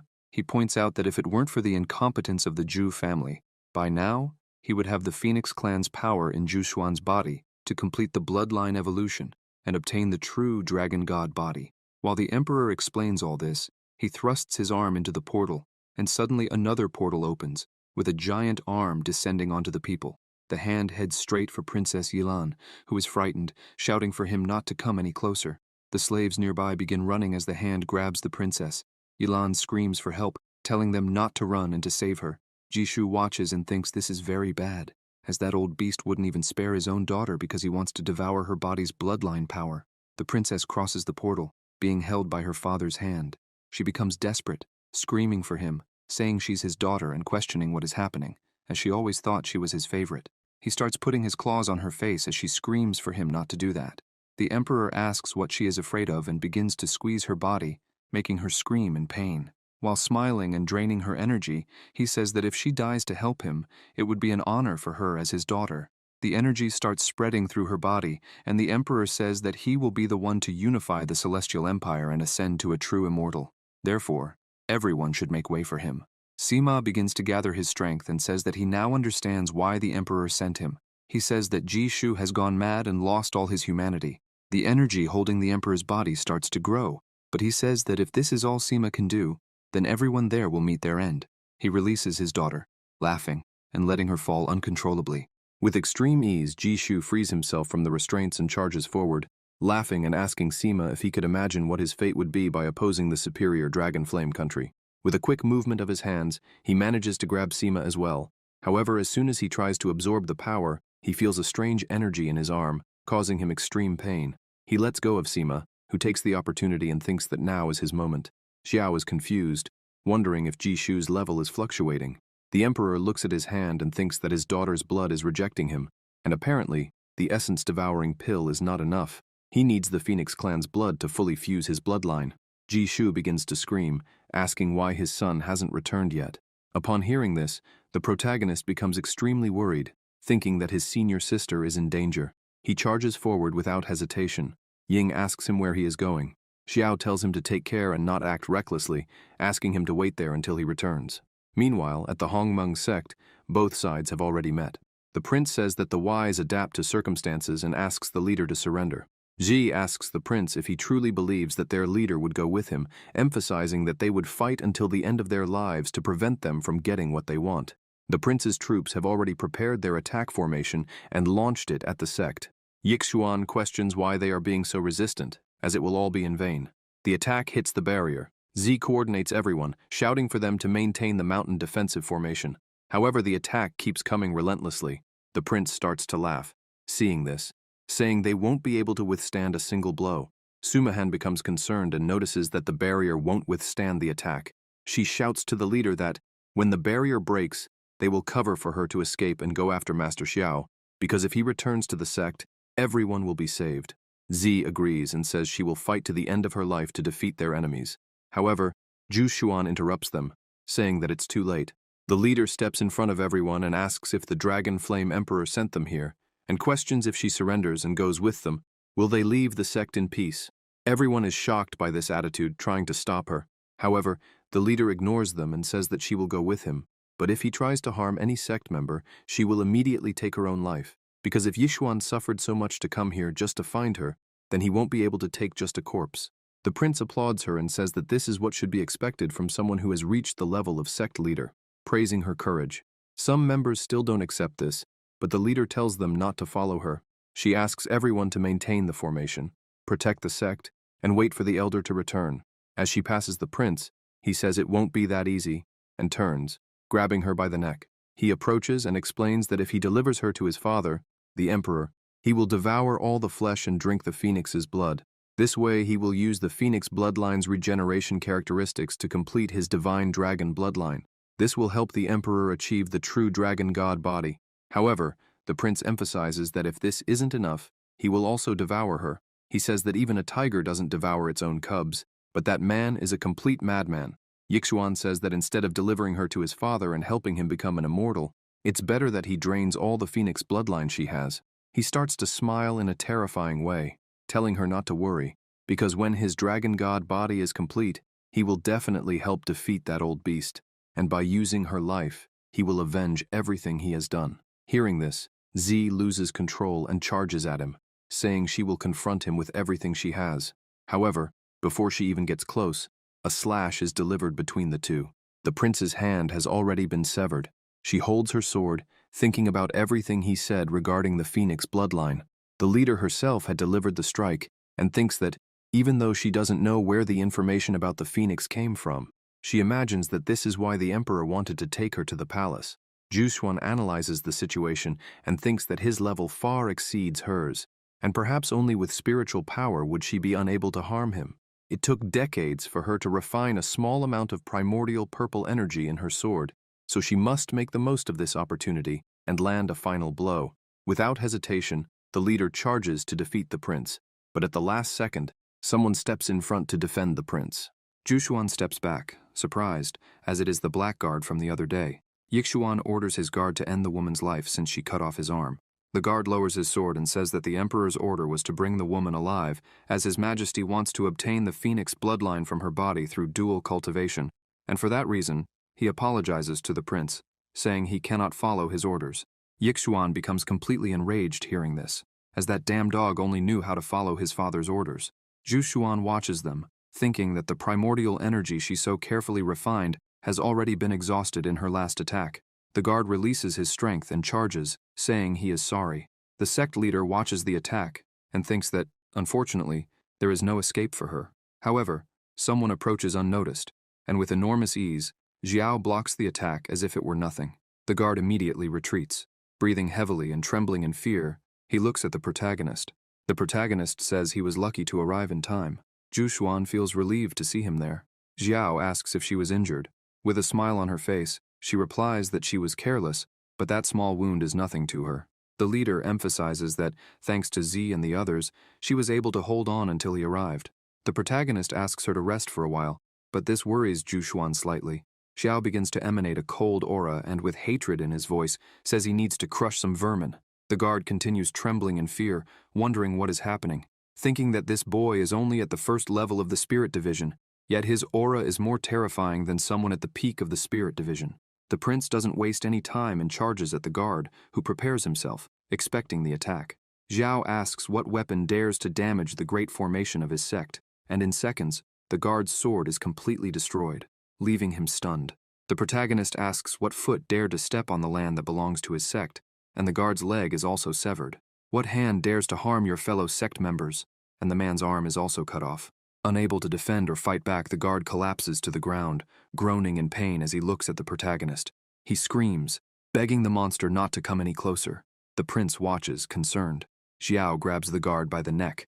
Staring at the guard, the protagonist says he uses his cultivation only to harm others, and asks why the guard doesn't give him his cultivation. The protagonist begins to drain all the guard's energy, and the guard screams in desperation. A few seconds later, the guard falls unconscious to the ground. The rest of the army begins to run in panic, shouting that the man is a monster and that they should flee. The entire sect rejoices at this. Yixuan is desperate, thinking that even Elder Nong couldn't do anything against Xiao and that he must flee as soon as possible. However, the protagonist appears behind him, asking where he thinks he's going, asking if he is not the leader of all those people who tried to end Zhu Xuan's life. The protagonist strikes, cutting off one of his limbs, making the prince scream in pain. Yixuan begins to sweat in panic and runs without thinking twice, thinking that this monster is extremely terrifying and he needs help. Xiao creates several swords, saying that the prince deserves his end. Without mercy, the protagonist attacks, causing a huge explosion. Yixuan falls to the ground after the protagonist's attack. The prince begins to tremble, trying to get up, thinking that he needs to escape because this monster won't let him leave alive. However, as he looks up, he notices Xiao already there. The protagonist looks at him and says that the great heir of the Dragon Flame country is crawling like a truly miserable worm, and with a terrifying smile, adds that this suits him very well. Yixuan starts to panic and screams that he is not guilty of any of this, stressing that he was only following the emperor's orders and begging the protagonist to spare him. The prince says that he is the heir, and asks if Xiao wants money, as he has plenty and could give it to him, adding that if he wanted something else, the prince could get it. Yixuan continues desperately, saying he would do anything the protagonist asked, but he only begs Xiao to let him live. The prince grabs his sword and begins to smile. However, a portal opens, and the emperor's hand appears again, telling his son that he is too slow. He grabs the prince's body, who, as he is carried away, pleads for help. The emperor's body is now completely different, with a dragon's face and a gigantic body. He says that he is tired of waiting. The prince tries to stop his father from doing anything, shouting and begging him not to do it. However, it's all in vain. The prince is dominated by his own father, who says that the little power of his bloodline still has a final use. On the other side of the portal, Zhu Xuan asks if that man has been captured. Xiao explains that it is Emperor Jishu from the superior country Longyan. The protagonist says that his true body is trapped in a magical artifact, and if they want to end this, now is the best possible time. Xiao steps away from her and says he will send someone to use the information he gathered in the Celestial Mechanisms Pavilion to establish a new large protective formation for the sect. He looks at her and asks her to protect the Hongmeng sect well and wait for him to return. The sect leader is surprised and wonders if that hand that appeared was really from the emperor, because if that's the kind of technique used to take someone's life from thousands of miles away, it means Jishu must be at least in the body fusion stage. And the last time they were at the Zhu family, when the protector against Meng Liang was injured, it makes her question if Xiao will really be able to defeat Jishu, considering the emperor is already at such a strong level. He holds the artifact in his hand, saying he wanted to see how powerful the emperor of the Celestial Court's magical artifact really is. With sheer brute force, he manages to break the artifact in half, saying it's nothing impressive. Suddenly, an attack from several swords appears, striking one of the emperor's arms. The arm falls to the ground, causing the emperor to scream in pain. He looks around, asking who could have done that. Xiao begins to approach, saying that the one who did this is someone who will take his life today. Jishu charges forward, asking if the protagonist really thinks he can win. However, he thinks that the mysterious power of the sword is giving him an instinctive fear, making him wonder if this is star power. The two attacks collide in the air. The emperor says he has never heard of the protagonist before, yet he managed to become famous in such a short time. Jishu says that as soon as the protagonist acquired the immortal Emperor Yuan's inheritance, he defeated many people with that technique. The emperor says it's a pity, because today is not Xiao's lucky day, pointing out that, as a ruler of a superior country, what he has most of is the power of destiny. Jishu says that he is the son of destiny, the one who holds the destiny of the country. The emperor says that Probably the protagonist doesn't know, but the ancient Emperor Hongmeng classic he obtained is a deception, only enough to evolve a great kingdom. He emphasizes that if he wants to improve further, he must search the entire world for ruins no one knows the location of and lose many years trying to discover them. Jishu continues attacking with everything he has, saying that the little star power Xiao has is not enough to withstand an attack of national destiny. The protagonist starts laughing and asks if that's really all, and with a simple movement, dispels all the magic the Emperor is applying on him. Jishu is confused, asking how an incomplete inheritance could have so much power. He screams that this is impossible, and attacks again, asking what kind of power Xiao is using. The protagonist attacks again, dispelling the Emperor's accumulated power once more, cutting off another of his arms. Jishu is completely lost, asking how this is possible. Jishu asks if the protagonist managed to get the complete inheritance of the immortal Emperor. Staring intensely, Xiao says that the dead don't need to ask so many questions. With a simple movement, he strikes a blow, causing the Emperor great pain. Jishu begins to scream, saying this is impossible and thinking that, even with his dragon god body under the star power the protagonist has, he cannot resist any blow dealt by Xiao. Filled with jealousy towards Su Yuan, the protagonist says that the next blow is for the Emperor daring to covet his senior sister. He attacks furiously, saying that Jishu deserves his end. The amount of power accumulated in that attack is so great that a brilliant light starts to engulf the place, causing a huge explosion. The Emperor is thrown with all his strength against the wall, returning to his normal physical form, and with the sword embedded in his body, he calls out the protagonist's name. Xiao creates several swords around him, saying that this next strike is to bring justice in the name of his companions from the Hongmeng Sect. Jishu is unable to do anything, and simply watches as the attack approaches. Several swords begin to strike him, destroying everything around him. He starts coughing, already drained of all strength. Fallen on the ground, unable to move properly, he says that a mere mortal from the Great Qin was able to put him in this state. Jishu becomes enraged, asking if this is really where everything he dreamed of is going to end. He begins to release his power, thinking he cannot accept this, as he was supposed to unify the celestial kingdom. However, Xiao approaches and grabs him by the neck, telling him not to worry, as his end won't be so easy. The Emperor starts to panic and screams, asking what the protagonist is going to do.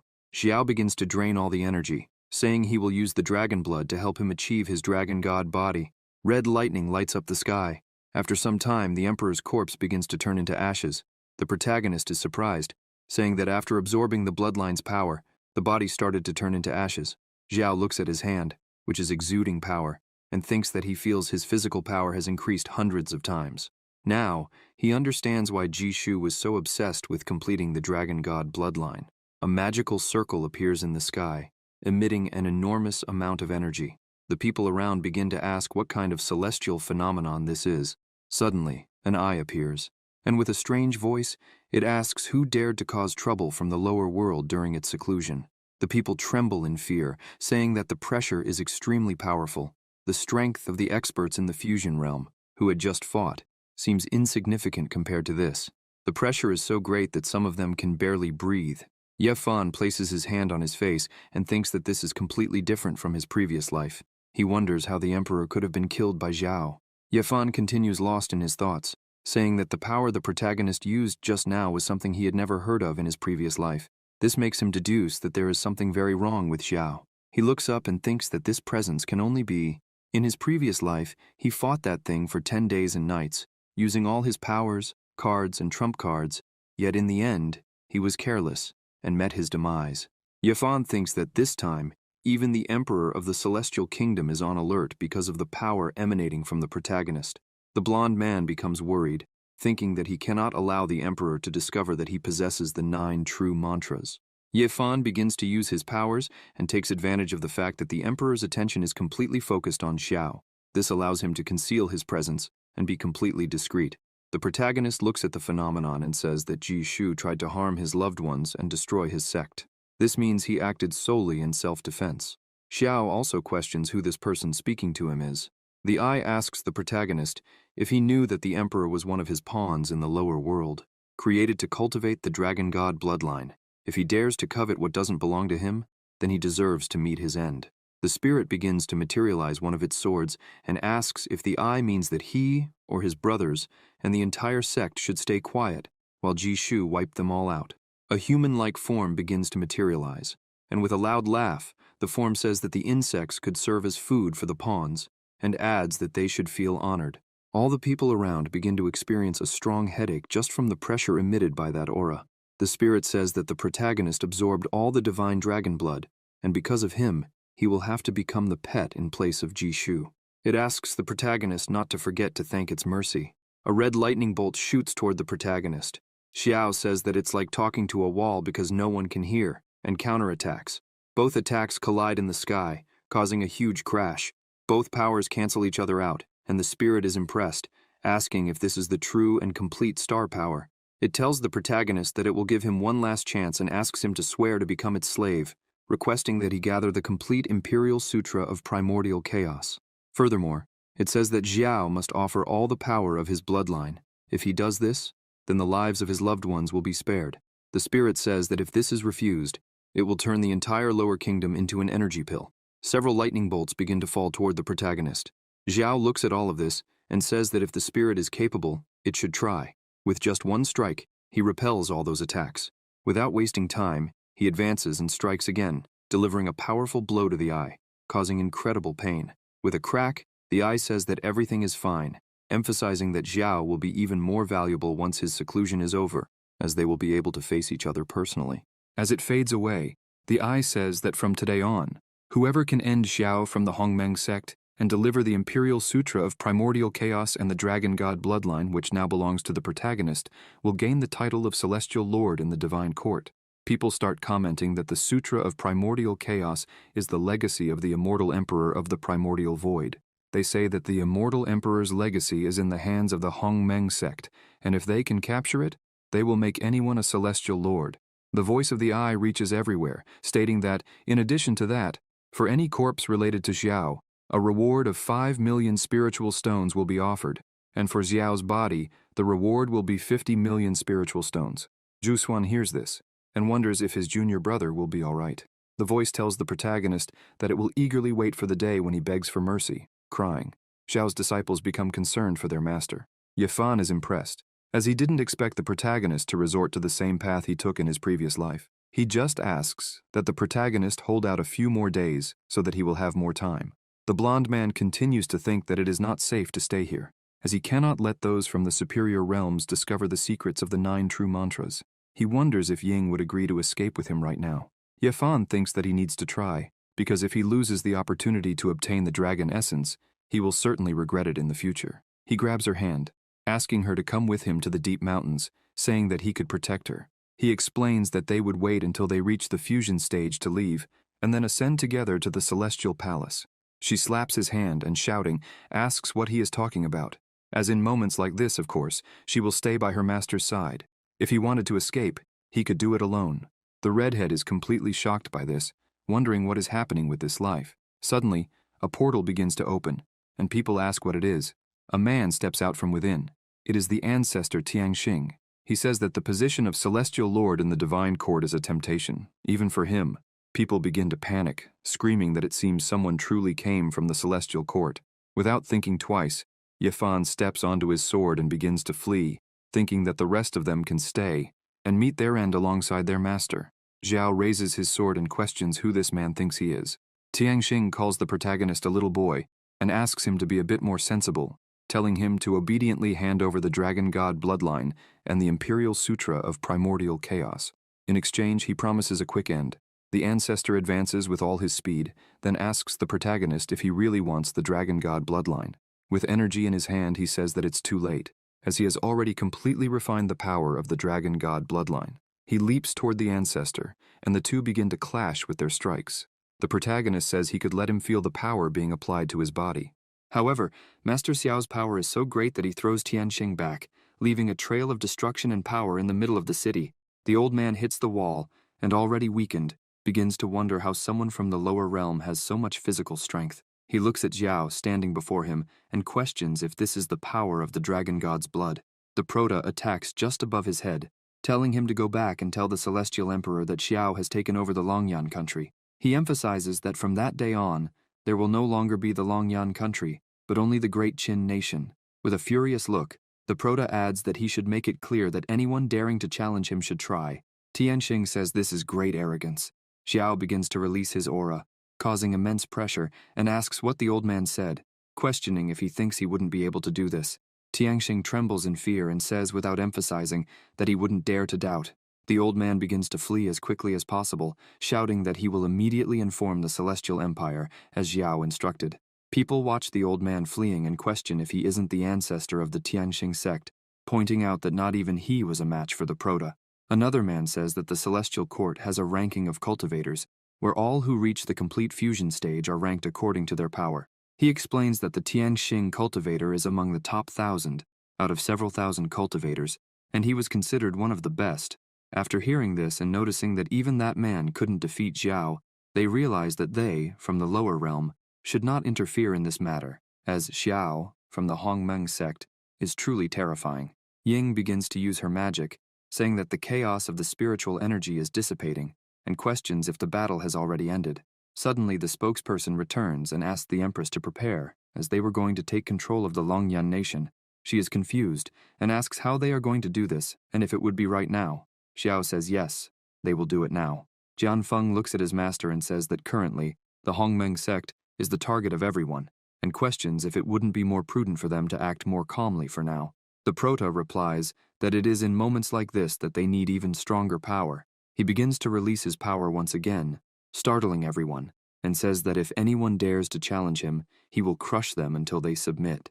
Everyone begins to feel the pressure emanating from the power coming from the Prota. He asks what is happening, and questions if the representatives of the Qing nation have any objections to this. Everyone is extremely frightened, and says no, they wouldn't dare. They say they respectfully bid farewell to the imperial advisor of Qin. To occupy the Longyan nation, Xiao supported Ying to rule the great Qin nation, while he remained as the imperial advisor. Jishu had always been cruel, which is why the people of the Longyan nation had recently risen against his government. And so, when they learned of the emperor's change, the people shouted in victory. After that day, almost daily, people from the Celestial Court came challenging Master Xiao, each one stronger than the previous, and the Prota took advantage of each challenge to punish their skills. One challenger says he heard that it has been several days since Xiao defeated Lord Wu Yun, who holds the 429th position in the ranking. The challenger begins to grow arrogant and says that the Prota is a remarkable figure, and so he will let him know the name of the one who will eliminate him. The challenger begins to attack, and shouts that his name is Qing Feng, and he holds the 340th position in the ranking, and today, he will put an end to all of this. However, Xiao quickly advances and punches the challenger's face, saying that he talks too much. One punch is enough to throw him away, causing a huge explosion. Xiao sighs, saying that, unfortunately, another one has been eliminated and it wasn't even fun. Other challengers begin to arrive. Z watches the battle with the others and says that, in just a few days, the challengers have moved from the 1,000th position to nearly the 300th, noting that their master must be getting exhausted. Zhugelin says she noticed that her master is enjoying this. She explains that, in these days, his aura has become sharper and more intimidating, emphasizing that his power has increased considerably. Additionally, she says that recently, he has been using the sword less and preferring hand-to-hand combat. It seems that after absorbing the dragon god's blood, his physical strength has improved greatly. Zhugelin says that, apparently, he still hasn't awakened all the power of the dragon god's blood. If he manages to fully unleash the dragon god's blood, his power could reach another level. Jushuan hears this and simply sighs in silence. The man hits the wall, leaving the three of them shocked.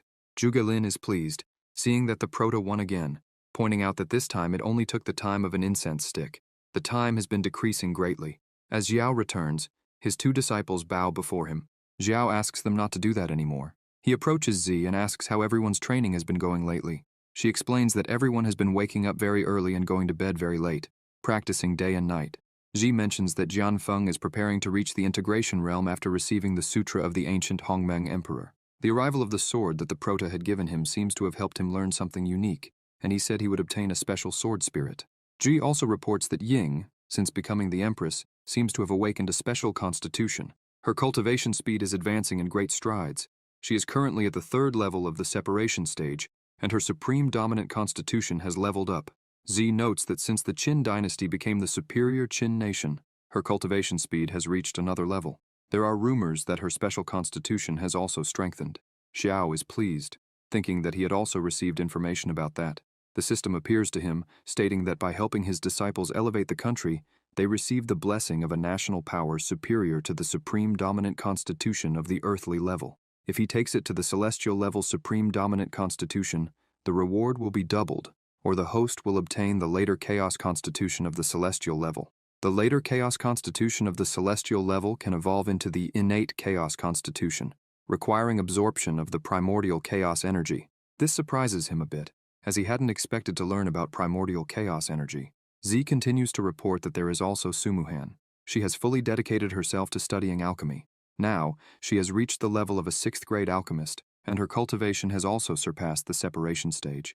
As for Wang, she seems to be following Sumuhan lately. On one hand, she helps with tasks. On the other, she serves as a taster for the medicines. Z reports that, thanks to the effects of the pills, her cultivation has progressed very well, almost reaching the first level of foundation establishment. Zhuge Lin takes the opportunity to thank him, saying that thanks to the Sutra of the ancient Hongmeng Emperor from Master Xiao, she is now also at the peak of the separation stage. The Prota congratulates her, and she continues by saying that she will soon be able to reach the next level. After giving the report on all the disciples, Z begins to release her power and says that, as for her, she has progressed the most among all, as she has already reached the first level of the integration realm. She says that, in addition, she has understood the method to refine purple energy into primordial chaos. Since understanding this method, she feels that not only her cultivation speed has greatly increased, but she also feels that her powers are much greater compared to others of the same level. The Prota is surprised, seeing that his disciple has independently understood a method to refine the power of destiny. He questions if she was able to do this because she is in the integration realm. He thinks that, apparently, everyone has progressed very well. Suddenly, he notices a presence and thinks that someone extraordinary has arrived. He begins to walk while telling Z that tonight he will teach her a better way to use the pure energy of primordial chaos and asks her to remember to visit him. Zhuge Lin shows respect, saying she respectfully bids farewell to her master, while Z jumps for joy at the thought of learning something new. Zhu remains silent, just observing all of this. Somewhere nearby, a young woman had fallen to the ground, creating a large hole. She gets up a little dizzy and complains, saying that the lower world is really complicated, noting that she had no idea where she was at that moment. This is the sacred maiden of the divine realm, known as Ye Ching Chung. As soon as she looks ahead, she sees Master Xiao.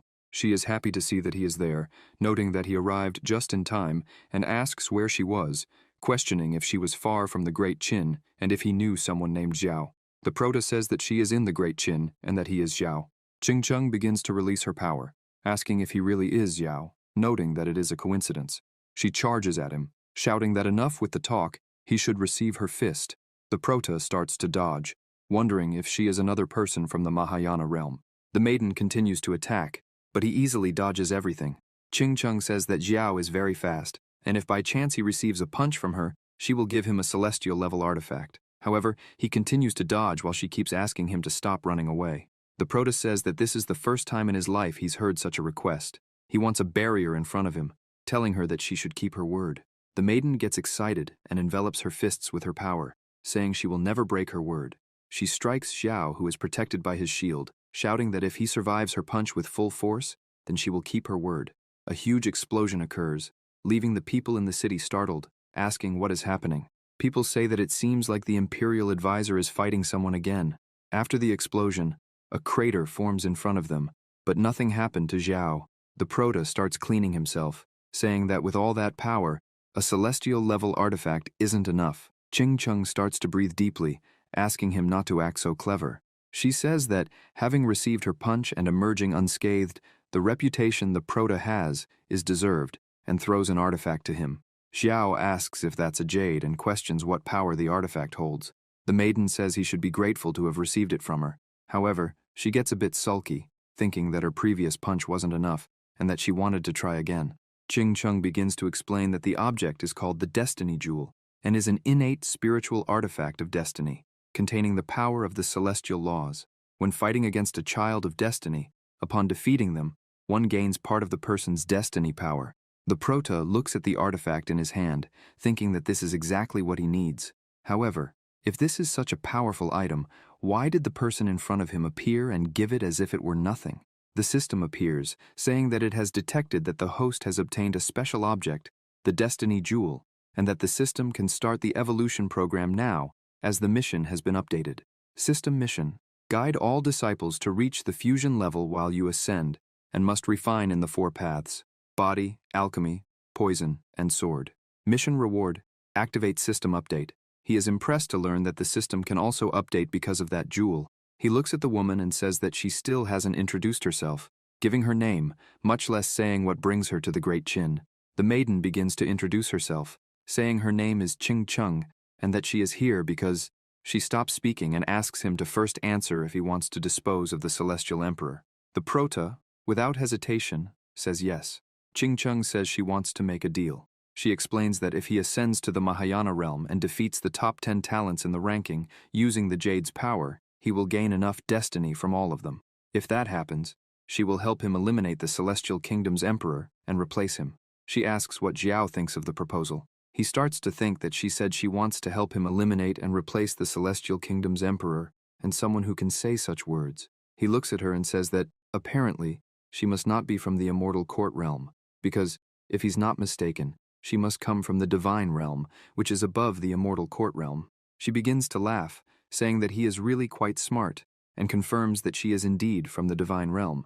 The maiden starts to leave, saying that she has spoken with him. However, she needs to recruit other talents, pointing out that they will meet again when the Prota becomes number 1 in the ranking. As she moves away, he starts to question why she would need to recruit other talents. This makes him think that perhaps the divine realm is secretly reorganizing their realm.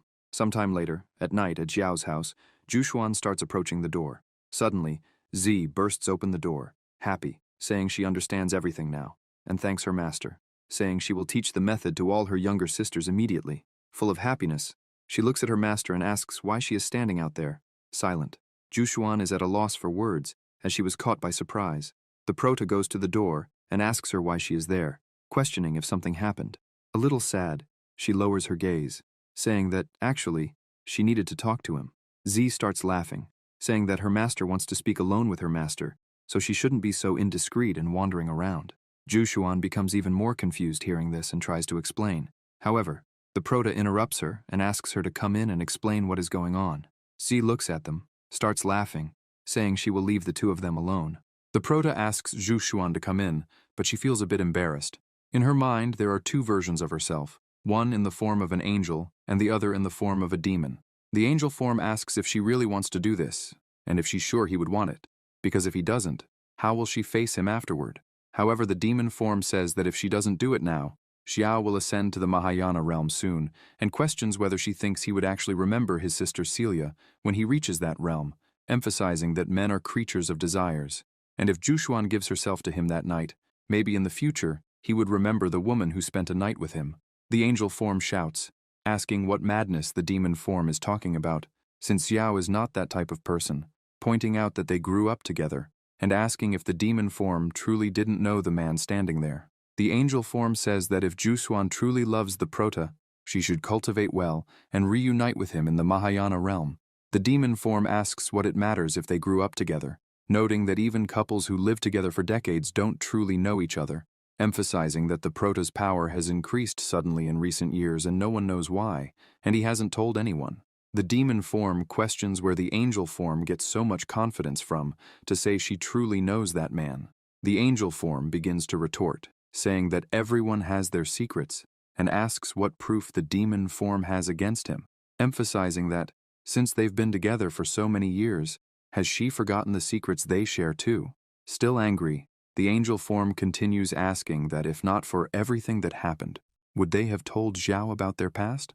The demon form says that's exactly why they need to be direct. Between a man and a woman, there is only one veil, and besides, until now, the Prota isn't interested in her, so they can simply say that they did this to thank him for helping them so many times. The demon form begins to move forward, asking the angel form to doubt a little more, and starts pushing her away, while the angel form asks Su Yuan not to do it. Xiao asks if she's okay. Su Yuan asks him not to speak and tries to kiss him, surprising Xiao. He pulls away a bit and asks her to wait. She holds his shirt tightly, a bit embarrassed, while he questions what that was. Su Yuan looks at him, a bit embarrassed, and asks why the Prota is asking so many questions, wondering if he doesn't want this. Xiao gets embarrassed and says that's not what he meant. Su Yuan keeps getting closer and says that if he's willing, then he should stop asking so many questions. They close the door and she starts to undress. The next morning, the kingdom is calm, and they're lying in bed. The dragon mark on the prota's arm begins to glow, and the system notifies him that it has detected that the disciple, with the help of her host, completed the purification of her lineage, the divine beast lineage, the celestial dragon lineage, which evolved into the ancient divine dragon god lineage. One-time reward for the host. The host received the ancient divine dragon lineage of the divine dragon.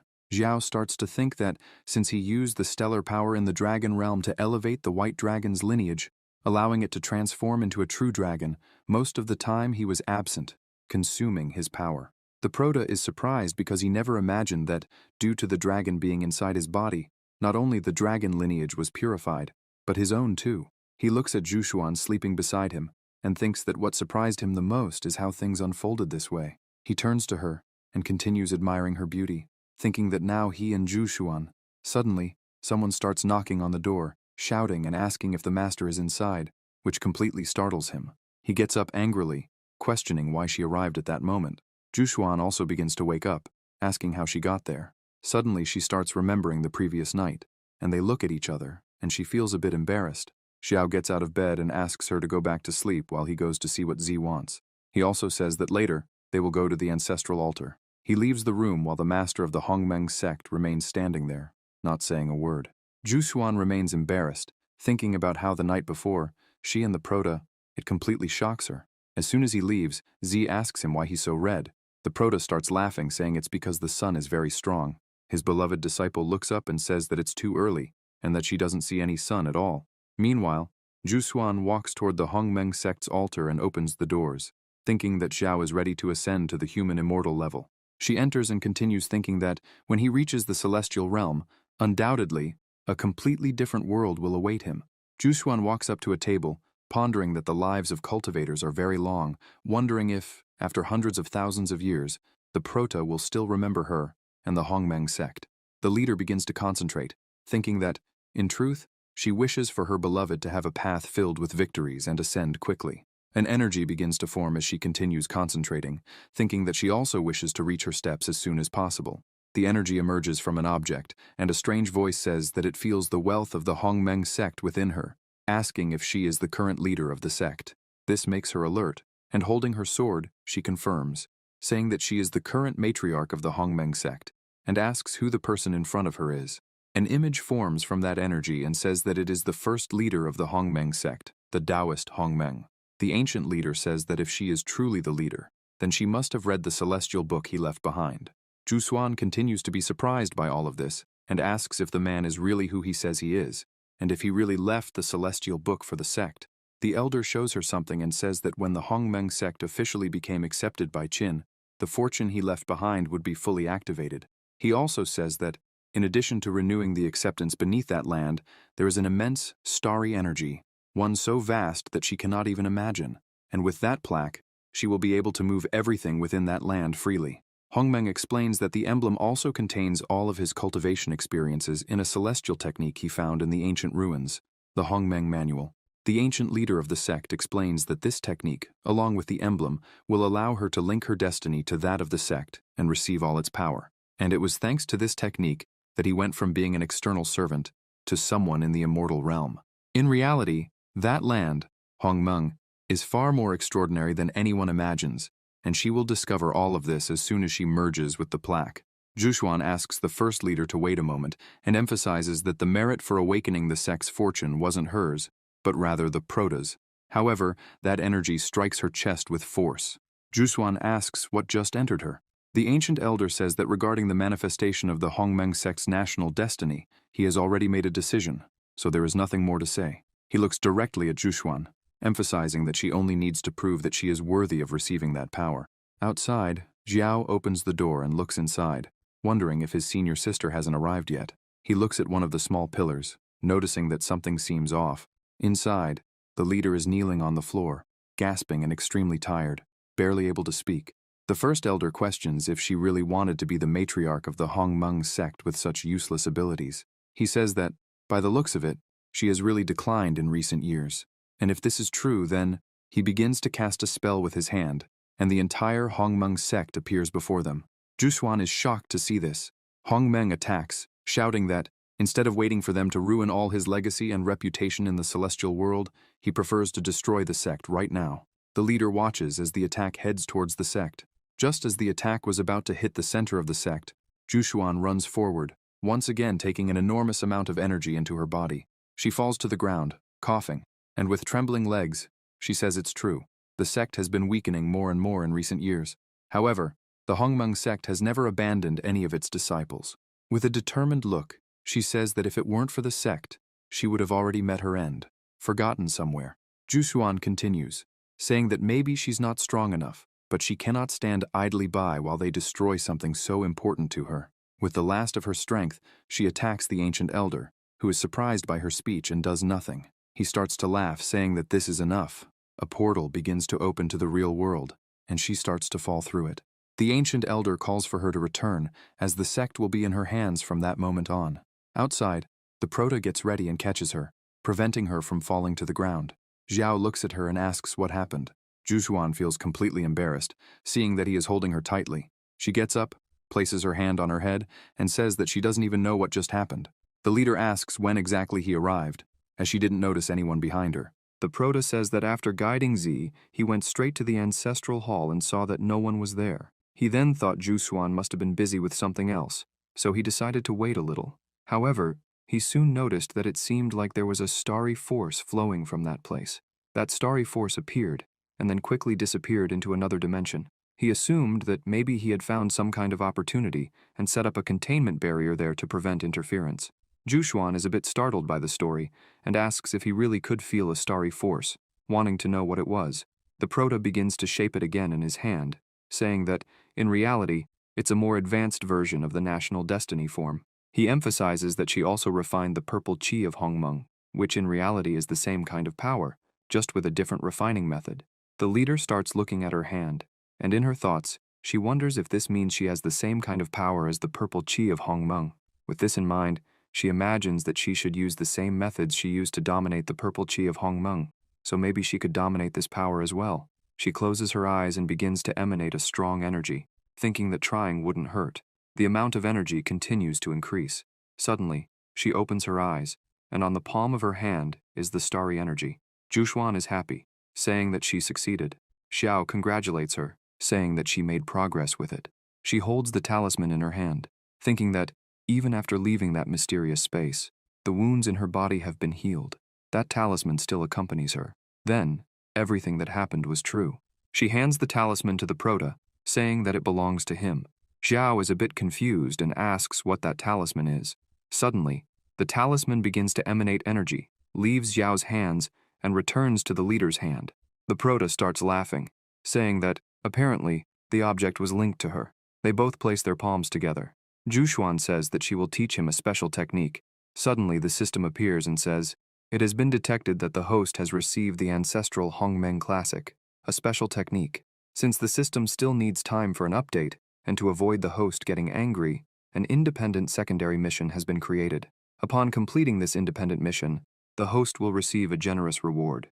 Xiao is surprised to learn that he has a secondary mission. The system continues, saying that within a month, everything the host contributes to the sect will convert into contribution points for the system. The progress made by the disciples of the Hongmeng sect will also be calculated as contribution points for the host, and the sect's commercial system will be opened so the host can spend his points. The Prota is confused, asking what this commercial system could be, and decides to take a look. The system notifies that the commercial system has been opened for the host, showing several options. In the commercial system, there were rare materials, artifacts, pills, coins, and plans, among many other things he could purchase. Xiao is pleased, saying that he had to work hard just to get a dragon lineage, and now the system was giving him several options. He decides to choose something. The system says the secondary mission has been activated and asks the host to accumulate points within a month, after which the calculation will be done. After analyzing the system, the Prota turns and asks his senior sister what has been happening with her in recent days. He asks if something is bothering her. Su Yuan gets a bit embarrassed and lowers her head. However, she gathers her courage and starts telling the Prota that she is sure he will reach heights that she couldn't even imagine in her whole life, and she only hopes that he continues to remember the Hongmeng sect, and, especially her. Xiao is moved by hearing this. He holds her hand and looks directly into her eyes, telling her not to worry, as he will not strive only for his own benefit, emphasizing that he will make the entire Hongmeng sect ascend with him. The leader gets confused and asks what he is talking about, questioning if the Prota is an immortal and can do that. Xiao starts laughing, asking her to put that aside, changes the subject, and says that he also has many techniques of stellar power cultivation and that he will share them with his leader. Sometime later, he hands her several scrolls, leaving her shocked by the quantity. The Prota asks her not to be impressed, as little by little, he will also share those with all the disciples of the sect, emphasizing that everyone who is able to comprehend the power of the stars can learn those techniques. Su Yuan questions if he is really planning to share techniques of that level with all the disciples of the sect and asks if that's a good idea. She also questions once again if he is truly serious about taking everyone from the Hongmeng sect to the Ascension. The Prota confirms and says that he is serious. However, he has a condition and says that if any disciple from the Hongmeng sect wishes to withdraw, they will have to destroy their own cultivation and erase all memories related to those techniques. The system appears, stating that it has detected the host's significant contribution to the construction of the sect. 1,000 contribution points have been received. As the disciples formally progress using these techniques, the system will evenly distribute contribution points to the host. The protagonist thinks that the points for so many techniques aren't very viable. Su Yuan looks at Xiao, asking why he suddenly fell silent since she can't see the system. The protagonist asks the system how many contribution points he can earn if the disciples progress in cultivation using the techniques. The system says it will be calculated based on each disciple's level increase. A disciple who breaks through the Qi training stage will get 1 point. One who breaks through the foundation building stage will get 10 points. One who breaks through to the golden level will get no points, and so on. Each time they ascend to a higher realm, the contribution points will be multiplied by 10.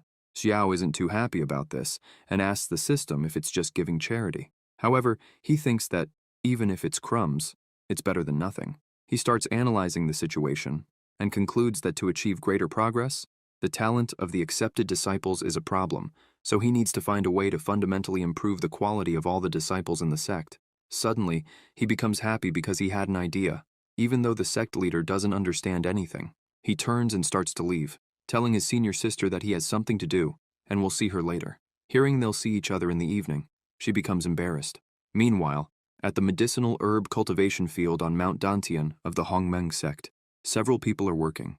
They begin to admire the herbs, impressed by their quality and how incredible they are, emphasizing that Xiong has an innate talent for preparing medicinal herbs. Just like Elder Sumuhan, they gather and start talking about it, as they can even feel the density of the medicinal energy from afar. Suddenly, Sumuhan appears, asking what is happening and why everyone is gathered.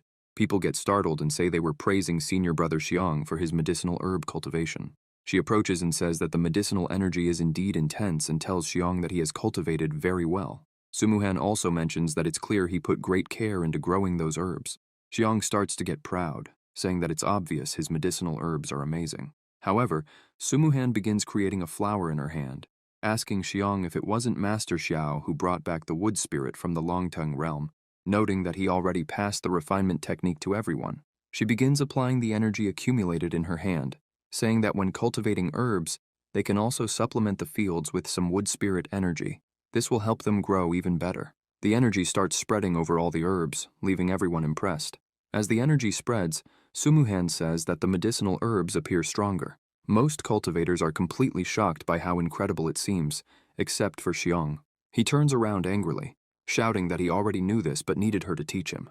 While he's making a scene, the ground starts cracking. People get worried, asking what's happening and telling everyone to look quickly as the soil is shaking too much. Suddenly, a giant flower appears in the middle of all the others. They ask what it is, and if it might be a snow ginseng, pointing out that it's as big as a mill. The cultivators start surrounding Sumuhan, praising her and shouting that there's no doubt the elder has mastered that technique perfectly. They begin asking to learn and to have her help them in the fields as well. Xiong remains a bit distant, irritated by this. He begins thinking that it's always the same. Every time that woman shows up, people start running and shouting around her. Feeling angry and jealous about it, he begins questioning what makes her so special, no matter how skilled she is. After all, she's just a second-rate alchemist.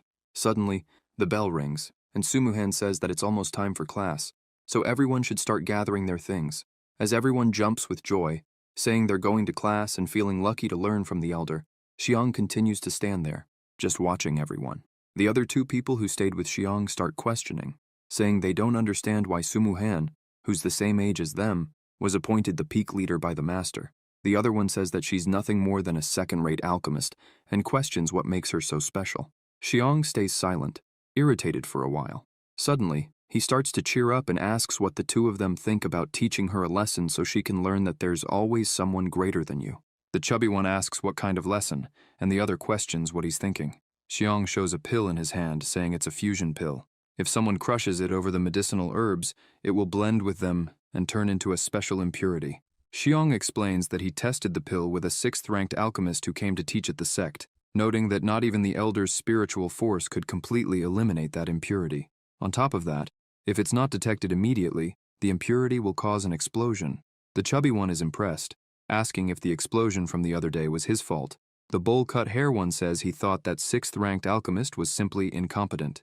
With a look of envy, Xiang says those are the herbs Sumuhan used today for a demonstration in class. He points out that the 6th-ranked alchemist was severely injured in the previous explosion, and he heard that he had to stay in bed for a month to recover. Filled with envy, he starts saying that this time he wants Sumuhan to meet her end. The three of them begin walking, as it's time for class, and from a distance, Seal watches everything. He just watches silently. In the alchemy room, several people are entering, and are surprised to see some new faces. They start questioning who the two people are since they've never seen them before. Others say that, judging by their clothes, they seem to be from the Wanlian pavilion. This means that today, people from the pavilion are observing, and it seems like they want to start a collaboration. That little group thinks that the Wanlian pavilion is the most prestigious alchemist organization today. If they can embarrass that woman in front of them, it will be a disgrace for all alchemists, and she'll never recover from it. Suddenly, Elder Sumuhan enters the room with a larva in her hand. She walks over to the cauldron, saying that she will now demonstrate the special method to refine the snow ginseng pill. Xiang starts laughing, thinking that now is his moment. Sumuhan throws the herb into the cauldron, and the fire begins to dissolve it. She explains that, to refine this type of pill, the most important thing is to completely eliminate the impurities from the herbs. During the fusion of medicinal energy, there shouldn't be a trace of impurity. The elder begins using her alchemy, and the cauldron starts shaking. Everyone is stunned, watching the scene. However, Sumuhan begins to get a little worried, not understanding what's happening, and wonders, what was that sound? People begin commenting that they heard something breaking, and ask if the alchemy cauldron could explode. Other students tell them to stop talking nonsense, as that couldn't happen, especially with the people from the Wanlian pavilion there to observe them. The two visitors remain silent, just watching the scene. The elder thinks something's wrong, so she decides to fuse the medicinal liquids first, and begins using her magic. The process begins, but she notices that the fusion of the medicinal liquids fails, and wonders how this is possible. Still worried, she starts questioning if there's an impurity she didn't see before. However, she decides to stabilize it before the medicinal powers get out of control. Indeed, there are impurities that weren't eliminated, and these impurities are not typical of snow ginseng cultivation. Furthermore, they've almost completely fused with the medicinal liquid. It's impossible to eliminate them, and the only solution is to wait for the medicinal powers to spiral out of control and attack the alchemist. It's clear that someone tampered with these medicinal ingredients. They deduce that the person intends to end the life of the alchemist. Suddenly, the cauldron begins rocking violently, and people start to get scared, asking what's happening and why the alchemy cauldron is shaking so much. They begin speculating that this is a loss of control of medicinal powers, wondering if the elder might lose control as well. One of the visitors starts mocking the scene, saying that a simple second-level snow ginseng pill has already caused the alchemist to lose control. The other points out that she has poor concentration. Xiang continues happily, mentally hoping that it explodes soon. That way Sumuhan will be humiliated in front of everyone, and his greatest desire is to see her pathetic face. Suddenly she hears a voice saying, "Stay calm. If you can't eliminate the impurities, neutralize them right away." She wonders if that voice could be her master's, and, looking back, sees that it indeed is. After thinking for a moment, the elder says her master is right. After all, they're just impurities. If she can't eliminate them, she'll neutralize them. She starts separating the items one by one. She emphasizes that a small inconvenience occurred. Then, she will show everyone the special technique for refining the snow ginseng. Sumuhan says she will let everyone take a look at the process of refining the level 10 elixir. Xiang continues trembling with rage, questioning what this is. All the people present begin to be completely stunned when they hear it's a level 10 pill, a legendary pill. Even the visitors from the pavilion begin questioning if she's really going to make a legendary pill. The oldest among them says that he has lived for hundreds of years and has never heard of such a young alchemist capable of refining a level 10 pill. He points out that Sumuhan is getting too confident, so he hopes she doesn't trip over her own arrogance. However, nothing shakes the elder's confidence. After seeing her master, she takes some lotus of the 1,000 carp decision, covered snow herb, and gills of the ice fish, thinking there's no problem. Now she will add the snow ginseng, and it will be perfect to refine the great regenerative pill of the 7 disasters. The cauldron calms down, and she thinks she's been researching the great regenerative pill of the 7 disasters for more than half a year, always missing something. But now, she understands. Her previous methods were too conservative, and clearly, the snow ginseng is unstable if there are impurities. However, in reality, those impurities activate the powers of the ginseng. If she neutralizes those activated powers with the right ingredients, she can multiply the potency by 10, enveloping the entire cauldron with her alchemy. Once again, it begins to emit a strong amount of heat and energy all around. That energy starts spreading through the room, and the students begin to be impressed, saying the medicinal aroma is dense, and they feel their level advancing. Now, they can sense they're about to break through to the golden core stage. The 2 visitors are impressed, saying that a pill of that level, with just a trace of its aroma, can make someone advance from foundation building to golden core. Still astonished, they remark that, in addition to all of that, the pill has Dao inscriptions on its surface. So, there's no doubt, it's truly a level 10 pill. The elder is happy and thanks everyone for witnessing it. The 2 visitors are so amazed by her abilities that one of them asks if she wants to become his apprentice, while the other bows his head, showing respect, and asks Sumuhan if he could stay and study at the Sect, noting that even if he stays as a simple assistant, it would be enough for him. The other students also start to surround her, eyes shining, emotional and impressed by all of this, asking if she will also teach how to refine a level 10 pill. The protagonist watches from afar and thinks that, it seems, Sumuhan has also made great progress in her training these days.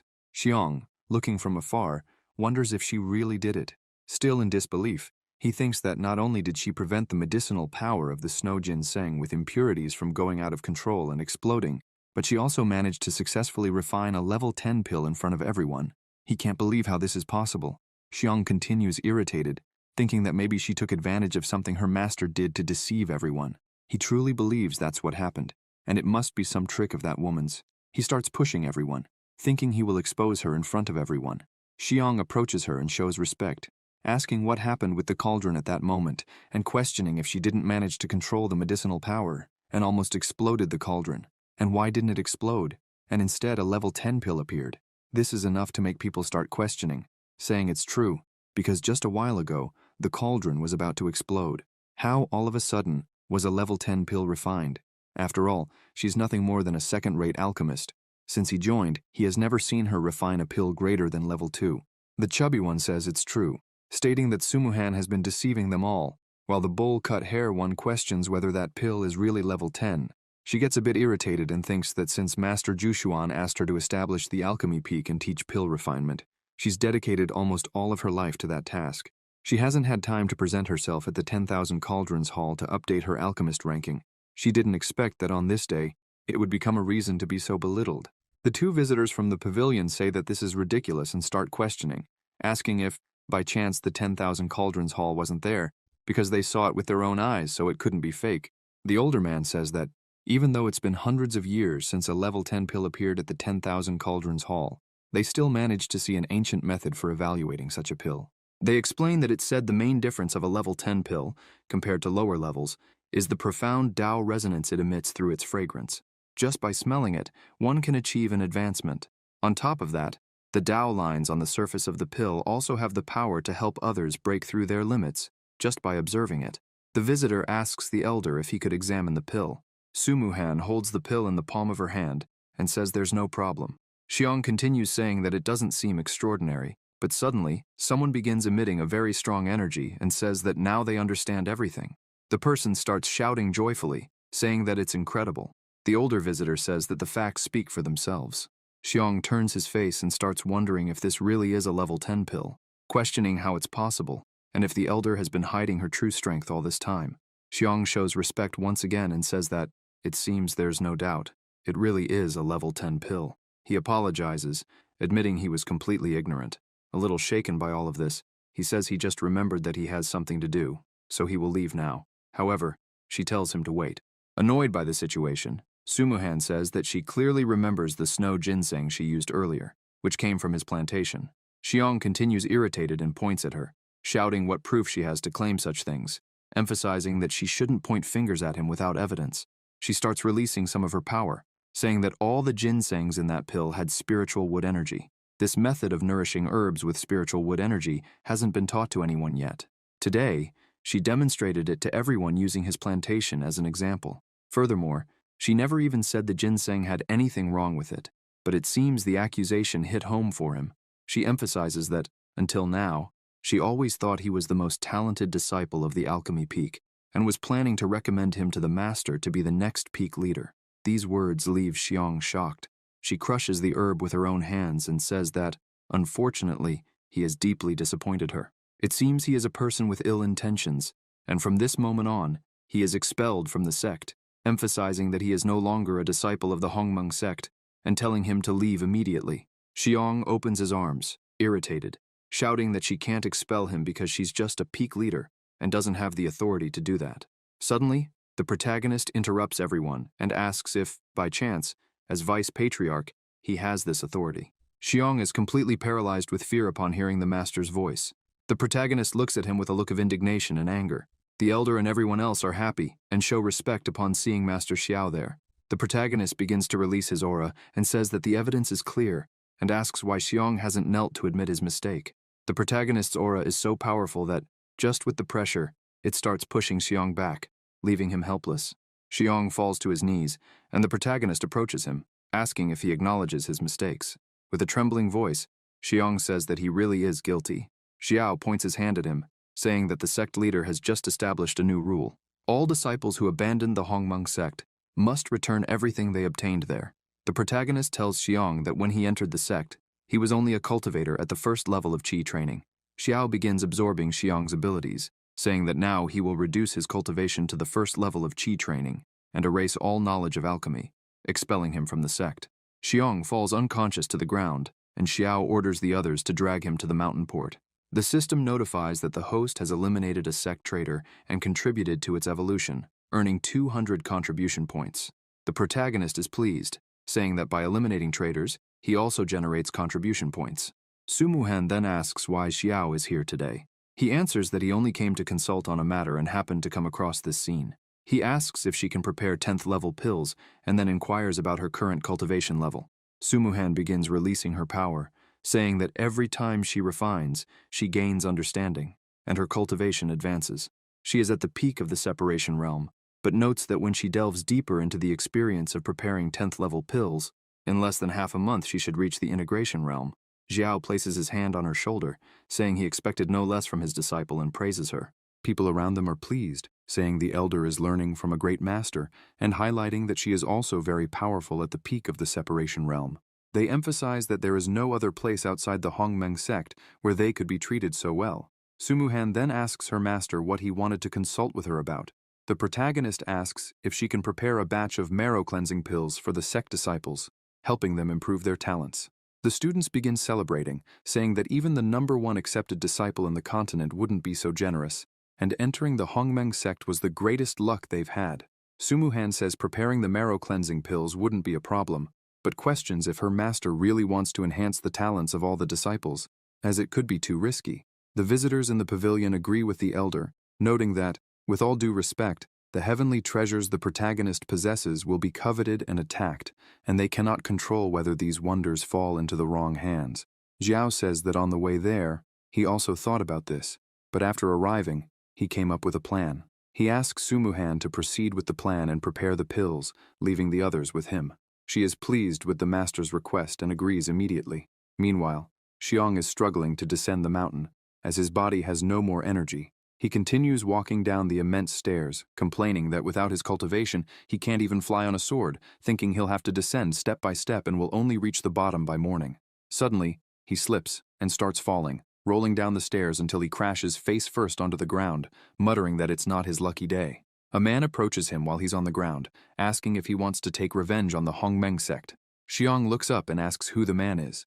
The man, fully hooded and dressed in black, says that no one needs to know his identity and asks Xiang to just remember that he is someone who can help him seek revenge. Sometime later, somewhere, Xiang looks at himself in a mirror and looks back, questioning if the man really said that with this, he could take revenge on the Hongmeng sect. The mysterious man places his hand on his shoulder, saying that this won't be enough. Suddenly, Xiang feels an immense pain flooding his body and screams, asking what the man is doing. The mysterious man replies that he is transferring some power to him. The mysterious man begins to remember a fight in which an old friend lost. Since discovering his friend's death, he has always sought revenge. He thinks that he didn't expect even Su Yuan to be defeated by Master Xiao, emphasizing that the strength of that man is truly insurmountable. The mysterious man thinks that it is said that even the immortals of the celestial court are no match for that monster, and if it were just him against Xiao, victory would be nearly impossible. However, he was lucky, as the protagonist has practically become the goal of everyone. As they solve the issue of the mountain's protective formation, those who want to eliminate Xiao only increase. He thinks that he can't wait to see the protagonist lose his life. Meanwhile, at the entrance of the Hongmeng sect, Xiao was telling his disciple that, 300 miles to the west, there was a valley where demons had been seen recently. He emphasized that he had just completed the transmission of skills, but she needed real combat experience to gain more. His disciple agreed and began walking alone toward the destination her master had ordered. Xiang hid behind a tree, watching everything, and looked at the girl alone, thinking that she seemed a bit naive. This made him think that if he gained her trust, he could infiltrate the sect. They stepped on a branch and made noise, and suddenly she was surrounded by several people. As they surrounded her, Wang prepared to fight, and questioned if they were the demons causing trouble there, all wearing masks. She asked what she would do if they were demons.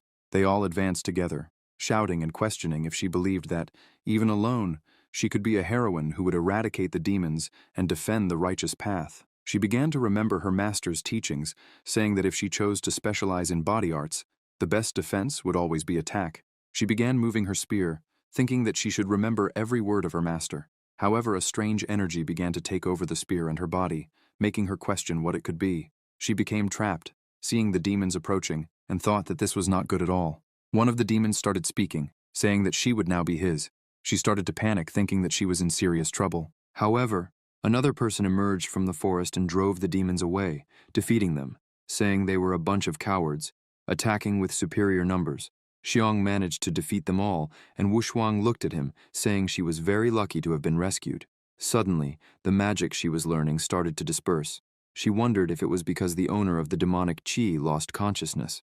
Xiang helped her up, asking if she was okay. She was happy and said she was fine, thanking the knight for saving her. He began talking to her, saying that recently many demons had appeared in that area. He then asked why she came alone. Wang answered that it was a mission from her sect, and she came specifically to eradicate the demons from that place. Xiang said he understood, but from what he saw, she had no experience fighting them. Wang felt a little embarrassed and admitted that it was true. She didn't have real combat experience yet, apologized, and thanked him again for saving her. Xiang smiled and asked if he could teach her. Wang was happy and asked if that was true, if he could really help her. Xiang smiled, saying yes, and that she could leave everything to him.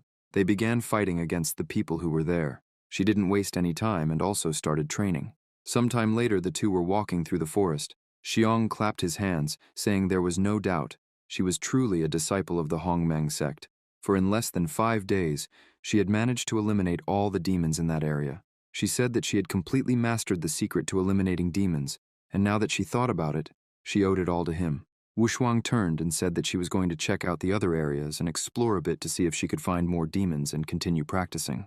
Xiang begins to smile, thinking that after taking care of all those demons, Wang will trust him more, and as long as he uses her, he will be able to enter the Hongmeng sect easily. Wang raises her spear, all happy, saying that she has finally fought on her own. Xiang watches her, thinking that soon he will take care of all of them. However, he is shocked to discover that the Hongmeng sect has established a new rule that no outsiders can enter unless they have the master's approval. He falls to the ground, upset as Wang apologizes, saying these are the rules. Still crying, he says he understands and asks her not to worry, as he didn't want to cause trouble for her. Xiang begins to wonder when the sect established these rules, as he didn't even know about them. Putting on a sad act, he says that his intention is not to put her in a difficult position. He simply wants to join the Hongmeng sect because a friend of his disappeared after joining. Xiong emphasizes that he grew up with this friend since childhood, but they lost contact and now he is searching for him. Wu Shuang is moved by the story, saying she understands. Xiong continues his act and asks her not to worry, as if it's really difficult, it's better to forget about it.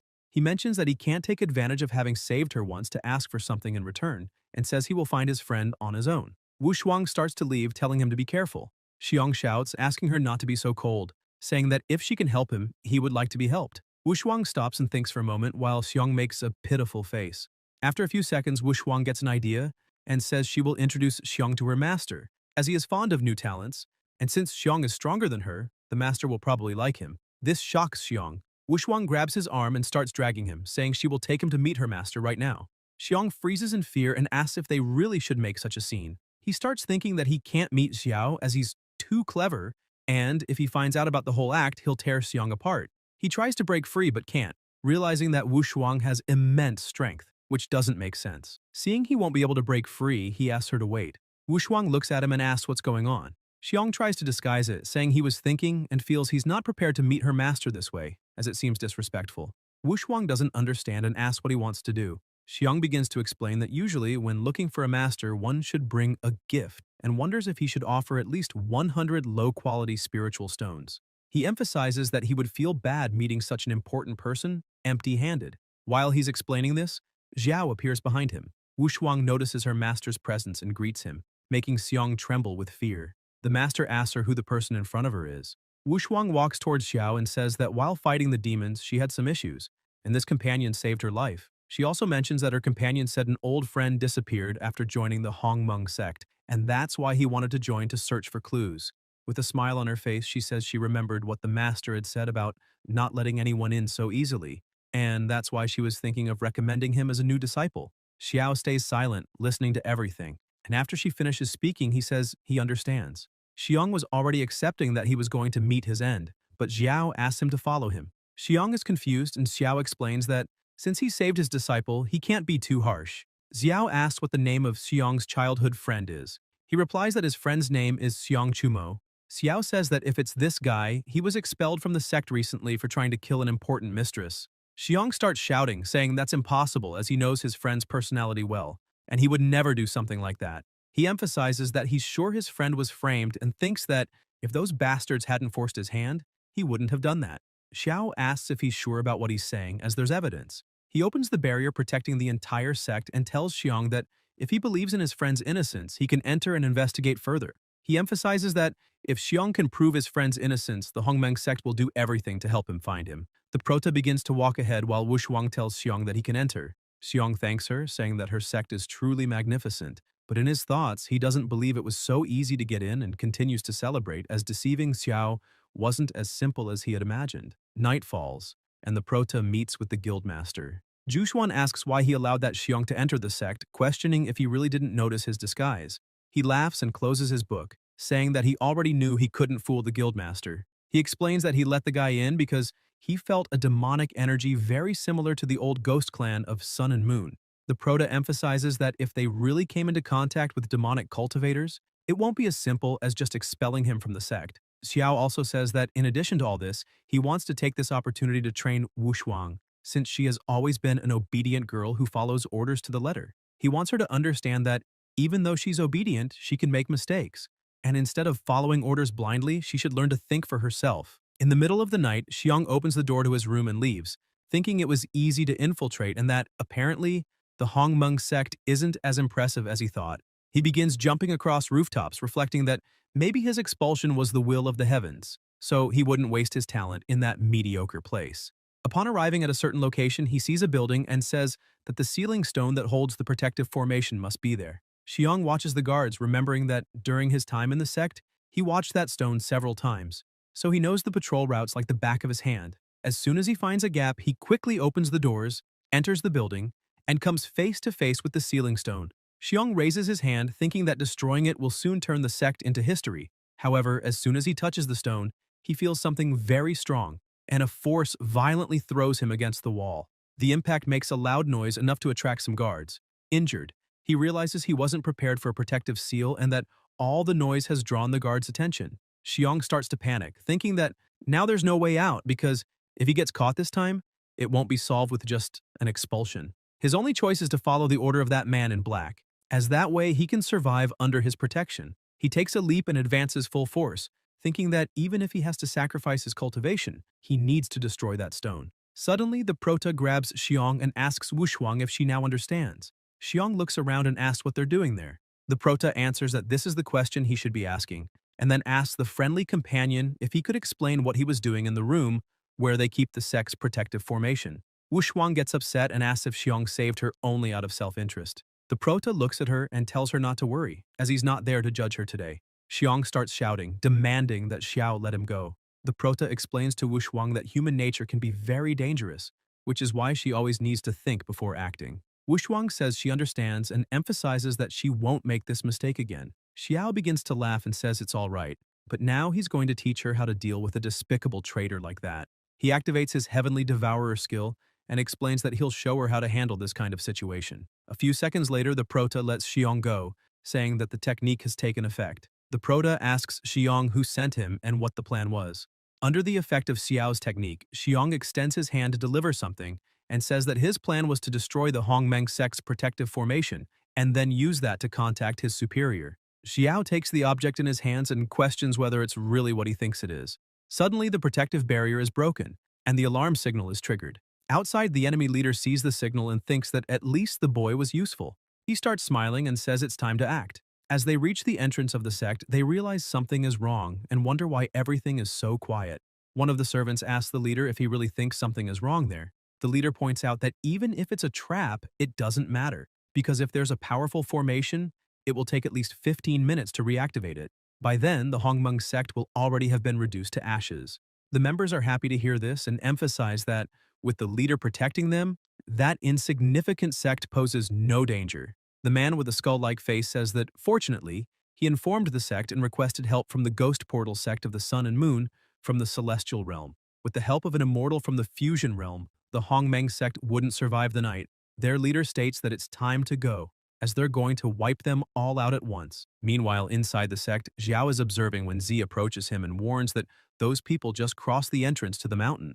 The prota smiles, saying that everything is perfect. He advances with his two disciples and asks them to activate the mountain formation. While advancing, Wushuang asks her master if he didn't say they could have brought reinforcements from the celestial realm and questions if the sect's great protective formation will be enough to eliminate a celestial immortal. Xiao responds that they'll only know if they try. He thinks that since the formation was destroyed by Yixuan last time, he brought Zhugelin to repair it, but also fully enhanced it along with Gupan and Jianfeng. That's why the Hongmeng sect's great protective formation is now brand new. The prota says that even so, the formation needs time to activate and asks Wushuang if she can take the lead. She agrees, saying there's no problem. The ghosts advancing suddenly stop when they see someone at the end of the stairs. They shout asking who is there. Confidently, Wushuang yells that if they want to pass, they'll have to step over her corpse first. The leader of the ghosts is impressed, as a brat who still smells like milk is trying to stop them. Without hesitation, he orders his disciples to attack. Wushuang clenches her fists, thinking that now is the moment. She remembers that her master directly transmitted his energy to her, allowing her to ascend directly to the peak of the Golden Core realm. Moreover, all those people were just between the Golden Core level and the beginning of the Divine Division realm. To top it off, she still has the magical weapons her master gave her. Striking the first blow on one of the ghosts, she thinks that if she handles the rhythm of the battle well, victory will be easy. However, one of the opponents manages to attack her from behind, trapping her with a chain while another strikes her. The attacks are powerful, causing her to get injured. The guy holding the chain takes advantage of the moment to tighten it even more, pulling her backward. From a distance, Xiao and Z observe the scene.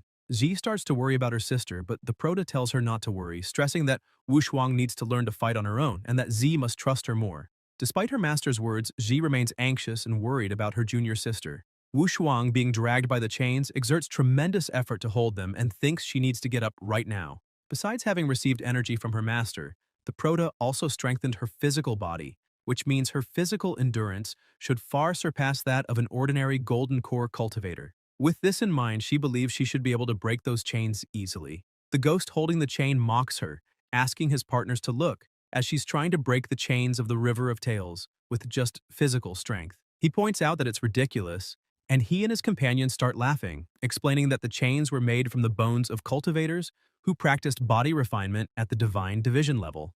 Even so, Wang is trying to break them, with only golden core cultivation and brute strength. Full of mockery, they say that she couldn't possibly do it, not in her dreams. Facing their jeers, Wang thinks that strength has always been her greatest asset, and brute strength has never failed her. Determined, she fully trusts in her own strength. With tremendous effort, she screams and breaks all the chains. The ghosts are stunned, unable to believe what they've just seen. Wang stands up, saying that she finally did it. The members of the enemy group get angry and say that now they won't hold back, deciding to charge altogether. However, things are now different. Wang dodges all attacks effortlessly, while thinking about the techniques her master taught her. She grabs one of the enemy's arms and concentrates, remembering that she must observe the opponent's movements, anticipate their next steps, and never doubt herself. With tremendous strength, she throws one of the ghosts to the ground. Realizing another attack is coming her way, she leaps and easily dodges.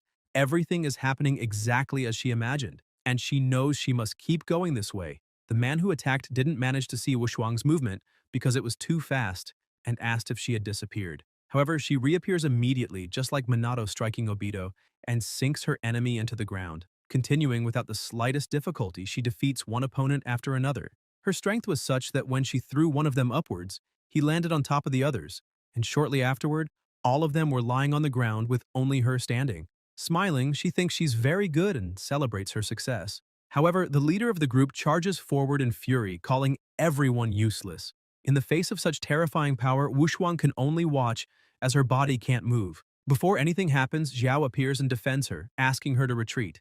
Wang begins to back away while the leader of the ghosts watches her run, thinking this is good because after he takes the sect, none of them will escape. Suddenly, an extremely dense and powerful green energy starts to cover the entire area. The leader of the ghosts looks at the spreading energy and wonders if the mountain's defensive formation has been activated. He then releases his own energy, reflecting that he's heard of the Tower of Destiny and its powerful formations. But he believes that won't be enough to break through his defensive technique. Several swords begin to form and advance toward him. The leader, realizing they've been discovered, decides to take the opportunity to test the formation's capabilities personally. However, as the attacks begin to hit his defense, he stops talking. The impact of the strikes is so intense that cracks begin to appear in his protection, leaving him surprised and questioning what immense power this is. The barrier continues to crack more and more while the attacks keep coming, generating large explosions. The Prota, watching the situation, orders the next wave of attacks to be fired. Confident, Z says she's sure there's not a trace left of the invaders. The Prota starts laughing, commenting that he doesn't know if the mortars from his previous world would have this much power, stressing that the feeling of long-range fire support was truly brilliant. Hearing this, Wang becomes confused and decides to ask her master what a mortar is. The Prota changes the subject, saying it's nothing and emphasizing that it's an adult matter, and she's still too young to understand. Suddenly, the system notifies that it detected the host eliminating powerful enemies from the sect and as a result, earned contribution points, totaling 1,000 points. The system continues saying it detected that the disciple improved her combat experience under the host's guidance and that the reward will be doubled. As a prize, the host will receive a celestial-grade superior technique for golden threads. Upon seeing the notification, Xiao laughs and says it's excellent, noting that, apparently, everything is resolved. Sumuhan appears and informs that he's finished preparing the marrow cleansing and primordial cultivation pills that the Prota requested. Xiao thanks him and asks to have the pills brought to the hall. He then instructs Z to notify everyone that they can go there to collect a vial of marrow cleansing and primordial cultivation pills as a reward for their continued efforts. Z smiles and says she understands. The sect members start to talk among themselves. One asks if it's true they'll receive the marrow cleansing and primordial cultivation pills for free. Another responds affirmatively and shows the ones they've already received. A man holding his pill comments that he doesn't understand why the sect is being so generous this time, pointing out that before, one had to complete a month of missions to get just one first-rank pill. Looking at the pill in his hand, he notices that there are so many refined patterns on it that it must be at least an 8th-rank pill, which leads people to question if they could really distribute them for free. 3 disciples are admiring the pill, commenting that it's the first time they've seen something of that level. Curious, they wonder what would happen if they consumed it. Suddenly, they begin to feel a strange energy and hear a peculiar noise. Alarmed, they scream, asking what that was and if someone inside the sect was making a breakthrough. Other disciples explain that after consuming the marrow cleansing pill, the person awakens a special type of body. They are impressed and ask if the pill can really do that.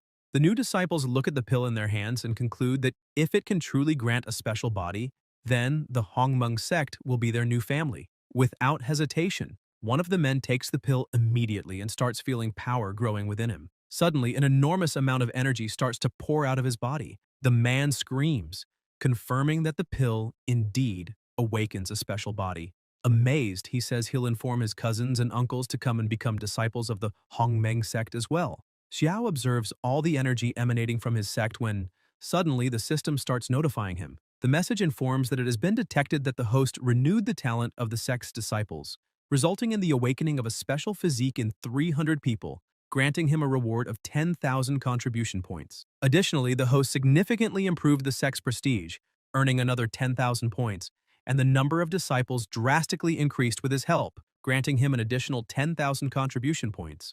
Upon seeing so many accumulated points, the professor laughs, saying that this time he really received a large amount of contribution points. He wonders if this will be enough to purchase a special physique in the store and asks the system to open it.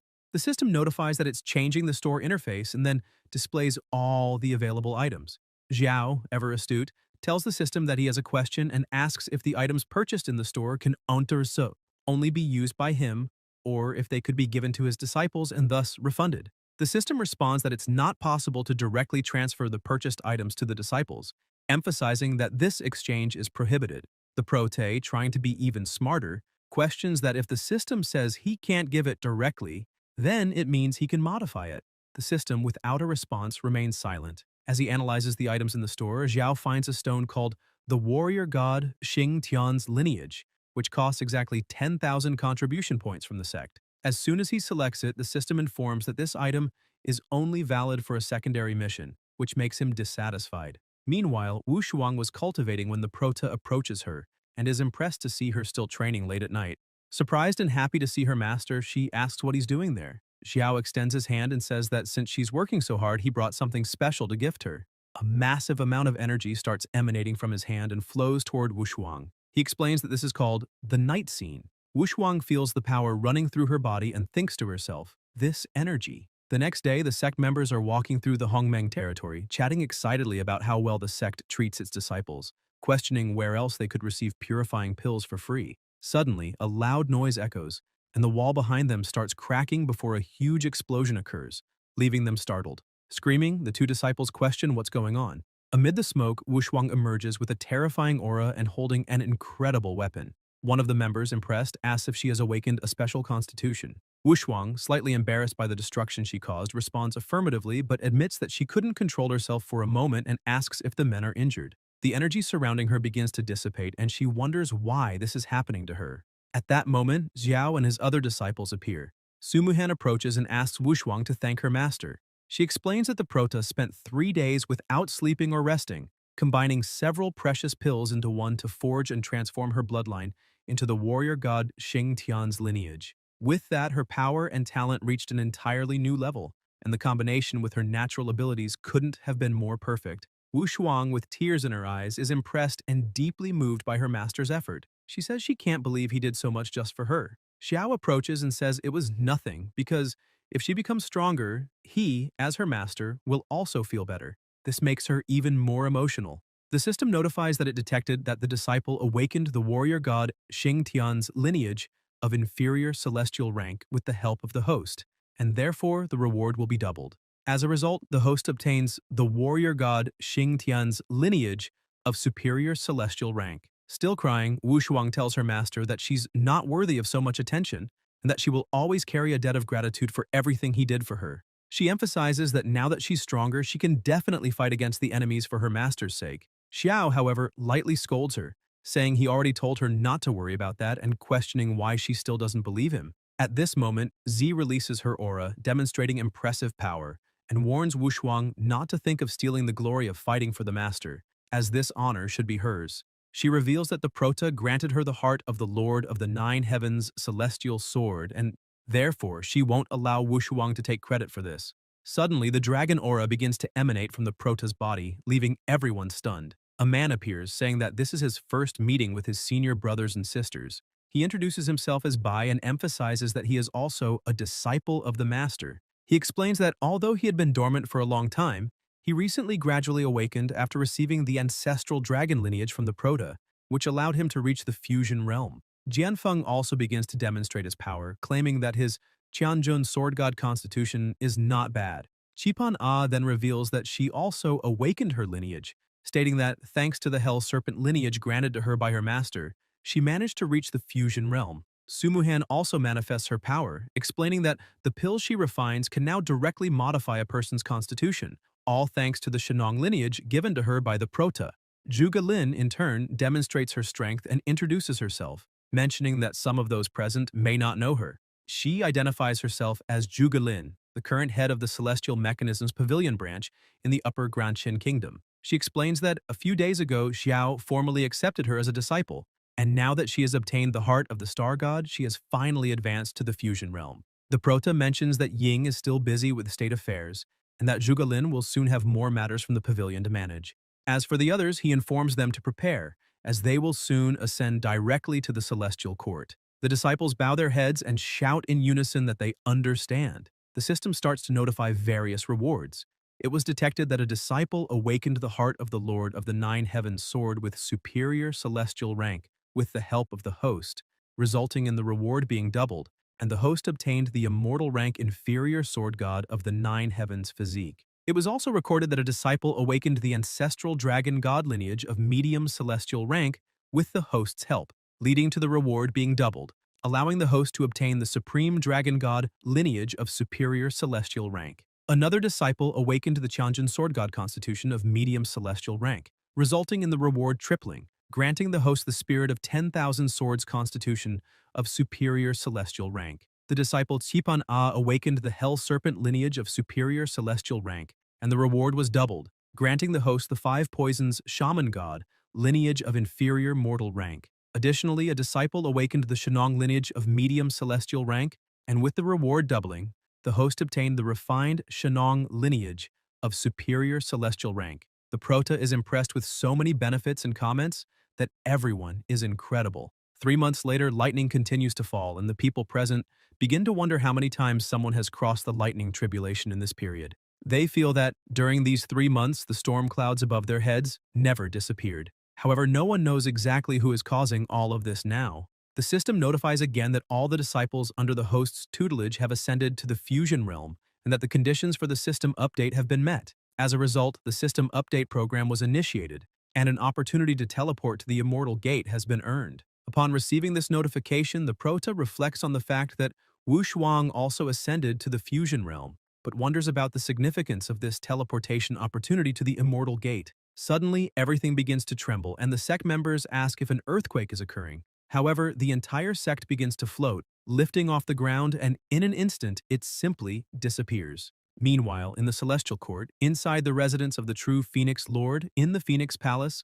the female disciples were quietly cleaning when suddenly a loud noise echoes, and something appears in the sky. With astonished looks, they realize that the entire Hongmeng sect has appeared right in front of them. Meanwhile, at the Jukui Palace, everyone was lamenting because they had planned to recruit Yafan and the protagonist.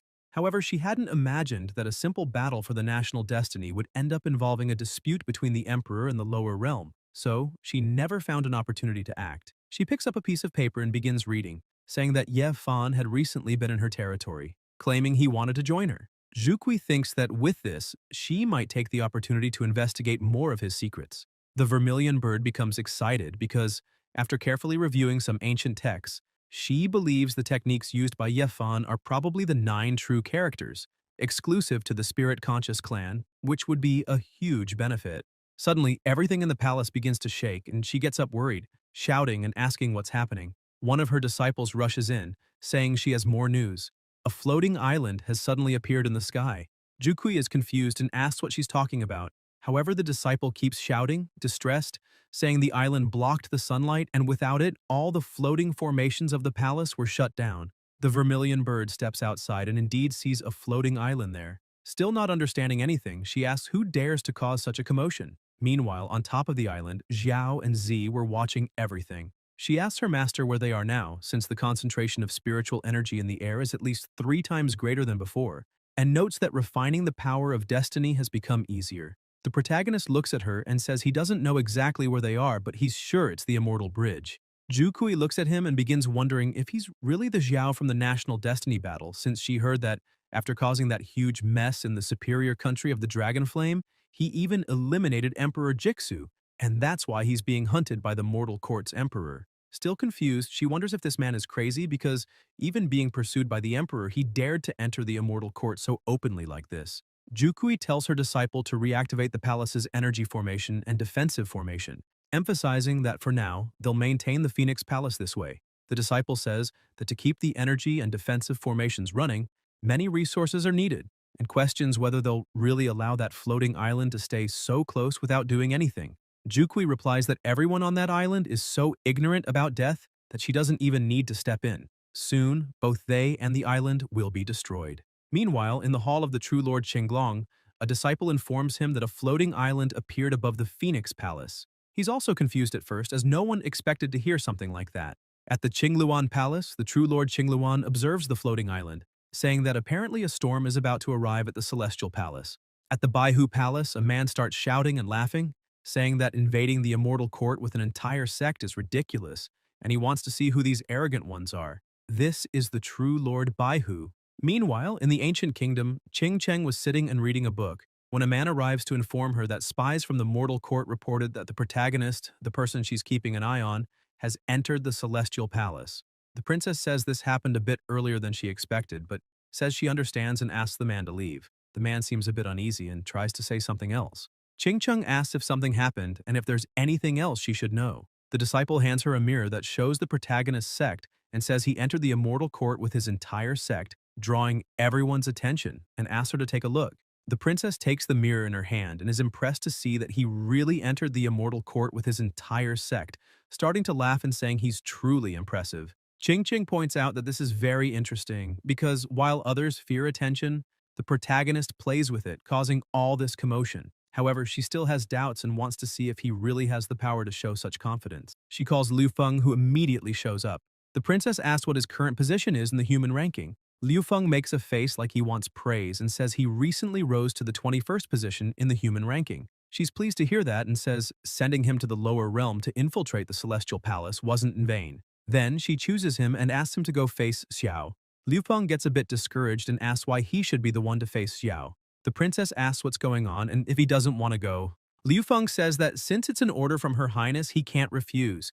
However, he points out that the protagonist just arrived at the Immortal Court and doesn't even have a ranking in the mortal list, so why should he be the one to face him? Qing Cheng asks if that's really what he thinks and says that because of that, he'll go along with Fu Feng and Fei Yun. The two step forward and say they're at her service.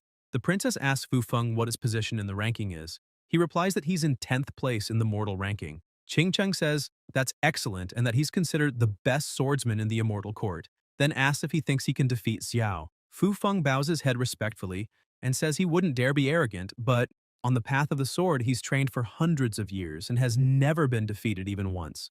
The princess says that's very good and orders him to go with Fei Yun and Liu Feng. If the protagonist wins the battle, they must give that to him and speak about the Immortal Court. Liu Feng doesn't like it much and asks why the princess doesn't entrust such an important mission to him alone, stressing that he can handle it by himself. But she says she doesn't want to hear anything else and tells them to simply do what she ordered. As soon as they leave, she gets excited while watching the mirror, observing everything, wanting to see if the protagonist really has the strength to be up there. When they arrive, Fu Feng looks at the island and asks if that floating island is the Hongmeng sect the princess asked them to keep an eye on. Fei Yun isn't happy to see it floating and thinks they're way too arrogant. Fei Yun asks Fu Feng where his brother is, questioning whether the princess didn't order him to test the protagonist's strength. Fu Feng replies that he hasn't been able to contact his brother and doesn't know, but it seems that if he doesn't get up on that island soon, he'll miss a big opportunity. Several cultivators were already in the air surrounding the island. Among all the people, two cultivators begin chatting and ask if those are the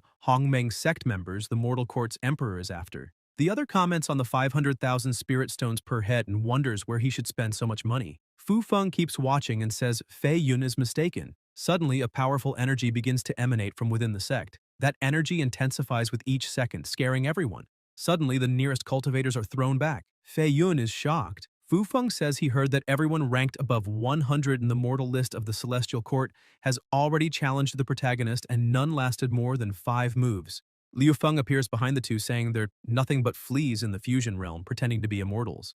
and points out that the protagonist must think he's all-powerful. He also says that if the princess weren't tied up in the matters of the celestial court, with the power of true immortals from the Taigu realm, wiping out the immortal court would be easy. Fei Yun thinks that's idiotic, and Fu Feng reflects that his brother is also in the fusion realm and still said all that. Xiao looks at Zi and asks if the little one is ready, as there are many nasty weeds she needs to clear out. She grips her sword excited and says she's ready. Fu Feng comments that from the looks of it, those insignificant ones aren't even worthy of being faced, and immediately begins to create a barrier since his brother is very impulsive and he needs to raise a sound barrier before he exposes the princess's secrets. Liu Peng stares at the protagonist, thinking he's a coward hiding behind a woman. Z steps forward and points her sword, asking if anyone else there wants to face her. Liu Feng charges quickly, leaving everyone impressed with his speed. He appears behind her, saying she has no right to speak there. Z turns around, finding him fast, but the protagonist appears between them, defending her, and says that after all the waiting, someone at least somewhat worthy has finally shown up. He blocks the attack with ease. Z asks her master to let her help, but he tells her not to worry about that guy and to take care of the others as he'll handle this one. Liu Feng tells the protagonist that he doesn't even need to draw his sword to face him. Xiao, unfazed, says he'll use his anyway. He draws the sword and comments that, from the man's fighting style, he already knows who sent him. Xiao strikes, asking the man if his master didn't teach him that. To fight someone like him, he should be using at least 90% of his power. Liu Feng blocks the strike, but then starts screaming, terrified by the sheer force.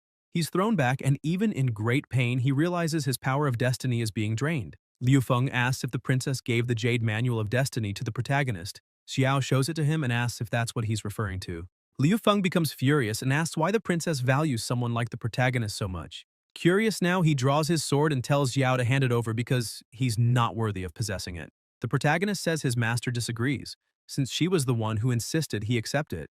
Liu Feng remains furious, shouting for the protagonist to give it back. Xiao thinks that earlier, when he struck Liu Feng, he obtained a thread of destiny power, which is understandable. But now, after provoking him, his emotions were stirred, and that also allowed Xiao to gain another portion of his destiny strength. Liu Feng attacks fiercely, but the protagonist easily defends himself. While blocking, he thinks that it's really like Buddha said, wrath affects destiny, and he wasn't lying. It seems that just provoking your opponent a little is enough to steal some of their destiny power. Xiao begins releasing a lot of energy and thinks he should try provoking his opponent once more. He attacks again, and says that if this Jade Manual is so important, then he'll show a bit of its power. The attack is incredibly fast, and Liu Feng can't defend. He's simply terrified seeing it coming. Fu Feng appears, creating a barrier around his brother, asking the protagonist to have mercy. Liu Feng, confused, asks what his brother is doing there. Fu Feng introduces himself to Xiao, saying he came to apologize on behalf of his younger brother. Liu Feng still doesn't understand and gets irritated, asking his older brother why he's being so polite to the protagonist. But Fu Feng just tells him to be quiet and not be disrespectful. Xiao asks what they want now. Fu Feng says their master, the princess, sent him to ask if the protagonist still remembers his promise. Xiao asks if he's referring to what his master said, that if he ascends to the immortal court, defeats the top 10 talents of the mortal ranking, and uses the Jade's power to absorb enough destiny from them, then she'll help him eliminate the immortal court's emperor. Fu Feng confirms that's exactly it, says he's the 10th in the mortal ranking, and since the protagonist already showed his strength by defeating his younger brother, who ranks 21st, he suggests a fight so he can give the princess a satisfactory report. Fu Feng begins drawing his sword, imbuing it with strong energy. Xiao says he understands and that it's a very convenient coincidence. They start exchanging blows, saying that if that's the case, then they must fight. Fu Feng starts feeling a bit of difficulty while fighting the protagonist and begins to wonder what's happening, because it's strange. He's already beyond the fusion realm, while Xiao is only at the first level of that realm, yet whenever the protagonist attacks or defends, his strength overwhelmingly dominates. They keep trading blows, and the protagonist shows no sign of even trying hard. Fu Feng notices this and thinks that it seems he won't win just because his cultivation is higher. He starts smiling, thinking the protagonist is undoubtedly extraordinary and worthy of the princess's attention. Fu Feng creates a massive sword with his energy, stating that the protagonist truly is a genius, and it would be disrespectful to hold back in this fight. He tells Xiao that this sword technique concentrates all the vital essence he's devoted to the path of the sword. The protagonist starts releasing his energy too, saying that today is full of coincidences, since the path of the sword is also his specialty, and he was hoping to practice with someone. Xiao attacks again, sending his sword at the high speed. As soon as it hits the target, a huge explosion erupts in front of him. Fu Feng is shocked once again, thinking the opponent's power exceeded his expectations. But that first strike was just a distraction. Suddenly, a sword appears through the smoke. Fu Feng panics, thinking this is bad. There's no time left. Just as the sword is about to hit him, the protagonist stops the attack. Fu Feng is paralyzed, frozen, thinking he was lucky the protagonist stopped. With the sword still right in front of him, he realizes that for a moment, he really thought it was the end. Xiao retrieves his sword and says the battle is over, and that the 10th of the ranking has been defeated. Fu Feng shows deep respect and says that the protagonist's techniques are undoubtedly superior to his own, and therefore he completely accepts defeat. Liu Peng, who had been watching from a distance, shouts in disbelief, unable to accept that his brother lost. Zi starts celebrating, saying that was amazing and exactly what she expected from her master.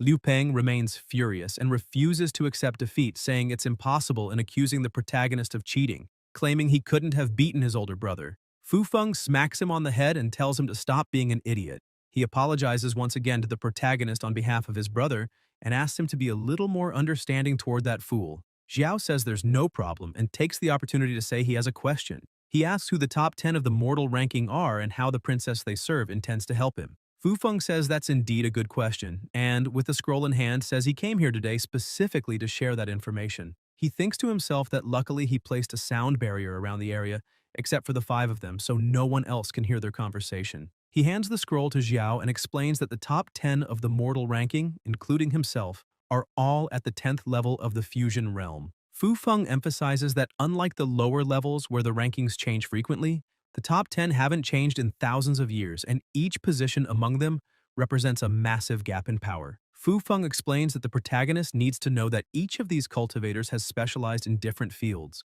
artifact forging, alchemy, body cultivation, and poisons. He highlights that the 9th rank, known as Qianlian, is a master of body cultivation and has strengthened his body so much that even celestial weapons can't leave a mark on him. For swordsmen like them, he's practically invincible. The 8th rank, named Qinzi, although an alchemist, has taken the art of alchemy to divine levels. The pills he produces can even influence the heavenly Dao, making the natural laws bow before him. Fu Feng says he knows the power of these two very well because he has a close relationship with them and warns the protagonist that not even 10 Xiaos together could face either of them. He continues explaining that as for those ranked even higher, he doesn't even know their faces and says that if the protagonist manages to defeat either of the two he mentioned, he might be able to get more information about the others. Fu Feng asks Xiao to heed his advice and says that before him the imperial princess tried to recruit many talents from the lower realm, but none of them completed the task. So he advises the protagonist to be very cautious. While reading the scroll, Xiao says he understands but still has one last question. He looks at Fu Feng and asks once again how the imperial princess intends to help him face the celestial emperor. Liu Feng gets mad again and starts shouting, asking if the protagonist is questioning the power of the imperial princess. His older brother once again interrupts him and apologizes for his brother's recklessness. He asks the protagonist if he's ever heard of the ancient domain realm. Xiao looks confused and asks what that is. Fu Feng begins to explain that the ancient domain realm is the home of the divine race. The celestial spiritual power that the entire celestial court longs to obtain throughout their lives comes from that place. Just cultivating there for a while, nourished by that power, will make surpassing members of the celestial court only a matter of time. The protagonist asks what this celestial spiritual power is. Liu Feng keeps mocking, saying the protagonist doesn't even know what celestial spiritual power is and that he can't understand why the imperial princess pays attention to someone like him. Fu Feng tells the protagonist that if he knows how to refine destiny power, then he definitely understands this too. Xiao says he already gets it. Fu Feng then says it'll be easy for him to understand and starts explaining that celestial spiritual power can be seen as a form of destiny power, but much more concentrated and potent than normal. After hearing the explanation, the protagonist wonders if that's also a form of destiny power, which sparks a new doubt in his mind. He doesn't know if it's stronger or if star power is superior. He replies without hesitation that he understood everything and says they should now go back and tell the princess he accepts the mission. He asks her to wait patiently. Liu Peng steps forward again, points his finger at the protagonist, and says he's extremely arrogant, asking if he even knows who he's talking to. His brother gets irritated again and slaps him once more, apologizing yet again to the protagonist. He says they'll definitely deliver the message to the imperial princess and leaves, dragging his brother along. The protagonist turns around and begins speaking loudly, saying everyone there saw the show, and asks if that was enough or if anyone else wants to challenge him. If anyone does, just step forward. He'll face them all at once. The other cultivators start trembling in fear, saying that if even Liu Feng and Fu Feng were defeated, they don't stand a chance. So it's best to leave. One by one, they turn their backs and walk away. The protagonist returns to his sect, saying no one else dares to step forward. And now he feels lonely. Z looks at him, thinking her master is joking again. He starts heading back and tells her to follow him. Since no one wants to fight, they might as well return and eat. Meanwhile, inside the palace, Jukui tells her servant to leave while she remains silent. Once alone, she says that there's no one else there, so he can come out. Yafan appears, saying it's been a long time since they last met. The vermilion bird gets straight to the point and tells him to say what he came to discuss, and it better be important. He replies that without a doubt, it's something that will interest her and shows one of the words. Jukui looks at the word, wondering how they compare, and asks why he's showing such a treasure to her, questioning if he's not afraid she might just kill him and take it by force. Yafan says that if he were afraid she'd steal it, he wouldn't have been foolish enough to come there in the first place.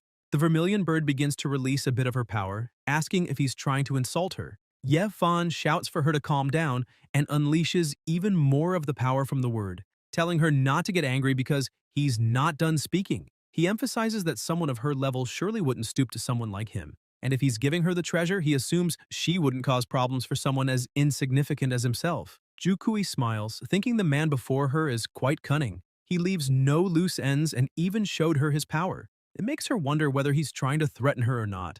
The firebird begins releasing flames from her hand, thinking she wants to see how powerful these true words of the 9 characters really are. She fires an attack at the word, completely destroying it. Yafan is slightly surprised and says he had always heard that the flames of the true Phoenix Lady could consume anything, and now that he's seen it with his own eyes, they truly live up to her reputation. Jukui says at least he knows how to behave, and asks if he really came there, only with that treasure and what it is that he truly wants. He replies that he's aware of his limited power, so he won't ask for much, explaining that he has only managed to gather the first 3 characters of the true words.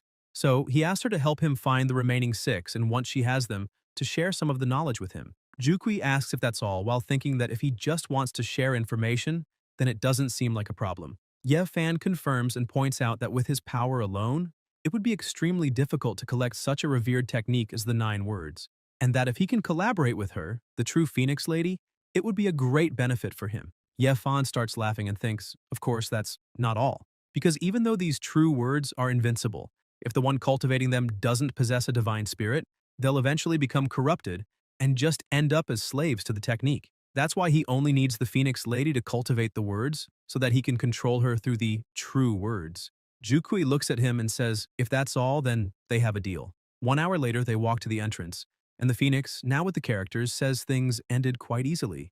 Confident, she says that with this, her return to the ancient realm is getting closer. Suddenly, a servant rushes in, shouting that she must report something to the true lady. It's news about the Hongmeng Sect.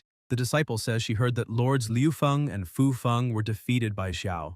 Upon hearing this, Jukui is surprised and begins to wonder if the protagonist really has that much power, because if that's the case, she urgently needs to try to bring him to her side. The Phoenix asks if her disciple knows whether the true Lord, Azure Dragon, has made any moves. The servant replies that she also heard the true Lord, Azure Dragon, is already preparing gifts and planning to send them to the Hongmeng Sect in order to establish relations. Jukui tells her servant to prepare one as well and emphasizes that they'll send an invitation to the protagonist tonight. They can't let Azure Dragon get there first. Meanwhile, somewhere else, 2 people are playing a game. Qinglong tells his companion that he lacks mental serenity. His subordinate agrees, saying he lost as expected. He can't defeat his true lord. This is Feng Tingyan. The young man tells his master that he has something he'd like to ask. Qinglong says he may ask. The boy looks confused and says it's the first time his lord has asked him to deliver so many valuable gifts to visit someone, so he wonders if this Hongmeng sect and this Xiao are really that important. Qinglong begins to reply, saying his disciple already knows the current situation of the celestial court. The celestial emperor has been in seclusion for hundreds of years, and the 4 true lords under his command, including himself, have spent this time holding back and wearing each other down without making major breakthroughs in their power. Qinglong emphasizes that the emperor's prolonged seclusion is also troubling, because if his cultivation fails, the 4 who always supported him might end up as mere stepping stones for his cultivation, and if that's the case, they'd better be prepared. Feng Tingyan stands up, says he understands, and tells his master that now that everything's clear, he'll take his leave. Sometime later, Ji goes to the sect leader and tells her that the Azure Dragon Immortal has sent visiting gifts and wishes to meet with the master. However, the protagonist left during the night.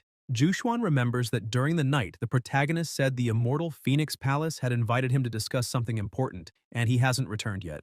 That makes her wonder why the Azure Dragon Immortal came to visit. She thinks the Celestial Court Immortals are coming one after another, but she's not sure if that's good or bad. The leader pats Z's head and asks her to go receive the guests. Later on in the Central Palace, everyone is seated. Jushuan begins to speak and thanks the Azure Dragon Immortal for the visit. She acknowledges the gesture of sending gifts to the Hongmeng sect, but emphasizes that, unfortunately, it's not a good time since the protagonist left during the night to handle some matters and has yet to return. Therefore, she apologizes for making them come all this way. Feng Tingyun says she's worrying too much and apologizes for today's intrusion. He also asks for her understanding, saying they're willing to wait until Xiao returns. However, he's not pleased. He thinks the whole thing is ridiculous, since most of the Hongmeng sect disciples haven't even reached the Divine Division realm. That makes him think they're all a bunch of useless people, and he doesn't even understand how they made it to the Celestial Court.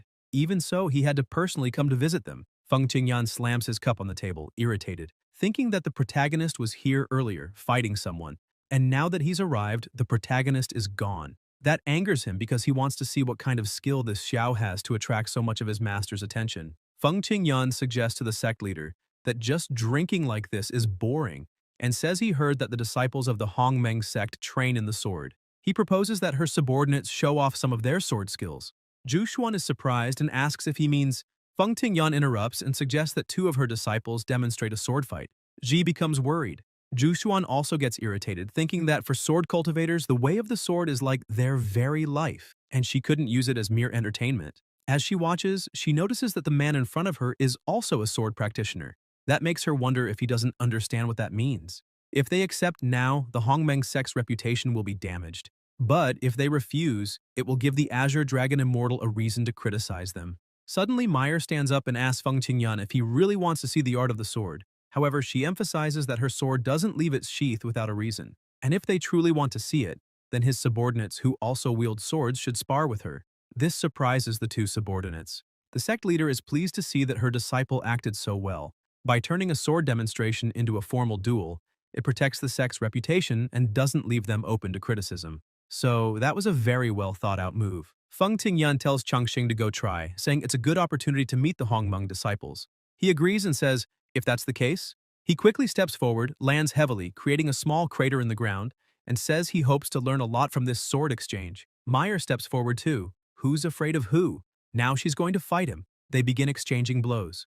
Jushuan watches while thinking that even though her disciple's movements are good, there's a small problem. Her opponent is already in the Heti realm, while her disciple ascended along with the rest of the sect and is only just above the fusion realm. And even though it's only a one-level difference, it's like an insurmountable abyss.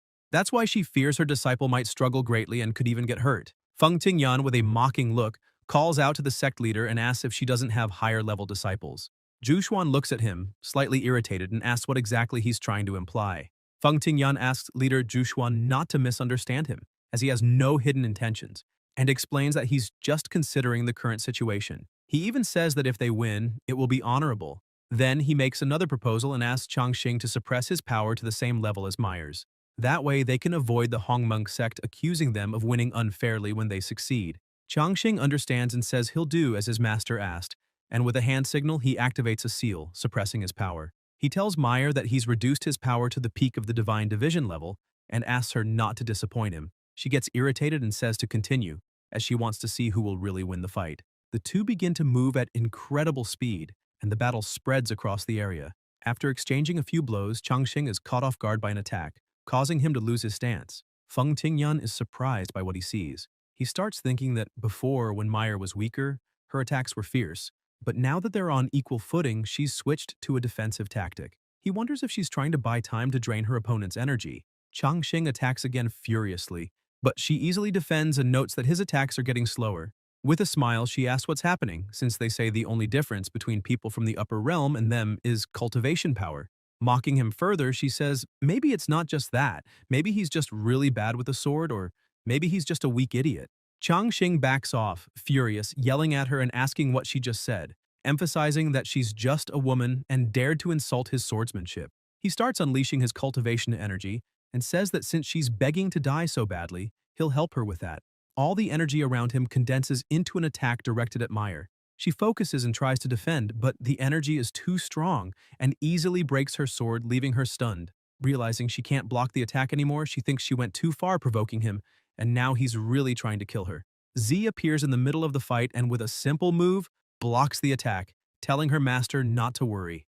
Angry at everything she's seeing and hearing, she charges forward, breaking Changxing's sword with a single strike, leaving both Feng Tingyan and the other disciple in disbelief at her power. Confident in her victory, Z says she'll give them some advice and warns them never to underestimate a woman's power. Still with her back turned to her opponent, she reminds him that it was supposed to be a friendly duel and questions why he had murderous intent just now. With a serious tone, she asks if it's because he couldn't win and, hurt in his pride, now wants to kill to prove superiority.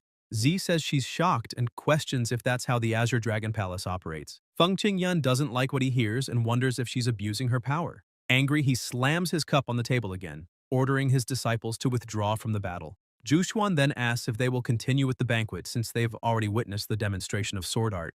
Feng Tingyan starts to speak, but his second disciple becomes restless and walks to the center of the hall. He says that after watching the thrilling battle between Changxing and the Hongmeng clan, he was moved and asks if he could also have a chance to spar. Feng Tingyan laughs and apologizes to the Hongmeng sect leader, saying that his subordinates are a bit impulsive and excited, and he's truly sorry. Zhu Xuan grows even more bothered, thinking that it's going to be difficult to resolve things peacefully there. So she hopes the protagonist returns soon. With no other choice, she says that if they're willing, then they'll accompany them to the end. She tells little Z that the next fight will be hers.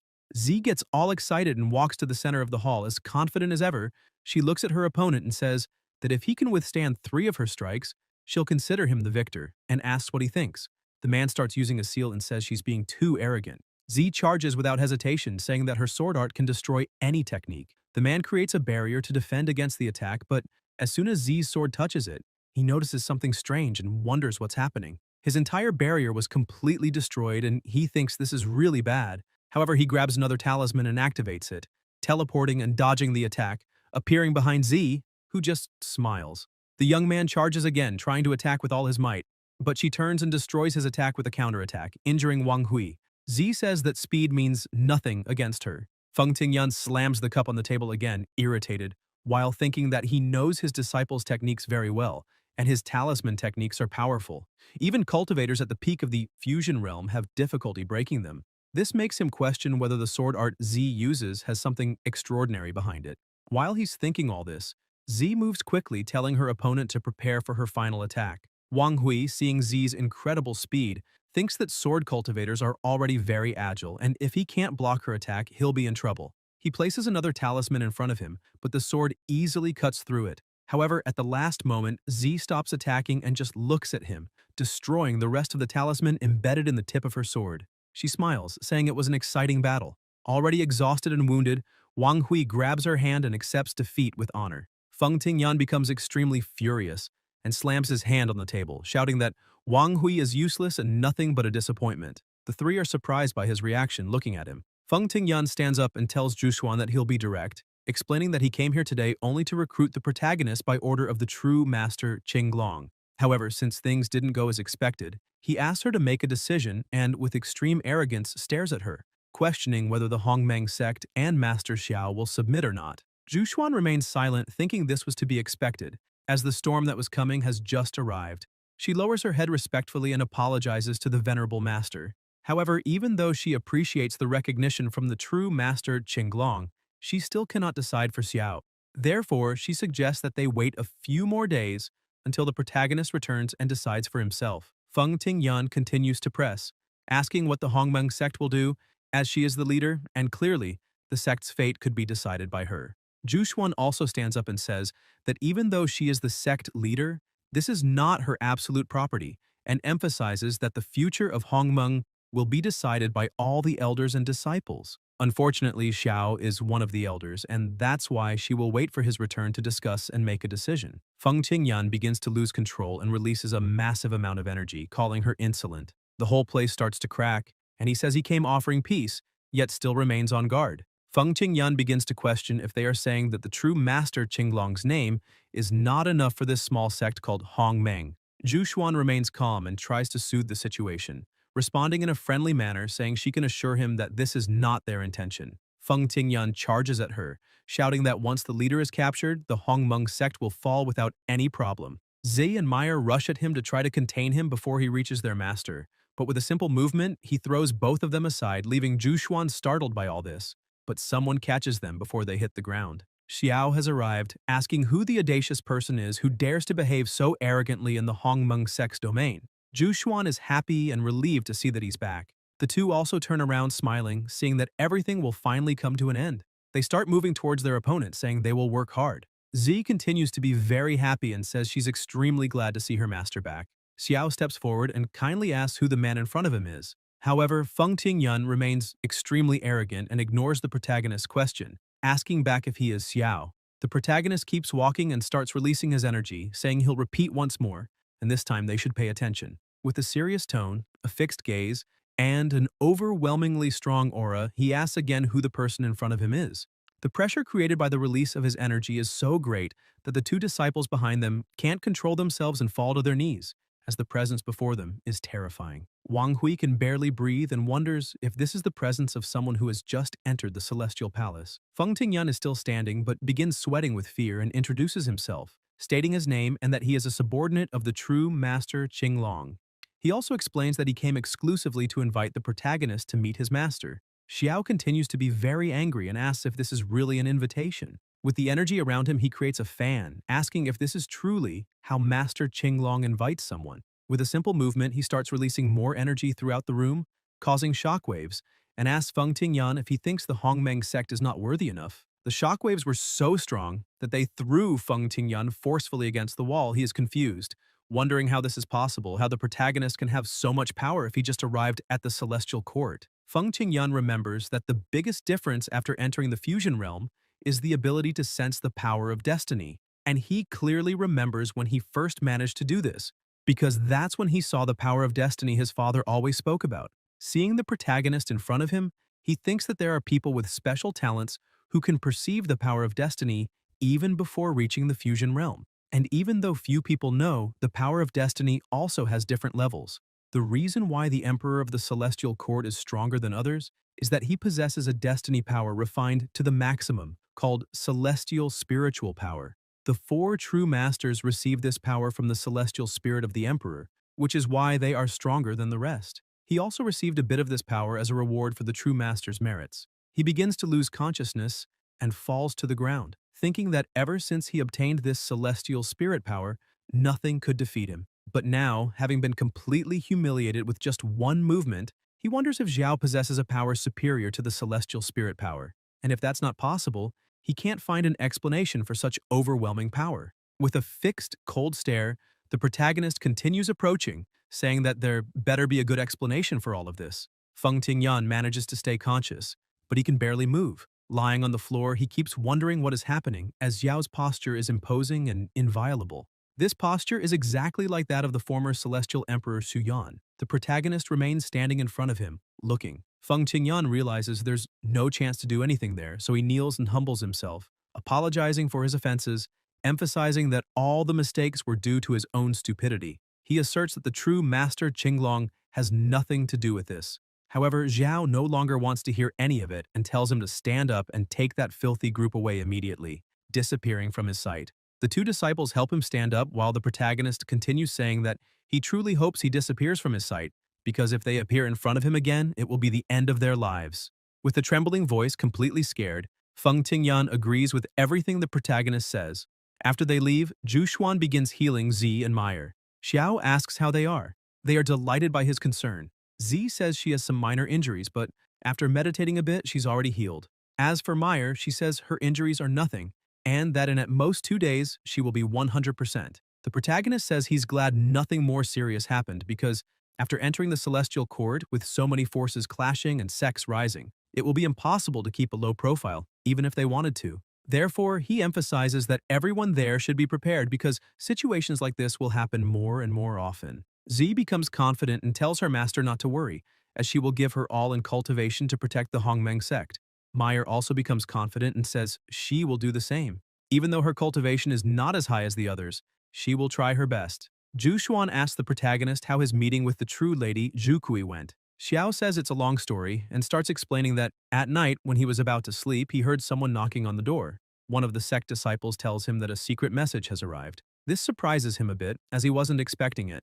However, he receives the letter and closes the door. With the paper in his hands, he starts wondering what kind of matter could be so urgent that they would send a secret message at that time of night. The letter said, "Urgent matter related to the Emperor of the Celestial Court. Come immediately to the Red Phoenix Palace. Signed, True Lady Zhu." Still confused by all of this, he opens the window, wondering what the true lady has that's so urgent to contact him about a matter related to the Emperor. And even though he thinks it might be a trap, he jumps out of the window and says he's going to investigate the situation. After looking around for a while, he notices that there doesn't seem to be anything unusual, but suddenly he feels an energy and sees a red bird standing alone.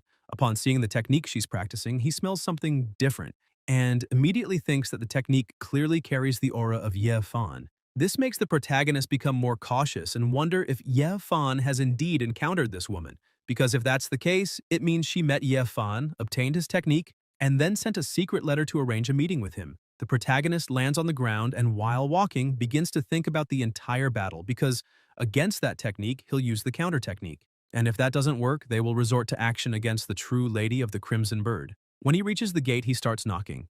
Zhu thinks he's finally arrived, but she had to wait quite a while. Without hesitation, she opens the gate and asks him to enter quickly, but when she looks, she's surprised, thinking that this isn't good at all.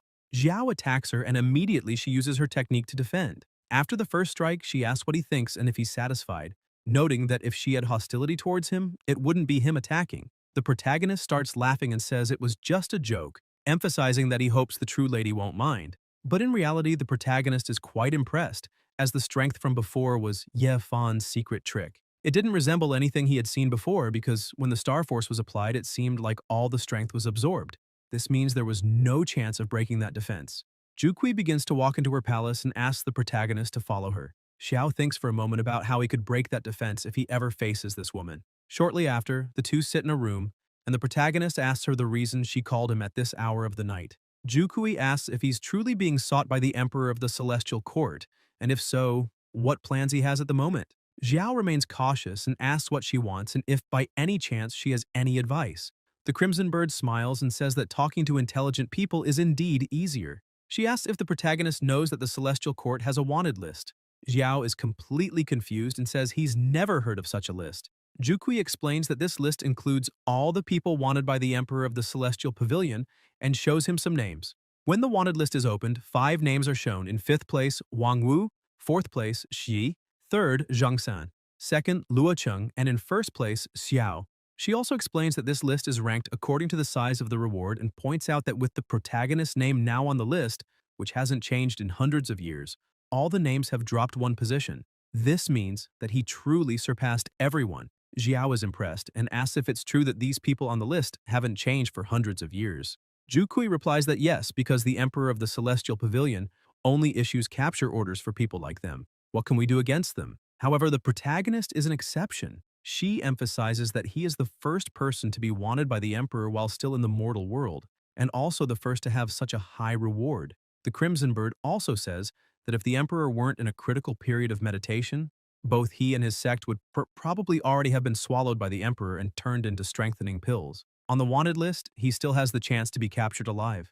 Zhu says that's the case. The protagonist becomes a little confused and says that the complicated situations just keep coming to him. Zhu starts laughing and claps her hands, asking for Luo Cheng to appear. The protagonist is surprised to hear the name she called and wonders if this Luo Cheng is the same person who is 2nd on the wanted list, because according to what the true lady of the Crimson Bird said before, Luo Cheng had been in 1st place on the list for hundreds of years. Suddenly, a man appears behind the protagonist. He feels the presence immediately. Luo Cheng tries to attack him, but Xiao turns around and easily defends the attack. Xiao asks Zhu what this means. Luo Cheng starts laughing, saying that the protagonist's reaction was extremely fast. Suddenly, Luo Cheng begins to use even more strength and releases his energy. Xiao notices this and is surprised by the immense power. A large explosion happens in the area. Zhu becomes a bit irritated, saying there was no need for such an uproar, emphasizing that they don't know how to measure their strength. She asks Luo Cheng what he thinks. He says that the power Xiao uses is by no means inferior to his own, which is crystalline spiritual power. The Crimson Bird is shocked to learn this. The protagonist appears in the midst of the dust without a single scratch. Luo Cheng continues speaking, saying that if he's not mistaken, the power Xiao uses comes from the stellar force of the immortal Emperor Su Yuan's ruins, and asks if he's right. The protagonist looks at him and confirms, saying that's correct. Xiao attacks, emphasizing that if he knows this is stellar force, then why hasn't he surrendered yet? Luo Cheng yells that this is a bit arrogant, but he still wants to exchange a few blows and prepares to defend, asking if this is the limit of the strength Xiao possesses. However, as soon as he collides his spiritual power with the protagonist's stellar force, he realizes something is wrong. He's thrown back, thinking that the protagonist's attack is several times stronger than before. Xiao continues attacking, while Luo Cheng wonders if he hasn't been using all his power from the beginning. However, Luo Cheng isn't intimidated and shouts that this is great, as he wants to see who has the most powerful strength. He also charges forward, landing several blows, while the protagonist also attacks several times. Luo Cheng begins to get scared, as the intensity and frequency of the protagonist's attacks haven't decreased at all since the start of the battle. The cultivation of destiny force should be much harder than that of spiritual energy. This makes Luo Cheng unable to understand how Xiao managed to do this. Suddenly, the protagonist moves with extraordinary speed and appears behind Luo Cheng, saying that if he gets distracted for just 1 second, it will be enough for him to die. Xiao attacks once more. Luo Cheng realizes that this time there is no chance of defense, and he's finished. But at the last second, Juqi launches an attack, stopping the protagonist's strike, and shouts that it's enough. She gets angry and asks Luo Cheng if he really needs to be beaten like this to learn his lesson. Luo Cheng feels a little embarrassed and smiles, apologizing to the protagonist and admitting defeat. He also thanks the Crimson Bird for intervening in the fight and saving his life. He asks if this means that the two already know each other and plan to test him. Jukui gets a little startled and replies no, emphasizing that this has nothing to do with her. Luo Cheng confirms the story and takes full responsibility, saying that the idea to test him was his. The protagonist remains suspicious and questions if they're really telling the truth because he doesn't believe it. Jukui asks why she would lie to him and points out that the reason she called him here today has to do with him. The true lady asks Luo Cheng to introduce himself properly. He apologizes once again for his earlier rudeness and says that in reality they are the same kind of person. This leaves Xiao even more confused by the whole story. He asks what Luo Cheng really means by the same kind of person. Luo Cheng begins to explain that before the protagonist entered the Celestial Court, he had already been at the top of the Celestial Court Emperor's wanted list for hundreds of years, and it was thanks to the protection of the true lady of the Crimson Bird that he managed to survive until now. The reason he was wanted by the Emperor is quite similar to the protagonist's.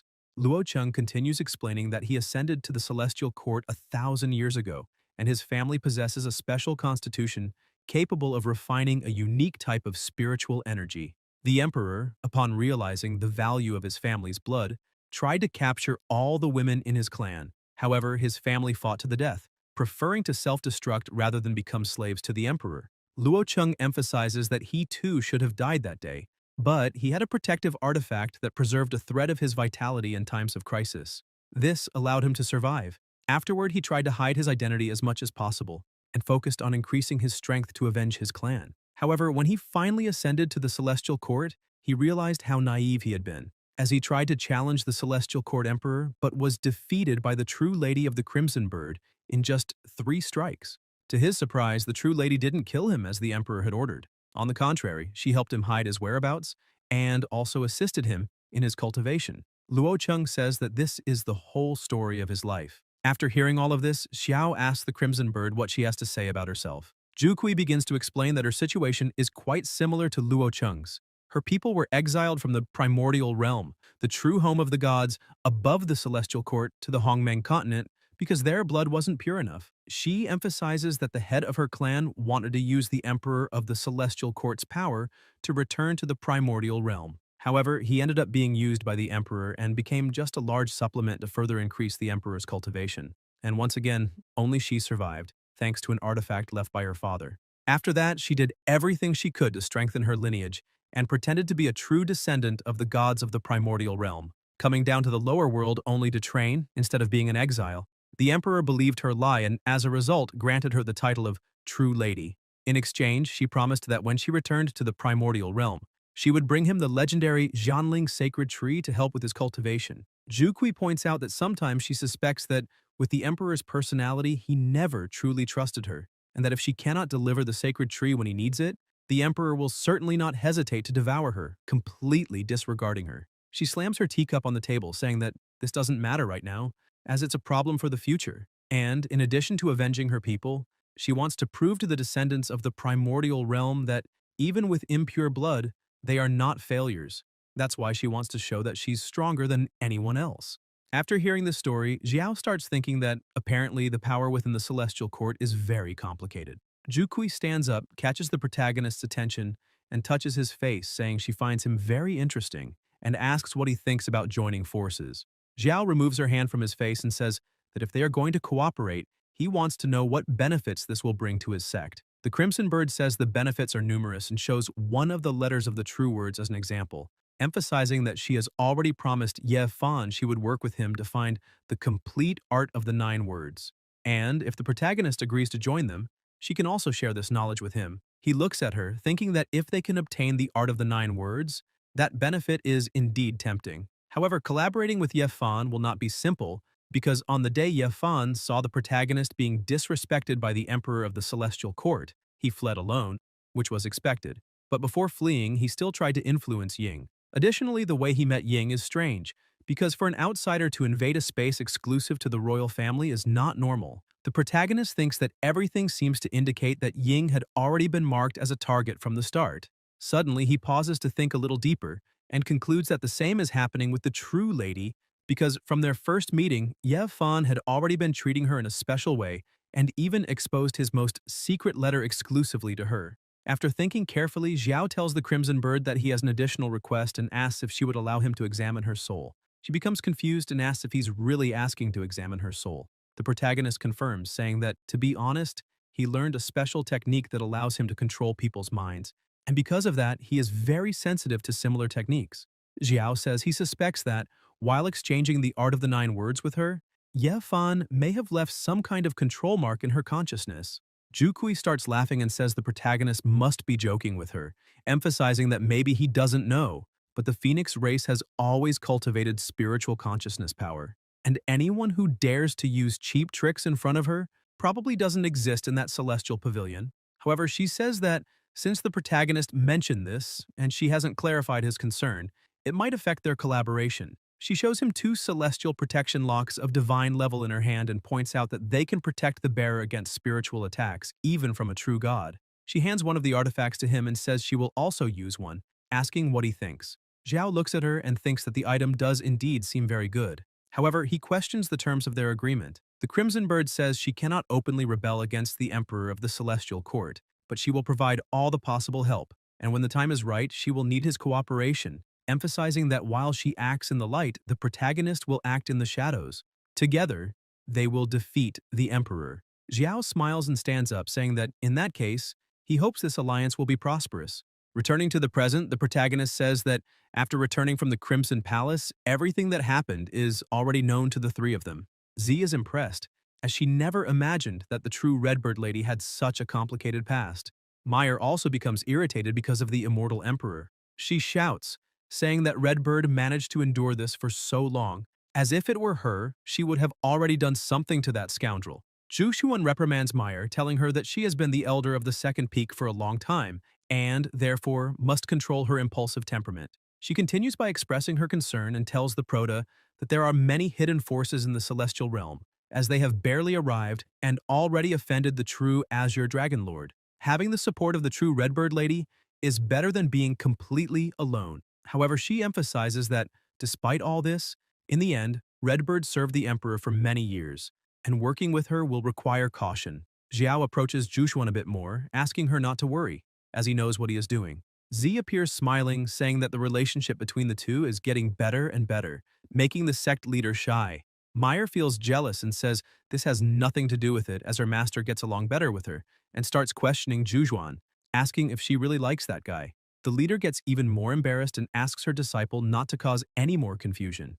Z calls her master, but notices he is staring intently at Jushuan and just smiles. The Prota was thinking that the sect leader's embarrassed expression is incredibly adorable. Suddenly, he snaps out of it and tells Z to stop teasing the master and go call the other disciples, as he has something important to announce. Soon after, all the Prota's disciples gather. Xiao begins by saying that today, Amir Fei Qingyan dared to use the name of others to intimidate them, and even came there to provoke the Hongmeng sect. With an irritated expression, he questions that if things continue this way, the sect will be destroyed. The Prota tells Z that she has a natural sword body and can comprehend the essence of the sword very quickly. Moreover, she was the first among the disciples to reach the Union realm. He also says that today she destroyed the celestial realm dogs with a single sword strike, emphasizing that her talent for the sword and her cultivation skills are truly exceptional.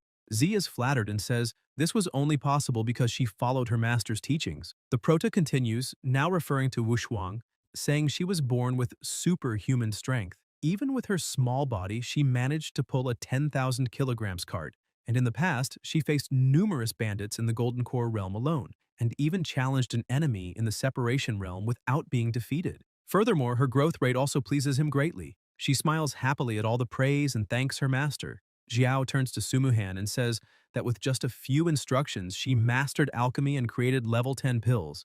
And thanks to these purification and nutrition pills, the Hongmeng sect was strengthened, helping everyone ascend to the celestial court. Therefore, her merit is unquestionable. Sumuhan also can't contain her happiness and thanks the Prota. The Prota looks at the other three and says there is no need for praise for them, as Jianfeng is the leader of the Wanfeng sect and is known as the god of the immortal reaping sword. Qipan masters the Dao of poison, has represented a kingdom in battle, and was one of the 4 great cultivators of separation in the National Destiny War. And finally, the Prota starts shouting, saying to Wu Ming that he carries the blood of a divine dragon, a truly rare talent to find. Xiao says that the master is overestimating them, as his disciples' talents are unparalleled. He stresses that he is not there to reprimand them, but to make them understand that, by entering the celestial realm, they have plunged into a web of conflicting forces. Moreover, they have now become targets of provocations like the one that happened today, which will continue to occur. Jianfeng says that within the celestial court, there are numerous powerful cultivators, and although with his current strength he is still unable to fully protect the Hongmeng sect, he places his hand on his heart and asks his master not to worry, as they will never disappoint his expectations. And because of this, they will train and adapt as quickly as possible. This speech cheers up the others. Z, with all her energy, says that's right and emphasizes to her master that she will train with even more dedication and always be prepared to protect the Hongmeng sect along with everyone. They all start saying they will do the same. Xiao is happy to see this and begins to show some rings, distributing them to everyone. Z asks what is inside. The Prota begins to explain that now that everyone has reached the Union realm and awakened their special constitutions, he has prepared specific training plans for each of them, along with some resources to help them further awaken the potential of their bloodline bodies and accelerate their cultivation. Everyone takes the gift from their master, surprised and happy. Xiao emphasizes that, in addition to all this, he heard that under the control of the Su family, the city of Lu Yun has discovered several incredibly rich mines, and because of this, he says that if they run low on materials for alchemy, they can take supplies from the national treasury of the Qin dynasty, as he believes that will be enough to sustain the rise of the Hongmeng sect in the coming years and even for much longer into the future. With that, he finishes by saying that the future of the Hongmeng sect is in their hands. His disciples show respect and shout in agreement. Several system screens begin to appear saying, Ding detected that the disciples, with the help of the host, obtained 500,000 supreme spirit stones, reward multiplied by 1,000 times. The host will receive 500 million supreme spirit stones. Ding detected that the disciples, with the help of the host, obtained various techniques, reward multiplied by 100 times. The host will receive a technique fusion opportunity. Ding detected that the disciples, with the help of the host, obtained various weapons and magical treasures, reward multiplied by 2,000 times. You will receive an enhancement opportunity for techniques, magical treasures, and related items. The Prota is happy and thinks that receiving 500 million supreme spirit stones is not bad at all, as even if they are used internally to absorb spiritual energy and cultivate, the amount of energy would be enough for all the disciples of the Hongmeng sect, who number in the tens of thousands, to cultivate up to the tribulation realm.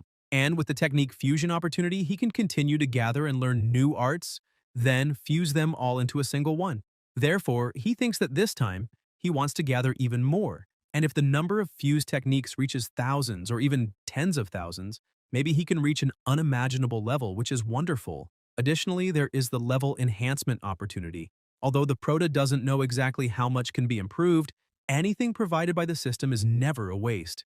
He's so satisfied with this that he says that in a situation full of dangers like the celestial cord, this came as a pillow to someone who just felt sleepy. While Xiao was thinking, he remembers that before his ascension, he had asked Zhuge Lin to use the Tianji Tower's information network to look for other traces of the immortal emperor Su Yuan. He wonders if she has obtained any new information about this, as before that old monster leaves isolation, he should also be concerned and take care of a few more things. Meanwhile, inside the Blue Dragon Temple, Feng Qingyun was being attacked and insulted. With no way to defend himself, he pleads for his lord to have some mercy, admitting his mistake. Qinglong asks who sent him to offend the Prota. Very irritated, the true lord says that he had been very tolerant of Feng Qingyun for a long time, because now, in addition to ruining the plans that were being prepared, he also embarrassed the Blue Dragon Palace. Feng Qingyun, with no way out, asks his lord to wait and explains that during his trip to the Hongmeng sect, he made a discovery and is willing to compensate for his mistake. Qinglong is surprised and asks what he is talking about. Feng Qingyun falls to his knees and starts saying that after being defeated and fleeing, he realized that there is an hidden presence in the Hongmeng sect, someone from the celestial court. He emphasizes that this presence is extremely well hidden, as if he hadn't gotten close, he would never have noticed anything. The strength of this person must be at least at the 10th level of the Union realm. Feng Qingyun explains that he didn't dare act on his own, and that's why he ran back to report everything. The true Blue Dragon Lord begins to laugh, saying that this is not out of his expectations. After all, the Prota is excessively eye-catching and inevitably attracts all the attention to himself. Feng Qingyun has an idea and says that if his lord values Xiao so much, then why not send someone to inform him that there is someone hidden there, thus gaining the Prota's favor? The Blue Dragon responds that there's no rush for that, questioning who Xiao thinks he is, as he will not lower himself to the level of repeatedly sending emissaries to him. He emphasizes that this time, he attacked a member of the Blue Dragon Palace, and in doing so, disrespected the entire palace. A person so arrogant and ungrateful needs to learn a lesson. Qinglong tells his subordinate to find out who else is keeping an eye on the Prota, because when the right moment comes, he will personally visit him. That way he will be able to show Xiao that within this celestial court, he needs to know whom to submit to. Meanwhile, at the Hongmeng sect, Meyer goes to her master and says that she worked hard today, and to heal them, she brought a soup she made herself with snow ginseng, 100 herb dew, celestial mushroom, and 10 other medicinal herbs. Meyer emphasizes that the soup is excellent for recovering energy and asks her master to try it. Zhu Xuan thanks her but says she's already feeling much better. She begins to think that the power of the stars is truly mysterious, as after just one circulation, most of the exhaustion caused by transferring energy to heal Meyer and Z has already been alleviated. Suddenly, they hear a noise from outside and a person appears behind the door. The guildmaster asks who it is. Meyer moves forward without hesitation, asking which rat dares to hide within her sect. Her attack causes a small explosion, making the man step back. The two of them watch as the man, unscathed, says that he had already activated a powerful barrier, and even if they scream until losing their voices, no one will hear them. He begins to walk toward them, with flames in his hands, and asks which of the two is Zhu Xuan, the master of the Hongmeng sect. Zhu Xuan watches the flame and thinks that it seems to burn, but it doesn't emit any heat. On the contrary, there is a penetrating cold emanating from it. Meyer continues attacking, shouting what this has to do with the man. The guildmaster shouts for her to stop. The man, still standing, looks at Meyer and says that apparently she is seeking the end of her life. With a simple motion, the man releases a huge amount of fire, completely destroying Meyer's attack while counterattacking at the same time. She begins to retreat, thinking that this flame is strange in some way. Zhu Xuan cuts the man's attack in half, telling her disciple to be careful. She asks who the man in front of them is and when he infiltrated the sect. The mysterious man is impressed with Zhu Xuan's strength and starts to wonder if that is fate energy, but this energy seems more condensed than usual as it managed to break the soul purification flame with just one strike. The sect leader also recognizes her opponent's attack, explaining that this is the soul purification flame. It has terrifying corrosion, and if someone cannot resist it, their soul would be burned and turned into an empty shell, a walking corpse that knows only slaughter. Meyer is impressed by this.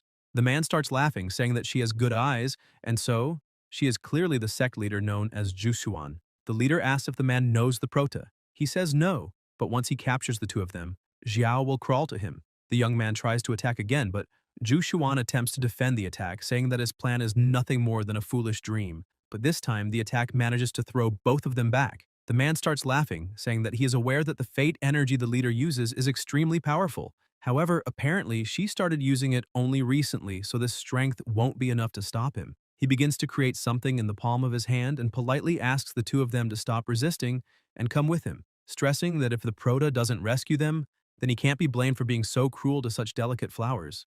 A strange energy begins to circulate through the room, surrounding the two of them. Su Yuan starts to feel scared, thinking that this is very bad. 2 hours later, the entire environment is destroyed and no one is there anymore. An image appears showing the two captured, and a voice comes from within the message saying, Xiao, your woman and her disciple are in my hands. If you want to see them again, meet me at the Imperial Palace in the Kingdom of the White Tiger within 7 days. The Prota looks at this without saying a word. Sumuhan tells him that apparently some thief infiltrated the sect and took advantage of the silent night to attack and capture the master. The Prota remains silent. Sumuhan points out that this person is at least at the 10th level of the spiritual fusion realm. Otherwise, they wouldn't have been able to do this without making a sound. Z emphasizes that the Kingdom of the White Tiger was one of the participants in the National Destiny War. She can't understand why this ordinary person is doing this, since he is from the Celestial Realm. So why is he calling the Prota to meet him at the Imperial Palace of the Kingdom of the White Tiger, a place in the mortal world? Jianfeng enters the room, saying that he has something important to discuss with his master, but upon seeing the completely destroyed environment, he is startled and shouts, asking what is happening here. Xiao asks him what he wants. Jianfeng says that he has a message from Zhu Geilin, emphasizing that the Tianji Pavilion's intelligence network found new information. One of the immortal Emperor Su Yuan's legacies is located precisely in the capital of the Kingdom of the White Tiger. Zuri is shocked to hear that it's also in the Kingdom of the White Tiger. Jianfeng is confused and asks if there's another matter related to the Kingdom of the White Tiger. Xiao, who had been silent until then, cuts the image in half, leaving his disciples surprised. With a fixed gaze and a serious voice, he says that the wretch dared to lay hands on Su Yuan, and for that, he will be reduced to dust. The Prota begins to leave and asks his disciples to protect the sect well, stressing that even if he has to drag the entire imperial palace of the Kingdom of the White Tiger, he will bring his leader back. The disciples maintain their respect and say they will protect her at all costs. 3 days later, in the Kingdom of the White Tiger, a commotion is heard as cultivators are being thrown all over the place. The king of the Kingdom of the White Tiger shouts in fear, asking, "Who dares to invade the imperial palace of the Kingdom of the White Tiger?" The Prota continues walking amidst the bodies, saying that the person who came to trample and destroy the palace is named Xiao.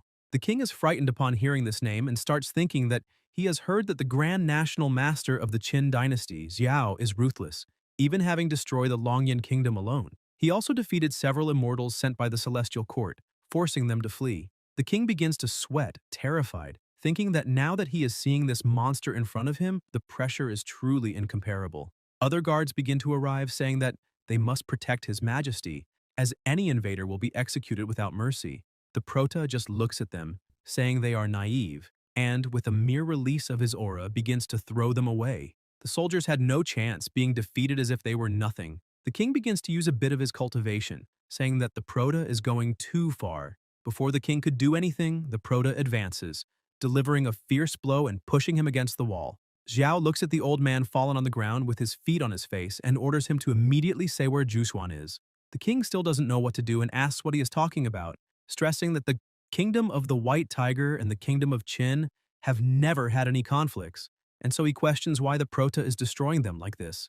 The Prota raises his foot, irritated, saying that the aura of his leader is clearly inside the imperial palace, and since the king refuses to cooperate, that's fine. He will destroy the palace and, along with it, erase the Kingdom of the White Tiger from the face of the earth. The king begins to realize the Prota's murderous intent and his cold, penetrating gaze and begins to panic. One of the subordinates, who is lying on the ground, calls to the king and says that Xiao was able to eliminate Jixu from the now extinct Longyan Kingdom and annexed Longyan to the Kingdom of Qin, so clearly he has the power to do what he just said. For that reason, the subordinate asks the king to think carefully and try to remember if he has seen the person he is looking for. The king begins to stutter.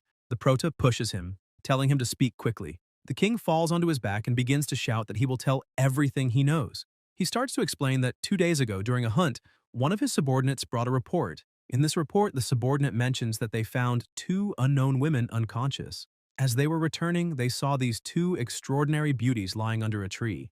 The report says that the woman with the thin veil was truly stunning. The man recounting says that this woman was simply a fairy, a celestial maiden. as he had never seen such a beautiful woman in his life. The king listens to this and is impressed.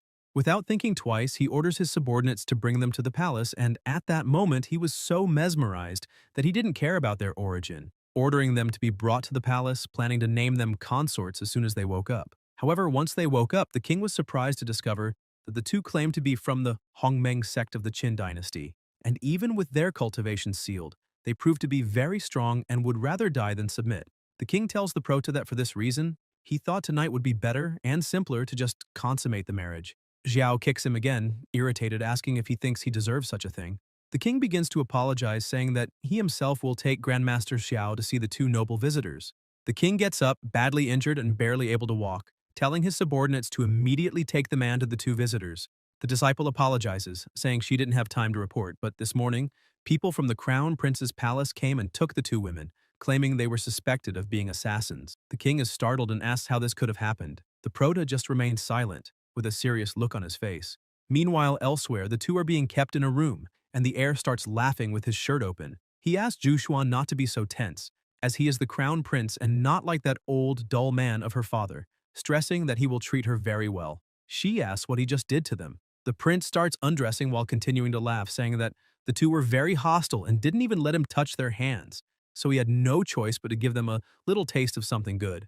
The prince emphasizes that he didn't expect Meyer to faint so quickly, but unfortunately Su Yuan is still awake, as playing with two dead fish would be boring. The prince continues, saying that seeing a beauty like her crying over him, even if he has to risk his life, will still be worth it. He tries to grab her, saying that now she is his. The sect leader begins to pull away and frightened. Suddenly, someone screams for the prince to die and a strong attack pushes him away. The attack was so strong that it made him crash into the wall, injuring him internally. The heir falls to the ground, barely able to speak, and asks who the person in front of him is and who dared to invade the crown prince's palace. Xiao continues with his serious gaze and a strange energy in his hand, and suddenly begins to smile strangely, saying that the dead need to know nothing more. Su Yuan is happy to see him. The prince is surprised to discover that the two know each other, but is still in shock, as he feels an overwhelming pressure and immense murderous intent coming from the prota.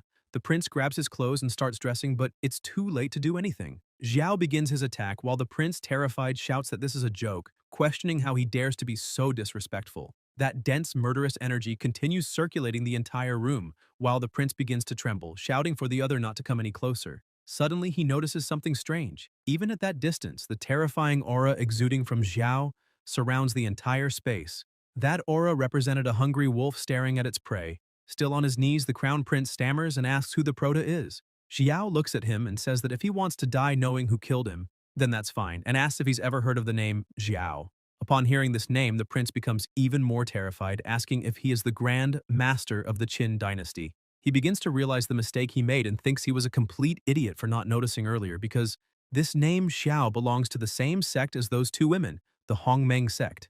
Desperate to survive, the crown prince bows before the prota, shouting that it was a huge misunderstanding and stressing that he has done nothing to either of the two women. The prota asks what he knows about the ancient capital of the White Tiger. The prince starts shouting that he knows and begins explaining that the ancient records of his royal family mention this place as the sacred land of the White Tiger. He says it was one of the 5 great sacred lands of the primordial era, hiding countless treasures, not just celestial and divine artifacts, but also techniques and ancient scriptures that may still be there. However, at the same time, this sacred land is full of restrictions and unknown dangers.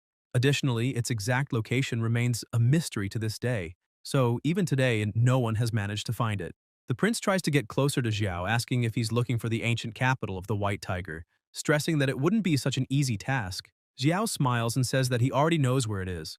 The prince continues to flatter the prota and begins laughing, saying that then everything is fine because if it is the Grand Master known as Xiao, the dangers of that sacred land won't be anything, and that's wonderful news. The prota says he is flattered to hear that, but he still needs to ask something of the prince. Upon hearing this, the crown prince begins to smile, saying that he will do anything the Grand Master needs. The prince begins to think that this is great, as if the prota is being so cordial with him, he might not die. However, Xiao continues with his cold and empty smile, saying that he will need the prince's life. The heir becomes desperate upon hearing this. The prota begins using his technique, causing the prince to suffer immense pain, and upon hearing the screams, Xiao starts laughing with satisfaction. With that, the sect leader watches and wonders if it's a new technique he learned, noting that it is something very brutal. Xiao continues and the prince's screams could be heard from far away. Moments later, the prince falls to the ground without any reaction, as if there was nothing left inside him. The prota looks at him and says that he has killed countless powerful masters in this world, and to be able to die by his hands is an honor for anyone. Su Yuan calls to him, breathing deeply. She tries to call again and starts thinking that her head is reaching its limit. He begins to approach her and touches her face, saying that it seems she doesn't look too well. She continues to look at him and, just before losing consciousness, starts to think that something is a bit strange and wonders if it's just her impression, as the prota seems a bit different to her. Her mind can no longer handle it, and little by little she faints, collapsing onto the bed. Xiao just looks at her without saying anything, but in her mind she appears in another place and begins to wonder what happened and where Xiao is. Suddenly she hears a voice saying that he is right behind her. She turns around happily thinking it's the prota, but upon seeing him she is shocked, as the person in front of her looks like Xiao but behaves strangely. This Xiao begins to ask if she is looking for him. The next day, a scream is heard and she wakes up startled. Suddenly, the door bursts open and the prota enters, asking what happened. Su Yuan takes a deep breath and says it was nothing, just a nightmare, and asks where her disciple is. She begins to wonder why she had such a strange dream. The prota says that Meyer has also just woken up and is resting. The leader agrees and looks at Xiao's hand, asking what that is. He says that he got a bit worried about her, so he borrowed a pot from the kitchen and made a bowl of calming soup. Su Yuan is happy, thinking that he even made calming soup for her. Xiao sits beside her on the bed and starts feeding her, asking her to eat while it's still warm. Su Yuan accepts the food while thinking that at that moment, she realized that the prota just wanted to avenge her. And it must be because she's been so exhausted lately that she started thinking foolishly, since the prota has always been so good to her. So how could she doubt him? Suddenly, she notices something strange on the prota's shirt and asks if he's hurt, as there's some blood on his clothes. Xiao starts laughing and asks her not to worry, saying that it's not his blood, emphasizing that it must have splashed when he took care of all the Lucaccios in the Crown Prince's palace. The leader is astonished and asks if he really killed everyone in the palace, pointing out that some didn't even harm her. Xiao gets irritated and says it's better to kill 1,000 innocents than let 300 guilty ones escape, affirming that those people got what they deserved. Su Yuan is at a loss for words, and the prota continues offering food, asking why she stopped eating and questioning if she didn't like it. She starts laughing, saying that maybe it's because she just recovered and doesn't have much of an appetite. She changes the subject, asking how he found out she was in the White Tiger Kingdom's palace. The prota says that the scoundrel who kidnapped her left a note to provoke him, and as soon as he saw it, he left immediately. She asks if he knows who did this, but Xiao changes the subject, asking if she heard what the prince said before he died about the ancient and White Kingdom being a sacred place, and asks if they can't explore it together now that she's recovered. This leaves her a bit surprised. The prota continues, saying that, as she herself heard, that place is a sacred land and is filled with dangers. So even if they manage to obtain the inheritance, there will still be many challenges, and asks if she remembers everything she needs to keep in mind. Su Yuan, still a bit confused, smiles and says that she remembers. Xiao gets up, saying that's great, and stresses that she needs to rest, so he won't bother her anymore. He asks her not to forget to drink the soup as they'll be leaving soon. As soon as he leaves the room, she just watches silently. The next day, the three begin walking together. Meyer asks if that place is really the ancient White Tiger Kingdom the prota had mentioned on the way, as it seemed like a rather ordinary place. Xiao says that although it doesn't appear so, he can still feel a faint wave of energy, pointing out that there must be an illusory barrier hiding the true form of the place. Meyer is impressed and asks if there really is an illusory barrier there. The sect leader also says that she is feeling something and mentions that, aside from that, the wave of energy is strange because it doesn't seem like a common barrier, and if it weren't for a careful observation, she would never have noticed anything unusual there. That's why it's no surprise that the White Tiger Kingdom has never discovered that place. Xiao says that's exactly it, since that barrier was formed from the combination of 49 different arrays. However, he says that if they think that can stop him, then they're just dreaming. The protagonist begins to release his energy and concentrate some of it in his hand. Meyer watches everything and notes the pressure is immense, but she questions why she's feeling a dark aura within all that energy and asks Xiao where he learned that technique. He replies that it's not a special technique, but to break that barrier, it's necessary to use the blood of the Prince of the White Tiger Kingdom as an offering. Su Yuan starts to recall everything that happened and realizes that's why the protagonist chose to collect the blood, since he had planned all this from the start. A crystal begins to form from that energy, impressing Meyer. She notes how dense the energy is and asks if that's a matrix arcane crystal. The crystal starts to emanate even more energy, and a large explosion occurs. The two get startled, shouting for their master to be careful. A few seconds later, they stare in amazement, as in front of them was a relic of the sacred land. Xiao begins to explain that the ancient kingdom isn't just a specific region on the Honghuang continent, but rather an independent space created separately to ensure its safety and provide an ideal cultivation environment. He also says that sacred place was probably created by an immortal who mastered calligraphy and painting in the ancient era, and that's why the mysteries inside are far too vast to understand immediately. He invites them to enter. Though still suspicious, they agree. However, before entering, Su Yuan triggers something on the ground, and they head inside that realm. Once inside, Meyer is even more impressed, saying she never imagined such a mysterious cave could exist within that painting. As the patterns carved on the walls are identical to the ones from the painting they entered through, Xiao is surprised when he sees a sword. They approach it. Meyer asks what sword that is, since both its material and aura surpass any celestial-level treasure, even rivaling the protagonist's incomparable sword. Xiao is shocked and asks if his incomparable sword has that kind of power too. Meyer looks confused and says that's obvious. Su Yuan interrupts them and says that cave must be the entrance to the sacred place, and that sword is clearly the key to open it. So now, the most important thing is to extract the sword and uncover the secrets in its runes. Meyer agrees, saying she thinks the same and questions what they're waiting for. They need to unlock it quickly. Su Yuan suggests that since they're already there, they should let Meyer try, as it would be a valuable experience. And, besides, maybe the one who opens the gate to the sacred land might receive a treasure, or even a special blessing. Xiao looks at them strangely. Meyer shouts that she'll give it a try and begins to approach, but the protagonist steps in front of her quickly, telling her to wait. He says that claiming the sword as the key to that sacred place is still just a theory, and the unique seals on it are strange, so there might be a trap. That's why it's risky, and it's better that he handles it. Su Yuan still finds everything suspicious, but says nothing. The protagonist starts to get excited, wondering what kinds of treasures are hidden in the White Tiger Kingdom. He places his hand on the sword, and suddenly, someone starts laughing and shouting, saying no one would ever guess that the sacred relic was hidden in such an insignificant mountain, since they searched everywhere and now just stumbled upon it with no effort. The three are startled and turn around quickly. Some snakes begin moving toward the protagonist. He dodges them and starts fighting, quickly burning them. He shouts, asking who's there. A group of people was behind him, and one of them shouts to their leader, saying that kid killed his precious creature that he worked so hard to raise, so he must die. The leader says that if the protagonist is smart, he'll hand over the relic without resistance, so his death will be quick. He adds that he'll gladly accept the two girls as well. Meyer, irritated by that comment, points her sword at the men. The cave begins to collapse, isolating the three.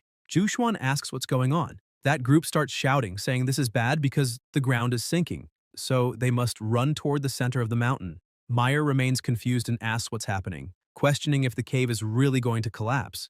As the dust starts to settle, Su Yuan is surprised by what she sees and asks what that is. Some people from the other group begin to fall, and a massive tongue appears, grabbing one of the men. A gigantic monster shows up, devouring him instantly, leaving everyone inside stunned. The people from the newly arrived group start panicking and ask their leader why there's such a huge crocodile there, saying they've never heard of a giant beast in the legends about the sacred ruins. Their leader kicks one of his subordinates, calling them a bunch of useless fools. He then turns to the protagonist, saying that those sacred ruins belong to him and no one else.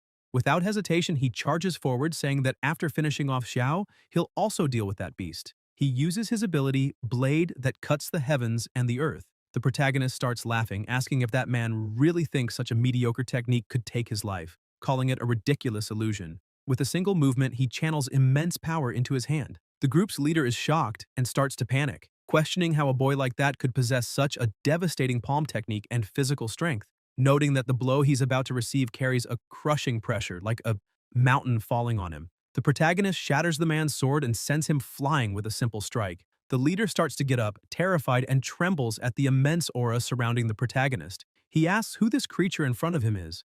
The crocodile starts approaching them. Xiao says it doesn't matter what his name is, because what really matters is that they're already dead. The three panic and fall into the hole, dropping into the crocodile's mouth.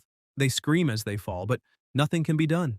Su Yuan and Meyer are horrified. They say those people probably deserve to die, but that method was a bit too cruel. Without wasting time, the protagonist approaches the sword and, with the stone in hand, thinks that this sword is definitely not ordinary, as the symbols on the blade appear to be written in the Great Doctrine. They're not hard to decipher. He just needs a little more time. Meyer tells the protagonist to stop studying that sword for now, because if the giant crocodile has a big appetite, it might wake up and attack again, and it'll be hard to stop. So they should take care of the crocodile first. Xiao looks at her and says she's got a point. He points his hand at her and says there's no need for such effort, asking why she doesn't help and buy him some more time. Meyer is startled, but an attack comes toward him, forcing him to cancel his move and retreat.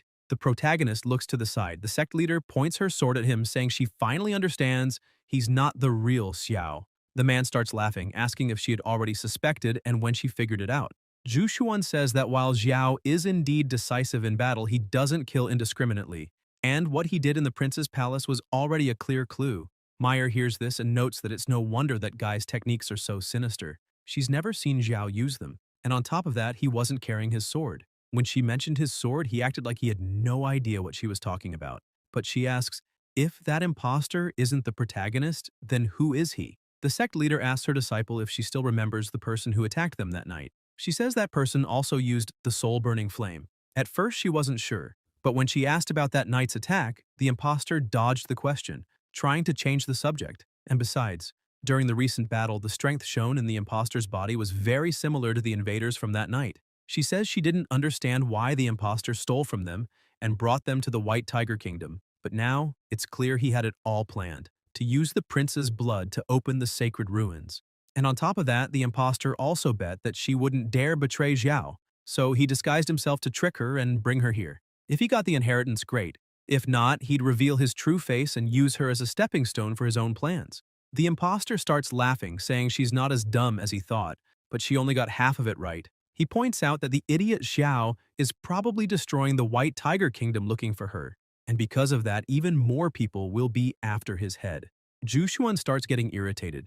The imposter looks at the sword and says he's about to fully decipher all its symbols, so she should worry more about herself. The energy contained within the sword begins to radiate throughout the place. Just the aura alone makes Su Yuan short of breath. He charges toward them, saying he'll send both of them straight to hell. The two freeze completely in fear. However, a cold and hateful voice says that if he dares lay a finger on his companions, he'll have to face his sword. The imposter turns and asks who's there, but sees an attack coming at him. He quickly dodges and creates a net for protection, but the attack keeps coming and easily pierces his defense. The imposter panics, realizing this is bad. The attack shatters his barrier and hits him directly, causing the sword to fall to the ground and his form to collapse, reverting to normal. The real Xiao stands before him, shouting and asking if he really thought he could impersonate him with such a mediocre skill. Su Yuan is overjoyed to see that the protagonist has finally arrived. He approaches the two and apologizes for being a little late. Su Yuan, relieved, says it's fine because she knew he would come. Xiao explains that he followed her presence's trail to that place, but when he passed through the valley, her energy suddenly vanished.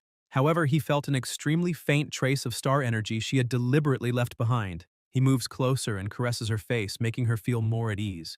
Chanlian starts laughing, saying that the scene is really shocking. He says those useless fools from the White Tiger Kingdom let Xiao escape without a scratch, but asks if the protagonist really knows who he is. Meyer says the imposter, even at his last moment, is still wasting time with nonsense. The protagonist turns and begins attacking him, asking why he should care about the identity of an insect. He only needs to know that this will be his last day walking on Earth. Chanlian laughs and asks if he's serious, saying Xiao is still underestimating him. Su Yuan shouts, warning Xiao that it's a trap.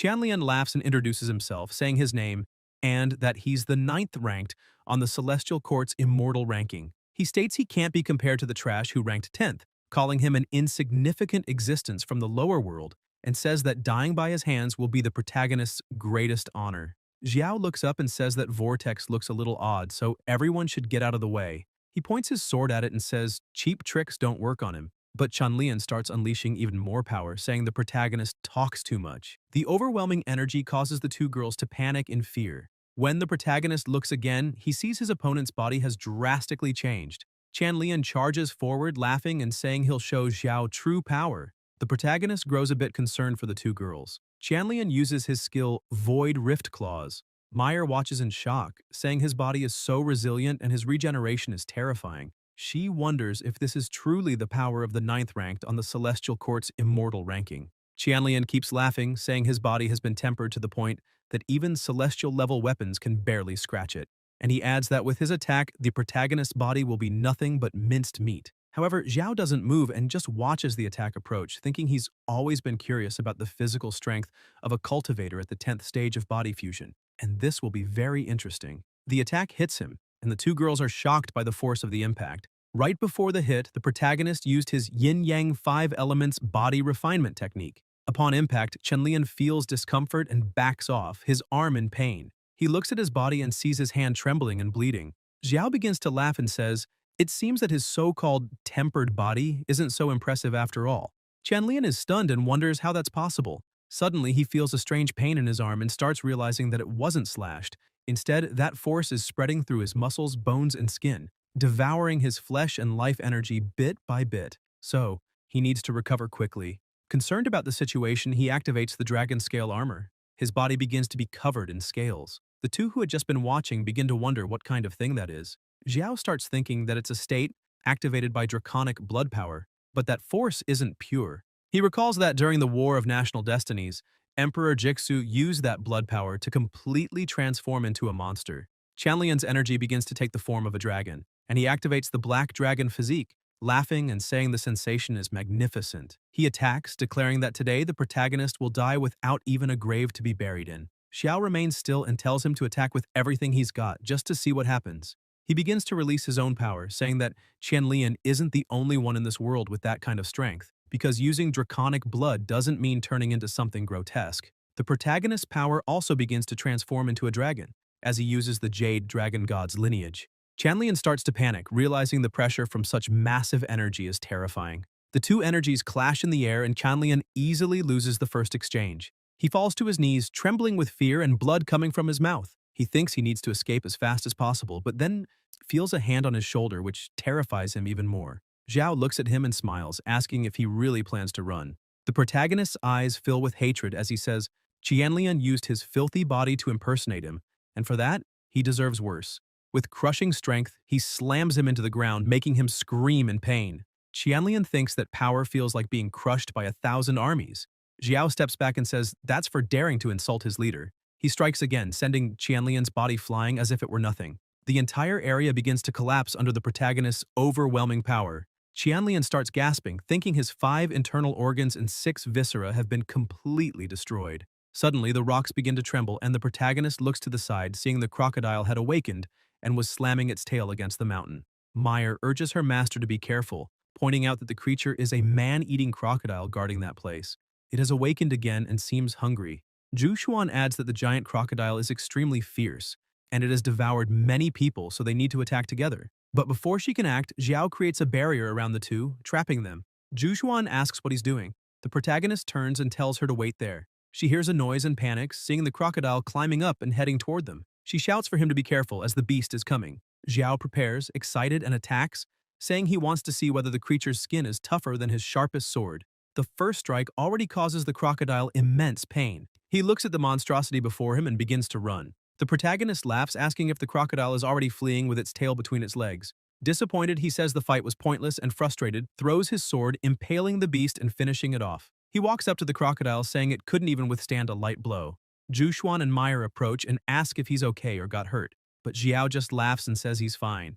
Su Yuan steps up and says she knows she's not as strong as him, but she's not useless either. The protagonist laughs, telling his leader not to worry because that beast could never harm him. She says it's not just that, and even feeling embarrassed, she musters her courage and says that no matter how many dangers and challenges lie ahead, she always wants to be by his side, facing everything together. She gathers all her breath and shouts that she doesn't want to keep watching his back while he risks his life alone. Xiao realizes she's serious and lowers his head, agrees, and hugs her. Meyer starts laughing at the two. The protagonist walks up to Qianlian's body lying on the ground and takes his artifact. He thinks that when he absorbed some of Liu Feng's destiny energy before, it wasn't anything special. But now, after fully absorbing Qianlian's destiny energy, he begins to feel his jade amulet growing stronger. He wonders that if even the 9th ranked of the Celestial Court had that much destiny energy, then he's even more eager for the battles to come. Su Yuan calls him and says Qianlian planned everything just to obtain the inheritance hidden within the White Tiger's sacred land. She notes that the sword was sealed inside that cave and definitely isn't an ordinary artifact since the symbols on its blade might be connected to the sanctuary, and asks if the protagonist knows it. Xiao picks up the sword and says he'll find out as soon as he tries, but Su Yuan is surprised and shouts that the symbols detach from the blade and the sword shattered. The sect leader calls the two and says a stone portal has opened just ahead. She wonders if that could be the White Tiger's sacred land. The stones keep falling and they all watch. She comments that so many years have passed and she never imagined anyone could actually enter that sanctuary. The protagonist asks who's there, but there's no response. They pass through the portal and appear in a new sanctuary, questioning whether it's truly the White Tiger's sacred land. Meyer sees someone ahead and asks who it is. The woman says she's a spiritual remnant left by Yu Heng, one of the 7 earthly stars. She asks if they were the ones who killed the soul-devouring crocodile. Su Yuan is shocked. Xiao wonders if she really is one of the 7 earthly stars because, if so, that woman is also part of the group Jian Feng mentioned, the guardians of the immortal Emperor Su Yuan's legacy. He thinks the other 2 guys were pretty deceitful. He swings his arm and asks what the problem is if they took out that crocodile and says that if she's planning an ambush, she might as well try now, because he can settle it on the spot. Su Yuan steps forward and affirms that she'll do whatever it takes. The woman starts laughing, leaving the 2 confused. She asks the protagonist if he's referring to Yao Guang and Kai Yang, and notes that it seems he really passed their trials and obtained the Yao Guang and Kai Yang chapters of the classic of the Ancient Star Emperor. She begins releasing some of her aura and says, not all the 7 earthly stars are unreachable beings, and if this truly is the inheritance of an immortal emperor, there's no need to overcomplicate things. She says that now that he's reached her domain, she will directly grant the Yu Heng chapter. A blue force begins to engulf the protagonist's body. He's shocked and asks if it's due to the direct transmission, as the power of that chapter feels even more overwhelming than when he obtained the other 2. After her spiritual remnant disperses, he feels it's like a violent tide crashing within him, making his blood boil instantly. Xiao starts absorbing all that power, saying he just wants it to hit harder. The 2 girls are surprised by the sheer force, and even the earthly star is astonished by his power. Xiao is surrounded by all that energy, absorbing as much as possible until suddenly he comprehends everything and, opening his eyes, returns to normal. Su Yuan runs to him asking how he's feeling. The protagonist says he's fine and starts laughing, thinking that the energy of the Yu Heng chapter is extremely violent, yet caused him no harm. On the contrary, it even helped temper his body and spirit, making them denser and more resilient. The earthly star approaches and says she didn't expect him to absorb everything so quickly, noting that she thought he'd manage at most 30%. She asks if he isn't afraid of exploding from absorbing such a vast amount of energy so fast. Xiao keeps walking and looks at his hand, asking if that's really all because he thought it was too little. The earthly star is surprised by this and observes, thinking the protagonist not only instantly absorbed that immense and powerful energy, but also thought it wasn't enough. She keeps watching and notices how calm he is, so it doesn't seem like he's lying. If true, she can't even imagine what kind of terrifying abyss that man's body is. She says it's fine, and adds that it's no wonder the other 2 lost to him. Smiling, she raises her hand and sends a burst of energy in his direction. The protagonist is startled and Su Yuan becomes concerned, asking what that is. The earthly star tells them not to worry, as that is the location of the inheritance of the Tianquan chapter from the canon of the ancient 7-star emperor, and with that she considers her mission complete. Xiao respectfully thanks her for everything. The earthly star begins explaining that when the heavenly Dao collapsed, calamities fell upon the world, lives were devastated, and Emperor Su Yuan, the strongest in the primordial continent, sacrificed his physical body to save the masses, and his fate remains unknown to this day. However, she emphasizes that even so, he didn't forget to leave behind a legacy as a symbol of hope for the world, though she herself once doubted whether reversing the heavens and reviving the splendor of the ancient immortal Emperor Su Yuan was anything more than a distant dream. She smiles and says that, upon seeing the protagonist, she had a premonition. Staring intently at Xiao, she confidently says that perhaps he really can create a miracle. Su Yuan also smiles and thinks that reviving the glory of ancient times is something Xiao will surely achieve. The star begins forming a portal in her hand and says the exit has already closed, so she will take them out.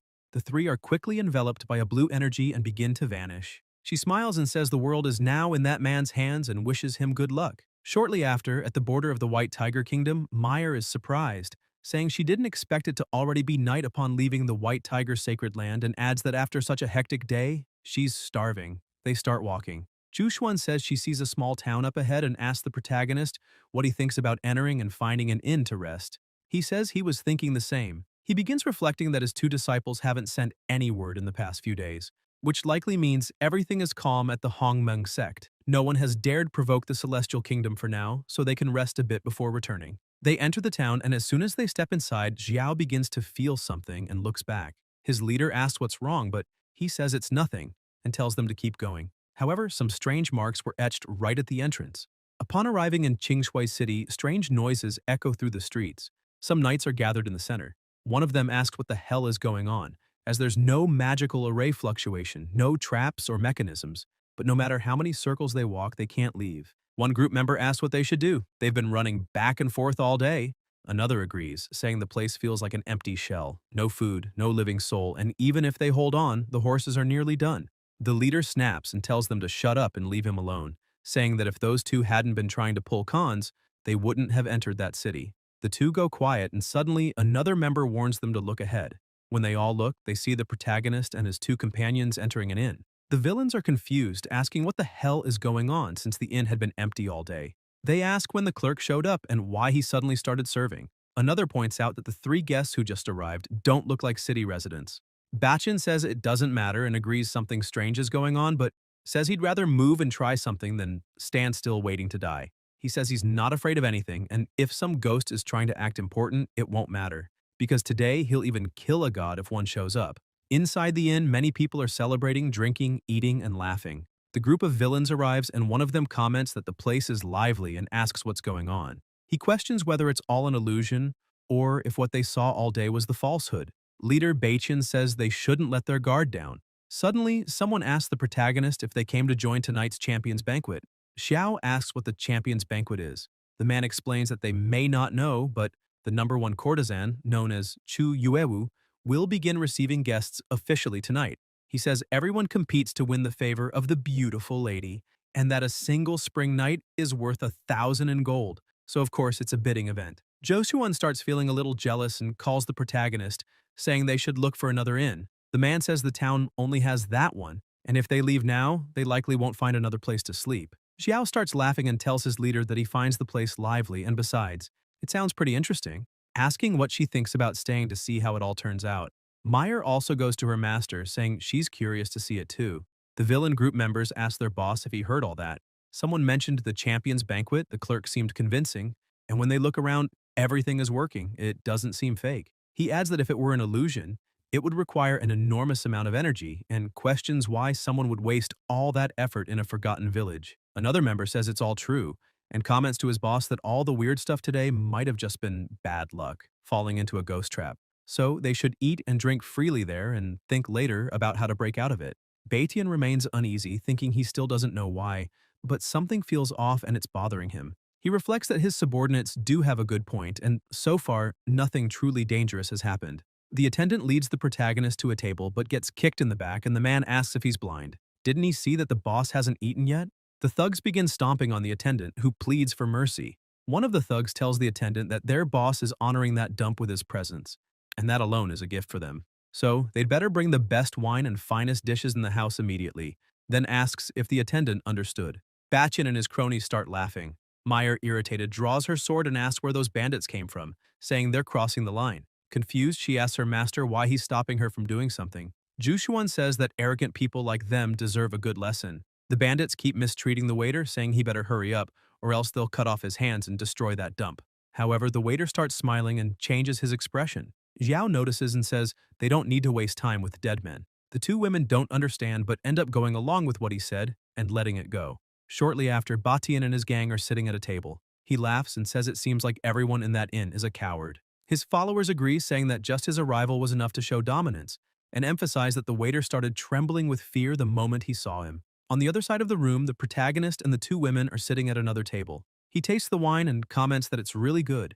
Su Yuan, still confused, asks what he meant when he said, they don't need to worry about dead men.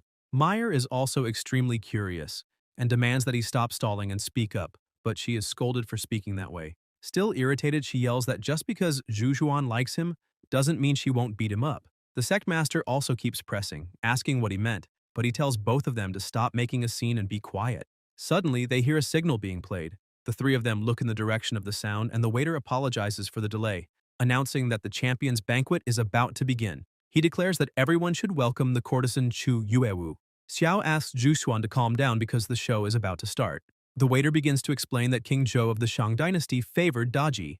In the Hall of Falling Stars, the banquet is served. As long as there is wine in life, drink without regrets so you won't regret it in the end. All the men present are impressed by the beauty of Miss Chu Yuewu. She continues dancing, enchanting everyone with her soft and delicate movements, while attentively observing each of them. The bandits comment that the girl is really beautiful, though still not as stunning as Su Yuan and Meyer, saying they've never seen women as beautiful as those two. Suddenly, Batian starts sweating and holds his head, feeling something strange. He wonders what it is and why it feels oddly familiar. Chu Yuewu stops dancing and begins walking around the place. She says that today's flower of the day is her, and adds that if she can please the gentleman, it will be an honor for this small and humble courtesan. The host laughs and asks which gentleman would like to take that beauty in his arms, stating the starting bid is 300 high-grade spirit stones. The bidding starts and quickly escalates, but an attack occurs in the middle of the bidders.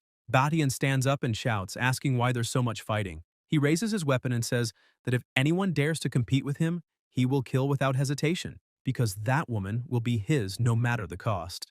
The other men get a bit intimidated by his attitude. Meyer starts getting annoyed again, saying it's the same thugs as before. Su Yuan points out that they're extremely arrogant and must have many lives on their hands already. Chu Yuewu looks at Batian and says he's a good and straightforward man. However, even though she admires him, if he wants her to serve him willingly, he'll have to show what he's really capable of. Batian laughs, saying she's a very clever girl. Confidently, he asks her what he must do to prove his strength and make her submit of her own will. She responds that it seems the three people behind him also carry themselves like great figures. Now, all that remains is to see which of them is the strongest. With her enchanting gaze, she causes the gang to start fighting among themselves. The bandits apologize to their leader but emphasize that Miss Chu Yuewu interests them as well. One member says they should kill the boss first and then decide who wins so the true leader can claim the courtesan. The three attack simultaneously, but their attacks do absolutely nothing to Batian's body. He turns around irritated and strikes all three at once, throwing them far away. Meyer and Su Yuan are confused and ask what's going on and why those people suddenly started killing each other. Xiao remains calm, sipping his wine, and says that question should be directed to Miss Chu Yuewu. She continues using her powers and piercing gaze, saying the knight indeed has impressive skills with such refined movements, and therefore assumes he must have already sent many to hell. However, she wonders, when he's alone in the middle of the night, doesn't his own heart feel a little heavy? Batian shouts that it's a joke, saying those who achieve great feats don't get caught up in details, and adds that he has indeed killed many because the lives of ants like those mean nothing to him. While saying all this, he keeps his hand on his head, thinking that the pain he's feeling is only growing. Suddenly, the gang members return and attack him again. One says that for the lady's sake, he could kill anyone. Another says he'd do anything for her and no longer cares about his boss. Chu Yuewu asks if they're really doing all this for her and emphasizes they're nothing but wretches, driven by their own greed and desire. The blood debt of the past is destined to be paid today.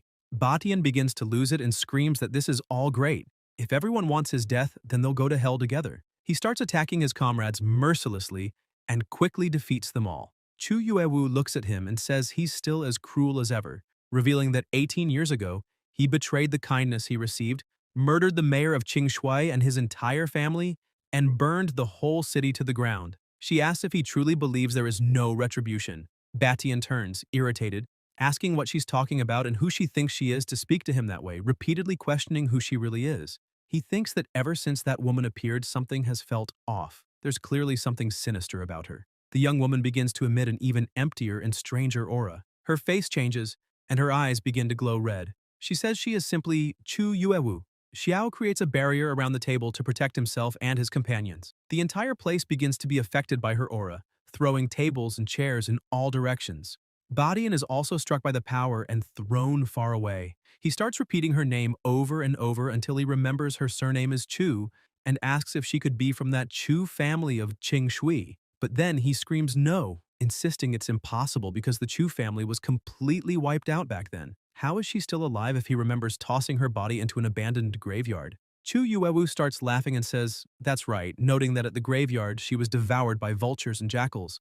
But at that moment, she was still alive. Her mind was terrifyingly clear, but her body could no longer move, with fangs tearing into her flesh and ripping her muscles. She emphasizes that every bite felt like burning fire, each pain drilling into her bones. She begins to transform, and everyone else present does too. She asks if he can see it and says she hates him so much. Chu Yueu screams that she waited 18 years for this revenge and became a creature neither alive nor dead, moved only by hatred. She declares that she will tear him apart 1,000 times and grind his bones into dust. She commands the undead to attack all at once. Batian starts panicking, realizing this is his last option. He gathers his strength and throws it at his companions, whose bodies begin to swell. Zhu Xuan screams that he plans to explode the three bodies to try to escape. Meyer says they can't let him do that. The protagonist opens his fan and says even a stray dog wants to flip the game, and with a simple strike he disrupts Batian's escape, causing him to fall and allowing the undead to catch him. Just before being attacked, he wonders what just happened and where that extremely powerful wave of energy came from. The undead begin their assault, and only Batian's screams are heard as he begs for mercy, pleading for them to stop. He keeps screaming that the pain is unlike anything he's ever felt, as the monsters are devouring his flesh. His eyes fill with tears as his bones start breaking. He begs for forgiveness, asking to be spared. Chu Yuewu asks why he's begging for mercy and questions if he remembers when all those poor souls he massacred begged for their lives. She yells, asking if he had any mercy for them. Batian is speechless, watching all those skulls closing in. He only screams while Chu Yuewu laughs, saying that heaven's justice never fails, and that what she feels now is incredibly wonderful, truly liberating, as the taste of despair he's experiencing should have been returned to him 1,000-fold. The attack continues, and just before he dies, she approaches and lands the final blow, eyes filled with hatred and tears streaming down her face. She says she waited 18 years, but her revenge has finally been fulfilled. She asks if her father and mother were able to see it. Once it's all over, Xiao closes his fan and says it was brilliant, a truly intense and liberating spectacle. She turns, looks at him, and shouts, asking who's there. He remains calm, saying he's just an ordinary spectator. Chu Yuewu grows confused and thinks, when did those three people appear there? She hadn't felt anything until now. She begins focusing on the protagonist, as he exudes a presence that makes one want to kneel and revere him. Then, suddenly, she notices the strange force that restrained Batian's body. She asks if it was him who stopped Batian from escaping when he tried to flee. The protagonist says she's really quite clever. Chu Yuewu expresses her gratitude and says she's deeply thankful for his help in destroying that monster. She says that thanks to her benefactor's help, she is immensely grateful, but still advises them to leave as soon as possible, fearing they may no longer be able to get out of there. Xiao is surprised and asks why they wouldn't be able to leave. She explains that the city was destroyed by fire a long time ago. Everything they see now is nothing but an illusion, sustained by the resentment that lives inside her. She tells them that 18 years ago she was reborn as a spirit consumed by hatred. After gathering the innocent villagers who died unjustly, she used her obsession to recreate a new version of Qing Shui. They are not human, but neither are they ghosts that take lives. If a lost soul wanders in by mistake, they show them the way out. But if someone with ill intent steps into this place, they fall into an eternal cycle and are eventually led to the Fenglai Inn to die there. And so, they remained there, year after year hidden, just waiting for the day their tormentors would return so they could take revenge. And now that the guilty have been punished, the grudge she held has dissipated, and the whole city, along with herself, will soon be consumed again by the flames of the tragedy that once destroyed them. In the middle of this explanation, they begin to hear loud noises, and upon looking outside, they see the flames are already overtaking the entire place. Meyer points outside, saying the fire is getting closer. Chu Yuewu urges them to move quickly and offers to lead them out immediately. Xiao looks at her and asks if she's truly willing to disappear forever. He asks if she doesn't want to try to rebuild her body, which leaves Chu Yuewu a bit confused, wondering if that would even be possible. She looks at the protagonist and begs her benefactor not to joke about such a thing, saying rebuilding a body is a dream only immortals can achieve. Moreover, ever since she became this bone spirit, her soul has been bound to the city of Qingshui. So, if she tries to leave in this form, she fears she'll be torn apart by the force that holds her there before she can even take a step. The protagonist starts laughing and asks if that's really the only problem. He points to the small army she created, saying all of them are wandering souls, and emphasizes that their pain, resentment, and frustration would be the perfect tonic for her. Chu Yuewu is surprised, as she had never thought of it that way. Xiao explains that if she absorbs all those souls, she could leave that place immediately, and with his help, it might be possible to rebuild her body and start a new life. He asks what she thinks of the plan, but she refuses without hesitation, saying it's impossible. She states that if she consumes all those souls out of selfishness, then how would she be any different from that monster called Batian? She says she would rather fade away like smoke in the wind than absorb them so selfishly. However, she senses something is different. And when she looks back, she sees that all those souls which were once monsters have returned to being people, smiling at her. This makes her wonder if those souls truly want this. She begs them to stop and not come any closer, because if they continue, they'll completely disappear and she cannot be so selfish. The souls begin calling her, saying it was thanks to her that they were able to reunite and avenge their deaths. The truth is that without her, they wouldn't have even preserved the tiniest spark of their souls. And in fact, she isn't the selfish one. They are. So, as a form of gratitude, they ask her to be the one who stubbornly decides to live for all of them. Chu Yuewu is speechless, hearing the gratitude of all those souls. They keep talking and ask if she really believes that 18 years from now, the sky will still be as blue and the sun still as warm. A young man says that Erhua from the neighboring village once said she would only marry him, but now he wonders if she has already married someone else. A child starts jumping with joy, saying that the smelly tofu from the auntie at the Sushui market was the best, and that they want to eat it once more. All the souls begin speaking at once, asking her to be their eyes one more time. Chu Yuewu becomes emotional with so many heartfelt words. Then she makes the difficult decision to do what they all begged her to. She quickly opens her arms and begins to absorb all the souls. Meyer analyzes the situation and says that all those souls ended up sacrificing themselves to condense a spiritual body for Miss Chu. Juhuan adds that they were once living people just like them, and that now, out of gratitude, they accepted disappearing completely from this world. Chu Yuewu begins transforming once more into a human body, and the sect leader tells her that in light of this, she doesn't need to let sorrow consume her. Meyer agrees, emphasizing that the disappearance of those souls is not the end, but rather a different form of rebirth. Chu Yuewu turns with tears in her eyes and agrees with their words, saying that from that day on, she will no longer give in to sadness, because life is much more than a mere beginning and end. She must live it fully to honor them all. Jushuan and Meyer are happy to hear this and say she's on the right path. Xiao watches Chu Yuewu, who looks back at him and says that earlier he mentioned he could help her rebuild her physical body, so she asks if that's truly possible. The protagonist replies that naturally it is, but he emphasizes that reconstructing a body takes a lot of time and resources, and if he were to help for free, it would bring him great losses. Chu Yuewu says she understands and that it's completely fair. If he has any request, she will fulfill it as long as she's able. Xiao says he wants her to accept him as her master, and asks what she thinks about that. He believes she's very clever, naturally gifted, and has an admirable character, and it would be a huge waste not to make her his disciple. Chu Yuewu is a bit startled by the proposal, and the protagonist asks if she really doesn't want to. Unsure of what to do, she ends up smiling, clasps her hands, and says, "Disciple Chu Yuewu respectfully bows to her master." The system immediately responds and identifies her. Name, Chu Yuewu. Identity, 9th direct disciple. Comprehension, 260. Constitution, no response. Talent, activated yin body of bone shadows. Ability, can absorb and convert all negative emotion generated by creatures into energy. Xiao is surprised to see that her constitution appeared as no response.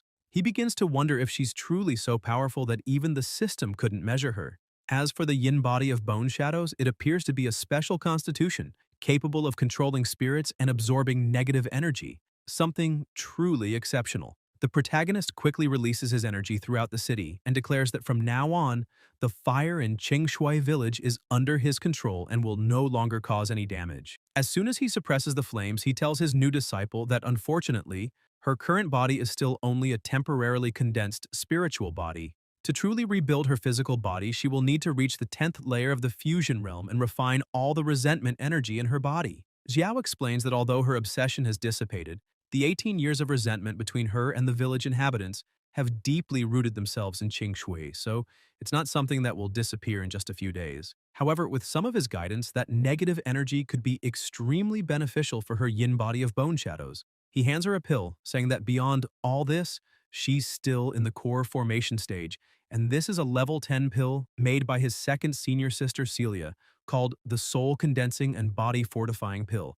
Xiao asks her to take it to stabilize her spiritual body, and then cultivate, as her efforts will yield twice the result with half the effort. Chu Yuewu happily takes the pill and, smiling, says she is deeply grateful to her new master. The protagonist is pleased and asks her to call him master once more. Smiling, she says again that the disciple thanks the master. Xiao begins to walk away and pats her head, saying she's a wonderful girl. The other two watch the scene, and Meyer comments that it seems he had planned to take that girl as a disciple from the start, only now revealing his true intent. She says the protagonist seems to have more tricks up his sleeve than a wasp's nest.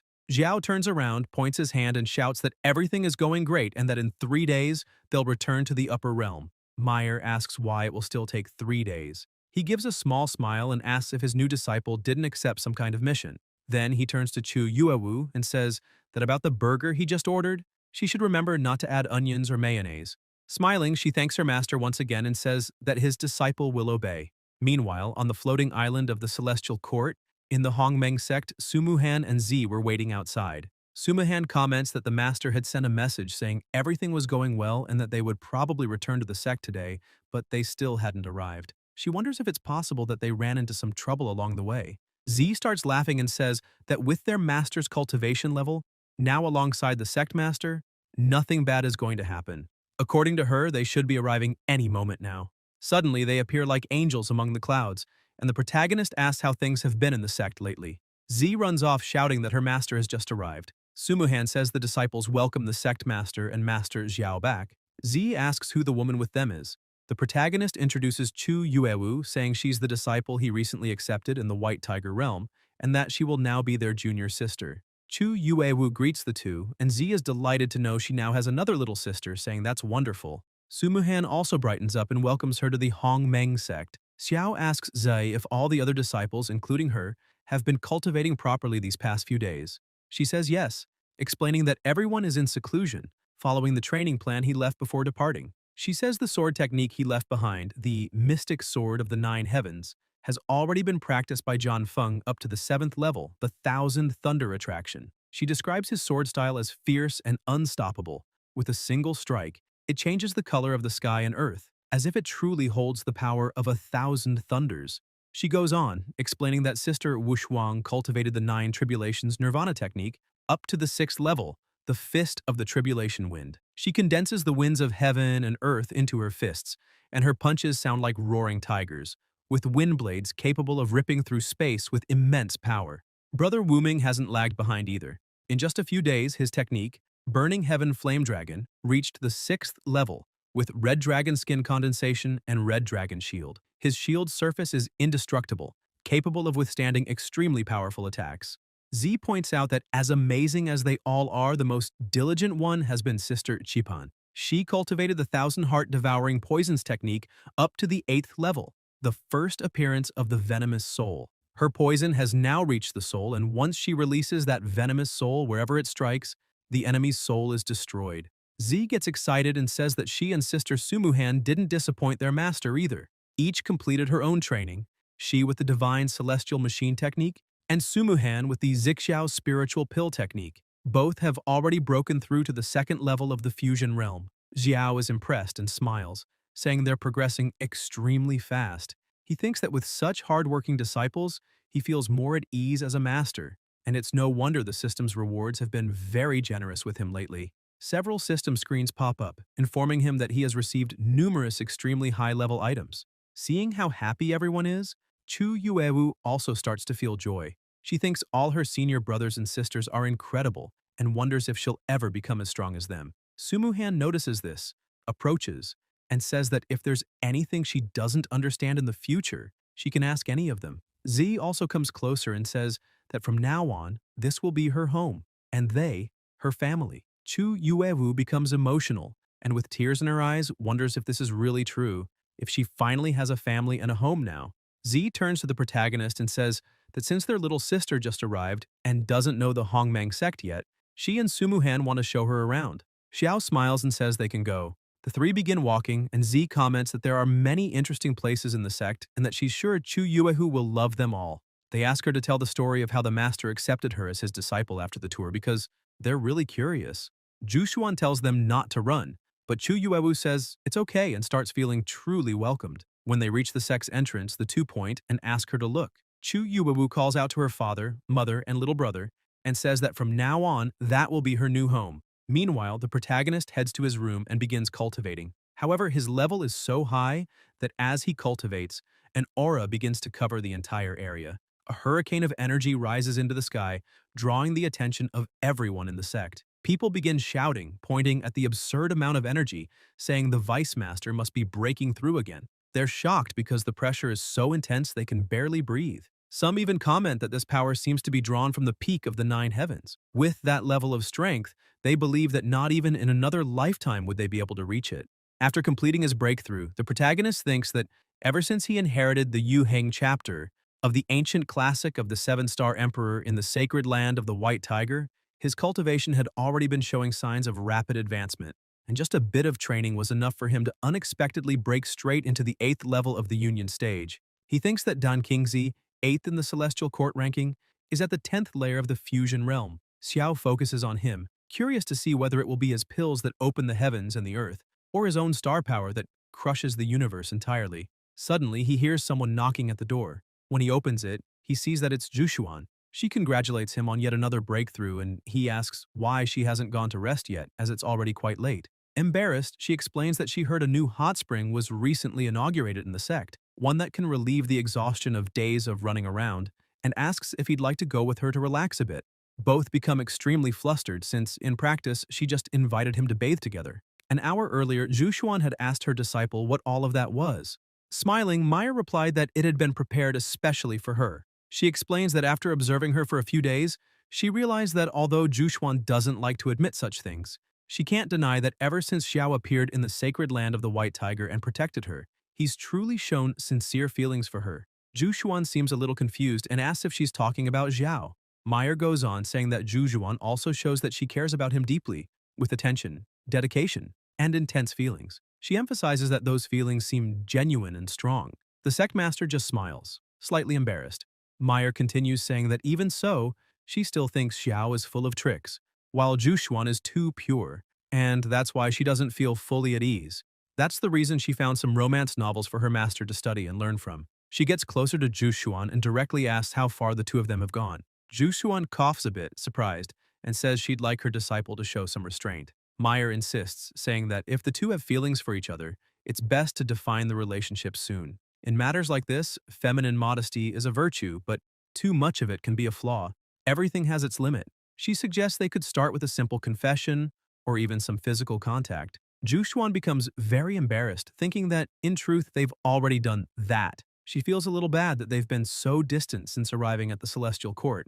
After all, she and the protagonist have been so busy, they've barely had time alone together. Back to the present. In the hot springs, Su Yuan begins undressing and enters the water. Once she's settled in, she looks at the protagonist and comments that the place has dense spiritual energy. She says that the hot spring water not only relieves the accumulated fatigue of the past few days, but also seems excellent for cultivation. She asks what he thinks. The protagonist, already in the water, agrees, saying she's right, but adds that he's wondering why she's sitting so far from him. After all, that's the center of the spring. And, according to him, the effect would be doubled if they cultivated closer to each other. Su Yuan feels a bit embarrassed, thinking that the night before, she was the one who took the initiative, and now, once again, she's the one who invited him to the hot spring. So she starts to wonder if she should be a bit more reserved from now on, afraid the protagonist might think she's being too forward. She laughs and says that where she is now is good enough. However, Xiao reaches out and grabs her, making her even more flustered. She asks what he's doing. The protagonist places his hand on her face and looks into her eyes, saying that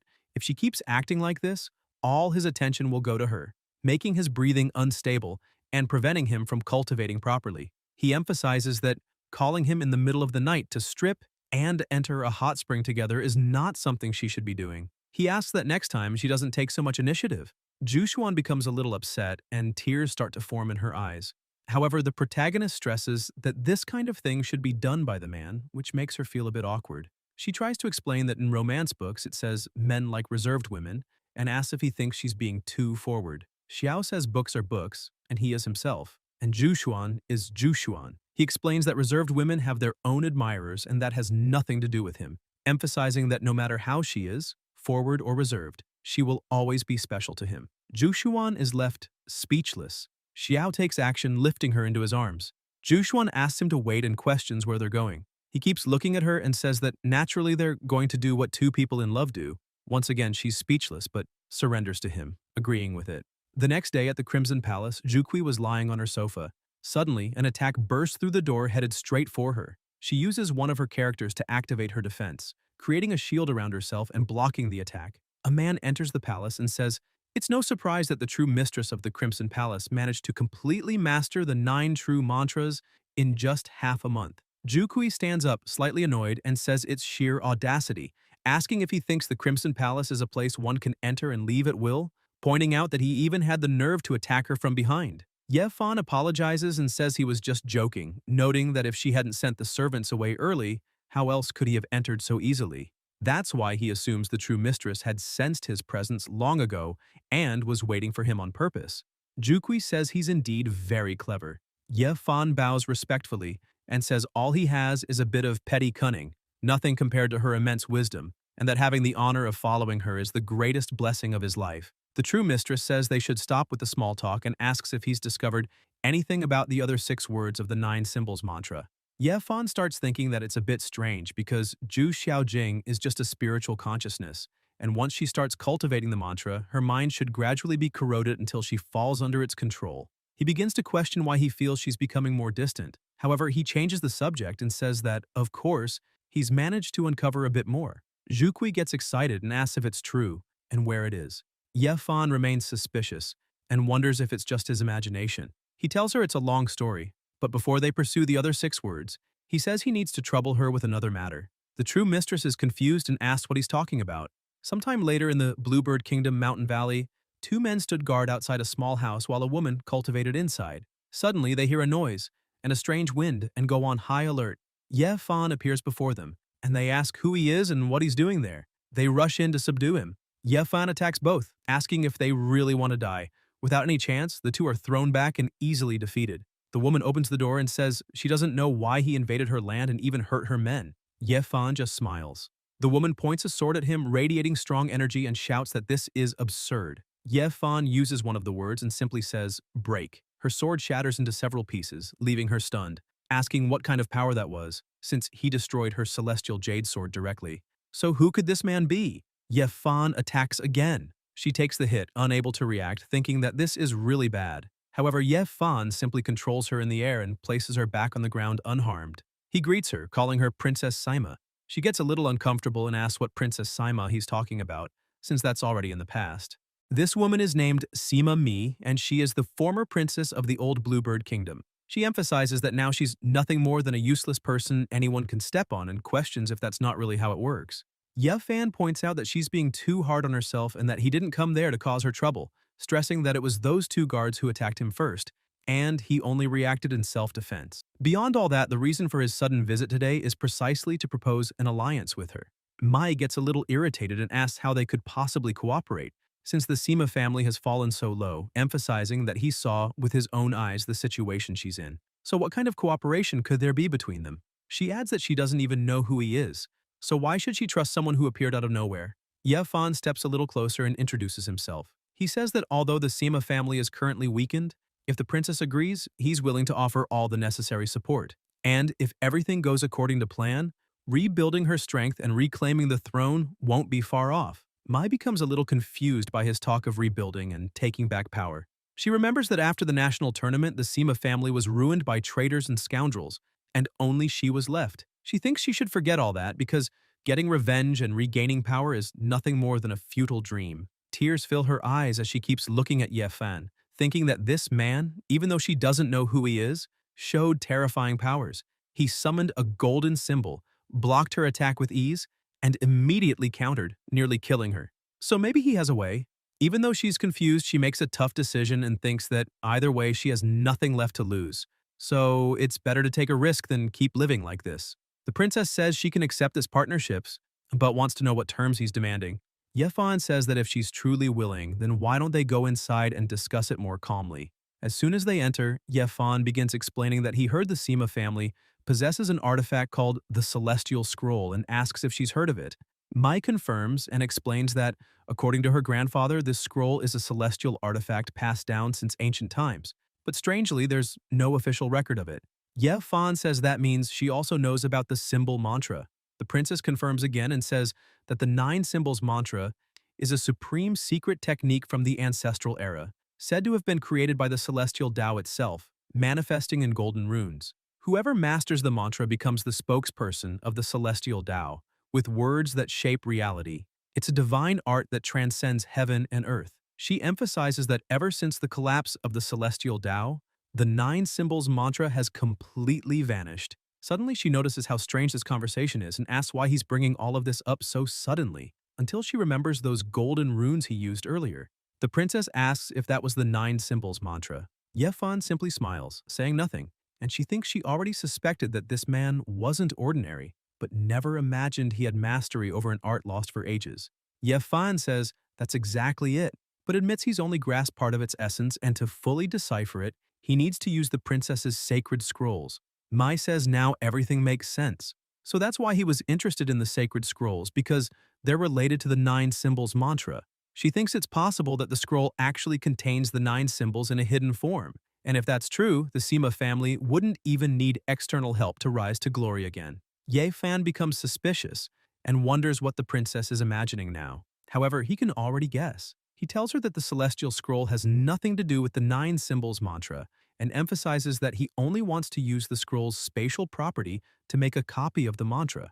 She asks about that, and he explains that the nine symbols mantra is an ancient language full of hidden power and extremely unstable. If handled incorrectly, it can cause serious negative reactions, and once revealed to the world, if not understood in time, it will simply vanish as if it never existed. And the Sima family's scroll might have many abilities, but it's unique in its capacity to record words and images without losing their essence, making it the best tool to preserve the symbol mantra. The princess says she understands now and thinks that if the scroll really contained the mantra, how could the Sima family have fallen so far? She says she gets what he's proposing, but still, the Sima family studied that scroll for years without discovering how to activate it.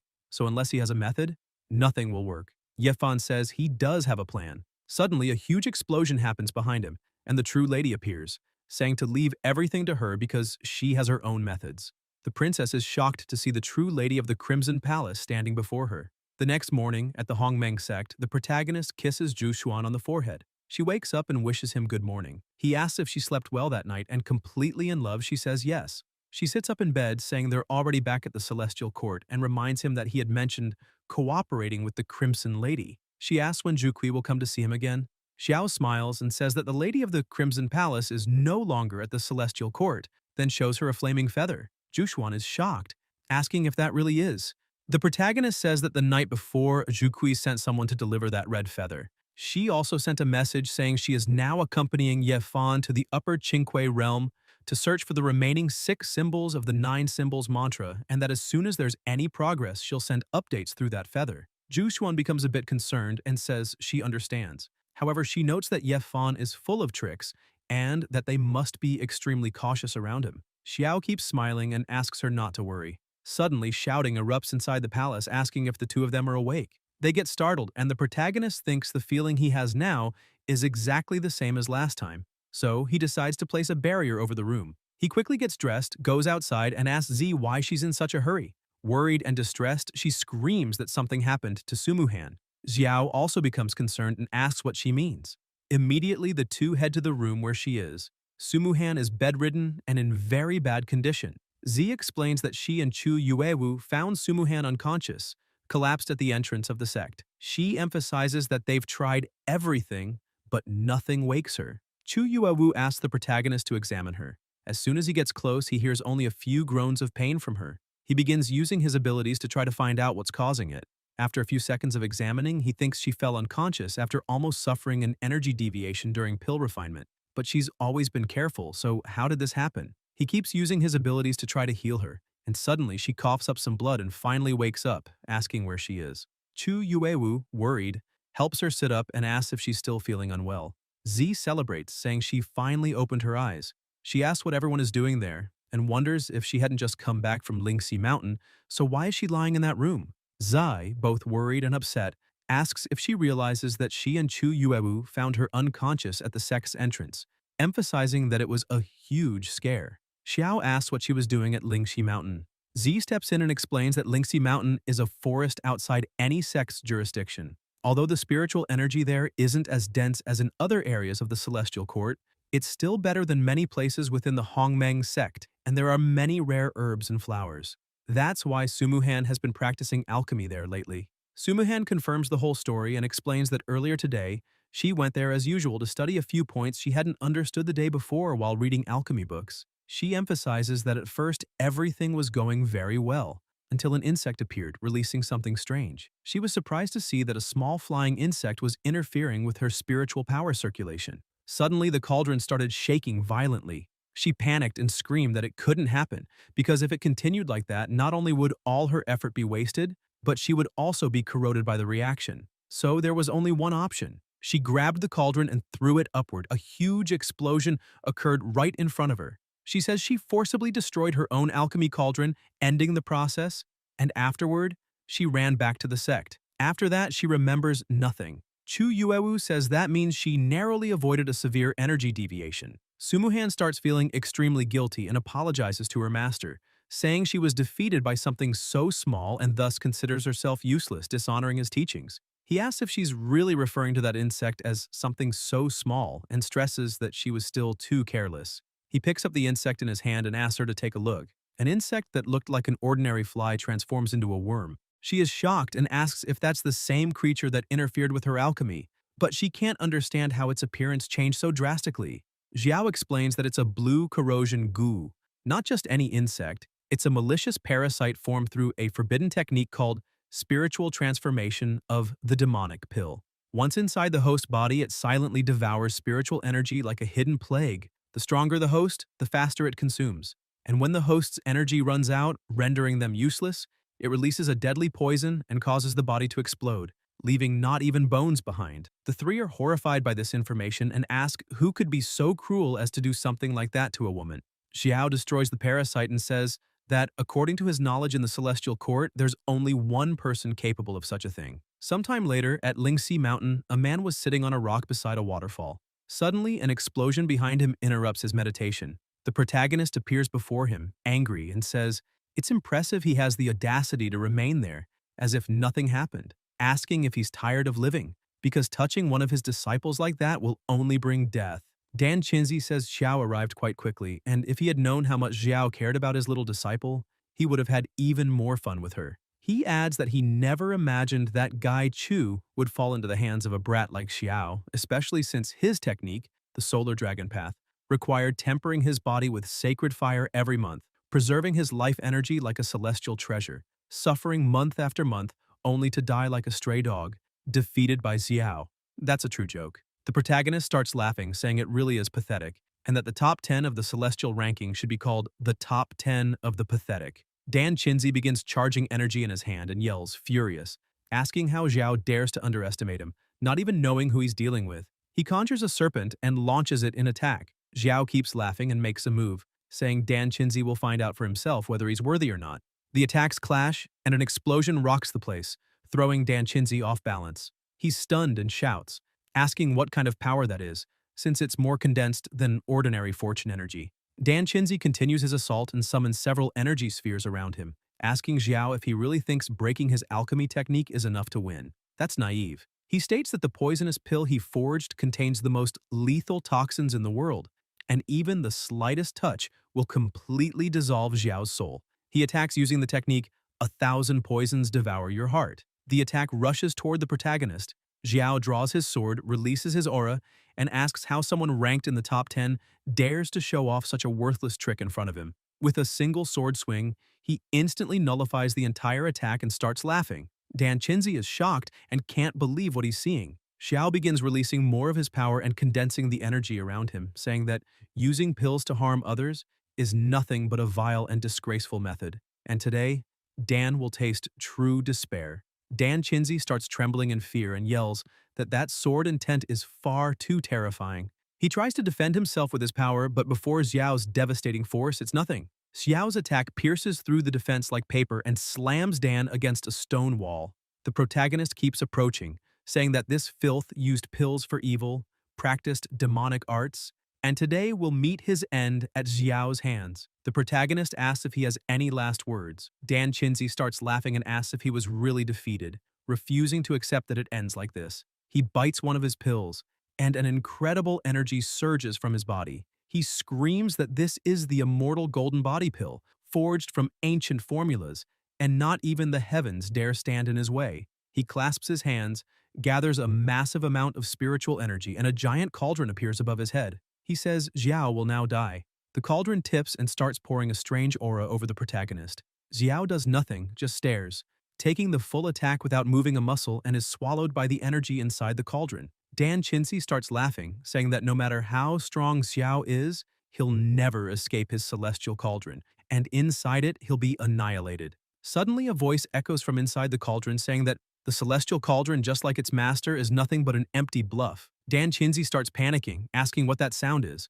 Suddenly the entire cauldron is destroyed, and the protagonist's sword pierces through everything, ending it all. He appears among the shattered pieces of the cauldron using his Nine Heavens mystic sword technique. He yells that the filthy bathtub Dan Qinzi calls the celestial cauldron couldn't even block a single strike from his sword, and asks if he still has the audacity to call himself a celestial alchemy master, because that's utterly ridiculous. Dan Qinzi is shocked to see the protagonist destroyed his celestial cauldron, but tells Xiao not to get full of himself, as he still has a trump card. And the protagonist charges at him, and that today, in the name of the heavens, he'll put an end to this evil. Dan Qinzi realizes the gap between them is enormous, and that he's powerless against that attack. Xiao hits him directly, ending the fight. Lying on the ground, completely defeated, Dan Qinzi meets his end. Xiao uses his artifact to absorb the energy of his fallen opponent. Suddenly, some noises come from the bushes. Confronting appears and is surprised by what he sees. He thinks he never imagined the protagonist would kill Dan Qinzi, the 8th in the ranking, so easily. And that strange jade seems to be a secret weapon, absorbing Dan Qinzi's fortune. He wonders if he should report this to the True Lord, especially since the True Lord already had an interest in the protagonist and was seriously injured last time because of him. As soon as he heard Xiao had returned to the Celestial Court, he rushed to investigate. 2 hours earlier in the Azure Dragon Palace, a small explosion occurs inside. Confronting congratulates Qinglong, pointing out that his spiritual power is even more refined. The True Lord asks what the matter is. Confronting replies that he came specifically to report that Yao returned yesterday to the Hongmeng sect with Su Yuan and his other disciple. In addition, he brought a woman with him who appears to be a new disciple from the lower world. He also emphasizes that they've already investigated, and the one who infiltrated the Hongmeng sect was Chu Qianlian, who is now missing and likely dead. Qinglong notes that the Celestial Court's immortal ranking is full of worthless names anyway, but that only increases his desire to claim the protagonist. He orders his subordinate to go and watch Xiao's every move and bring back any news immediately. He stresses that Confronting should consider this his chance to make up for the mistakes he made. Confronting starts smiling as he watches the protagonist, thinking that no matter how strong he is, he just fought Dan Qinzi and must be weakened, not to mention that he's now exposed, while Confronting is hidden. He draws his sword, thinking that if he can beat Xiao, kill him, steal his treasures, and present everything to the True Lord, maybe he'll be valued again like before. Suddenly, the protagonist asks if he's seen enough. Confronting is startled and gets struck before he even sees where it came from. Xiao walks up to him and says that with that level of skill, how dare he even consider attacking him. Confronting tries to get up, panicked, and asks when Xiao discovered him. He says Xiao is too bold to attack a direct subordinate of the true Azure Dragon Lord and should let him go if he wants to live. Xiao slaps him across the face, telling him to shut up immediately. Confronting asks what he's planning to do because if he dies here, the True Lord definitely won't forgive him. Xiao starts laughing and asks who said he's going to die here. The protagonist begins using his ability, and Confronting realizes what it is and starts trembling, saying this can't happen. Xiao keeps approaching and says he just remembered he's never tested that essence-cutting technique on someone of celestial level. Upon hearing this, Confronting panics and begs Xiao not to come any closer. Then, the protagonist uses the Heaven and Earth devouring technique, saying he should consider it a gift for the Azure Dragon Lord. Confronting's body begins to be drained of energy, but another energy enters his body. A blue aura wraps around him, reaching even his eyes. Xiao tells him to return to the Azure Dragon Palace and report everything that happened today to his master. Confronting smiles and says he'll do that immediately. Back at the sect, Xiao tells Su Yuan what he did and she screams, shocked, asking if he really injected a thread of his soul into Confronting's body. She asks if that isn't way too dangerous, because if the true Azure Dragon Lord finds out, Xiao replies that that guy isn't easy to fool, and if he doesn't control Confronting with his own soul to keep him stable, he'll expose flaws even faster. She remains worried, but the protagonist touches her face and asks her not to worry so much, because he knows exactly what he's doing. He says that only by doing this can he temporarily leave the Hongmeng sect in peace. She asks if he's really going to leave again. He shows her the feather and asks if she remembers everything he told her about the true Crimson Lady. He explains that after that, he quickly received a message from her, so he will leave early tomorrow for the Upper Bluebird realm. Ju Xuan feels a bit upset and thinks that she has already been away from the Hongmeng sect for quite some time, so she needs to take care of the accumulated matters as soon as possible. And if the true Azure Dragon Lord acts suddenly, someone must be there to hold the situation. She says the sect needs her now, and that's why she won't be able to go with him this time. Xiao replies that in fact that's exactly what he was hoping for, since she's the leader of the sect and has responsibilities. There's no need for her to follow him everywhere. He points out that Sumuhan still needs to recover. Chu Yuawu has just arrived and needs to get familiar with the place, so this time he will only take Z on a training journey. He holds her hand and says that the Hongmeng sect will be under her care. She hugs him and asks him to return safely because she'll be waiting for him. The protagonist hugs her back and says, "It's all right." In the upper Bluebird realm, at the Qianji Tower branch in White Moon City, many people were gathered. They commented that the tower was always busy, but they had never seen it so crowded, since those cultivators were there for an event. They said it was unbelievable because a grand auction was about to happen. The incandescent scarlet pearl with a starting bid of 500 spirit stones. The bidding begins to rise.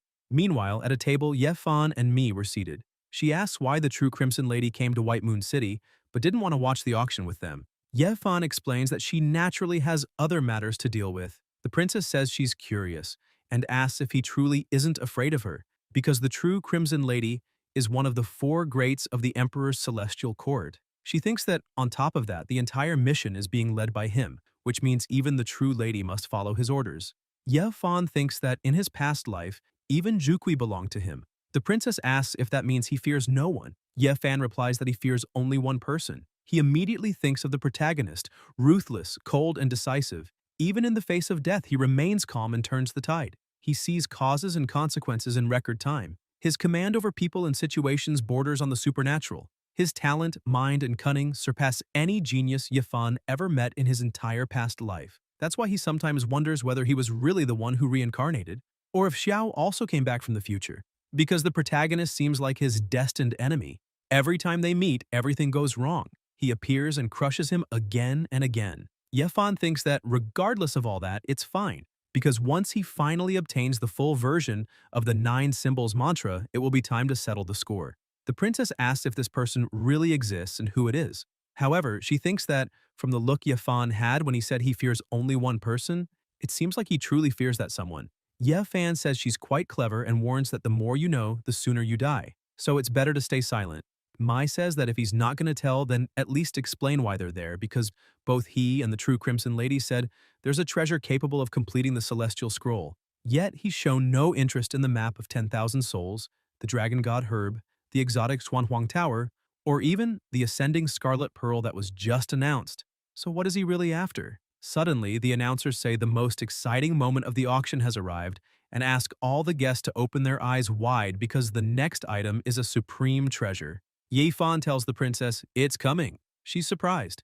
A man presents the celestial level treasure, the divine brush. It's a celestial level treasure. Even in the celestial court, such a thing is extremely rare. He explains that the divine inspiration pen is said to be able to record not only cultivation techniques, martial skills, and spells, but even the workings of divine powers. It's practically a sacred artifact. One of the guests raises his hand and shouts that he wants that item, demanding the announcer state the price. However, the announcer asks the guest to remain calm and emphasizes that, as amazing as the divine inspiration pen is, it depends on the cultivation level of the user. If the level isn't high enough, it may cause a backlash, at the very least a deviation in cultivation. At worst, total soul destruction. The announcer holds the brush and shouts that the starting price is 100,000 supreme spirit stones and the minimum bid is 50,000 each round. And so the auction begins. People start placing their bids. Some shout 150,000, others 200,000, others 250,000, until someone yells 500,000. However, someone suddenly shouts that they'll pay 1 million, leaving everyone shocked. This person says that the pen of divine inspiration will be theirs. That woman is Chu Hongye. She is currently the crown princess of the upper kingdom of the Bluebird. People are amazed, saying that even Fairy Hongye appeared there, and that they shouldn't mess with her. Because ever since the Sima family fell into ruin, the Qiu family became the new imperial lineage of the Blue Dragon Kingdom. Hongye smiles and says it's good that everyone knows their place. As soon as Mi sees that woman, she becomes outraged and says that back then, the Qiu family cruelly betrayed her Sima family, and that Hongye even hunted down the survivors to wipe them all out. Furious, she grabs her sword and says she'll kill that woman immediately. She tries to move forward, but a magical barrier appears in front of her, causing her to fall back. Yafan says this really is foolish and emphasizes that she nearly ruined his plans, but fortunately he had prepared a sound isolating formation beforehand. Mi yells at him, saying Hongye is down there now and asks if he really won't help her get revenge. So why did he stop her from attacking? She stresses that if he breaks the agreement they made, even if she dies, she'll never use the celestial scroll to serve him. Yefan starts thinking he underestimated Sima Mi. He tries to smooth things over by helping her up and asks her not to be so angry, saying they came to retrieve the pen of divine inspiration. However, he hasn't forgotten the promise to help her reclaim her throne. And now is a perfect chance to do both at once. She asks what he means. Yefan explains that Hongye is alive and has the pen in her hands, so it seems they've lost everything.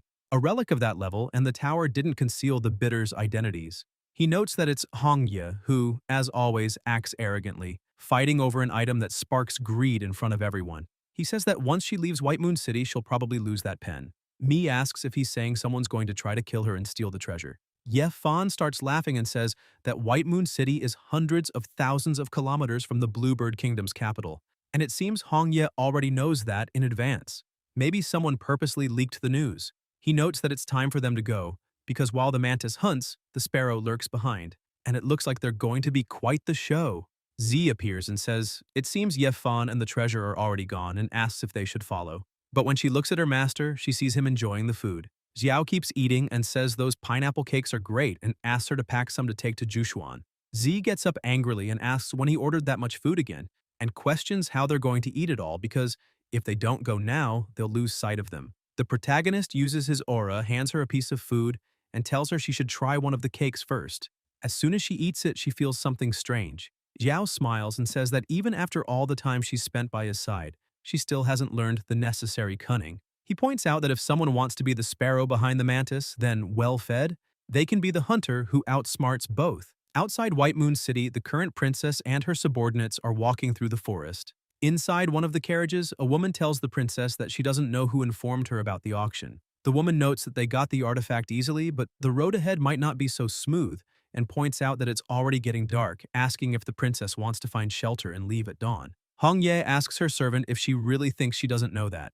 However, the person hiding in the shadows went to the trouble of manipulating everything so that she'd obtain the artifact, so let it be as they wish. Besides, she prepared a second carriage for exactly that reason. She notes that inside one of the carriages is one of the Chu family's top experts. Annoyed, she says the old men at home are backward-minded, claiming that a woman can't hold power. She questions whether, without her, they would have even become the imperial lineage of the Upper Kingdom of the Bluebird, since that Ying from the Upper Kingdom of Qin is also a woman and still became the supreme sovereign. Frustrated, she asks why she's limited in every way just for being a woman. She questions whether Ying achieved that just for having a good master, and says the greatest injustice in the world is that even if a man is useless, just by being born male, he can lie around and still hold power. Determined, she says she'll prove herself, and no one will block her path. Her servant simply smiles and says the princess is wise. Suddenly, they hear a noise outside the carriage and the horses get startled. A light mist begins to appear in the area. The man driving the carriage yells, asking if a bunch of commoners really dares to block their path, and questions if they even know who's inside that carriage. One of the men ahead replies that they're not tigers to care who he is and orders his companion to kill everyone. He charges forward with immense power and throws the coachman far away. The door of one of the carriages opens and someone comments that it looked like the puppet technique of the No Salvation Sect. The woman uses her abilities and yells, demanding to know who is so blind as to overestimate their own skills. With a single attack, she subdues the man who was attacking. The elder says they may know how to control the puppets, but it doesn't matter because one strike from her is enough to destroy all of them. That means the so-called famous sect of the Bluebird Kingdom is nothing more than a front. This woman is the third ancestor of the Chu family. The man laughs and says he already knew that very well. He says what he knows doesn't matter. What really matters is, but the elder rushes toward him saying that since he came to kill and steal the artifact, today he will die. Even so, the man stays calm and asks if that will really happen, remarking it's a pity, because her old bones won't last long enough to tell the tale. The puppet from before suddenly reappears behind her. She turns, startled, and asks how that's possible. The puppet easily defeats the elder, leaving the others horrified. One of the guards who was driving the carriage starts running, screaming that the third ancestor has died. He notices several attacks coming his way, but deflects all of them with ease. The needles hit a tree and poison begins to drip from it. Hong Ye says that a traitor expelled from the family more than 400 years ago still has the audacity to show up. She asks if he really thinks a secret trick is enough to fool her, because that aura, even if turned to ashes, she would still recognize. She calls the man Chu Mubai, pointing out that he's her dear cousin, and quite bold for trying this. Mubai looks at her and says he's certain it was her who lured him to the pen of divine inspiration. He summons his puppet back to his side and tells his cousin she's not bad at all, asking when her cultivation and cunning grew so much. He asks if it was intentional, if she made him kill that old witch of the family with his own hands. He's sure she always hated how the clan favored that useless brother of his, and even that artifact escort was just a pretext to strengthen his claim to the throne. In the end, all Hong Ye really wanted was for him to show up and eliminate that troublesome elder of the family. Hong Ye asks what exactly he's suggesting. He tells her to calm down and points out that they both hate the Chu family, so they're in the same boat, and asks why they can't cooperate. She's surprised by the proposal. However, from afar, Mi, Yafan, and Zhukui are watching. Mi asks if they already knew Hong Ye would appear and that Mubai was behind everything. She says she now understands why the real Crimson Bird lady didn't interfere in the pen's auction and why they weren't in a hurry to act. Zhukui comments that uncovering the secrets of those ants is easy. The hard part is figuring out who's behind the Tianji Tower. The figure behind that branch's auction isn't someone simple. She notes she has no idea what kind of rat can escape her eyes like that. Mi is shocked and says not even someone like the true lady could discover who controls them. Yafan starts laughing and says, it doesn't matter if it's a rat, snake, or evil spirit behind it. Whoever crosses his path will die. Meanwhile, at the tower, the protagonist and his disciple were watching everything through the magical pen he had. Z keeps eating and, confused, asks if the true lady said the Tianji Tower in White Moon City has another force behind it just to mislead Yafan. Xiao replies that it's not a lie because working with someone as crafty as Yafan means you have to reveal some truths. Also, the 8th apprentice mentioned earlier that even though she's in charge of one of the branches, she still doesn't know who controls the entire structure of the tower. Z says she still has one question. Xiao tells her to ask, and Z says that if Yafan wants the 9 symbols mantra so badly, has the real Crimson Bird lady on his side, and already knows where the words are, then why doesn't he just kill the Qiyu siblings and take the pen of divine inspiration? After all, unlike the Celestial Scroll, the pen doesn't require specific power to use. The protagonist smiles and says, that's a good question. He pats her head and asks if she still remembers that Chu Qianlian who kidnapped Zhu. She says yes, and explains that when he returned to the Celestial Court, he told them about that man and then took the protagonist's form, deceiving the leader so they could enter the White Tiger's sacred territory together. Suddenly, her eyes light up and she shouts that she finally understands. Mi explains that Yafan wants to ensure that if something goes wrong, he'll have plenty of pawns to sacrifice. Xiao starts laughing and says she was brilliant as always, praising her as an excellent disciple and offering her some grapes, saying they're delicious. Z feels extremely happy and also starts laughing, thanking her master for all the compliments. Xiao keeps watching everything happening through the magical pen and thinks that he wants to see what kind of storm Yafan will stir up next. Back in the forest, Yafan appears between the two, saying that since they're talking about cooperation, why not let him join the conversation? Hong Ye gets ready to fight and asks who he is and where that creature came from that had been hiding for so long without even revealing its presence. She says that if he wants to cooperate, he first needs to survive her attack, then launches her magic at him. Yafan just smiles and says, break! And the attack explodes in the air. Both are deeply shocked, asking if that's the 9 symbols mantra. The pressure released by the explosion pushes all 3 of them back. Yafan asks if that proves he's qualified to sit and negotiate with them. Mubai remains cautious and asks who he really is and how he knows the 9 symbols mantra. Yafan introduces himself, says his name, and states that the reason he knows the mantra doesn't matter. What matters is whether they also want to master that secret technique. Mubai points his sword at him and says that even if he knows the 9 symbols mantra, he definitely hasn't mastered it fully, because if he had, with those abilities, he wouldn't need to lower himself to propose cooperation. He emphasizes that if his intuition is correct, the condition for cooperation is that they hand over the pen of divine inspiration. After all, even if they find the symbols, carrying and studying them takes time. Only with the pen and the celestial scroll could they record and analyze them slowly. However, judging by his carefree attitude, Yafan just smiles without answering. Mubai asks if he already possesses the celestial scroll. Hong Ye asks if that scroll wasn't the treasure the Sima family protected to the death, and questions whether Princess Mi is also with him. Yafan notes that both of them are quite sharp, aware of everything, and says it's nice to talk with people like that. Suddenly, Mi appears and asks Hongye if she's disappointed that she didn't die. Hongye is surprised to see her and says that she really was there the whole time, but she freezes when she sees that the true Crimson Bird Lady is also present. Hongye asks why she is there, and Mubai can't believe even that woman was persuaded by Yafan. Jukui starts speaking and emphasizes that everyone there knows the power of the 9 symbols, and that since now they all need each other, why not set aside grudges and cooperate? That way, everyone benefits. Yafan agrees, saying that's true, and to be honest, he knows exactly where to find the 9 symbols mantra. If they're willing to cooperate once they find it, they can study it together, and he asks what they think. Mubai lowers his sword and agrees, noting that if even the Crimson Lady is on board, then they'll gladly comply. Sometime later by a stream, everyone gathers, and Yefan says that this is the place where the 9 symbols mantra is located. At first glance, it looks ordinary, but it's actually extremely dangerous. Once inside, it's a journey with only 1 in 1,000 chances of survival. He warns that if they don't have enough courage and confidence, it's better not to take a single step forward. Yafan uses his command again and orders it to open. Several explosions erupt in the river and a vortex of energy emerges. He leaps and shouts that this is the passage to an ancestral relic and that anyone who's afraid can stay behind. Once everyone enters, the protagonist appears there. Z asks if that really is just a relic because it feels like a huge trap. Xiao points out that whether it is or isn't, they'll only find out inside, but that he's in no rush and will let the group that entered first fight a bit before him. On the other side, inside the ancestral relic, Hongye says that the spiritual energy inside must be dozens of times denser than in the outside world. It's almost like a paradise for cultivators. Mi says it's amazing because she's never felt such abundant energy. Yefan warns everyone to stay alert because something is about to appear. Suddenly, a man emerges from a portal. Hongye is startled and asks if that man is an immortal. Jukui explains that he's probably just a soul fragment of an ancient immortal, but even so, his power should not be underestimated.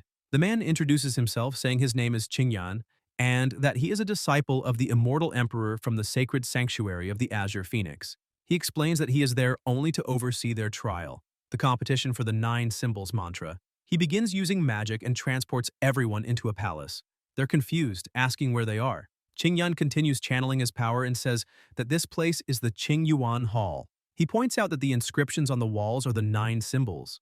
Mubai says that's exactly what one would expect from an ancient immortal, as those spells are of terrifying magnitude. Qingyan starts explaining that each of the 9 symbols possesses a unique and extraordinary effect. The combination of all 9 can turn someone into a true representative of the heavenly Dao, with the power to tear through the void and annihilate everything. Hongye shouts in awe, saying that this is a representative of the celestial Dao, and that kind of power is simply terrifying. Qingyan continues explaining that mastering the 9 symbols is nearly impossible. Since ancient times, only 5 people have managed to fully comprehend them. They ask the immortal who the chosen one will be. He says he'll register everyone who enters that relic at the Golden Core stage. Each will face battles, and only the winner will inherit all 9 symbols. For the losers, he'll grant an opportunity. They'll be allowed to try to comprehend them as well. How much they absorb will depend on each one's luck. Mubai is pleased, thinking that if it were a direct confrontation, no one would stand a chance against the Crimson Lady, but with these rules, he still has a shot. Hongye is also excited, thinking she might finally obtain the 9 symbols. Qingyan states that each match will be one-on-one. The winner advances to the next round. He will restore everyone's condition between battles. He announces that the trial is to begin immediately. Mai turns and shouts for Hongye to fight her. Hongye accepts immediately, saying now they'll see who's really afraid of whom. Xiao says it's time and jumps in, telling his disciple to wait for him outside. As soon as he enters, he notices someone is already fighting inside and senses that the energy belongs to Jukui and Yafan. He wonders if the two ended up in an internal conflict. Inside the hall, the battle is raging. Huge explosions erupt everywhere. Yafan shouts that now only the 2 of them remain, so it's time to end this. Hongye is stunned, saying Yafan is cultivating 3 energies at once: body, golden core, and primordial soul, and that if he manages to unify all 3 in the stage of perfect union, then, apart from the Heavenly Emperor and the 4 true lords, no one else in the celestial realm would be his equal.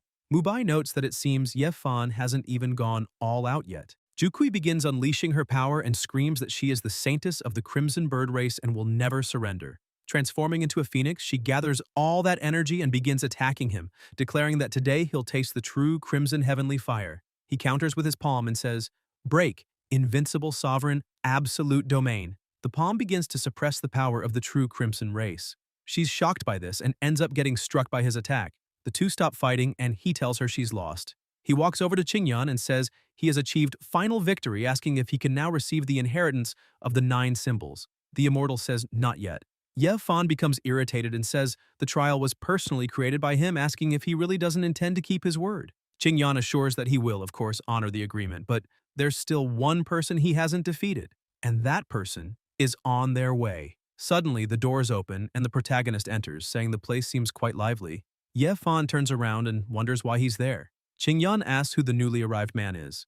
Xiao introduces himself by name. Upon hearing it, Hongye and Mubai immediately start getting nervous, saying he is the Grand Master of the Great Qin Kingdom. Yefan and Jukui fall silent. Qingyan says the protagonist seems quite confident and asks if he's never heard the saying that there's always someone stronger, and that above the heavens, there are more heavens. Xiao replies that it's true there are cultivators stronger than him, but they've already reached their peak, while his strength is only beginning. The immortal says speaking like that takes tremendous courage, and that's exactly why he's interested in testing the protagonist's abilities. Xiao says that if that's the case, then he'd be happy to receive some guidance. Qingyan starts laughing, saying it's been a long time since he's seen a young man as bold as him, and that he likes it. However, he notes that this is merely a residual projection of his soul, so he doesn't have much time to play around. The immortal says that since Xiao is so confident in his strength, he will remove everyone's cultivation restrictions and declares that if he manages to defeat them all, the victory will be his. Then calls him to show if he has the courage. The protagonist smiles and says he doesn't mind playing around a bit with the people there. The three become a bit irritated, saying he's far too bold to treat them as mere obstacles. Qingyan restores everyone and says it's time to begin. Hongye approaches him, calls him Grandmaster, and states that she has always admired his strength. She admits that she's not a match for even 1/10 of his power, and precisely for that reason, she only desires a friendly duel, with no lethal intent, asking if he accepts. Xiao tells her she may start attacking, assuring that she will leave alive. Mi gets annoyed, thinking that woman is being sly, as she's already secured that she won't be killed. Hongye starts her attacks and charges in, saying he should be a bit more careful with her. The protagonist merely clasps his hands behind his back and lets her strike. However, nothing happens to him. Instead, she is forcefully pushed back. She begins to emit a strange energy and says he really has impressive vigor. Without any effort, he's already defeated this humble lady, and thus, she's embarrassed. Hongye keeps smiling at him, thinking to herself that she doesn't believe any man in this world can resist her seduction spell. Mi remains irritated, thinking that woman really is shameless, even trying to seduce him now. Xiao draws his sword, releases an overwhelming amount of energy around him, and says that if she keeps up this ridiculous act, he won't be so polite with her. She gets up and attacks, but he defends effortlessly. She prepares another strike and says this time he'll enjoy taking it. The protagonist says he's impressed because she really does possess a supreme-grade celestial artifact. He catches her attack like it's nothing and says that maybe he doesn't enjoy it, but since she's offering it so willingly, he'll gladly accept. He seizes her artifact and throws her back. Confused, she asks how it's possible that he stole her artifact so easily. Xiao quickly advances toward her, saying he'll spare her life, but one celestial weapon alone won't be enough. She panics and asks what he intends to do.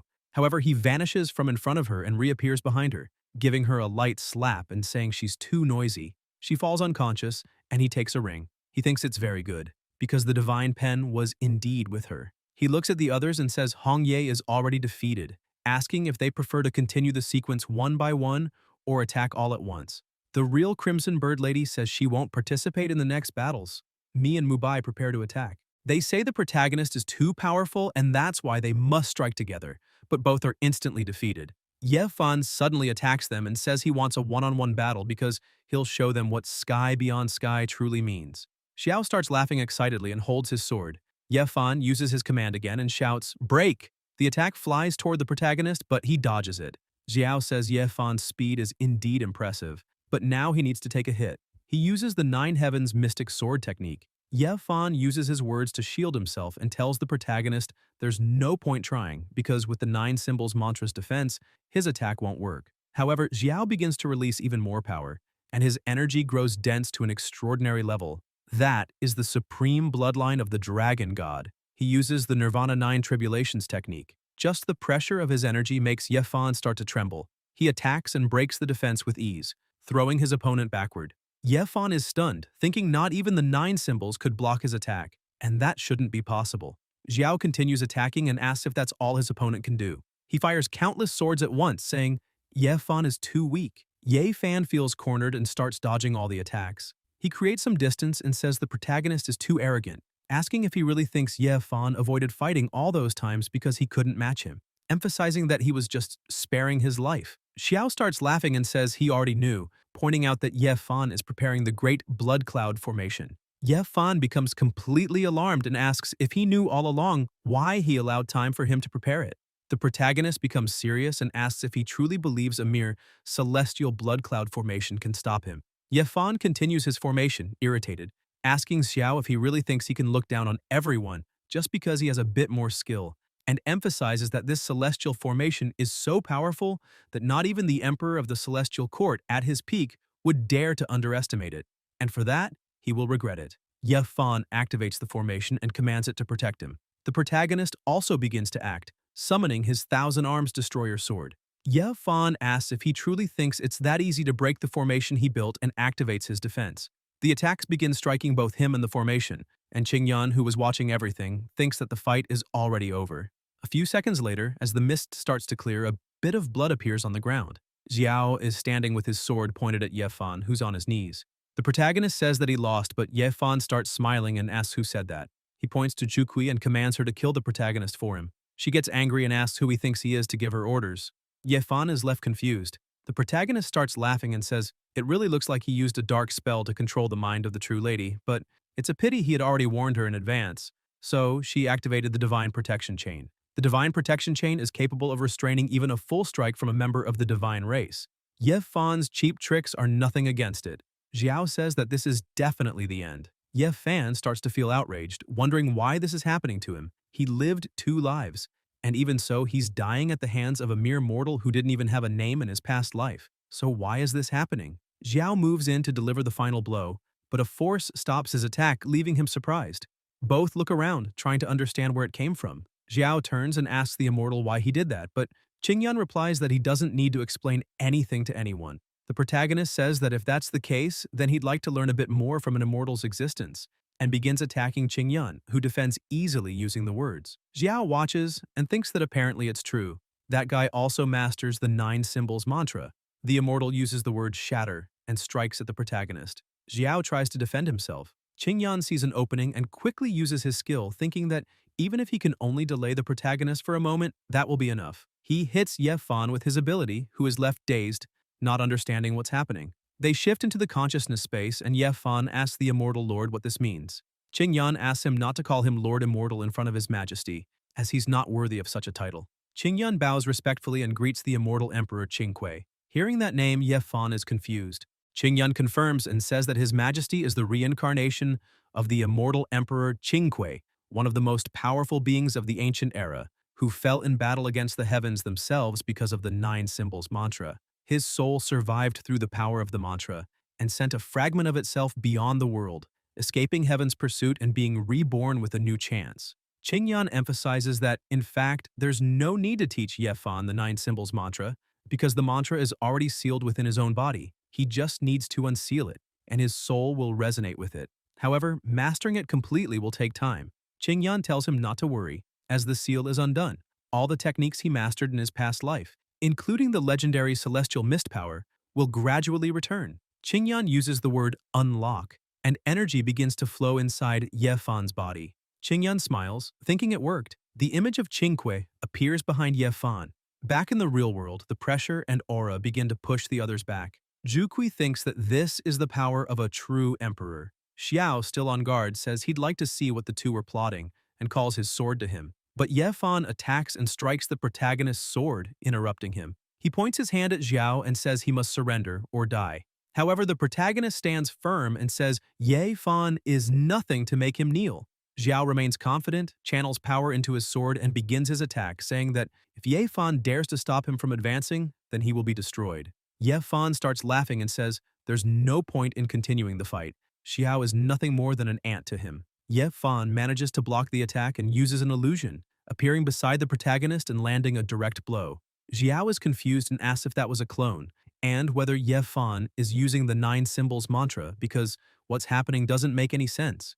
Yafan begins gathering a massive amount of energy and tells the protagonist that now is the moment for him to see the true difference between them, because dying under the unique power of the celestial mist should be considered an honor. He attacks the protagonist, declaring that this is the end. Xiao starts changing his aura and his energy drastically shifts from yellow to blue, allowing him to easily block the attack. Yefan is stunned, asking how he can wield the power of the stars, and questions what connection the protagonist has with the heavenly emperor Su Yuan. Xiao begins to gather star energy and says that, in his view, the celestial mist is nothing more than a cheap trick. Qingyan, still watching the battle, thinks that this is the sutra of the ancient emperor of the seven stars. He grows concerned, thinking it's impossible for Xiao to be related to the heavenly emperor Su Yuan. The protagonist keeps advancing and tells everyone to stay silent as another exchange of blows begins. However, as he lands his strike, he realizes it was just an illusion. He's caught off guard and Yafan appears behind him, ready to attack. The protagonist manages to dodge, but Yafan activates his magic and says this is truly the end. He attacks with all his might, shouting that fighting is useless because before absolute power, everything is just an illusion. Xiao uses the technique Crimson Phoenix Rebirth. He braces himself and clashes attacks with Yafan, causing a massive explosion. The energy radiating from the two begins to overwhelm the entire area. Yafan doesn't hesitate and keeps attacking, but his opponent won't back down either, saying they can go on. He uses the word devour and starts absorbing the power coming his way. Jukui is shocked, thinking this must be the true power of the Nine Symbols mantra. It doesn't just balance attack and defense, it divides, consumes, transforms, and it's terrifying. Yefan tells Xiao to stop wasting both their time and just disappear from the world already. Qingque begins unleashing his power, making Yefan overwhelmingly strong. He prepares to go all out and end everything. Yefan readies another strike. However, the protagonist remains confident and prepares himself, saying now he'll show what true strength is. He activates the Sutra of the Ancient Emperor of the Seven Stars, chapter of Yu Heng. An immense amount of energy begins to build up around him, drawing everyone's attention. Yafan is startled by what he's seeing. Xiao fuses 1,000 swords into one, forming a massive energy blade. Both the Red Bird and the Immortal are stunned by that power. The protagonist launches his attack, destroying everything in front of him. The blow hits Yafan and flings him back with tremendous force. Realizing once again that he is being outmatched by the protagonist, Yafan begins to lose his mind and screams, asking how this could be happening. He refuses to accept it. Xiao walks toward him, points his sword, and says he's arrogant and treats others like ants because he wants to dominate the world. But in the end, he's nothing more than a speck of dust. Xiao declares that this is goodbye and prepares to deliver the final blow. Suddenly, a sphere of energy starts emanating from Yafan. He rises with an aura swirling around him and thinks that the reincarnated body of the heavenly emperor is now his. He hadn't expected that worm to lose consciousness so quickly. Clearly, the heavens are on his side. The two stare at each other in silence. The protagonist charges in, saying that cheap tricks won't work, but this time, things are different. Yafan easily blocks the attack, shocking everyone, and pushes the protagonist back. At that moment, Xiao realizes what's happening. He says they should no longer call him Yafan, but Qingyan. He explains that it seems, in the end, the emperor really did take over Yafan's body. Qingyan starts moving and says, there's nothing better than feeling a real body again, especially the body of the ancestor. He explains that when the ancestor's awakening occurred, he didn't think he'd get another chance to do this. But in the end, he truly has to thank the protagonist. Xiao says there's no need for thanks. He just wants Qingyan to fulfill his part and hand over the inheritance of the symbol master.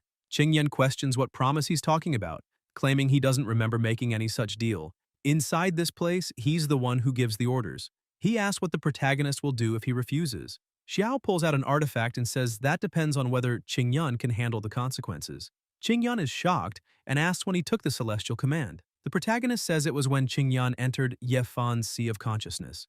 His body was left unguarded, and it just so happened that someone knew about the existence of that plaque and how much it meant to Qingyan. Xiao remembers Jukui speaking to him through the pen, saying that she was now inside the secret dimension and had encountered someone named Qingyan, a follower of the heavenly emperor Qingque. He only managed to escape the heavens' pursuit because he used the celestial command to hide in that world. She asked the protagonist that once he entered the secret dimension, if he had any opportunity, he should try to take that command from Qingyan's hands, and by doing so, he might even gain total control over his opponent.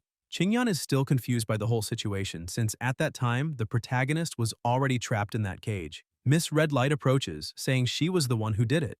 Qingyan tries to smooth things over and asks, what does it matter if they stole such a small thing? They can struggle all they want, but they'll always be just ants. Xiao says there's no need for useless threats, and begins pressing the artifact, asking what happens if he activates it. Qingyan becomes worried and asks what he wants. The protagonist says once again that he wants the inheritance of the 9 symbols mantra and questions whether or not they had a deal. After all, he truly defeated everyone there. Qingyan explains that the 9 symbols mantra is an inheritance from Emperor Qingque, and Yafan is his reincarnation, so only he can fully awaken its power. Besides, he also adds that he can't just transfer the mantra directly, or he'll suffer a devastating backlash. The protagonist keeps staring and tells him to cut the nonsense and get to the point. Qingyan begins forming a small portal and says that if the protagonist really wants the 9 symbols mantra, the only way is to face the true trial left behind by the Emperor. He explains that this is the entrance to the trial space. However, those who enter face an enormous chance of dying, but if he manages to pass, the mantra will definitely be his. He emphasizes that now the choice is Xiao's. The protagonist says that before entering, there's one more thing. He asks Qingyan to hand over the celestial scroll because, without it, there's no point in continuing this conversation. Qingyan throws him the scroll, saying that the command is useless in his hands anyway. With everything ready, Xiao states that the 9 symbols mantra has been his goal from the beginning and enters the real challenge without hesitation. Qingyan watches with a smile, thinking that, since ancient times, no one has ever passed that emperor's trial. Even if the person dies in the secret dimension, by rule, he can claim everything on the challenger's body. In the end, the celestial command returns to him. Meanwhile, in the secret realm of Qingque, Xiao is lost, thinking that the place is massive and has no hints, no directions, nothing. So how is he supposed to pass this trial? Suddenly, a system screen appears, stating that since the host entered an independent small world, the system has activated the temporary disciple function. After leaving the small world, the master-disciple relationship will automatically be dissolved. The protagonist gets excited but confused, as he doesn't know exactly what that function does. Suddenly, he notices an attack coming his way and manages to dodge. He yells, asking if anyone is there. A woman appears in front of him and attacks again, but he dodges, thinking that her strike is indeed strong, not inferior at all to Yafan's attacks, and this only proves how hard this trial will be. Xiao looks at her and asks why she's attacking when he doesn't even know who she is. The woman keeps pointing her sword, saying that the protagonist dresses strangely and is acting suspiciously, so clearly he's a spy from the Su Yuan palace. Suddenly, several others appear and she yells at her brothers not to let him escape. Xiao starts getting annoyed and grabs his sword, saying there are too many of them. However, they all begin using words and attack him at the same time. Still, he defends against all the strikes and starts releasing his power, saying they're being far too aggressive, so they can't blame him for what comes next. The people are shocked to see that the shape of the protagonist's energy is taking the form of a dragon. Xiao launches his attack, and the woman creates a barrier around herself and uses the word break. However, his strike is so powerful it causes a massive explosion, sending her flying. She thinks that this so-called spy is definitely very strong. The protagonist continues charging at her because, to catch the thieves, he must first capture the leader. While moving in, he also uses the word break, and a powerful attack shoots toward her. The woman is stunned and screams, asking how he knows the break symbol mantra. The disciples rush over, telling their master to be careful. Afterward, they must stop the intruder at any cost. However, the attack hits them again, sending everyone flying.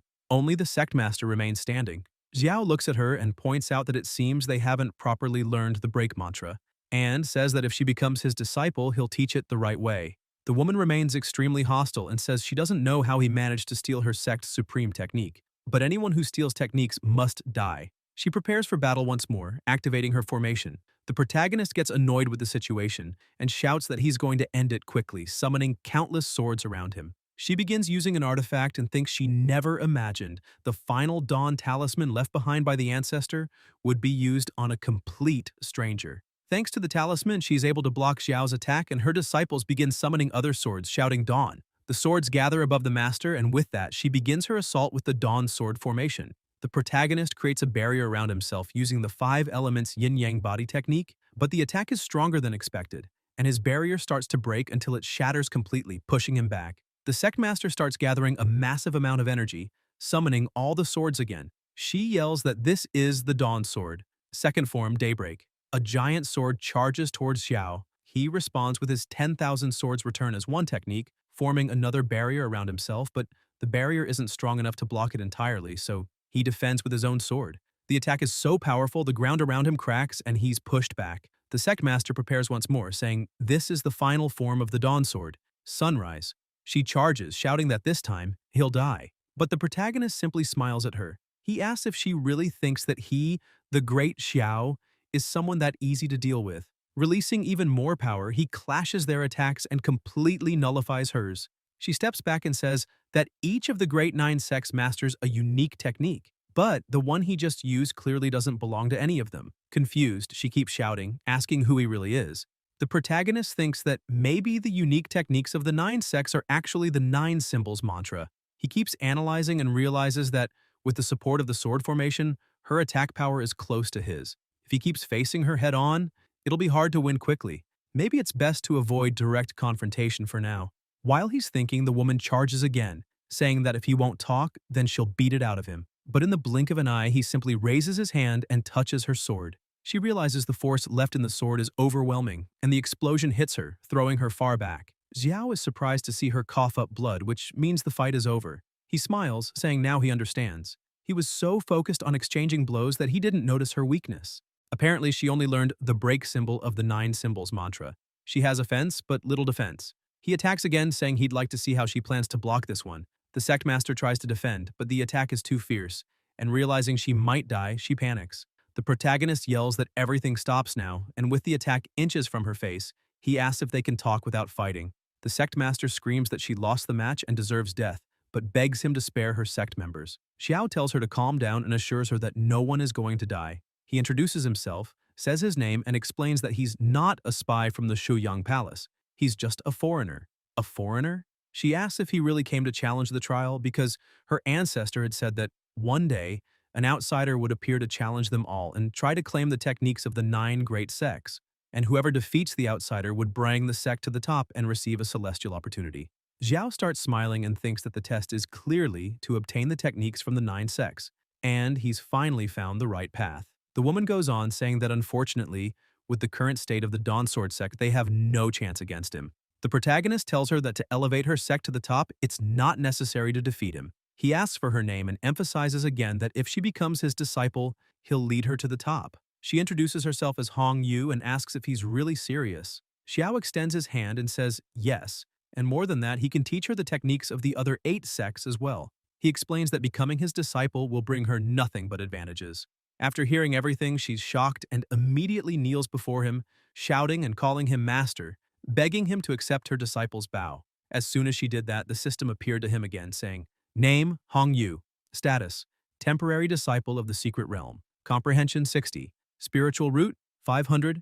Talent, army breaker body, activated, can increase. The protagonist steps a bit closer to her, saying it's all right, and adds that he can help with that too. She just needs to relax. He extends his hand and says he will perform a direct knowledge transmission to her. He begins the transmission and wonders if it's really working, since Qingyun's talk about not being able to pass the mantra directly because of backlash might have been nonsense. Or maybe that world has different rules.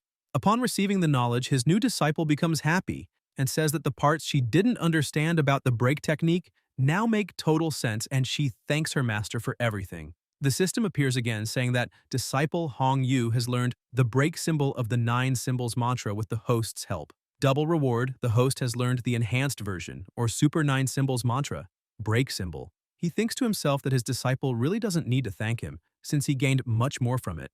After passing the knowledge to her, he calls his new disciple, saying that her master will now take her to crush the Shouyang Palace. Shortly after the two arrive at the palace, immediately Hong Yu starts shouting at them, calling everyone rats and saying they must hand over their secret technique or she'll destroy the entire sect. 2 men standing there begin to laugh, saying that apparently it's leader Hong Yu. They ask if she seriously thinks that with that level of power, she'll be able to crush the Shouyang Palace, claiming that's like an insect trying to shake a whole tree. And it's ridiculous even to hear. Guys, if you enjoyed the video, leave a like, comment, and subscribe to the channel so you don't miss new content. Thank you.